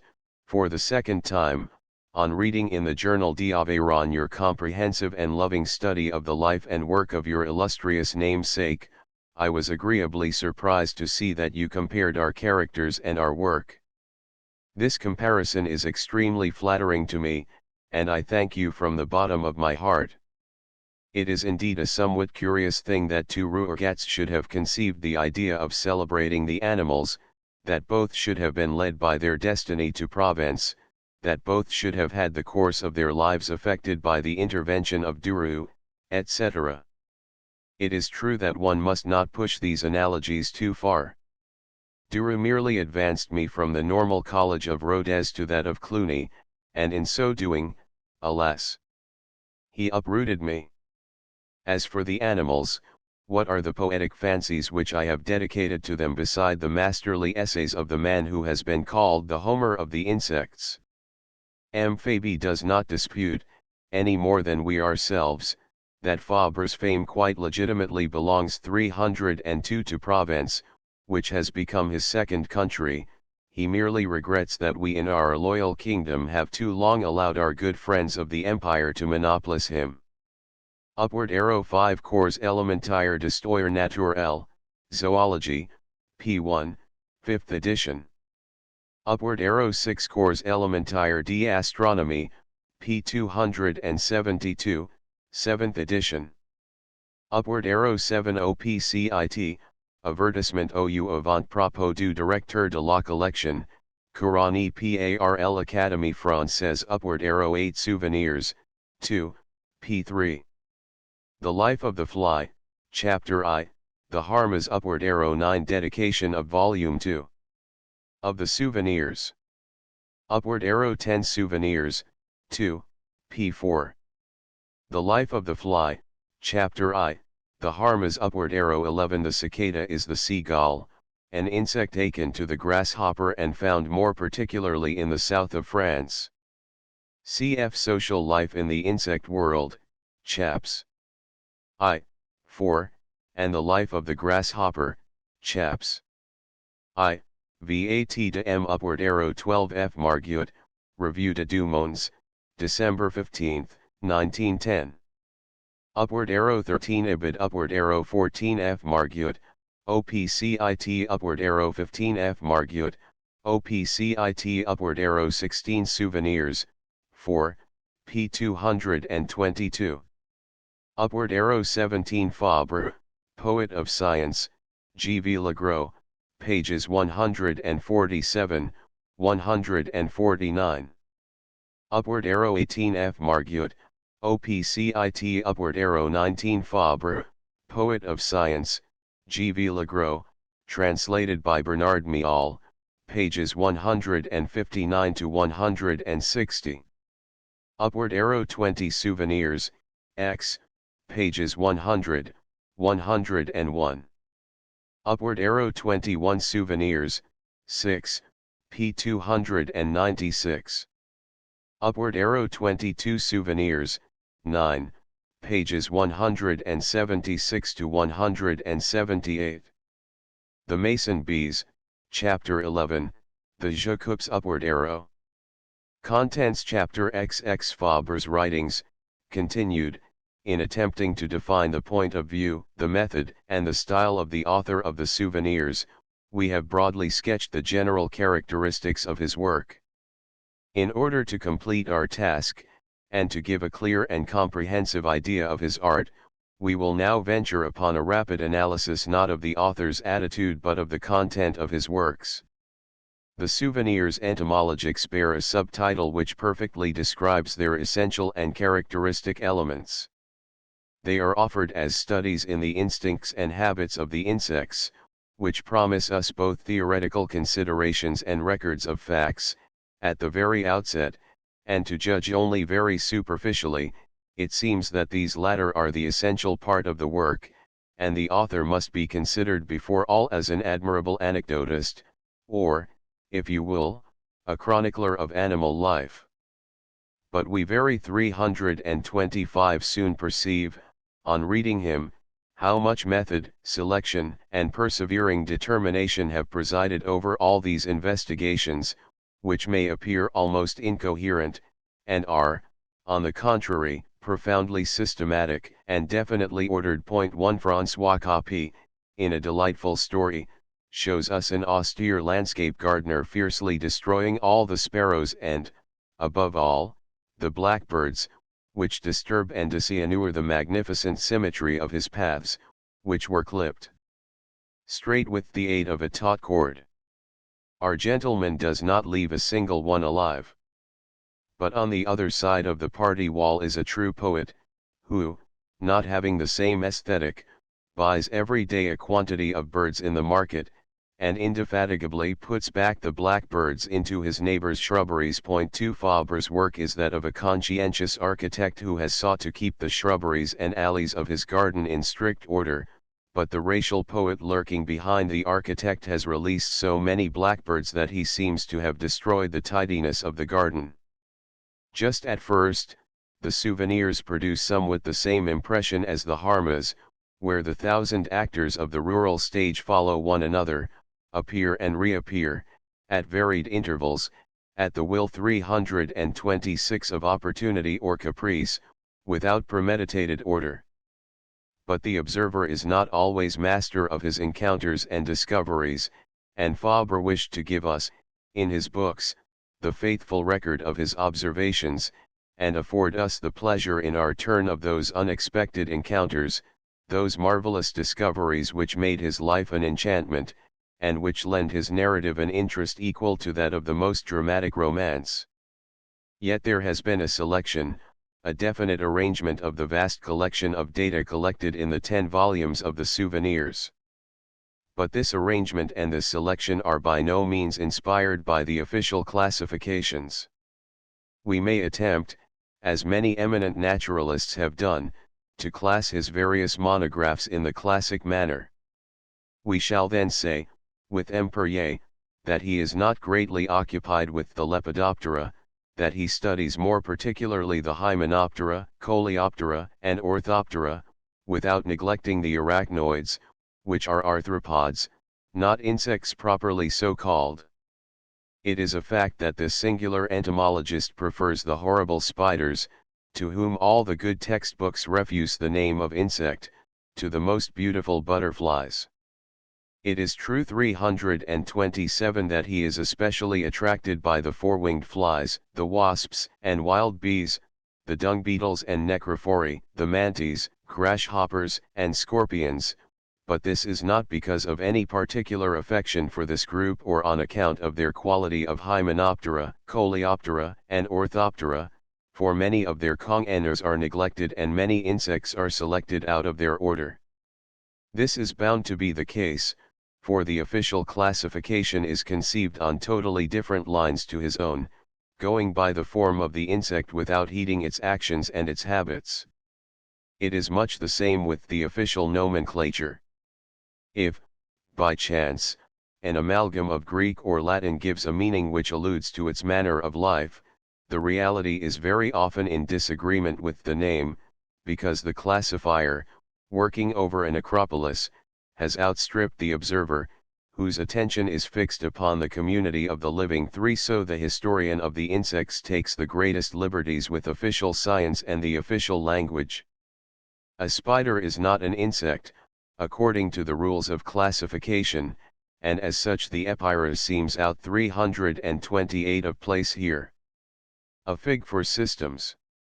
It is immaterial to the student of instinct whether the animal have 8 legs instead of 6, or pulmonary sacs instead of air tubes. 4 Above all, Fabre is interested in the study of instinct. It is this that determines his choice of the species and the data with which he occupies his leisure and entertains his readers.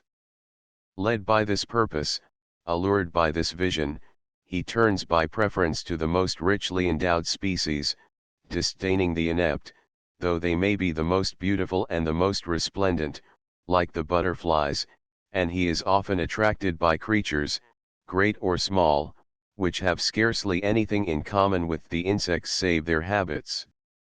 Thus the ferocity of the spiders will justify their taking rank next to the scorpions, the mantes, and the grasshoppers, the cruelest and most ancient of terrestrial creatures. Fabre, in fact, seldom departed from the world of insects, because it is in this little world that the greatest miracles of instinct are manifested, in accordance with the entomologist's motto maxima in minimis. 329 And, as though to increase this prodigious contrast, it often happens that the most remarkable instincts are allotted to the smallest and most despised of insects. Among the insects it is often the case that one well known to all is a mere simpleton, while another, unknown, has real capacity. Endowed with talents worthy of attention, it remains misunderstood, rich in costume and imposing in deportment, it is familiar to us. We judge it by its coat and its size, as we judge our neighbor by the fineness of his clothes and the place which he occupies. The rest does not count. Certainly, in order to deserve historical honors, it is as well that the insect should possess a popular reputation.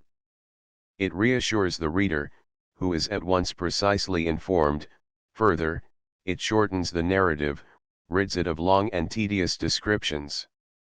On the other hand, if size facilitates observation, if grace of form and brilliance of costume captivate the eye, we should do wrong not to take this outward show into account.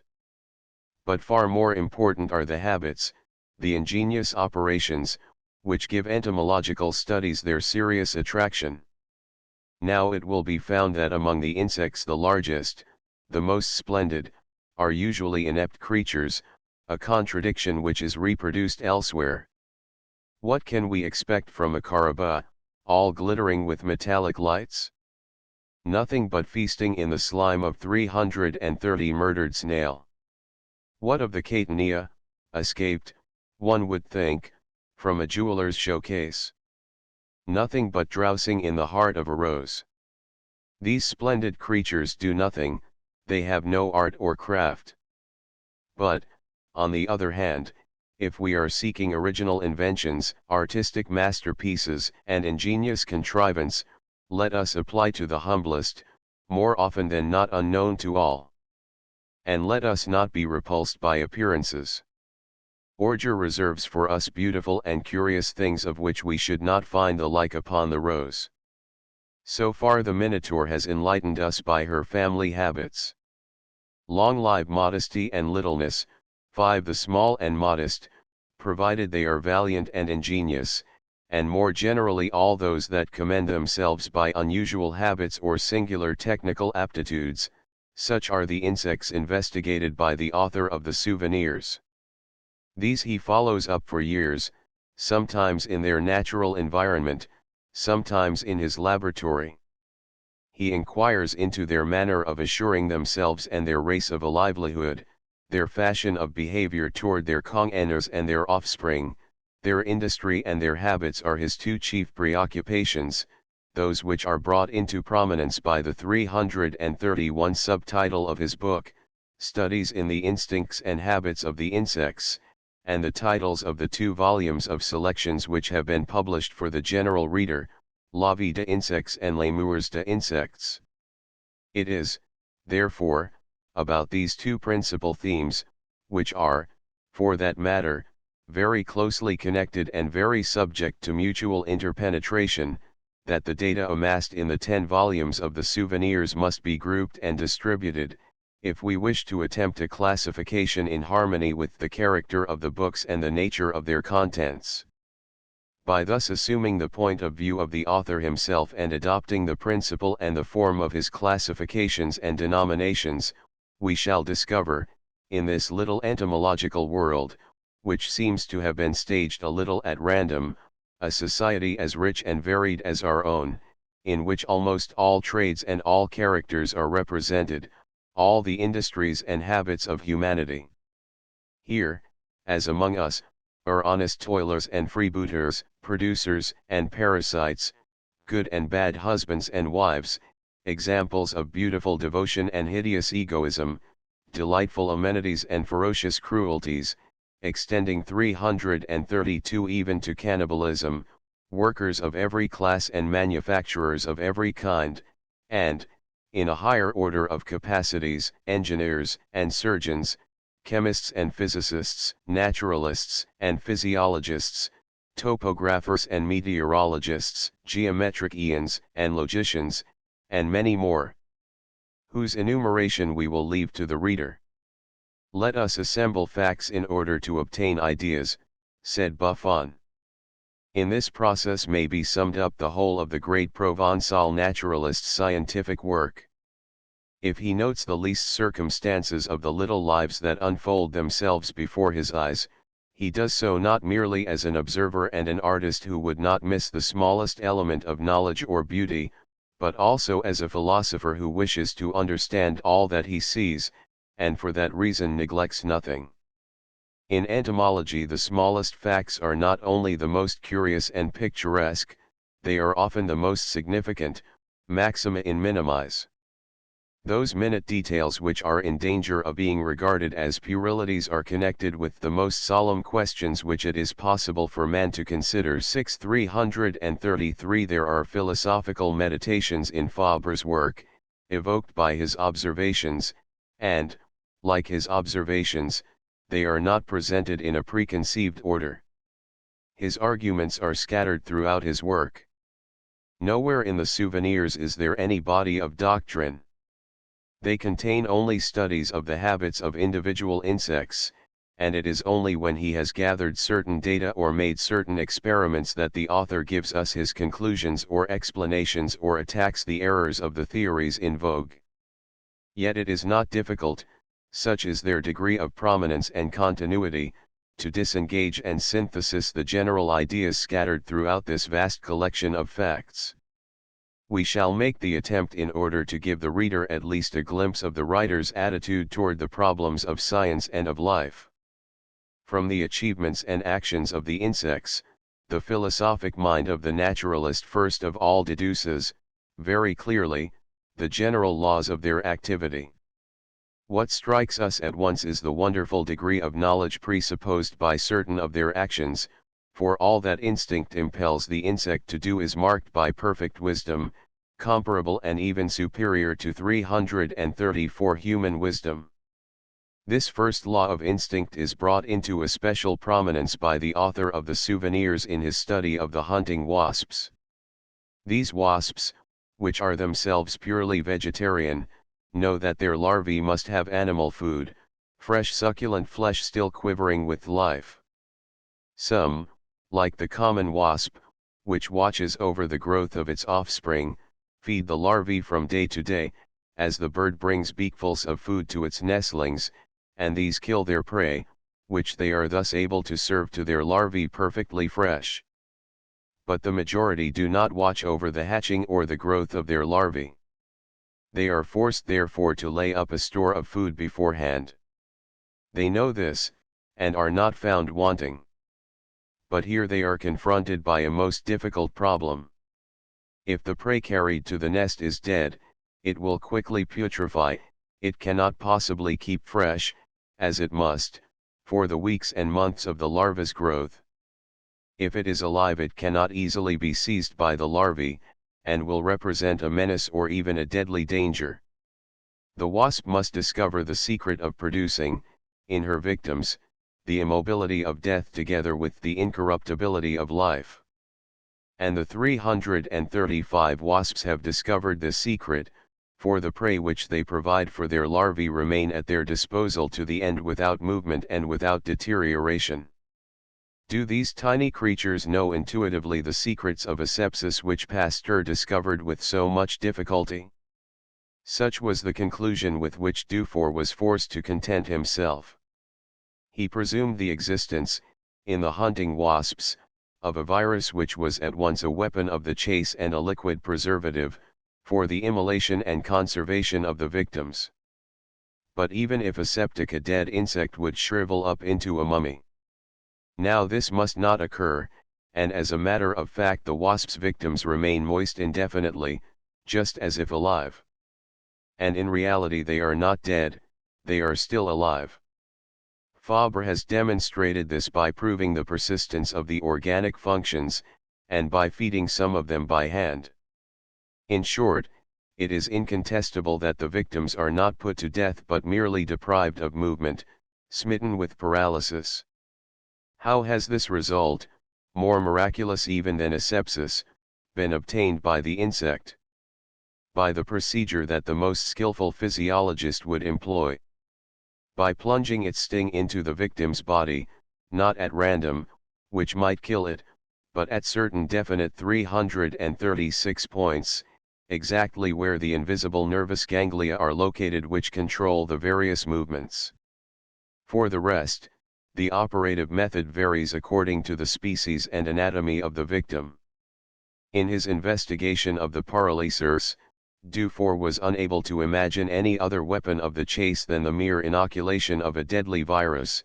The Hymenopteron has invented a means of immobilizing her victim without killing it, of abolishing its movements without destroying its organic functions, of dissociating the nervous system of the vegetative life from that of the life of reaction, to spare the first while annihilating the second, by the precise adaptation of this delicate surgery to the victim's anatomy and physiology. Dufour was unable to provide anything better for the larva's larder than mummified victims, shriveled and more or less flavorless.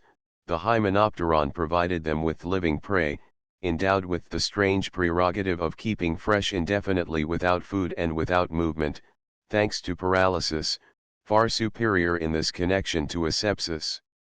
He, the master, skilled among the skillful, trained in the finest operations of 337 anatomy, he who, with lens and scalpel, had examined the whole entomological series, leaving not a corner unexplored, he, finally, who has nothing more to learn of the organization of the insect, can think of nothing better than an antiseptic fluid which gives at least an appearance of an explanation of a fact that leaves him confounded, and of which he has not discovered the full miracle. The author of this immortal discovery rightly insists on this comparison between the insect's instinct and the scientist's reason, the better to reveal in its true light the crushing superiority of the insect. As though to give yet another verification of the words so justly applied to entomology, Maxime Miranda in Minimize the Larva science is perhaps even more disconcerting than that of the perfect insect. The Scolia's larva stupefies us by the order in which it proceeds to devour its victim.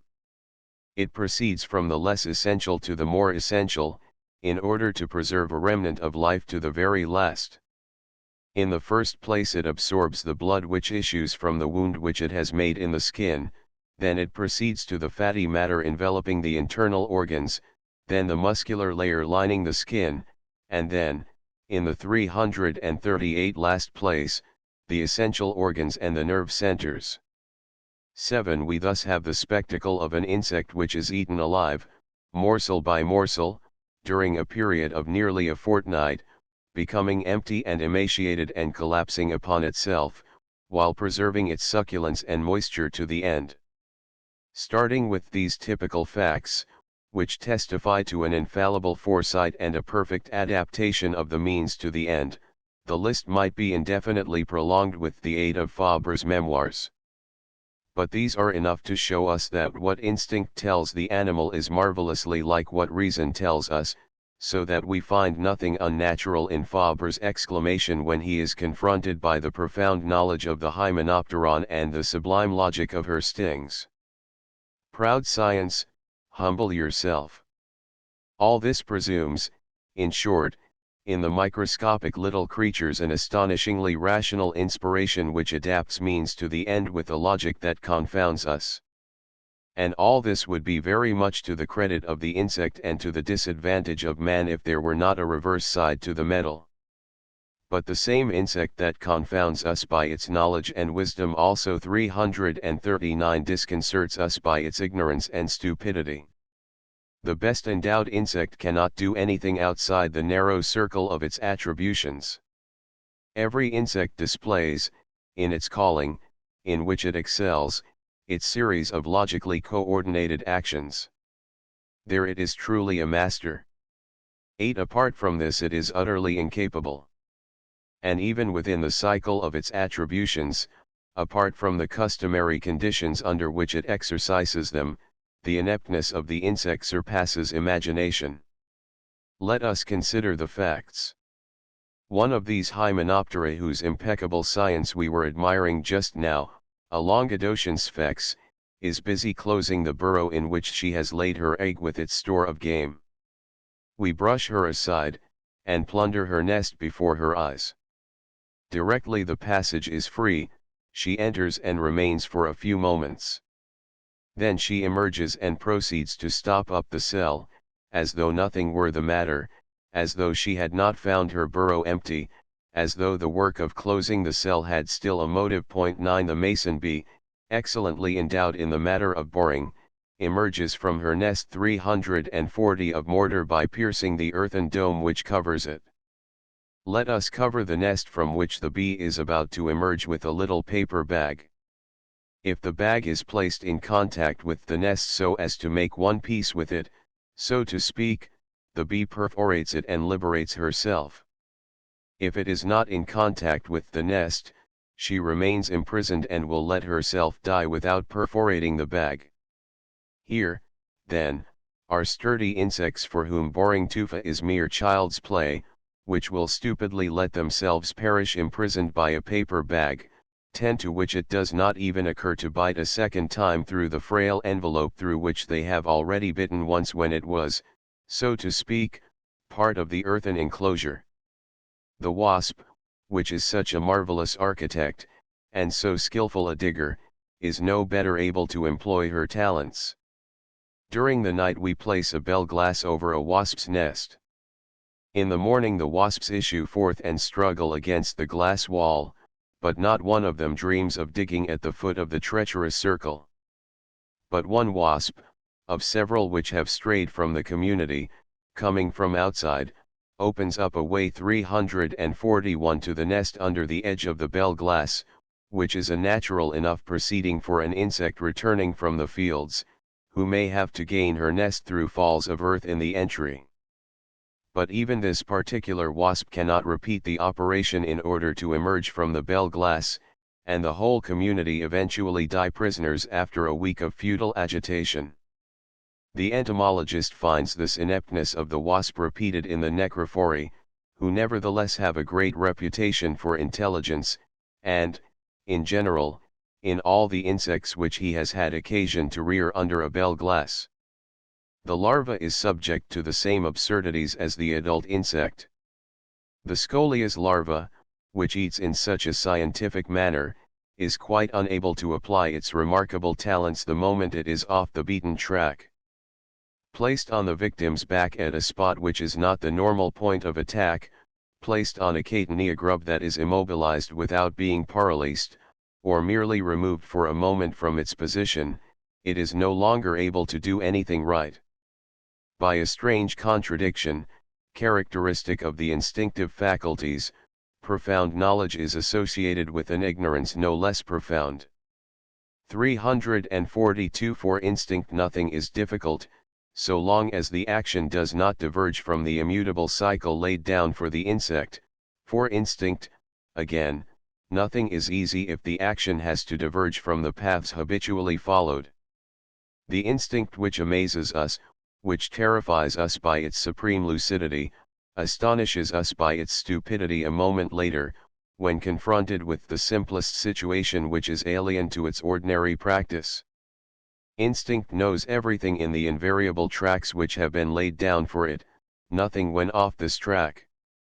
Sublime inspirations of science and amazing inconsequences of stupidity are both its heritage.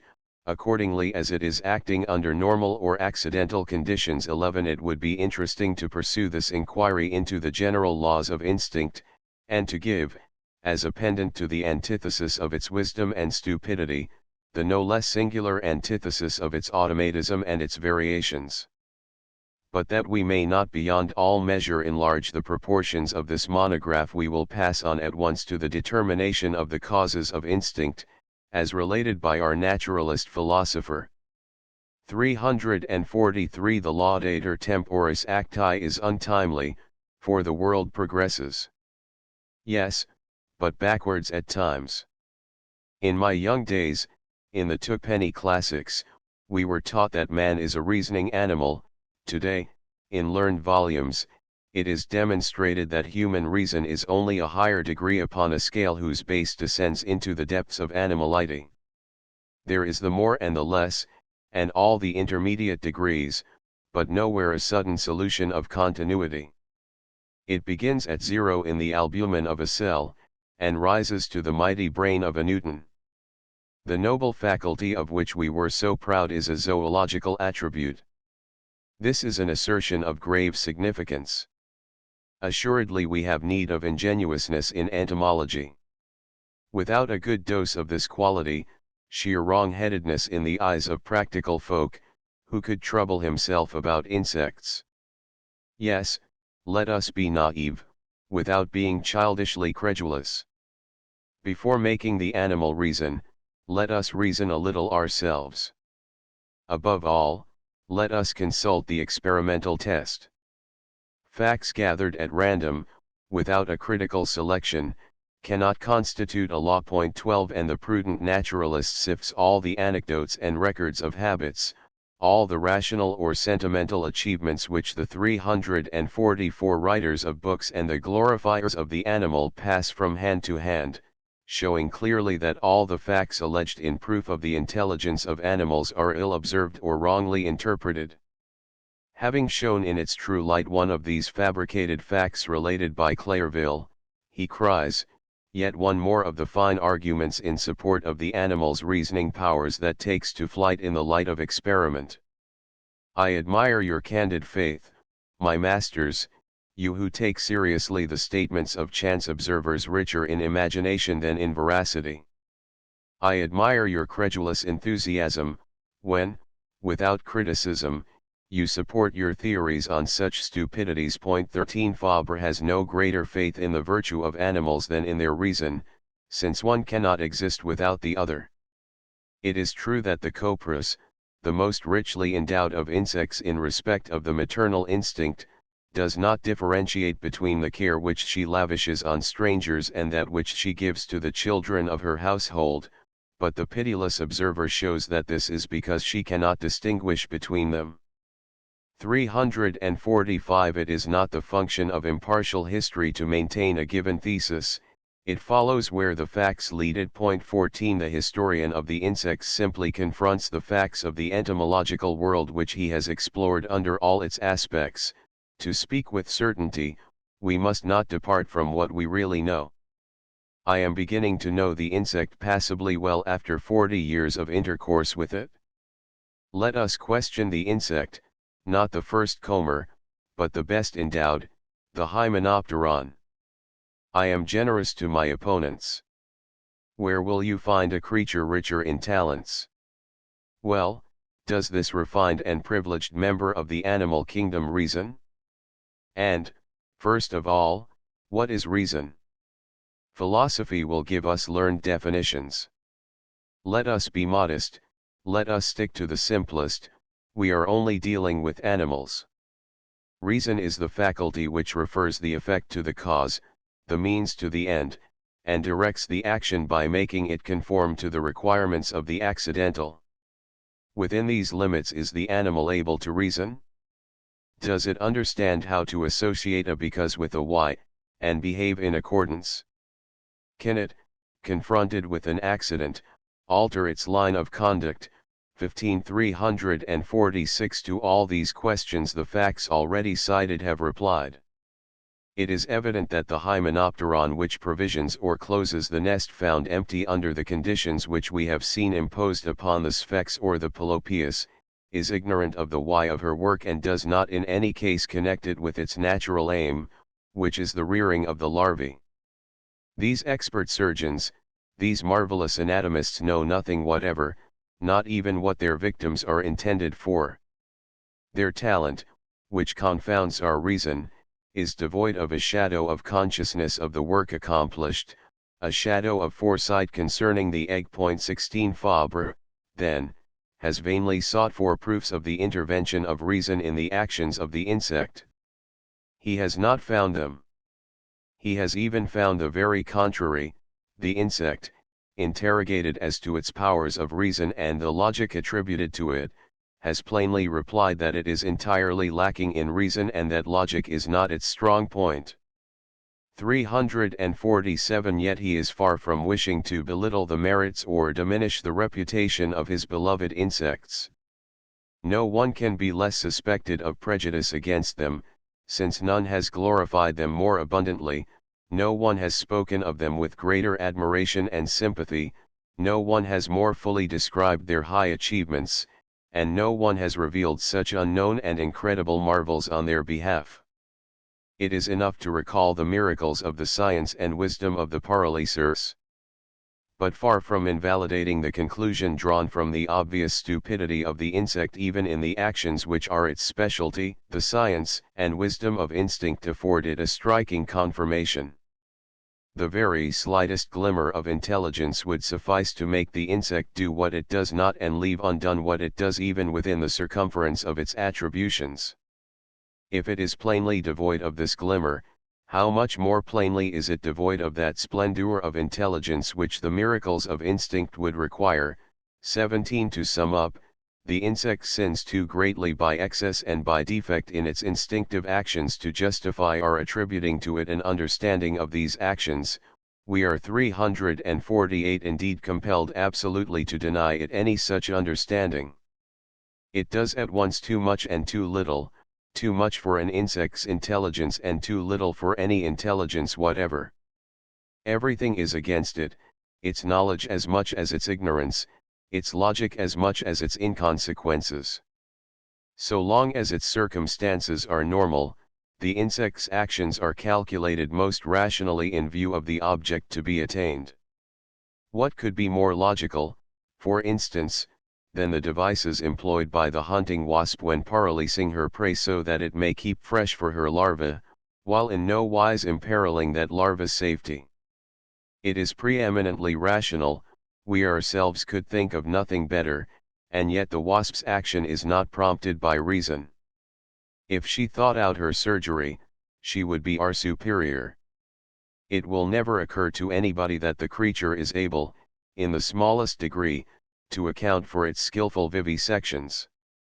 Therefore, so long as it does not depart from the path mapped out for it, the insect can perform the most sagacious actions without entitling us in the least to attribute these to the dictates of reason. 18 These acts of instinct, so scientifically devised and so rationally performed by works 349 devoid of either judgment or reason, must be explained by referring them to a proportionate cause, whence proceed the logic and the science which evidently do not proceed from the insect itself. I consign to the meditations of philosophy these 5 makers of spherical conserves. He is speaking of the scarabaei and their numerous rivals. I consign to them these inventors of the spherical box, of greater volume and smaller surface, for provisions liable to dry up, and I ask them how such logical inspirations, such rational provisions, could unfold themselves in the murky intellect of the insect.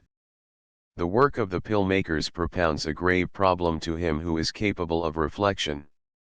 It confronts us with this alternative: either we must attribute to the flat cranium of the dung beetle the notable honor of having solved for itself the geometrical problem of its conserve, or we must refer it to a harmony ruling all things beneath the eye of an intelligence that, knowing all, has foreseen all. If the rhynchites and its emulators in defensive means against the perils of asphyxia have taught themselves their trade, if they are really the children of their works, do not let us hesitate, let us recognize them as engineers capable of winning our diplomas and degrees, let us proclaim the microcephalic weevil a powerful thinker, a wonderful inventor.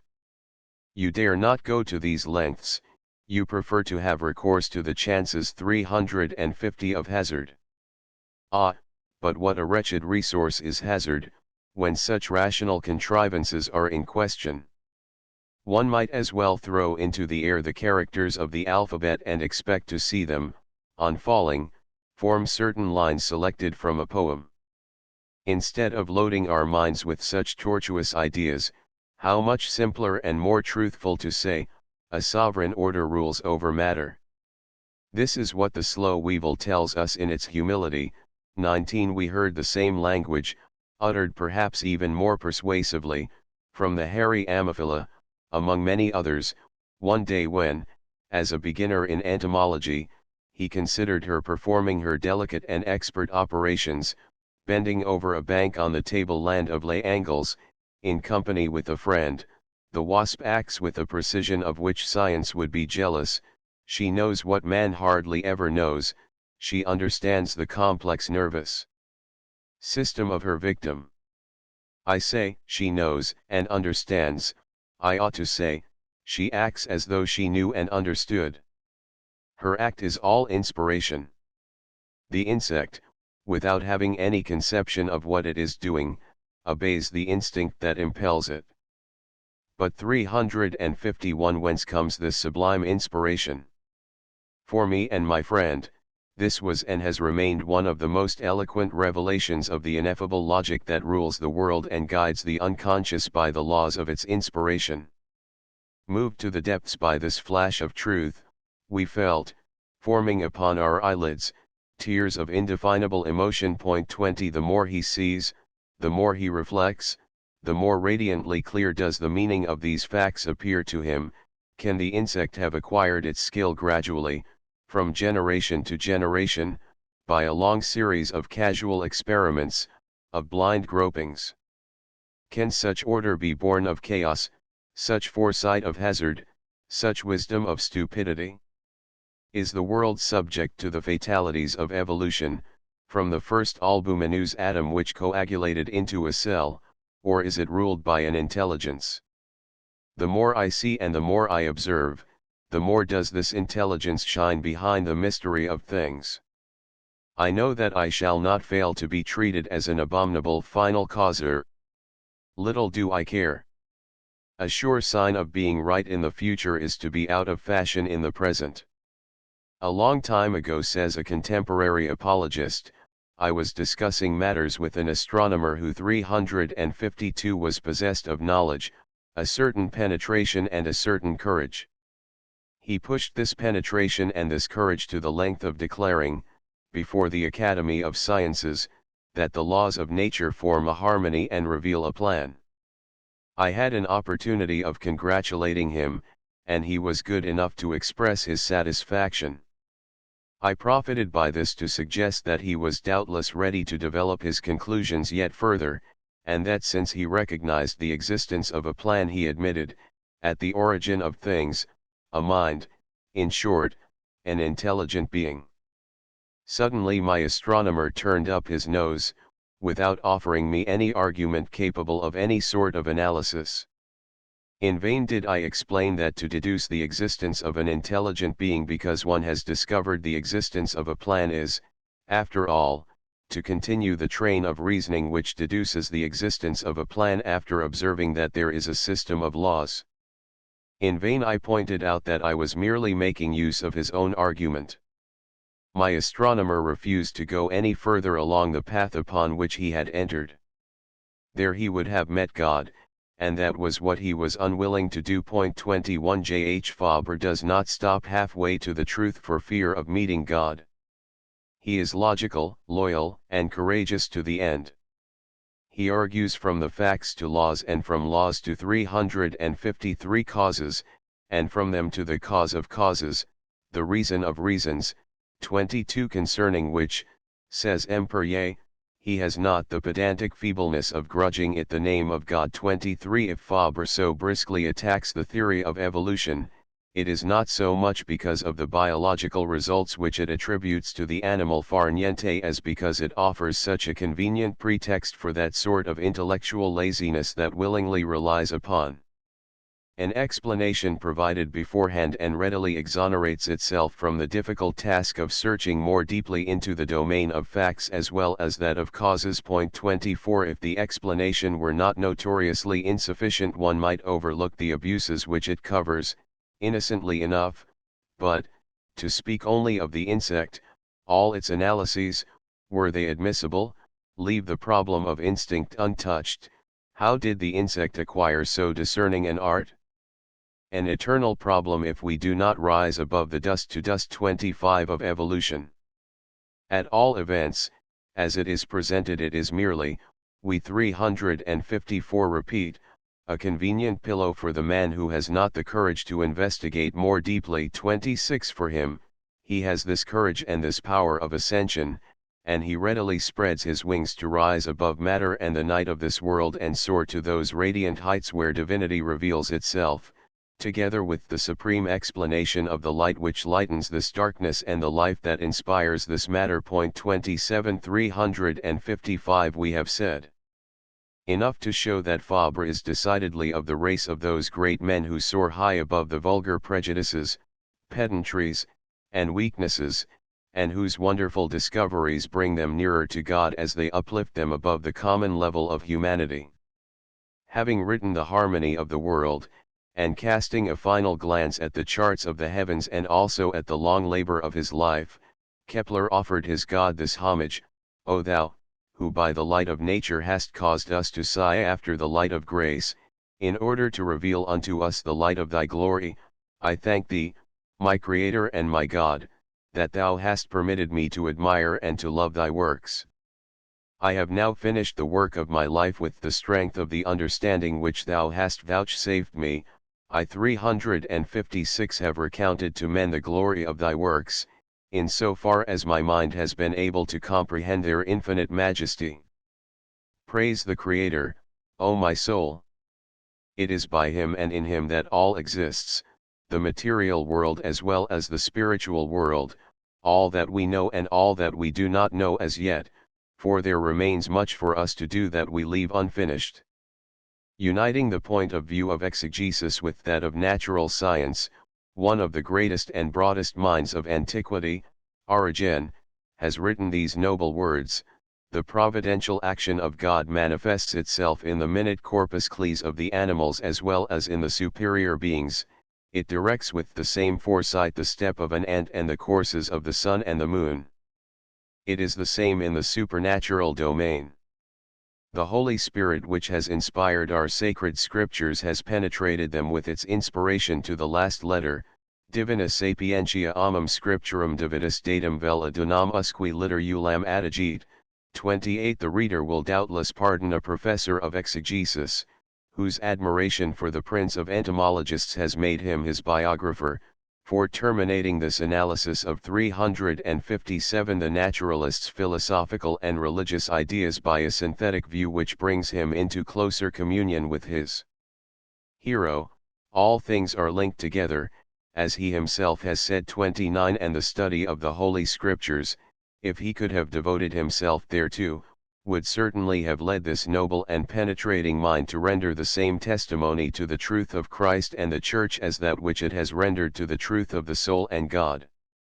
358. 1 J. P. Lafitte, Law Nature, March 26, 1910. Upward arrow 2 Jean Icard, Elige de F. Copy. Upward arrow 3 Souvenirs, X, p. 79. Upward arrow 4 Souvenirs, 8, p. 346. The Life of the Spider, Chapter 2, The Banded Epeira. Upward arrow 5 Souvenirs, X, pages 78 to 79. Upward arrow 6 Souvenirs, X, p. 92. Upward arrow 7 Revue de Deux Mondes, December 1910, p. 875. Upward arrow 8 Souvenirs, I, pages 265, 314, v, p. 99, 7, p. 48. Upward arrow 9 Ibid, I, 171 to 175. The Hunting Wasps, Chapter X, The Ignorance of Instinct. Upward arrow 10 Souvenirs, I, pages 297 to 298. The Mason Bees, Chapter 2, Experiments. Upward arrow 11 Souvenirs, I, p. 165. The Hunting Wasps, Chapter X, The Ignorance of Instinct. Ibid, 4, p. 238, v, p. 90. The Sacred Beetle and Others, Chapter 7, The Broadneck Scarabaeus. Upward arrow 12 Souvenirs, 2, p. 157. The Mason Bees, Chapter 7, Reflections upon Insect Psychology. Ibid, 6, pages 116, 131, 148. The Glowworm and Other Beetles, Chapter 12, The Burying Beetles, Experiments, also Wonders of Instinct, Chapter 6. Upward arrow 13 Souvenirs, 6, pages 130, 143. The Glowworm and Other Beetles, Chapter 12, The Burying Beetles, Experiments. Upward arrow 14 Souvenirs, v, pages 141, 142, 150. The Sacred Beetle and Others, Chapter 16, The Lunary Copris. The Glowworm and Other Beetles, Chapter 11, The Burying Beetles. Upward arrow 15 Souvenirs, 2, p. 159. The Mason Bees, Chapter 7. 346 Reflections upon Insect Psychology. Souvenirs, 6, 116. The Glowworm and Other Beetles, Chapter 11. The Burying Beetles, see also Wonders of Instinct, Chapter 6. Upward arrow 16 Souvenirs, 4, p. 238. Upward arrow 17 Souvenirs, 2, p. 138, 6, pages 98, 117. Upward arrow 18 Souvenirs, p. 220. The Hunting Wasps, Chapter 13, The Ammophila upward arrow 19 Souvenirs, p. 130. The Sacred Beetle and Others, Chapter 16, The Lunary Copris. Souvenirs, 6, p. 97. The Glowworm and Other Beetles, Chapter X, Insect Coloring. Souvenirs, 7, p. 193. Upward arrow 20 Souvenirs, p. 220. The Hunting Wasps, Chapter 13, The Ammophila. Souvenirs, p. 322. The Life of the Grasshopper, Chapter 8, The Mantis, The Nest upward arrow 21 E Tavernier. Upward arrow 22 Souvenirs, X, pages 92, 214. Upward arrow 23 Revue Hebdomadaire, October 22, 1910. Upward arrow 24 Law Nature, March 26, 1910. It will be to M. Fabre's lasting honor that he has never known any idleness of this kind or, indeed, any kind of idleness. Upward arrow 25 Souvenirs, 6, p. 75. Upward arrow 26 Fabre denies by the light of the facts almost all the ideas which evolution invokes to explain the formation of species. Revue de Deux Mondes, p. 891. He says, the facts as I see them lead me away from Darwin's theories. Whenever I try to apply selection to the facts observed, it leaves me whirling in the void. It is majestic, but sterile. Evolution asserts as regards the past, it asserts as regards the future, but it tells us as little as possible about the present. Of the three terms of duration one only escapes it, and that is the very one which is free from the fantastic imaginings of hypothesis. Upward arrow 27 Fabre appears to conceive a relation between instinct and the organ analogous to that which obtains between the soul and the body. For him the first element of instinct is an incorporeal element which he does not otherwise define, which he characterizes merely as a native impulse, irresistible, infallible and superior to the organism as well as to the sensibility of the insect, although it is not separated from nor completely independent of these. For the rest, instinct remains a mystery. What it is at bottom, I do not know, I shall never know. It is an inviolable secret. Like all true scientists, Fabre recognized the narrow limits of human knowledge and did not fear to admit them. According to him, neither life nor instinct results from matter, we must seek for an 355 explanation not below but above it, and of all the marvels created that compel us to look upward and proclaim the supreme intelligence whence they are derived, this is one of the most striking and persuasive. The more I see, the more I observe, the more this intelligence shines forth behind the mystery of things. Fabre thus joins hands with Pasteur, and may fitly be mentioned in the same breath with him, as one of the most distinguished defenders of spiritual science and belief against materialistic science and atheism. This is all the more remarkable in that Fabre has never attempted to make any apologia, but simply stated whither all his observations and reflections tended. Upward arrow 28 quoted from Manager Mignot, Lettres sur les études ecclésiastiques, p. 248. Upward arrow 29 Souvenirs, 3, p. 91. Upward arrow. Contents Chapter XXI A Great Preparation. The title which we have given this chapter is that which M. Perrier, the eminent director of the Museum of Natural History, lately inscribed at the head of a remarkable article in the Revue Hebdomadaire. In this the author showed how just and how far inferior to his deserts are the honors so tardily accorded to the man whose life and labors we have sketched. We assuredly cannot say that Fabre's name and his work have until lately remained unknown or even undervalued. At an early period he was honored by the admiration and friendship of such men as Dufour and Duroux. On several occasions his works have been crowned by the highest awards of the Institute. Not content with belonging to the Zoological Society and the Entomological Society of France, and with being elected in 1887 corresponding member of the Academy of Sciences, he has also been granted, as though in emulation, the title of honorary member by the most famous foreign academies, the Scientific Societies of Brussels, 359 Geneva, etc., and the Entomological Societies of London, Stockholm, and St. Petersburg. If it is true, as someone has said, that posterity begins at the frontier, these numerous and flattering distinctions, coming from all points of the horizon, are full of promise for the immortality of his work. It is undoubtedly the case that foreigners benefit by a degree of remoteness which is favorable to sane judgment.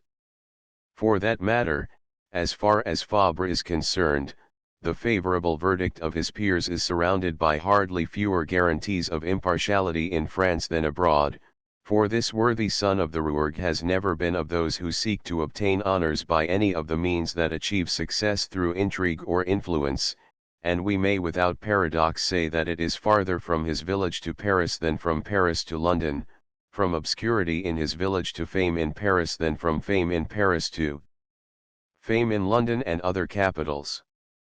Nevertheless, legitimately acquired and well-founded though it might be, Fabre's great scientific reputation had hardly extended beyond the limits of the academies and the somewhat restricted circle of professional biologists and naturalists, or that of a few 360 amateurs who were better informed than their fellows, or more perspicacious in the choice of their reading. Was it not just to exhibit, beyond this circle of initiates, achievements that belonged to all and had all the qualities requisite for popularity? Was it not right to draw this great man out of the obscurity in which he had so long shut himself up, and at last to place this distinguished figure on the magnificent pedestal built up by half a century's work of the highest value, and the greater part of a century of a poor and laborious life?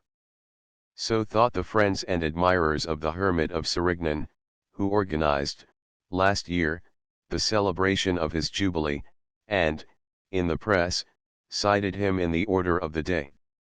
These celebrations took place in the familiar rustic setting so dear to the aged scientist. It was a morning of April, in the little village of Vaucluse which we need not name, at the edge of the enclosure where for more than 40 years he has kept rendezvous with his insects, on the threshold of the house that shelters his studious retirement.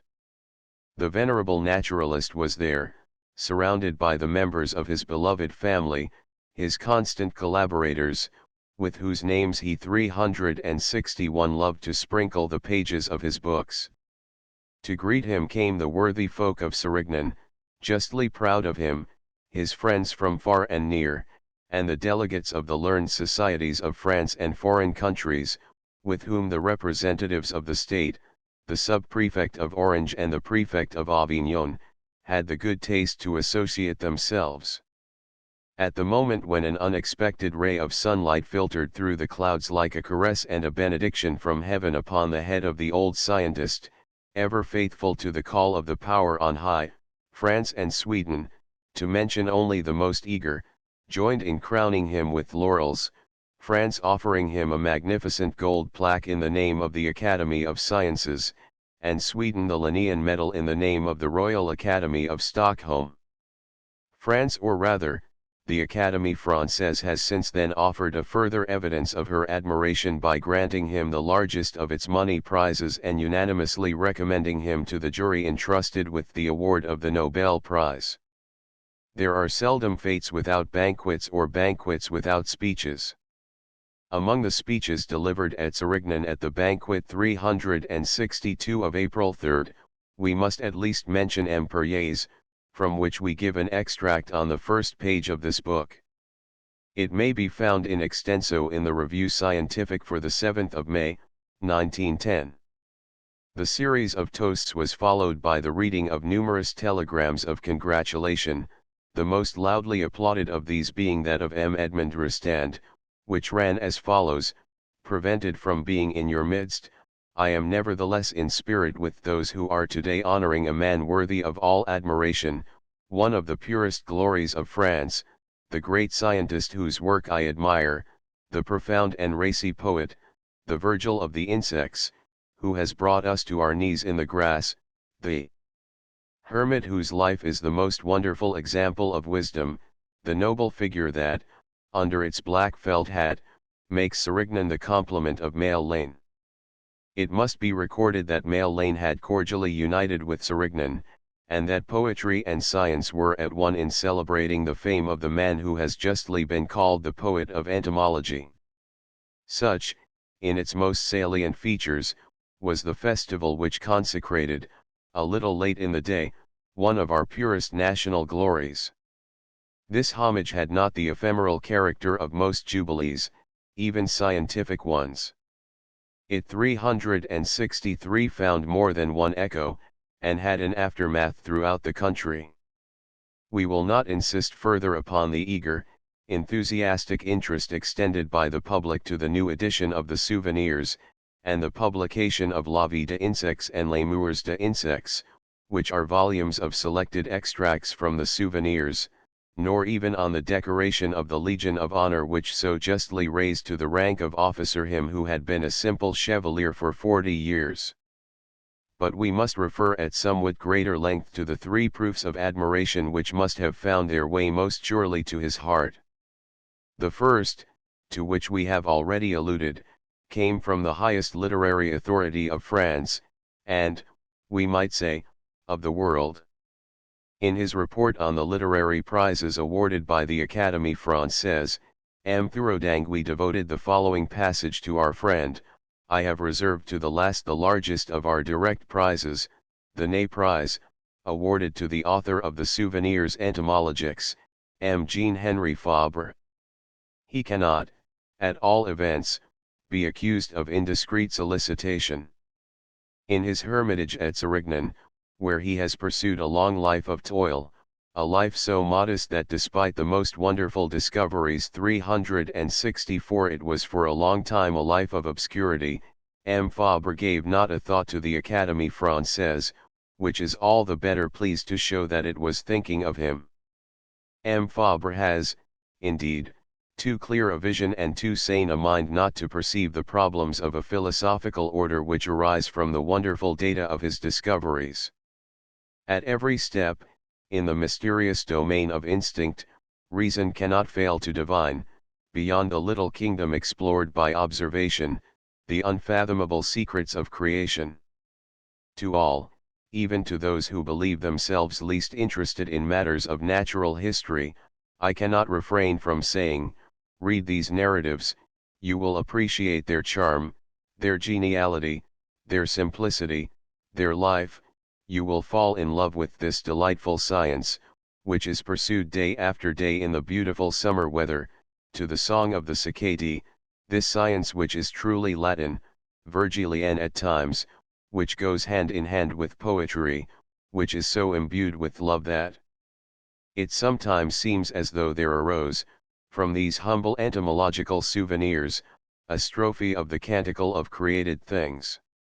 A mark of homage, which, indeed, adds nothing to the fame of the celebrated laureate of the Institute and so many other learned academies, but which deserves mention here because it certainly touched a fibre of the old scientist's heart which all the rest might have 365 failed to stir, is that which was accorded him by the little society which gathers about the belfry of Rodez, the intellectual elite of his own countryside.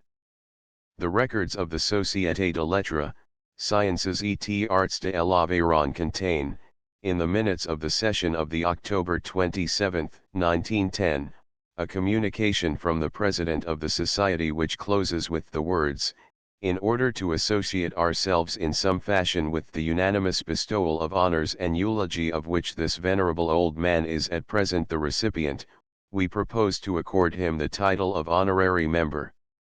It is the highest distinction at our disposal, and we think he will accept it with sympathy. Needless to say that the whole assembly accepted their president's proposal with enthusiasm and by acclamation.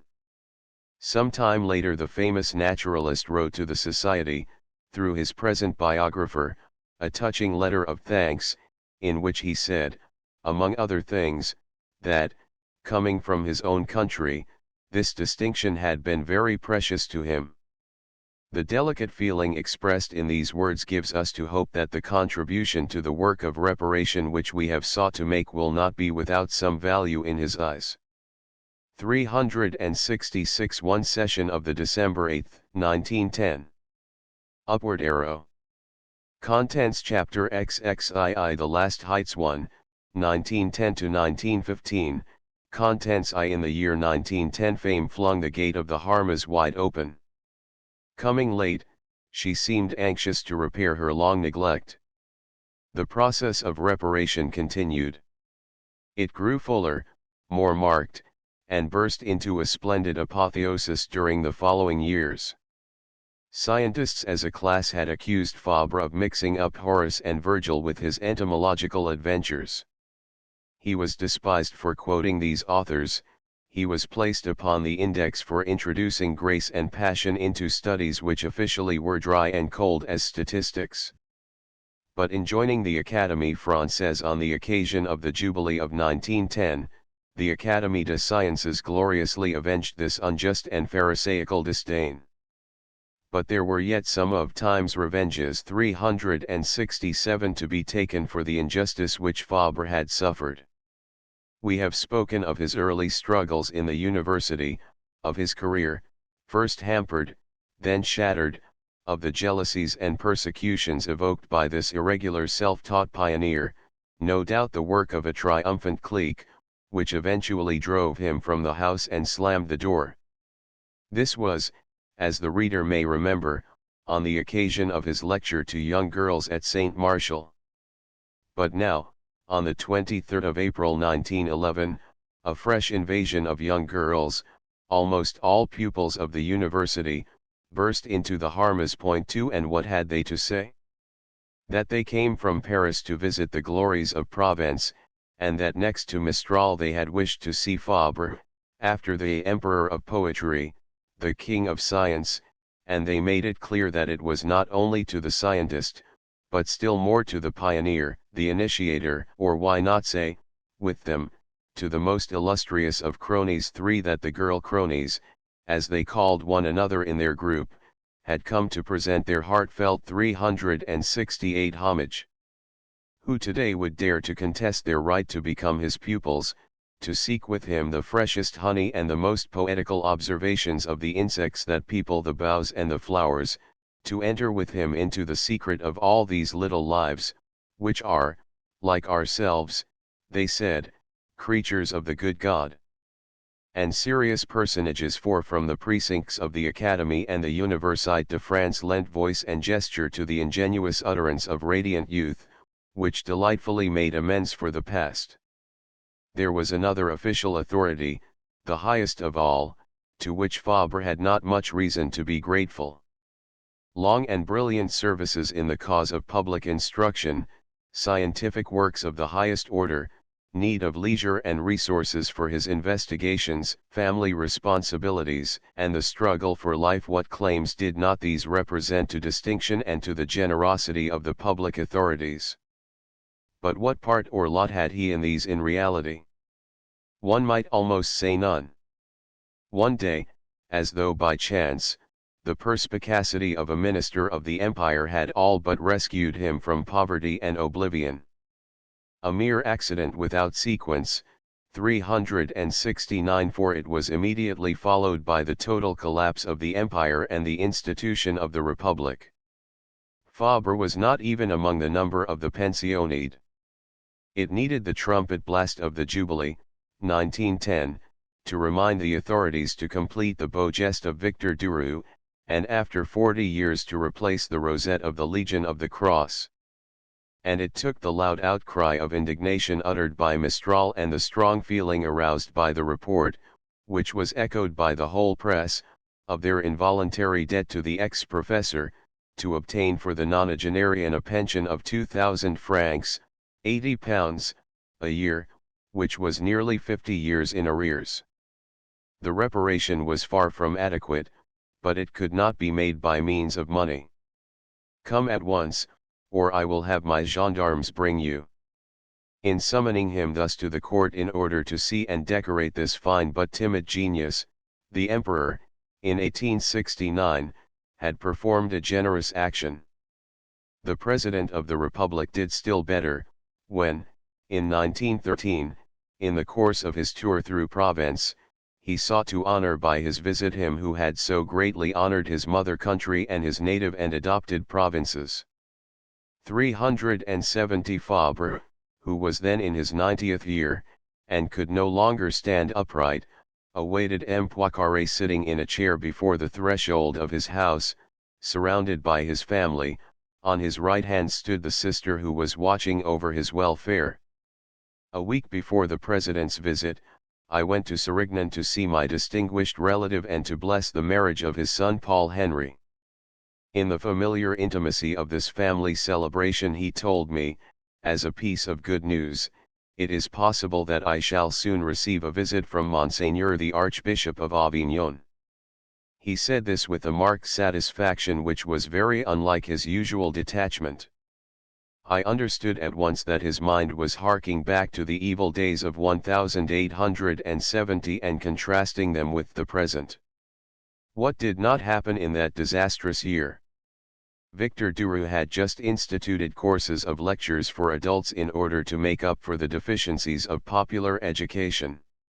Young girls were especially invited to these lectures. On the pretext of opening the golden doors of science to them, it was hoped no mystery has been made of the matter since to emancipate them from the tutelage of the 371 clergy, 5 to remove them from, or to dispute, the influence of the Church. The scientist, enamored of the beauty of natural history, saw in this venture merely an opportunity for diffusing the knowledge and appreciation of his science among the people. Accordingly he opened a course of evening lectures in the old abbey of St. Martial. And in the crowd that flocked eagerly to hear him beneath the vaulted roof of the old disaffected church were squads of young girls, more numerous at every lecture, enchanted by the magic of his teaching, by its lucidity and vitality. Who could object to such a success? Yet there were those who objected. A perfect crossfire of criticism and complaint arose from the church and the university. Fabre replied fearlessly, not without a touch of offended pride. The quarrel became embittered. Some went so far as to denounce him publicly and to point out, from the vantage of the pulpit, the dangers of his teaching. Shortly afterwards the municipality dismissed him from his office as conservator of the Musée Requien, without regard to his family responsibilities, which were then considerable. When he visited Fabre in 1914, Monseigneur 372 Latti was fully aware of these proceedings, and of the exodus which followed them, and also of the painful impression which it had produced upon Fabre, and the bittersweet reflections to which it still at times gave rise. Did the eminent prelate approach the illustrious old scientist bearing an olive branch as well as the golden laurel? I do not know, but the fact is that this first interview was quickly followed by a second, which was still more friendly, and from that moment Fabre never again spoke of and did not seem even to remember the privations of the past. One reflection naturally occurs to us here, and it is rather an attempt to be just than a pli pro domo. Because once in his life the great naturalist was confronted by the hostility of certain persons belonging to the world of religion, need we erase from his carefully secularist history all that connects him with the Church, from the motherly caresses of the holy woman who assuaged his first griefs to the tender care of the worthy sister who consoled his last sufferings? Must we forget that he was admitted as pupil teacher to the Lycée at Rodez, as pupil to the Seminary of Toulouse and the Normal College of Avignon on the recommendation of M. l'Abbé d'Aiguillon Pujol, 373, his old Rodez headmaster? Are we to say nothing of his articles in the Revue Scientifique of Brussels, one of the principal organs of Catholic science, or of his very important contributions to the classic series published under the editorship of M. L. Abbé Combes. If we are, rightly, deeply interested in the smallest details of his life and all that concerns him, are we to say nothing of his friendly relations with his curesics or of the religious practices of his family and household, or of his generous participation in all the works of charity in his parish, not excepting the free school? Neither of Armagnac nor of Burgundian, neither secular nor clerical. The truth is that if we consider the matter candidly, without bandaging our eyes and without exclusive prejudice, Fabre should serve as a bond of union rather than a bone of contention. The ex-director of the Beaux-Arts, Henri Rougon, who was a fervent apostle of national concord, used to say, "Statutes are only lastingly beautiful if the sons of the same mother can inaugurate them without railing at one another."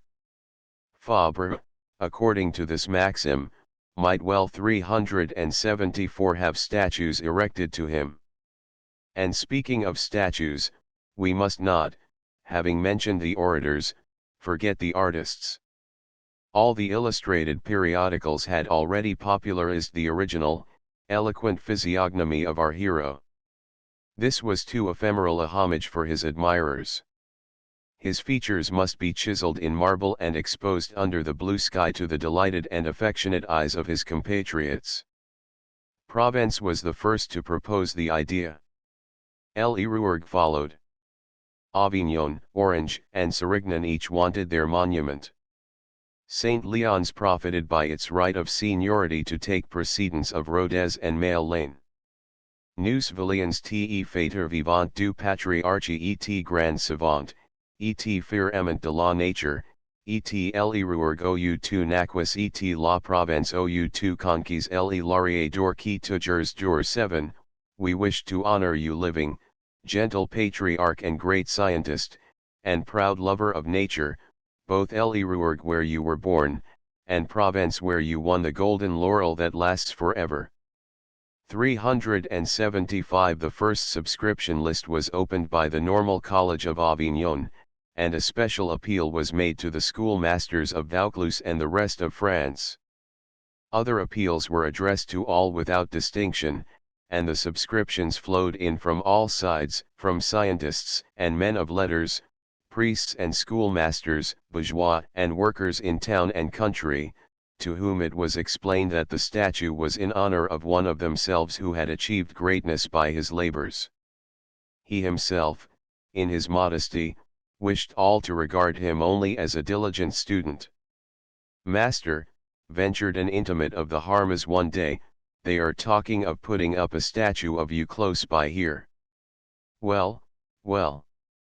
I shall see myself, but shall I recognize myself? I've had so little time for looking at myself. What inscription would you prefer?" "One word, laboremus." What lesson was ever more necessary than this eloquent reminder of the great law of labor? But this grand old man, who by labor has achieved fame, teaches us yet another lesson of even rarer quality. Let us hear him confiding his impressions to a friend, the mayor of Sérignan. It 376 seems, proposes to erect a bust of me. At this very moment I have, staying in the house, the sculptor Charpentier, who is making my statue for a monument they are going to set up in the Normal College of Avignon. In my opinion there's a good deal of the beautiful saints about it. 8. This reminds us of a remark whispered into a neighbor's ear on the occasion of the Jubilee celebrations, in the midst of all the fashionable folk by whom he was surrounded. "I must be very queer to look at." Here is a more sober if not more weighty remark. One day someone was reminding him, in my presence, of all the marks of honor lavished upon him during his last 2 days. I heard him reply quickly with the famous apostrophe, mu alpha tau iota tau eta mu alpha tau iota omicron tau tau omega nu, kappa alpha pi nu tau alpha mu alpha tau iota tau eta. 9 He had another manner, perhaps still more expressive, of rendering the same idea. He would puff into the air a cloud of smoke from his pipe, which never left him, and, before 377 the blue vanishing spiral, that, he would say, is human glory. Here we recognize the man whom Rostand represented as follows in the verses inscribed upon a bas-relief which makes his collection of sonnets, entitled Fabre d'Insectes, as it were the pendant of Charpentier's monument, c'est un homme incline, modeste et magis tral, pensif car dans ses doigts il attenuda els poursuivant les honneurs moins que les sauterelles. A man who stoops, modest and magisterial, thoughtful, for in his fingers he has held wings, pursuing honors less than the grasshoppers. Contents to the fine and unusual qualities of Fabre's career consist in this: he has attained fame while seeking nothing but truth, and what a truth, the truth concealed in the humblest of created things. Before Fabre's time entomology was a poor little science, with no savor of life or freshness about it, without a ray of sunshine, without a soul, like those poor little insects under glass or stuck on pins, which it was its mission to study. In his hands and in his books, as though by 378 magic, entomology became truly a living science, provided with wings, the wings of imagination and poetry, of thought and philosophy.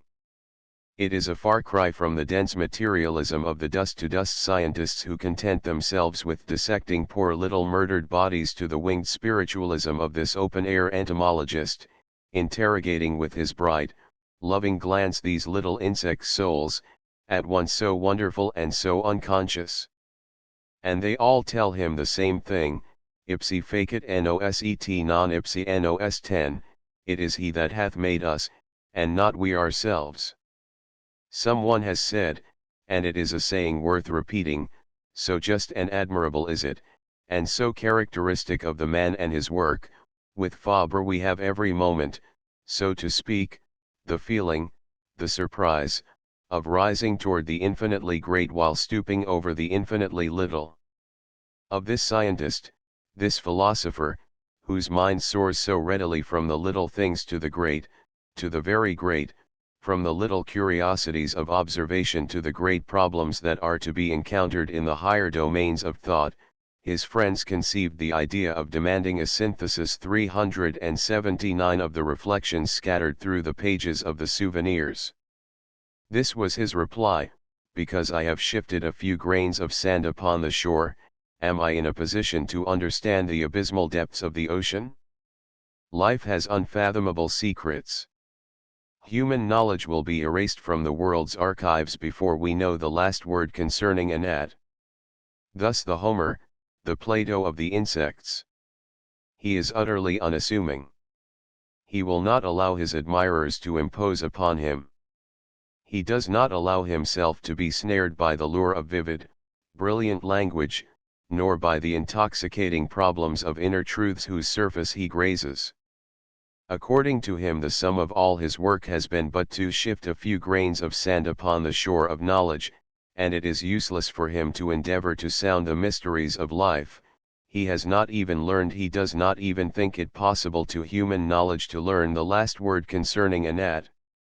Does this imply that he has relapsed into scepticism, that finally, in despair, he renounces the ambition of his whole life, vitam impendere vero? By no means. He has striven to attain it even beyond his strength. 380 When he considers himself incapable of adding further volumes to his work, he busies himself with preparing a definitive edition, and in a touching farewell to his beloved studies he declares that they are so full of charm and unexplored marvels that could he live several lives he would devote them all to them without ever succeeding in exhausting their interest. There we have Fabre. After laboring all his life without troubling about fame, ploughing his straight furrow like his peasant forebears, like them, when the night has come, he simply binds his sheaves with a humble and profound realization of the narrow limits of his work as compared with the immensity of the world and the infinite mystery of things. It is a fine spectacle, that of the entomologist on the summits of science, as of fame, raising himself, by his humility, above both, and fully prepared, to return to him toward whom aspire those souls that have attained the limit of human climbing, O Jesu corona celsior et veritas sublimior. Contents 3. Neither science nor fame could prevent him from suffering. To begin with, there is 381 suffering attaching to these, for all labor has its burden, all light its shadow. This none knew better than he whose genius was a protracted patience and his life a hard-fought battle. And as though it was his destiny to suffer to the end, he did suffer still when the tardy hour of his fame had struck. Was it not an ordeal still to be assailed by visits and speeches when nothing was left but rest and silence? How can a man delight in the incense of his admirers when he is broken with fatigue? To express this contrast, to show that all was not unmixed joy in these flattering visits to the Patriarch of Serignan, I will borrow the delicate brush of an artist friend of Fabre's. Night falls upon Serignan, serene, limpid, violet and amethyst. The sounds of day fade one by one. Still a few distant hoots from the horns of motor cars flying along the dusty roads, or the sound of a dog baying the new moon, which shows its slender sickle on the horizon. Sometimes, too, as though to eclipse the first stars, a rocket roars, a prelude to the fireworks which are about to conclude the apotheosis. J. H. Fabre, the hero of the fate, the lover of the sphex, the mantis, the dung beetle, is very tired. Think of it, 90 years of age, and almost 90 years of labor. And 382 a worldwide reputation to sustain, and visits to receive. Today it was the visit of a minister and all the flies on the ministerial wheel. And he had to return thanks, feeling upon him the eyes of the reporters and the photographer's lens. What an ordeal! Fabre can hold out no longer. Do you not feel that the harvest of fame at 90 years of age and after almost 90 years of labor is perhaps even more painful than the harvest of science in the ardor of youth? Meditating upon his history, with its full days and hours, Fabre, in a delightful flight of imagination, shows us the harassed entomologist escaping from the past to find himself alone with his thoughts and his beloved insects. He slips silently to the gate of his harmas. There he lies down on a bank thickly carpeted with lavender and withered couch grass. A few moments pass. His children intervene, he is relaxing himself, stretching himself, soothed, happy as a little child, but, father, you aren't thinking. When the dew is falling. Ah, my children, why did you wake me? I was having such a beautiful dream. For in his sleep he had entered into conversation with the crickets of his native countryside. Fatigue of the body, weariness of the mind, 383 and a breaking heart. Suffering pressed closely upon him at the close of his days. It is better to be loved than to be celebrated, said Aubanel, the delicate poet of Avignon.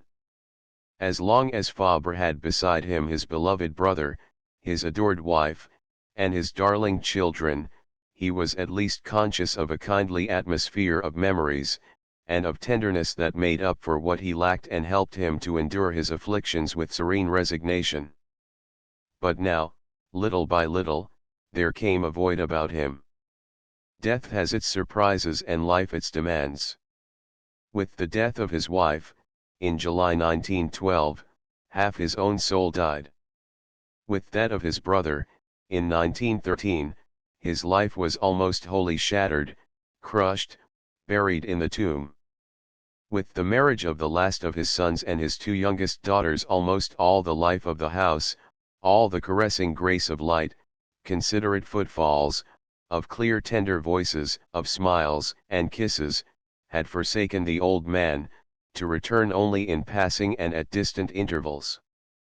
His isolation became more and more complete. Was all over? No, this was hardly the beginning of his afflictions.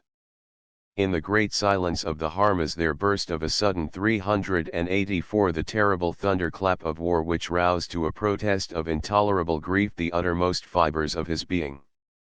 The whole man suffered.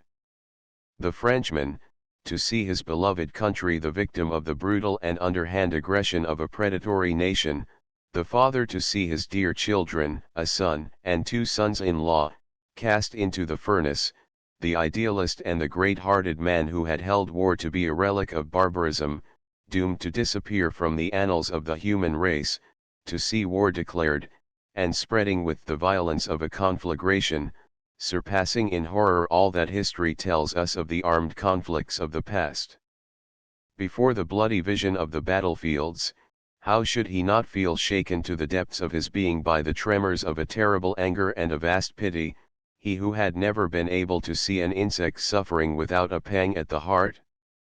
True, in his incomparable Iliad, the Homer of the insects had often described creatures that hunt one another, kill one another, devour one another with indescribable ardor and ferocity, and he knew that he had only written a chapter of that struggle for life which is to be found on every step 385 of the biological ladder, with the same disregard of weakness and suffering. But he would fain have seen man assert his superiority over the animals by repressing these instincts, which come from below, by the free flight of the aspirations vouchsafed from above, by the progressive subordination of the brute power of force to the spiritual power of justice and love. While these distressing problems were filling his mind, and while, in protest against happenings so utterly contrary to his ideas, he would thump his fist upon his famous little table, a woman was moving gently to and fro, playing the parts, alternately, with the same calm countenance, of Martha and of Mary, and when he asked her secret, she showed him her crucifix and read the gospel to him, as though to wring from his heart the cry that was uttered by the poet of La Bonne Souffrance 11. 20 siècles de bon sont sortis de ces mystères, je crois en toi, Jesus. In moments of affliction, Fabre is even closer to the truth than on the heights of knowledge and fame. For we are never 386 nearer the God of the Gospel than when we most feel the want of him. Contents for more than 90 years of life and almost as many of labor, nearly 5 years of overwhelming fame, and almost as many of unspeakable suffering, must not a man be built of heart of oak, as they say in Aveyron, to survive so many trials? Like the oaks of his native parts, the patriarch of Cerignan continued to brave the assaults of time, and even when he began to feel that his life was declining, it seemed as though it was only withdrawing itself from its long and manifold ramifications in the external world to take refuge, as in an inexpugnable asylum, in the depths and roots of his being.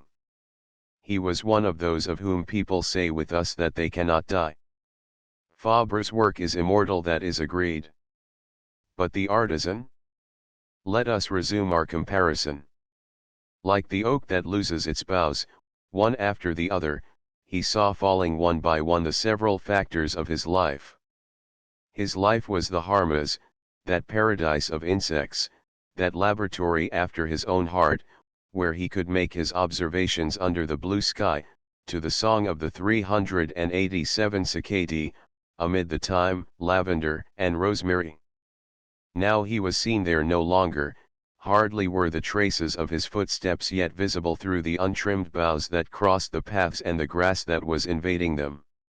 His life, it was his study, his museum of natural history, his laboratory, where, with closed doors, face to face with nature, he repeated, in order to perfect them, to consign them to writing, his open-air researches, his observations of the today or yesterday. Now he no longer sets foot in it, and now one saw with what respect and tenderness only the marks left by his footsteps upon the tiled floor, as he came and went about the big observation table, which occupies all the middle of the room, in pursuit of the solution of the problems propounded by his insects.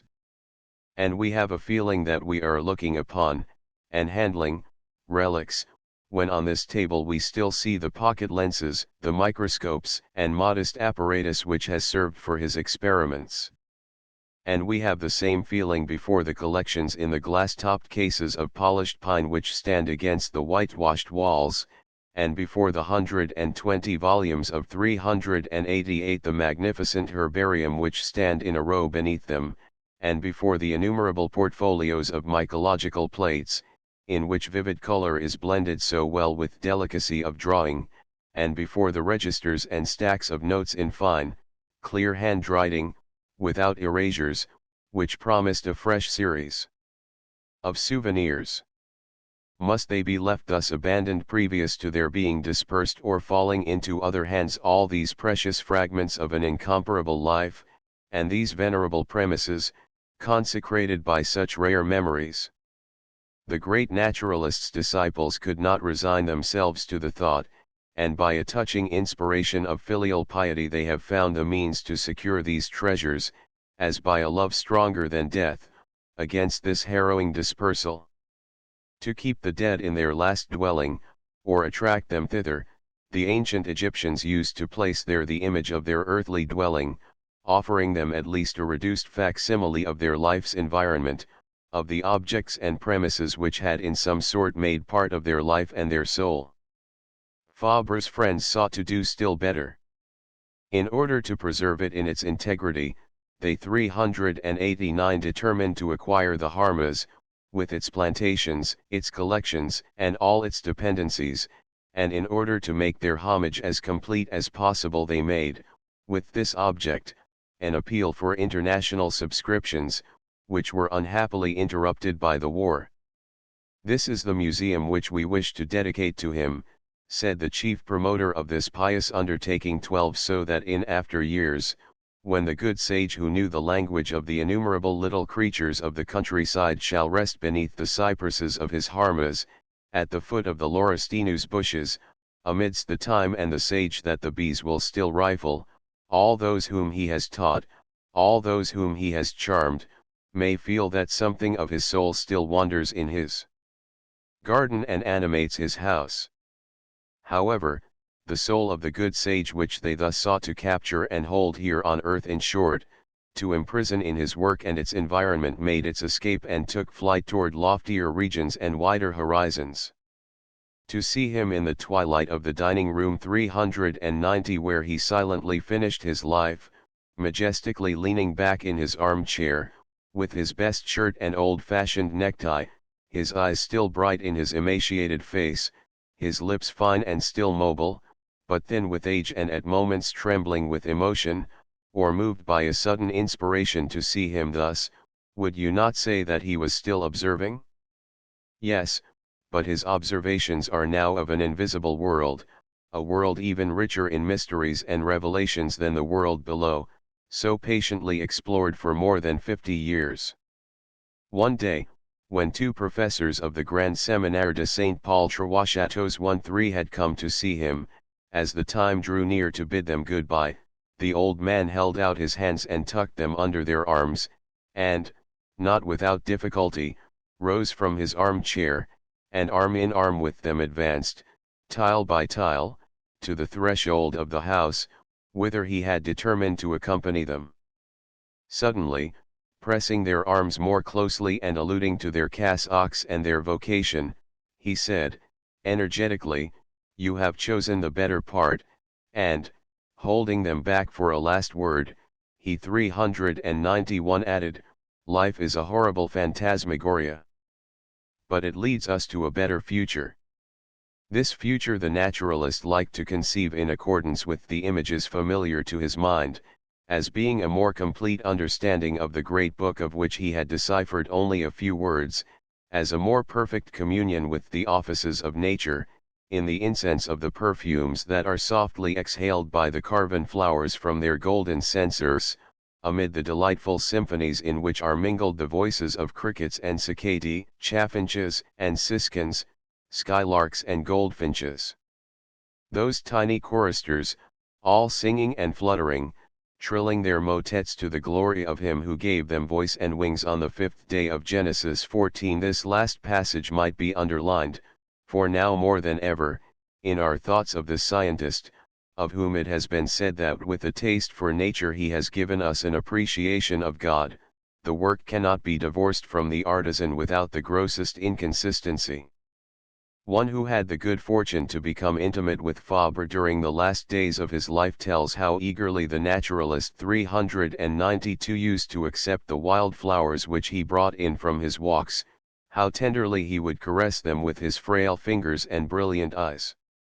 Both looks and gestures expressed an infinite admiration for the pure and simple work of nature as God has ordained it, and when one evening, says his friend, I remarked that these little miracles clearly proved the existence of a divine artificer, for me, I do not believe in God, declared the scientist, repeating for the last time his famous and paradoxical profession of faith, I do not believe in God, because I see him in all things and everywhere. Another day he expressed his firm and profound conviction to the same friend, in a slightly different form. God is light, he said dreamily, and you always see him shining. No, he said suddenly, God does not shine, he obtrudes himself. The man who thus bows before God has truly attained, on the heights of human knowledge, what we may call with him the threshold of eternal life. To him God sends his angels to open the gates, that he may enter by the straight paths of the gospel and the church.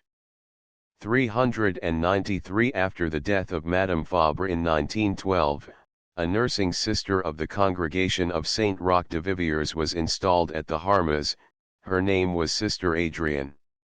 The old man appreciated her services so greatly that he was overcome with dejection by the very thought that she might be recalled by her superiors, according to the rule of her order, after the lapse of a certain period of time.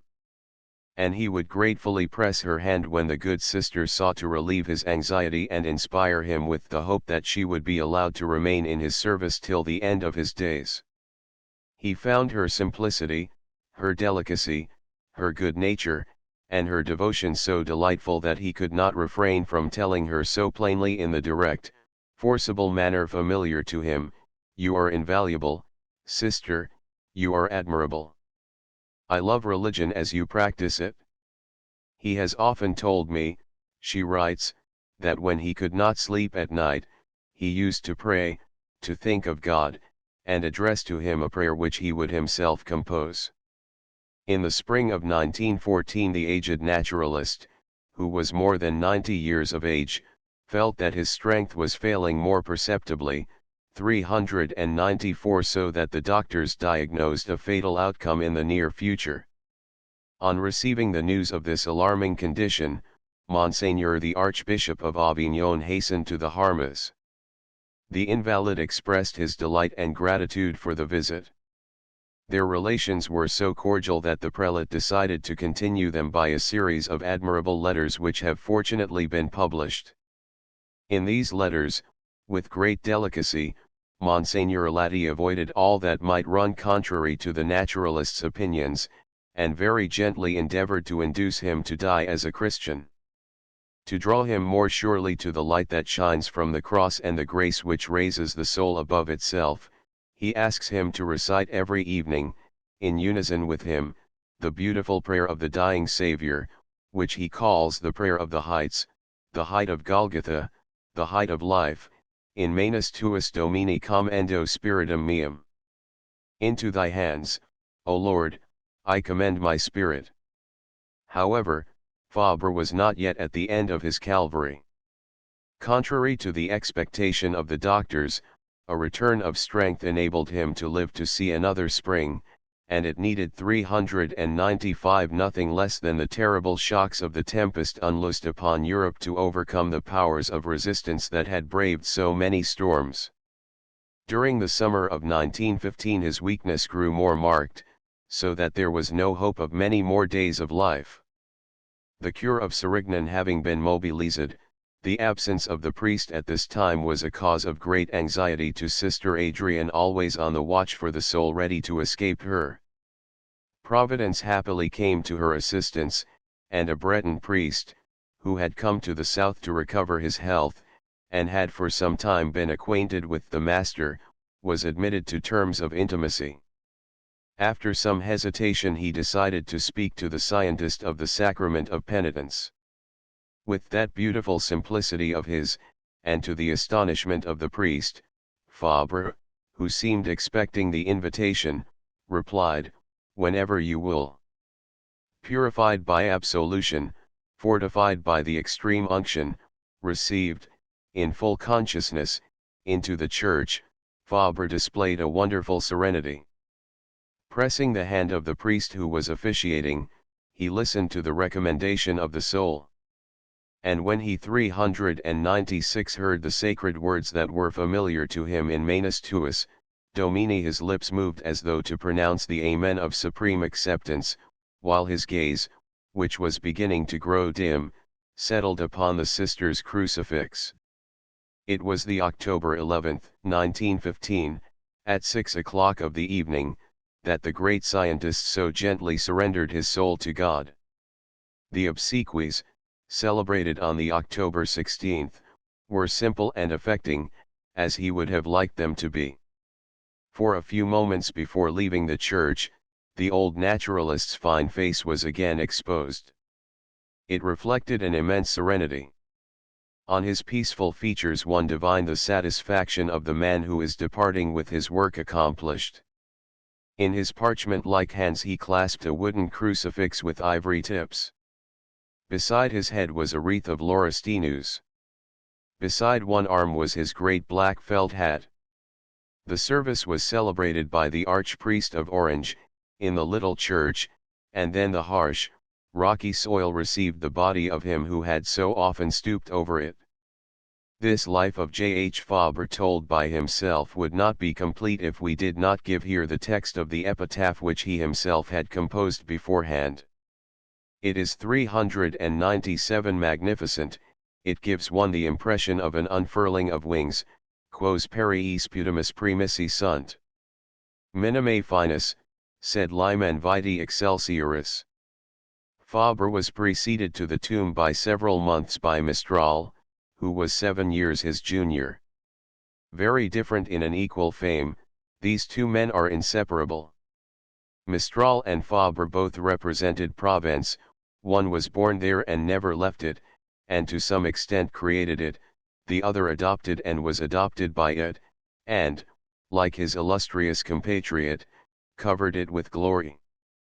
15 But while Fabre represented Provence, which saw the unfolding of his rich and vital nature, and while it lavished upon him all the beauty of its sky, all the brilliance of its Latin soul, all the savor of its musical and picturesque language, and all the entomological wealth of its sunny hills, he none the less represents the Rouergue, whence he derived his innate qualities and his earliest habits, his love of nature and the insects, his 398 thirst for God and the beyond, his indefatigable love of work, his tenacious enthusiasm for study, his irresistible craving for solitude, the strange, powerful, striking and picturesque grace of his language, his almost rustic simplicity, his blunt frankness, his proud timidity, his no less proud independence, and with all these the ingenuous and unusual sensitiveness and sincere modesty of his character. The end one. This chapter was written by the Abbé Fabre especially for the English edition BM upward arrow 2. This was the pilgrimage of the young girls of the Université des Annales Politiques et Littéraires. Upward arrow 3. The French words are cousins, cousines.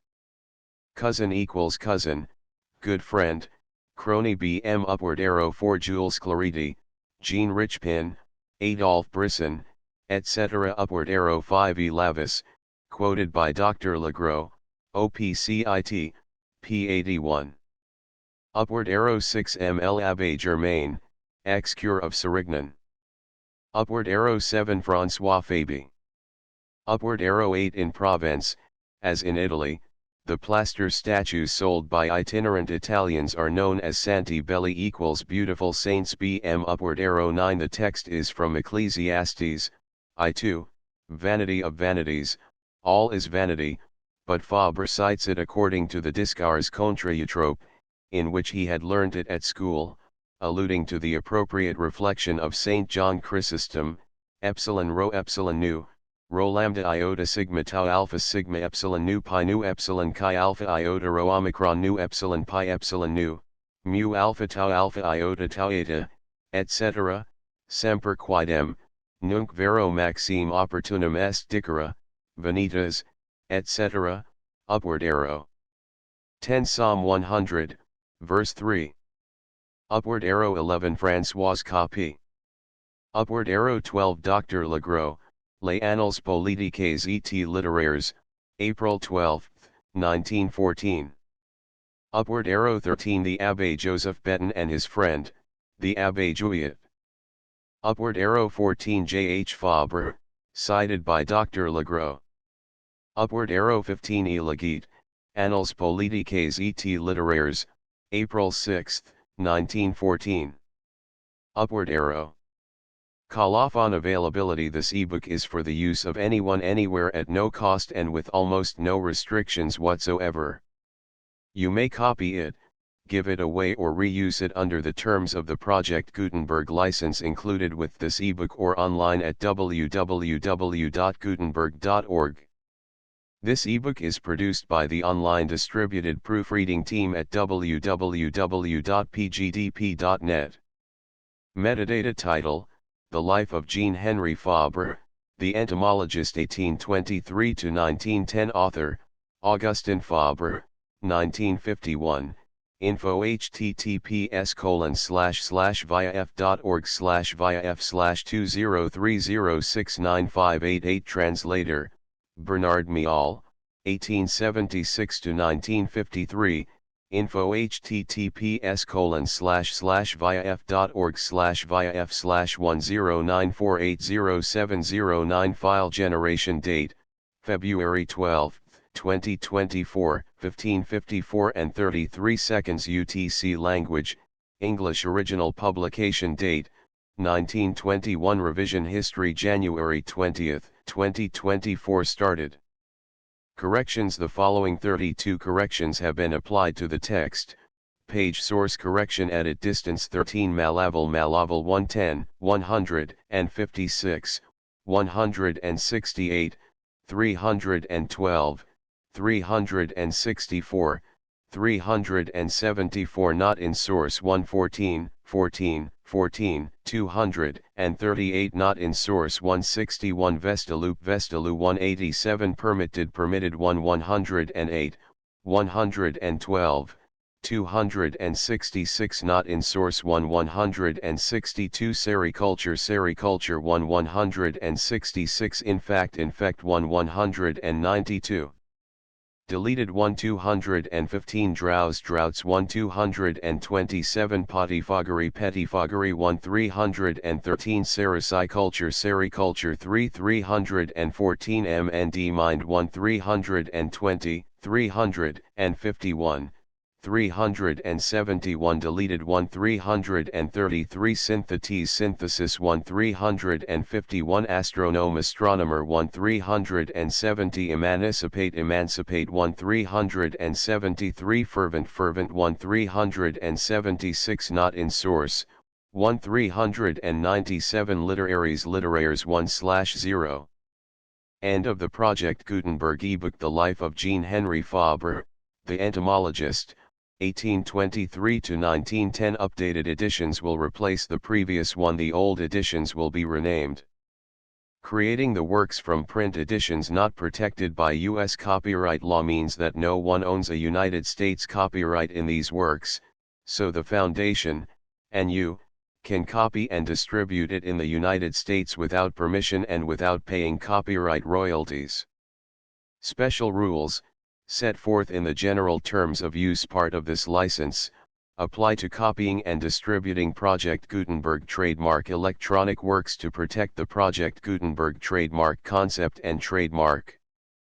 Project Gutenberg is a registered trademark, and may not be used if you charge for an ebook, except by following the terms of the trademark license, including paying royalties for use of the Project Gutenberg trademark. If you do not charge anything for copies of this ebook, complying with the trademark license is very easy. You may use this ebook for nearly any purpose such as creation of derivative works, reports, performances, and research. Project Gutenberg ebooks may be modified and printed and given away. You may do practically anything in the United States with ebooks not protected by U.S. copyright law. Redistribution is subject to the trademark license, especially commercial redistribution. Start. Full license. The full Project Gutenberg license. Please read this before you distribute or use this work to protect the Project Gutenberg trademark mission of promoting the free distribution of electronic works. By using or distributing this work, or any other work associated in any way with the phrase Project Gutenberg, you agree to comply with all the terms of the full Project Gutenberg trademark license available with this file or online at www.gutenberg.org/license. Section 1. General Terms of Use and Redistributing Project Gutenberg Trademark Electronic Works 1.a. By reading or using any part of this Project Gutenberg trademark electronic work, you indicate that you have read, understand, agree to and accept all the terms of this license and intellectual property, trademark/copyright, agreement. If you do not agree to abide by all the terms of this agreement, you must cease using and return or destroy all copies of Project Gutenberg trademark electronic works in your possession. If you paid a fee for obtaining a copy of or access to a Project Gutenberg trademark electronic work and you do not agree to be bound by the terms of this agreement, you may obtain a refund from the person or entity to whom you paid the fee as set forth in paragraph 1.e.8. 1.b. Project Gutenberg is a registered trademark. It may only be used on or associated in any way with an electronic work by people who agree to be bound by the terms of this agreement. There are a few things that you can do with most Project Gutenberg trademark electronic works even without complying with the full terms of this agreement. See paragraph 1.c below. There are a lot of things you can do with Project Gutenberg trademark electronic works if you follow the terms of this agreement and help preserve free future access to Project Gutenberg trademark electronic works. See paragraph 1.e below. 1.c. The Project Gutenberg Literary Archive Foundation, the foundation or PGLOF, owns a compilation copyright in the collection of Project Gutenberg trademark electronic works. Nearly all the individual works in the collection are in the public domain in the United States. If an individual work is unprotected by copyright law in the United States and you are located in the United States, we do not claim a right to prevent you from copying, distributing, performing, displaying, or creating derivative works based on the work as long as all references to Project Gutenberg are removed. Of course, we hope that you will support the Project Gutenberg trademark mission of promoting free access to electronic works by freely sharing Project Gutenberg trademark works in compliance with the terms of this agreement for keeping the Project Gutenberg trademark name associated with the work. You can easily comply with the terms of this agreement by keeping this work in the same format with its attached full Project Gutenberg trademark license when you share it without charge with others. 1.d. The copyright laws of the place where you are located also govern what you can do with this work. Copyright laws in most countries are in a constant state of change. If you are outside the United States, check the laws of your country in addition to the terms of this agreement before downloading, copying, displaying, performing, distributing or creating derivative works based on this work or any other Project Gutenberg trademark work. The Foundation makes no representations concerning the copyright status of any work in any country other than the United States. 1.e. Unless you have removed all references to Project Gutenberg, 1.e.1. The following sentence, with active links to, or other immediate access to, the full Project Gutenberg trademark license must appear prominently whenever any copy of a Project Gutenberg trademark work, any work on which the phrase Project Gutenberg appears, or with which the phrase Project Gutenberg is associated, is accessed, displayed, performed, viewed, copied or distributed. This ebook is for the use of anyone anywhere in the United States and most other parts of the world at no cost and with almost no restrictions whatsoever. You may copy it, give it away or reuse it under the terms of the Project Gutenberg license included with this ebook or online at www.gutenberg.org. If you are not located in the United States, you will have to check the laws of the country where you are located before using this ebook. 1.e.2.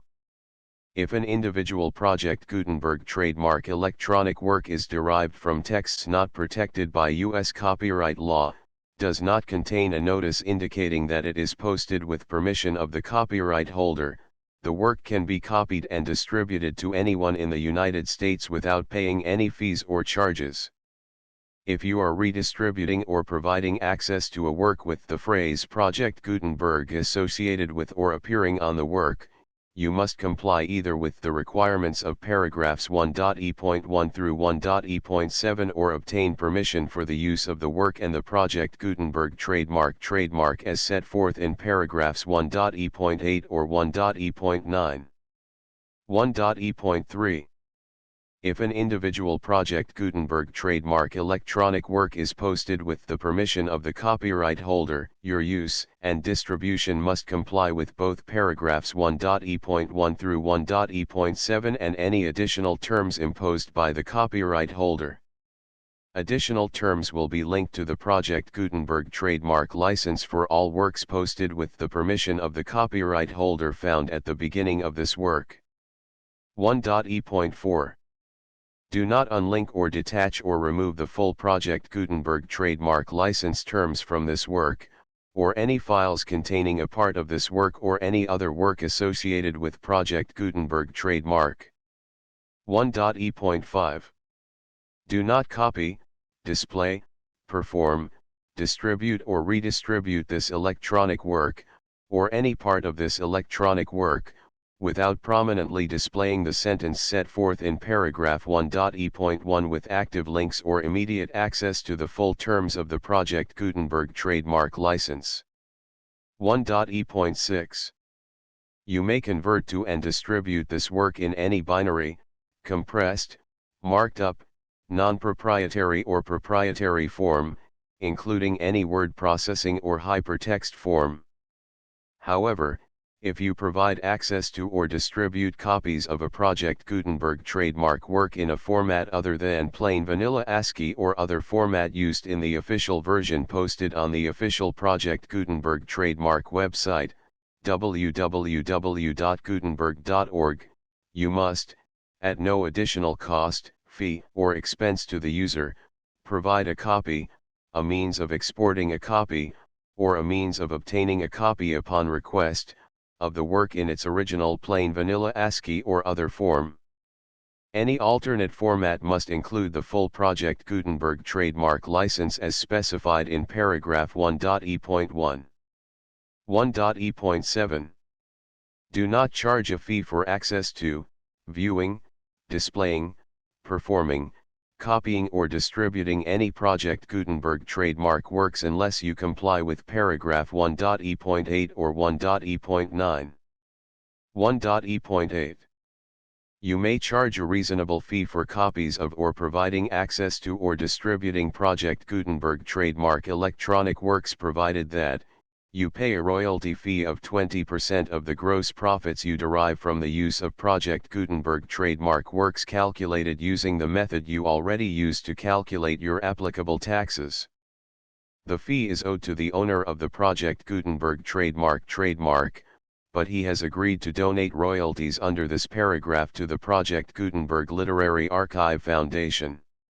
Royalty payments must be paid within 60 days following each date on which you prepare, or are legally required to prepare, your periodic tax returns. Royalty payments should be clearly marked as such and sent to the Project Gutenberg Literary Archive Foundation at the address specified in Section 4, Information about donations to the Project Gutenberg Literary Archive Foundation. You provide a full refund of any money paid by a user who notifies you in writing, or by email, within 30 days of receipt that he does not agree to the terms of the full Project Gutenberg trademark license. You must require such a user to return or destroy all copies of the works possessed in a physical medium and discontinue all use of and all access to other copies of Project Gutenberg trademark works. You provide, in accordance with paragraph 1.f.3, a full refund of any money paid for a work or a replacement copy, if a defect in the electronic work is discovered and reported to you within 90 days of receipt of the work. You comply with all other terms of this agreement for free distribution of Project Gutenberg trademark works. 1.e.9. If you wish to charge a fee or distribute a Project Gutenberg trademark electronic work or group of works on different terms than are set forth in this agreement, you must obtain permission in writing from the Project Gutenberg Literary Archive Foundation, the manager of the Project Gutenberg trademark.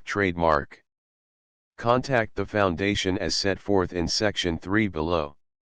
1.f.1.f.1. Project Gutenberg volunteers and employees expend considerable effort to identify, do copyright research on, transcribe and proofread works not protected by U.S. copyright law in creating the Project Gutenberg trademark collection. Despite these efforts, Project Gutenberg trademark electronic works, and the medium on which they may be stored, may contain defects, such as, but not limited to, incomplete, inaccurate or corrupt data, transcription errors, a copyright or other intellectual property infringement, a defective or damaged disk or other medium, a computer virus, or computer codes that damage or cannot be read by your equipment. 1.f.2. Limited warranty, disclaimer of damages, except for the right of replacement or refund described in paragraph 1.f.3, the Project Gutenberg Literary Archive Foundation, the owner of the Project Gutenberg trademark, and any other party distributing a Project Gutenberg trademark electronic work under this agreement, disclaim all liability to you for damages, costs, and expenses, including legal fees. You agree that you have no remedies for negligence, strict liability, breach of warranty or breach of contract except those provided in paragraph 1.f.3. You agree that the Foundation, the trademark owner, and any distributor under this agreement will not be liable to you for actual, direct, indirect, consequential, punitive, or incidental damages even if you give notice of the possibility of such damage. 1.f.3. Limited right of replacement or refund. If you discover a defect in this electronic work within 90 days of receiving it, you can receive a refund of the money, if any, you paid for it by sending a written explanation to the person you received the work from. If you received the work on a physical medium, you must return the medium with your written explanation. The person or entity that provided you with the defective work may elect to provide a replacement copy in lieu of a refund. If you received the work electronically, the person or entity providing it to you may choose to give you a second opportunity to receive the work electronically in lieu of a refund. If the second copy is also defective, you may demand a refund in writing without further opportunities to fix the problem. 1.f.4. Except for the limited right of replacement or refund set forth in paragraph 1.f.3, this work is provided to you as is, with no other warranties of any kind, express or implied, including but not limited to warranties of merchantability or fitness for any purpose. 1.f.5. Some states do not allow disclaimers of certain implied warranties or the exclusion or limitation of certain types of damages. If any disclaimer or limitation set forth in this agreement violates the law of the state applicable to this agreement, the agreement shall be interpreted to make the maximum disclaimer or limitation permitted by the applicable state law. The invalidity or unenforceability of any provision of this agreement shall not void the remaining provisions. 1.f.6. Indemnity.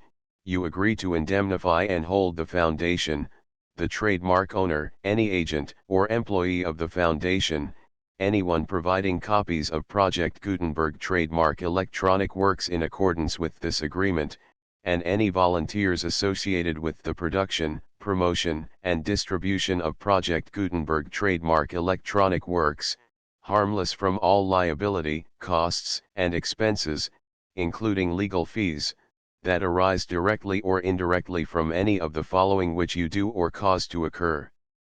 A. Distribution of this or any Project Gutenberg trademark work. B. Alteration, modification, or additions or deletions to any Project Gutenberg trademark work, and C. Any defect you cause. Section 2. Information about the mission of Project Gutenberg trademark. Project Gutenberg trademark is synonymous with the free distribution of electronic works in formats readable by the widest variety of computers, including obsolete, old, middle-aged, and new computers. It exists because of the efforts of hundreds of volunteers and donations from people in all walks of life. Volunteers and financial support to provide volunteers with the assistance they need are critical to reaching Project Gutenberg trademark's goals and ensuring that the Project Gutenberg trademark collection will remain freely available for generations to come. In 2001, the Project Gutenberg Literary Archive Foundation was created to provide a secure and permanent future for Project Gutenberg trademark and future generations. To learn more about the Project Gutenberg Literary Archive Foundation and how your efforts and donations can help, see sections 3 and 4 and the Foundation information page at www.gutenberg.org. Section 3. Information about the Project Gutenberg Literary Archive Foundation. The Project Gutenberg Literary Archive Foundation is a non-profit 501(c)(3) educational corporation organized under the laws of the state of Mississippi and granted tax-exempt status by the Internal Revenue Service. The Foundation's IN or federal tax identification number is 64-6221541. Contributions to the Project Gutenberg Literary Archive Foundation are tax-deductible to the full extent permitted by U.S. federal laws and your state's laws. The Foundation's business office is located at 809 North 1500 West, Salt Lake City, Utah 841-16801-596-1887. Email contact links and up-to-date contact information can be found at the Foundation's website and official page at www.gutenberg.org/contact. Section 4. Information about donations to the Project Gutenberg Literary Archive Foundation. Project Gutenberg trademark depends upon and cannot survive without widespread public support and donations to carry out its mission of increasing the number of public domain and licensed works that can be freely distributed in machine-readable form accessible by the widest array of equipment, including outdated equipment. Many small donations, $1 to $5,000, are particularly important to maintaining tax-exempt status with the IRS. The Foundation is committed to complying with the laws regulating charities and charitable donations in all 50 states of the United States. Compliance requirements are not uniform and it takes a considerable effort, much paperwork, and many fees to meet and keep up with these requirements. We do not solicit donations in locations where we have not received written confirmation of compliance. To send donations or determine the status of compliance for any particular state, visit www.gutenberg.org/donate.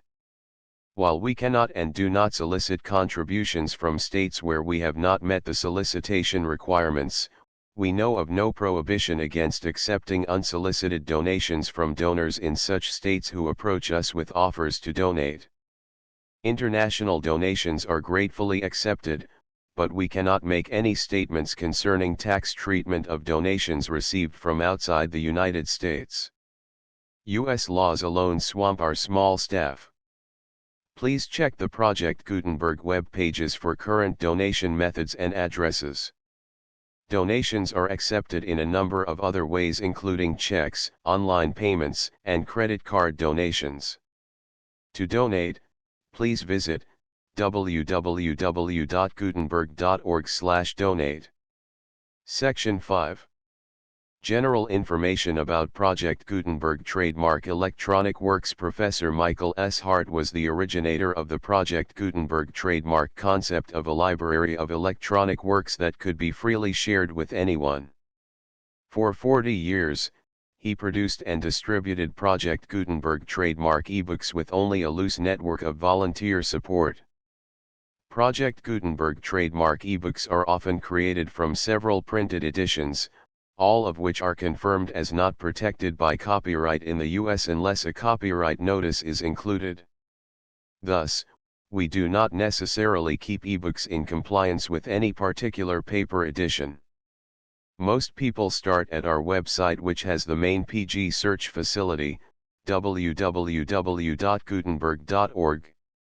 This website includes information about Project Gutenberg trademark, including how to make donations to the Project Gutenberg Literary Archive Foundation, how to help produce our new ebooks, and how to subscribe to our email newsletter to hear about new ebooks. The Life of Jean Henri Fabre, the Entomologist, 1823–1910. Note by translator. Author's preface. Contents: The Life of Jean Henri Fabre. Chapter I, The Sérignan Jubilee. Chapter II, The Urchin of Malaval. Chapter III, The Schoolboy, St. Leon's. Chapter 4, The Schoolboy, St. Leon's. Chapter V, At the College of Rodez. Chapter 6, The Pupil Teacher, Avignon, 1841–43, Chapter 7, The Schoolmaster, Carpentras. Chapter 8, The Schoolmaster, Carpentras, continued, Chapter 9, The Professor, Ajaccio. Chapter X, The Professor, Avignon, 1852–1870, Chapter 11, The Professor, Avignon, continued, Chapter 12, The Professor, Avignon, continued, Chapter 13, Retirement, Orange. Chapter 14, The Hermit of Sérignan, 1879–1910, Chapter 15, The Hermit of Sérignan, continued, Chapter 16, The Hermit of Sérignan, continued, Chapter 17, The Collaborators. Chapter 18, The Collaborators, continued, Chapter 19, Fabre's Writings. Chapter XX, Fabre's Writings, continued, Chapter XXI, A Great Preparation. Chapter XXII, The Last Heights. 1, 1910–1915, I-234. Colophon. Availability. Metadata revision. History corrections. The full Project Gutenberg license.